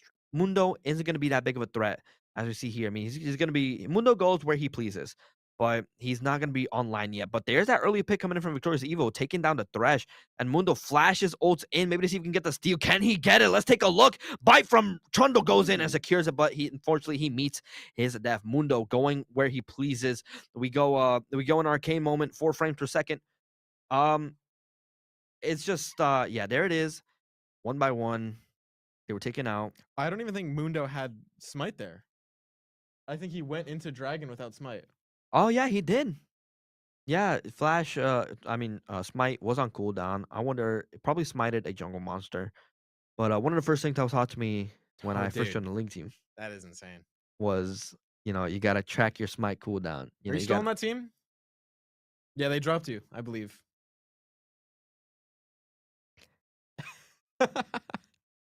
So we're gonna ban this guy from one of the first things was taught to me in the casting team. There you go. Was hold up. You know what? Enough joking around already. Set is gonna go in, use the ultimate, and just slightly flash out. A couple more degrees down, I think he would have been secure. Yeah, it would have been nice. I mean, maybe Flash going back, but yeah, Set is not gonna have fun here. I mean, waiting for the counter strike to go up. I mean, Jackson easily just tower dive this, and bot lane just like. I think he's looking at it. I think he's looking to tower dive. Yeah, probably. Oh yeah. But you know what? As soon as One of the best things about Set though is that his health regen is definitely can be very clutchful sometimes. But top lane is gonna have complete control over the prio in the top lane is gonna give them complete control over it. And it looks like Mundo is gonna try and see if he can stop Trundle from claiming the Void Grubs. Does look like he is getting ganged on now. Here's the Brand.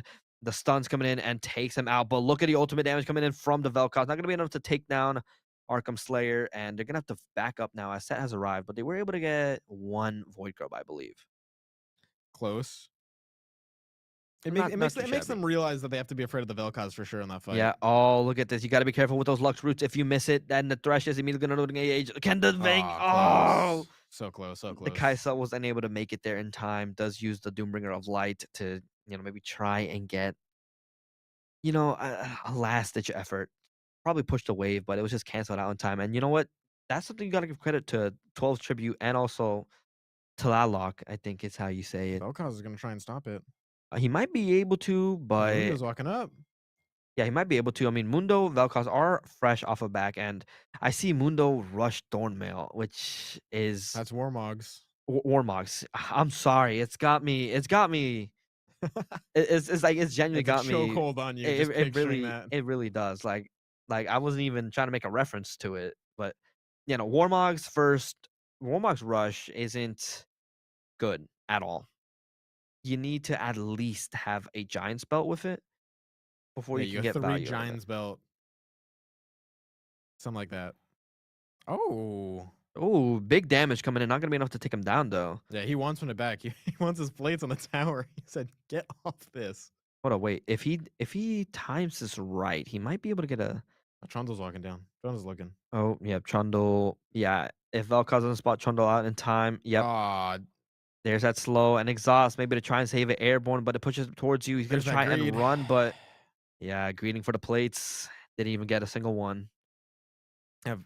He can't give anything to this Trundle, especially with how good Vel'Koz is. You can't just waste your life like that.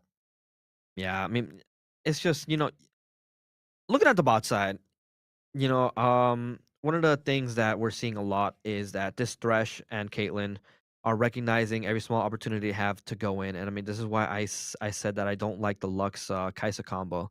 Because Thresh and Kate can just immediately go in if Lux misses the root. And even if she hits the root, she doesn't have much else. Yeah, she doesn't have much else. I mean, the E, of course, can slow. E and R, and that's kind of it. Oh, but little shield. Yippee. I think yeah, I mean that shield it's not as strong. No. Really. I think it's one of the weakest shield, if not the weakest. For an ability, yeah. Like, I don't know. But look at the root coming in from Lux now and Ward on the Tribush, because like they know Trundle is probably around here in the bot side somewhere. Now realizing Kate fully came back from that CS deficit earlier. Oh yeah, by a long shot. I mean, it just came from the fact that the 2 yeah, Trundle being able to come his and way. And that 1 HP little fight. It's just definitely very unfortunate. I mean, Lux is just, and it looks like it's support Lux too. I mean, they got the they got the support item, which like I think is even worse than if you were to go full AP Lux, because you need we need the damage this game. Yeah, Lux is just a damage champion and not optimal to go full support. At least in my opinion, because I mean the shield is while good, it can heal your heal team. It's not gonna be able to do much. But here in the team fight, Mundo gonna get taken out by the brand, and it's just gonna secure Honeywell the dragon. Now Quest and Calorie are there, double root going in, but I mean not really gonna be much value. Heal coming from the Lux to maybe try and just delay it a bit, but Quest gonna get a little bit of chunk of damage. But yeah, it's just not gonna be able to find much there. I mean, gold deficit by 2K coming from Henderson's. They're just they're vibing, they're cruising. You're seeing such small like openings. They just can't get it for Honeywell. Yeah, it's just gonna be Henderson, sorry. Yeah, it's just gonna be really tough for Henderson's to probably get the value out of their U2. I mean, it's just like oh, hold up, Jax is gonna go ahead and Q in and instantly match it with a counter strike. Now he does coach. Rock does try and, W his way into it, but easy sidestep. And look at this on the boss side. Trundle there once again, taking down Lux. I mean, 0-4. You like, it's just, Lux. They can't even get vision on the try. Yeah, I mean, it's just the Lux pick. It really is just the Lux pick. Like, I mean, I don't know what else to say about this. Lux was just not an optimal pick at all. I mean, especially if you're going to be going support Lux. And I mean, look at Mundo. Waits for the... Oh! Was very close. Mundo might be able to finish up this kill here, but in the Jax ultimate... Swap. I mean, he has no mana. Mundo might be able to get this. The slow might just be just enough. No flash, but he has to hit the Q, and he misses it. And he's greedy, greedy, greedy, greedy, greedy, and he doesn't get the kill. 1 HP. 1 HP. Oh, this is the greed that was written about in the Bible. It is insane. It baffles me. 1 HP. How unfortunate. Oh. Does look like Oh. I am so I apologize for any like smite. Like I think I just casted smite on them. I think I just casted smite on them because the Lux left, and then the Thresh left, and then I think the Mundo left. Yeah. My apologies, I guess. Locust Storm is coming next. Oh God. Okay, it does look like we're back now. Okay. Yep, everybody's back in the game. Okay. I think a little strange lag, honestly, but you know what? We're back. We're here in the game. But yeah, that was such an unfortunate fight. And I mean, he was close. He was definitely close. Yeah. And as we time stop Zawardo, just take a look at the map. If I could have time. Oh, okay, there we go. All right. Yeah. Set might be in a lot of trouble here as the Avengers are assembling up on the top side. Does spot him out. There's that pillar. There's that stun. There's that flash. There's that E, but not gonna be able to stun. W being popped up is gonna get a decent chunk of damage. But I mean, look at Thresh. He's right there. Misses the Q, but it doesn't matter because he It's just not enough. like fight back. You can't fight back. But I mean, 3 people top side could give an opportunity somewhere for somewhere else to happen. But bot lane is pushed, mid lane is pushed, and it's just Vel'Koz is dead. They're just unable to find any opportunities anywhere else. And with Herald up on the top side, Mundo does get the kill onto Brand, but Now, I don't want to be that guy, but do you think like Henderson's are like giving their PTO to Honeywell for winning this game? Maybe there's like some insider PTO trading going on right now. Because Rock and Calorie, they have champions that they can play really well, but they're picking Set and Lux that kind of just don't make sense much here. Yeah, and I don't think this is fearless draft. Because like I don't know. I think it's just a strange choice. It really is a strange choice. And honestly, turrets are just crumbling now and at a way faster pace than we saw last game. I mean, almost 10K. I mean, this is the grand finals as well. So you got to be really careful to not let what's happening happen. But yeah, 4-man mid, going to be claiming all the turrets. Lux pushing up too far. Where are you going? I mean, you have the ultimate. It has long range. You don't got to be that close for it. Set does find a pick onto the Thresh, though. Is going to go ahead and see if maybe they can look for more, but your support isn't there. You don't have any stuns. They're just going to be able to run away freely. And what is that flash? Oh. I mean, well played, I guess. Almost gets the kill onto 12's tribute, but the Sparn is not going to be enough. He's going to stay 1 HP. This is just a lot that we're seeing. Like barely 20, yeah. Blackfire Soldier. Oh, wait, but he is kind of staying there. Might see. Oh, the Kaisa! Killer's Instinct definitely being popped there, but the barrier is going to be enough to just save him for a little bit. But Quest, being the absolute beast that he is, was able to get 2 kills there. Might make it 3. No, does get the assist.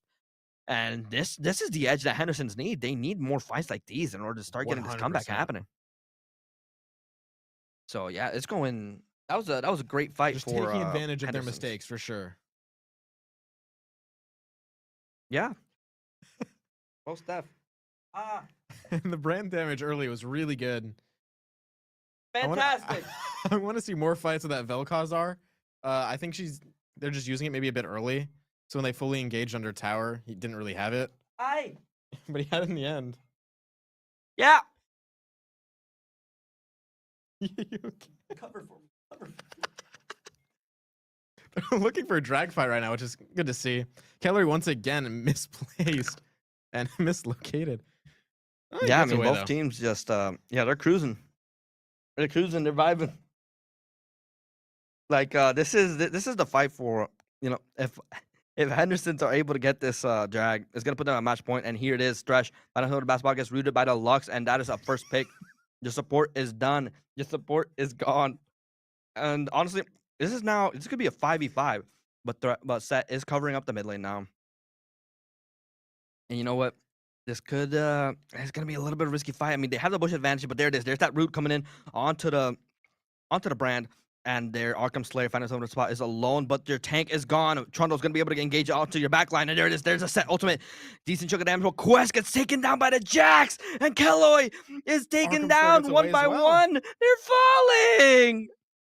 Caitlyn getting a double kill. Arkham is taken out, but I mean, when you greed, It's so close every time. it's just when you greed for a kill like that as the only frontline available for your team, you leave them so incredibly vulnerable. I mean, it is just a Especially Jax. after the Jax jumped away, just turn around. Just turn around, help your teammates. Yeah, Mundo flashed over the wall for it. And you know what? That just, I mean, flashing over the wall for just a single kill when it comes down to these kind of points, it's just, it is not optimal for you to do because now you lose drag, they gain Otacon, and look at top wave, look at mid wave, just pushing deeper and deeper into your base, and it is just a massacre. 100%. We have come for your strawberries, they say, as they tear through the rift. It's just unfortunate for Henderson's because we've seen them play well. Yeah. It's just a Lux pick, man. The Lux pick, the set pick, like I don't get it. Hillary was great on the Leona. Rock was great on Nasus. I honestly think Leona looks great here, and so does Nasus. Maybe not against the Jax, but for everything else, it looks fine. Yeah, most definitely. And I mean, they were at a decent stalemate at above. It's just like Jax being is a decent counter towards Sad. I mean, it's just making things just way more rougher than they should be for Henderson's. Now, that's a good stun and a good ult, gonna do a decent chunk of damage. And look at it, the Kaisa. Sorry. The Kaisa does hit W onto Caitlyn, so she's gonna have to go ahead and back. But 3 minutes are left onto the Baron, so there's not really much to fight for here. So I mean, it's risky for both sides. I mean, like there just really is nothing to fight. And you know what? I gotta say, despite the fact that Honeywell does have, you know, a really big advantage. I mean, they are up by almost, I think, 9 kills. Yeah. The goal deficit still isn't, you know, as immense. I'm as you surprised probably it's think. not as because Kaisa held it very well. Set's holding it really well, and so is Vel'Koz. It's pretty even for the most part on CS. Yeah, I mean, both teams are. Yeah, they're just. And I think Kaisa's shutdown, those 2 shutdowns, definitely brought them back quite a bit. Yeah, most definitely. But look at the damage coming from Caitlyn. Does hit the Q onto Kellery, does hit the autos onto Victorious Evo, and just taking. They have to walk away though. Yeah, they gotta back up. But look at that hook coming in onto the Mundo, and Set ultimate is gonna get a decent chunk of value. Just gotta let him die. You just gotta let him die there, I think. Yeah, I mean, they found themselves in a bad spot and they paid the price for it. And yeah, I mean, I fully get trying to help your teammate, but if you're already so far down, you can't just literally jump into 4 people. Yeah, it's just like it puts you in a really bad spot, especially in the grand finals. I get trying to help your friends. I get it, but yeah, you just when you put in a bad spot like that, you know, just it's just hard for you to figure out what the next step is. But they're gonna go 100%. ahead and claim both mid and inhib and turret, both mid turret and inhib, and already going for the last fight. There's Quest though, once again doing the job, getting the job done. Does get hooked by the thresh though. Kellery once again and just immediately wiped out. I mean, Quest is really pulling in numbers for Henderson's, and look at that, another pick onto the thresh. But the Jax does get up on the backside now. Mundo might be able to get a little something here, but I mean, you're not level 16 yet, and you don't even have ultimate available. So he's just gonna get instantly wiped out, and this could honestly be game here. I mean, you got Lux the is up in Trundle. 14. Yeah, you got the Trundle. Set is not gonna be able to defend this. Maybe back, like at most, he can maybe just try his hardest to back him up. Like, look at that damage though. Look at that shutdown. That's something. But And there you Trundle getting the ace, but there's no minion waves. Actually, no, there Lux is. defends.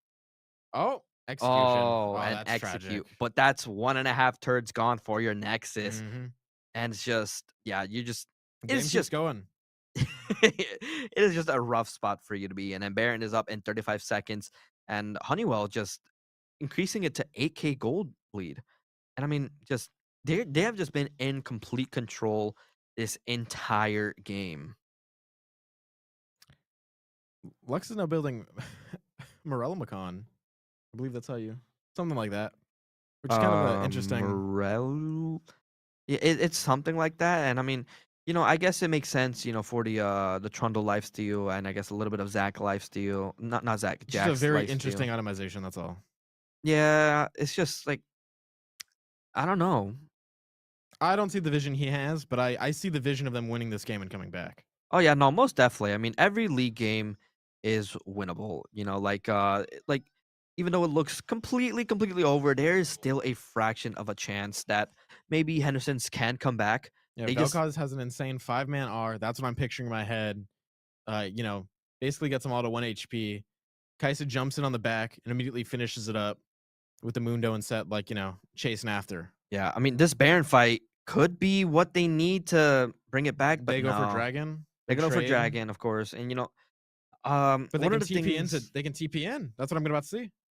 yeah, I think they're just they get Baron. Brand could TP into base right now. Oh wait, oh my days, they could. They don't even care about Dragon. They could probably just go. Okay, no, they're gonna go for the top side, but Jack says TP up in like 3 seconds. I don't know. 1. I don't think he's gonna instant TP. Oh, the ward was gone. Ward's gone. Ward's gone. Okay. Yeah, but honestly, backdoor potential definitely really strong for Honeywell right now. No, they do have a pretty decent wave on the bot side. So maybe we've decided to, maybe try and do something with that. But like at the end of the day, I mean, this spot right here, the situation that you're in, doesn't really leave any opportunity for that. But at least they don't get soul. Yeah. So they denied the soul. They claimed a drag for themselves, but like with Baron still up, and I mean Lux ult missing. It's just gonna you're just at the end of the day, you're just in a really tough spot because they got Baron now. They got those 2 cannon That siege minions. stun hit rock, I would have felt so bad for them. Yeah, This but the ult. yeah, there it is. It's gonna do a decent chunk of damage. Just mistimed. I get. Just back away now. Back away. Back away and take your CS. Back away and take your CS. Okay, Mundo. Yeah, Mundo. I mean, Mundo's going in. But look at Jax now. Set does have an E, but yeah, there he is. Mundo getting taken out, and then Set with it. Quest flashing onto the backside, almost getting something, but there they are. They are falling. Honeywell proves that they are the best in the office as they are clearing him one by one. Trundle living 1 HP. There goes the turret. There goes the inhib as they lock their eyes on how this is it. A last minute execute coming up from the thresh, but there it is. They get that last Nexus turret, target the Nexus, and there it is. Honeywell are your grand final champions. Love to see it from them. They played extremely well. They took advantage of every single mistake that Henderson did, and they owned it fully. Oh yeah, no, most definitely. I mean, it's just definitely a heartbreaking defeat coming in from Henderson. They took advantage fully of their greed as well. Oh yeah, definitely. It's every single time. Just like you gotta give credit to Honeywell for when they realized like, okay, this bot lane is really strong. Yeah. But you gotta shut them out as fast as we can because they realized last game, okay, top is manageable. And this is the first game Quest didn't have over 20,000 damage as well, out of like all 3 games, I believe. Yeah, it was just rough because like even the semifinal games, despite that double kill at the start, Quest wasn't able to completely utilize on that lead that he obtained. Yeah, because of the fact that he didn't have someone. Trundle to match kept coming it with bot like 3 times after that, like 3 times in a row in the span of like 7 minutes, I think it was. Yeah, it was definitely just insane. But you know what? I think it's time that I think it's time that we say our goodbyes for today. These games have been amazing. You know what? We've had some laughs, we've had some goofs. At the end of the day, I mean, it was great. But let's go ahead and go to a break while we wait for an interview with our champions, Honeywell. I've been Reezy. Thanks for being here listening to this Yap Central. I've been James. This is James. Yep. Check him out on wherever he is. Great first cast. It was fun. But yeah. So before we head out, of course, real quick, just want to give a last shout out and thank you to our sponsors, MVP Gaming Center, KC Game On, Select Quo, and also Well Sky. This has been Kansas City Corporate Esports Cup 2025. See you in the next one.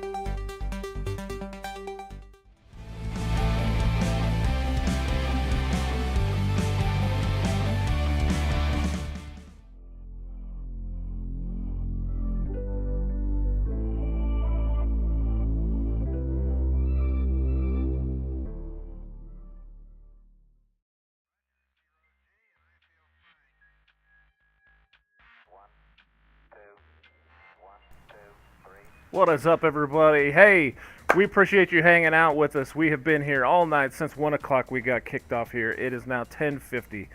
We have been playing esports and great games all day long, starting off with Marvel, then going to Rocket League, and now ending with Honeywell Atacon winning the KCCEC trophy for League of Legends. So let me go on and have these guys come on in here. And let me have you put that on real quick. Welcome in. Go ahead and tell us your name and your gamer tag. Name is Trent Sluder, gamer tag Arkham Slayer for the top laner for the Honeywell Autocon team. Okay. Yeah, I'll let you do yours as well. And my name is Jorge Renteria. I was the support in-game name Talalak. And yeah, did pretty good this season. Yeah, tell us what you guys thought about the season overall. I thought the season was cool. Never played a corporate cup game before. Obviously, only 5 teams signed up. We were hoping that more teams would sign up, but obviously, get what you get. Obviously, we wanted to play. I thought the season overall was cool. We definitely saw a lot of different strats, a lot of different player styles, and it was just super fun overall. And I'm very proud that we undefeated season and we're corporate cup champs now. So yeah, it was well put. Congratulations for Chris. Perfect. I'm gonna give you guys the trophy. Nice. Very good. Yes, excellent. Yeah, as usual, we will get the. Let's go. We got the dub. We get names on there, so. What the names look like. And so we'll get these names put on there for you. I'm hoping it's picking me up. It's probably not. But, here, let me steal this from you real quick. Yeah, go for it. Gotcha. There you go. All right. So, yeah, we appreciate you guys coming in. This is a fantastic trophy. Of course, we're not sending you home with it yet because we have to go take it in and get your names put on there. Sure. So Yep. it'll say your Honeywell Atacon. Is that right? Am I saying Yeah, that right? mhm. Okay. Just making sure. I feel like every time I say it, I'm saying it wrong. But we'll have that put on there, League of Legends, of course, and then you guys can sport that trophy along with your League of Legends trophy that we just picked up today as well. So huge congratulations, Honeywell. You guys did a great job. We appreciate you guys coming out. You got anything left to say, or is it good night for everybody? Yeah, no, just appreciate hosting us, having us on. It was a great time. Yeah, big shout out to everybody who came out tonight and played. We had a great time here at MVP Gaming Center. Also wanted to shout out James and Reezy for putting in a lot of work over at Full Sail. They were helping us out today. So very excited to be working with them. And our friend, mutual friend AJ, who was part of Park University, and I met her many, many years ago. So very big shout out for Full Sail for helping us out this year with the casting, and hope to work with them again. And one last time, we want to thank WellSky and Select Quote for sponsoring this year and making this possible, as well as MVP Gaming Center. And I'm Nick the Nerd from KC Game On, and we will see you guys next year. Have a good one.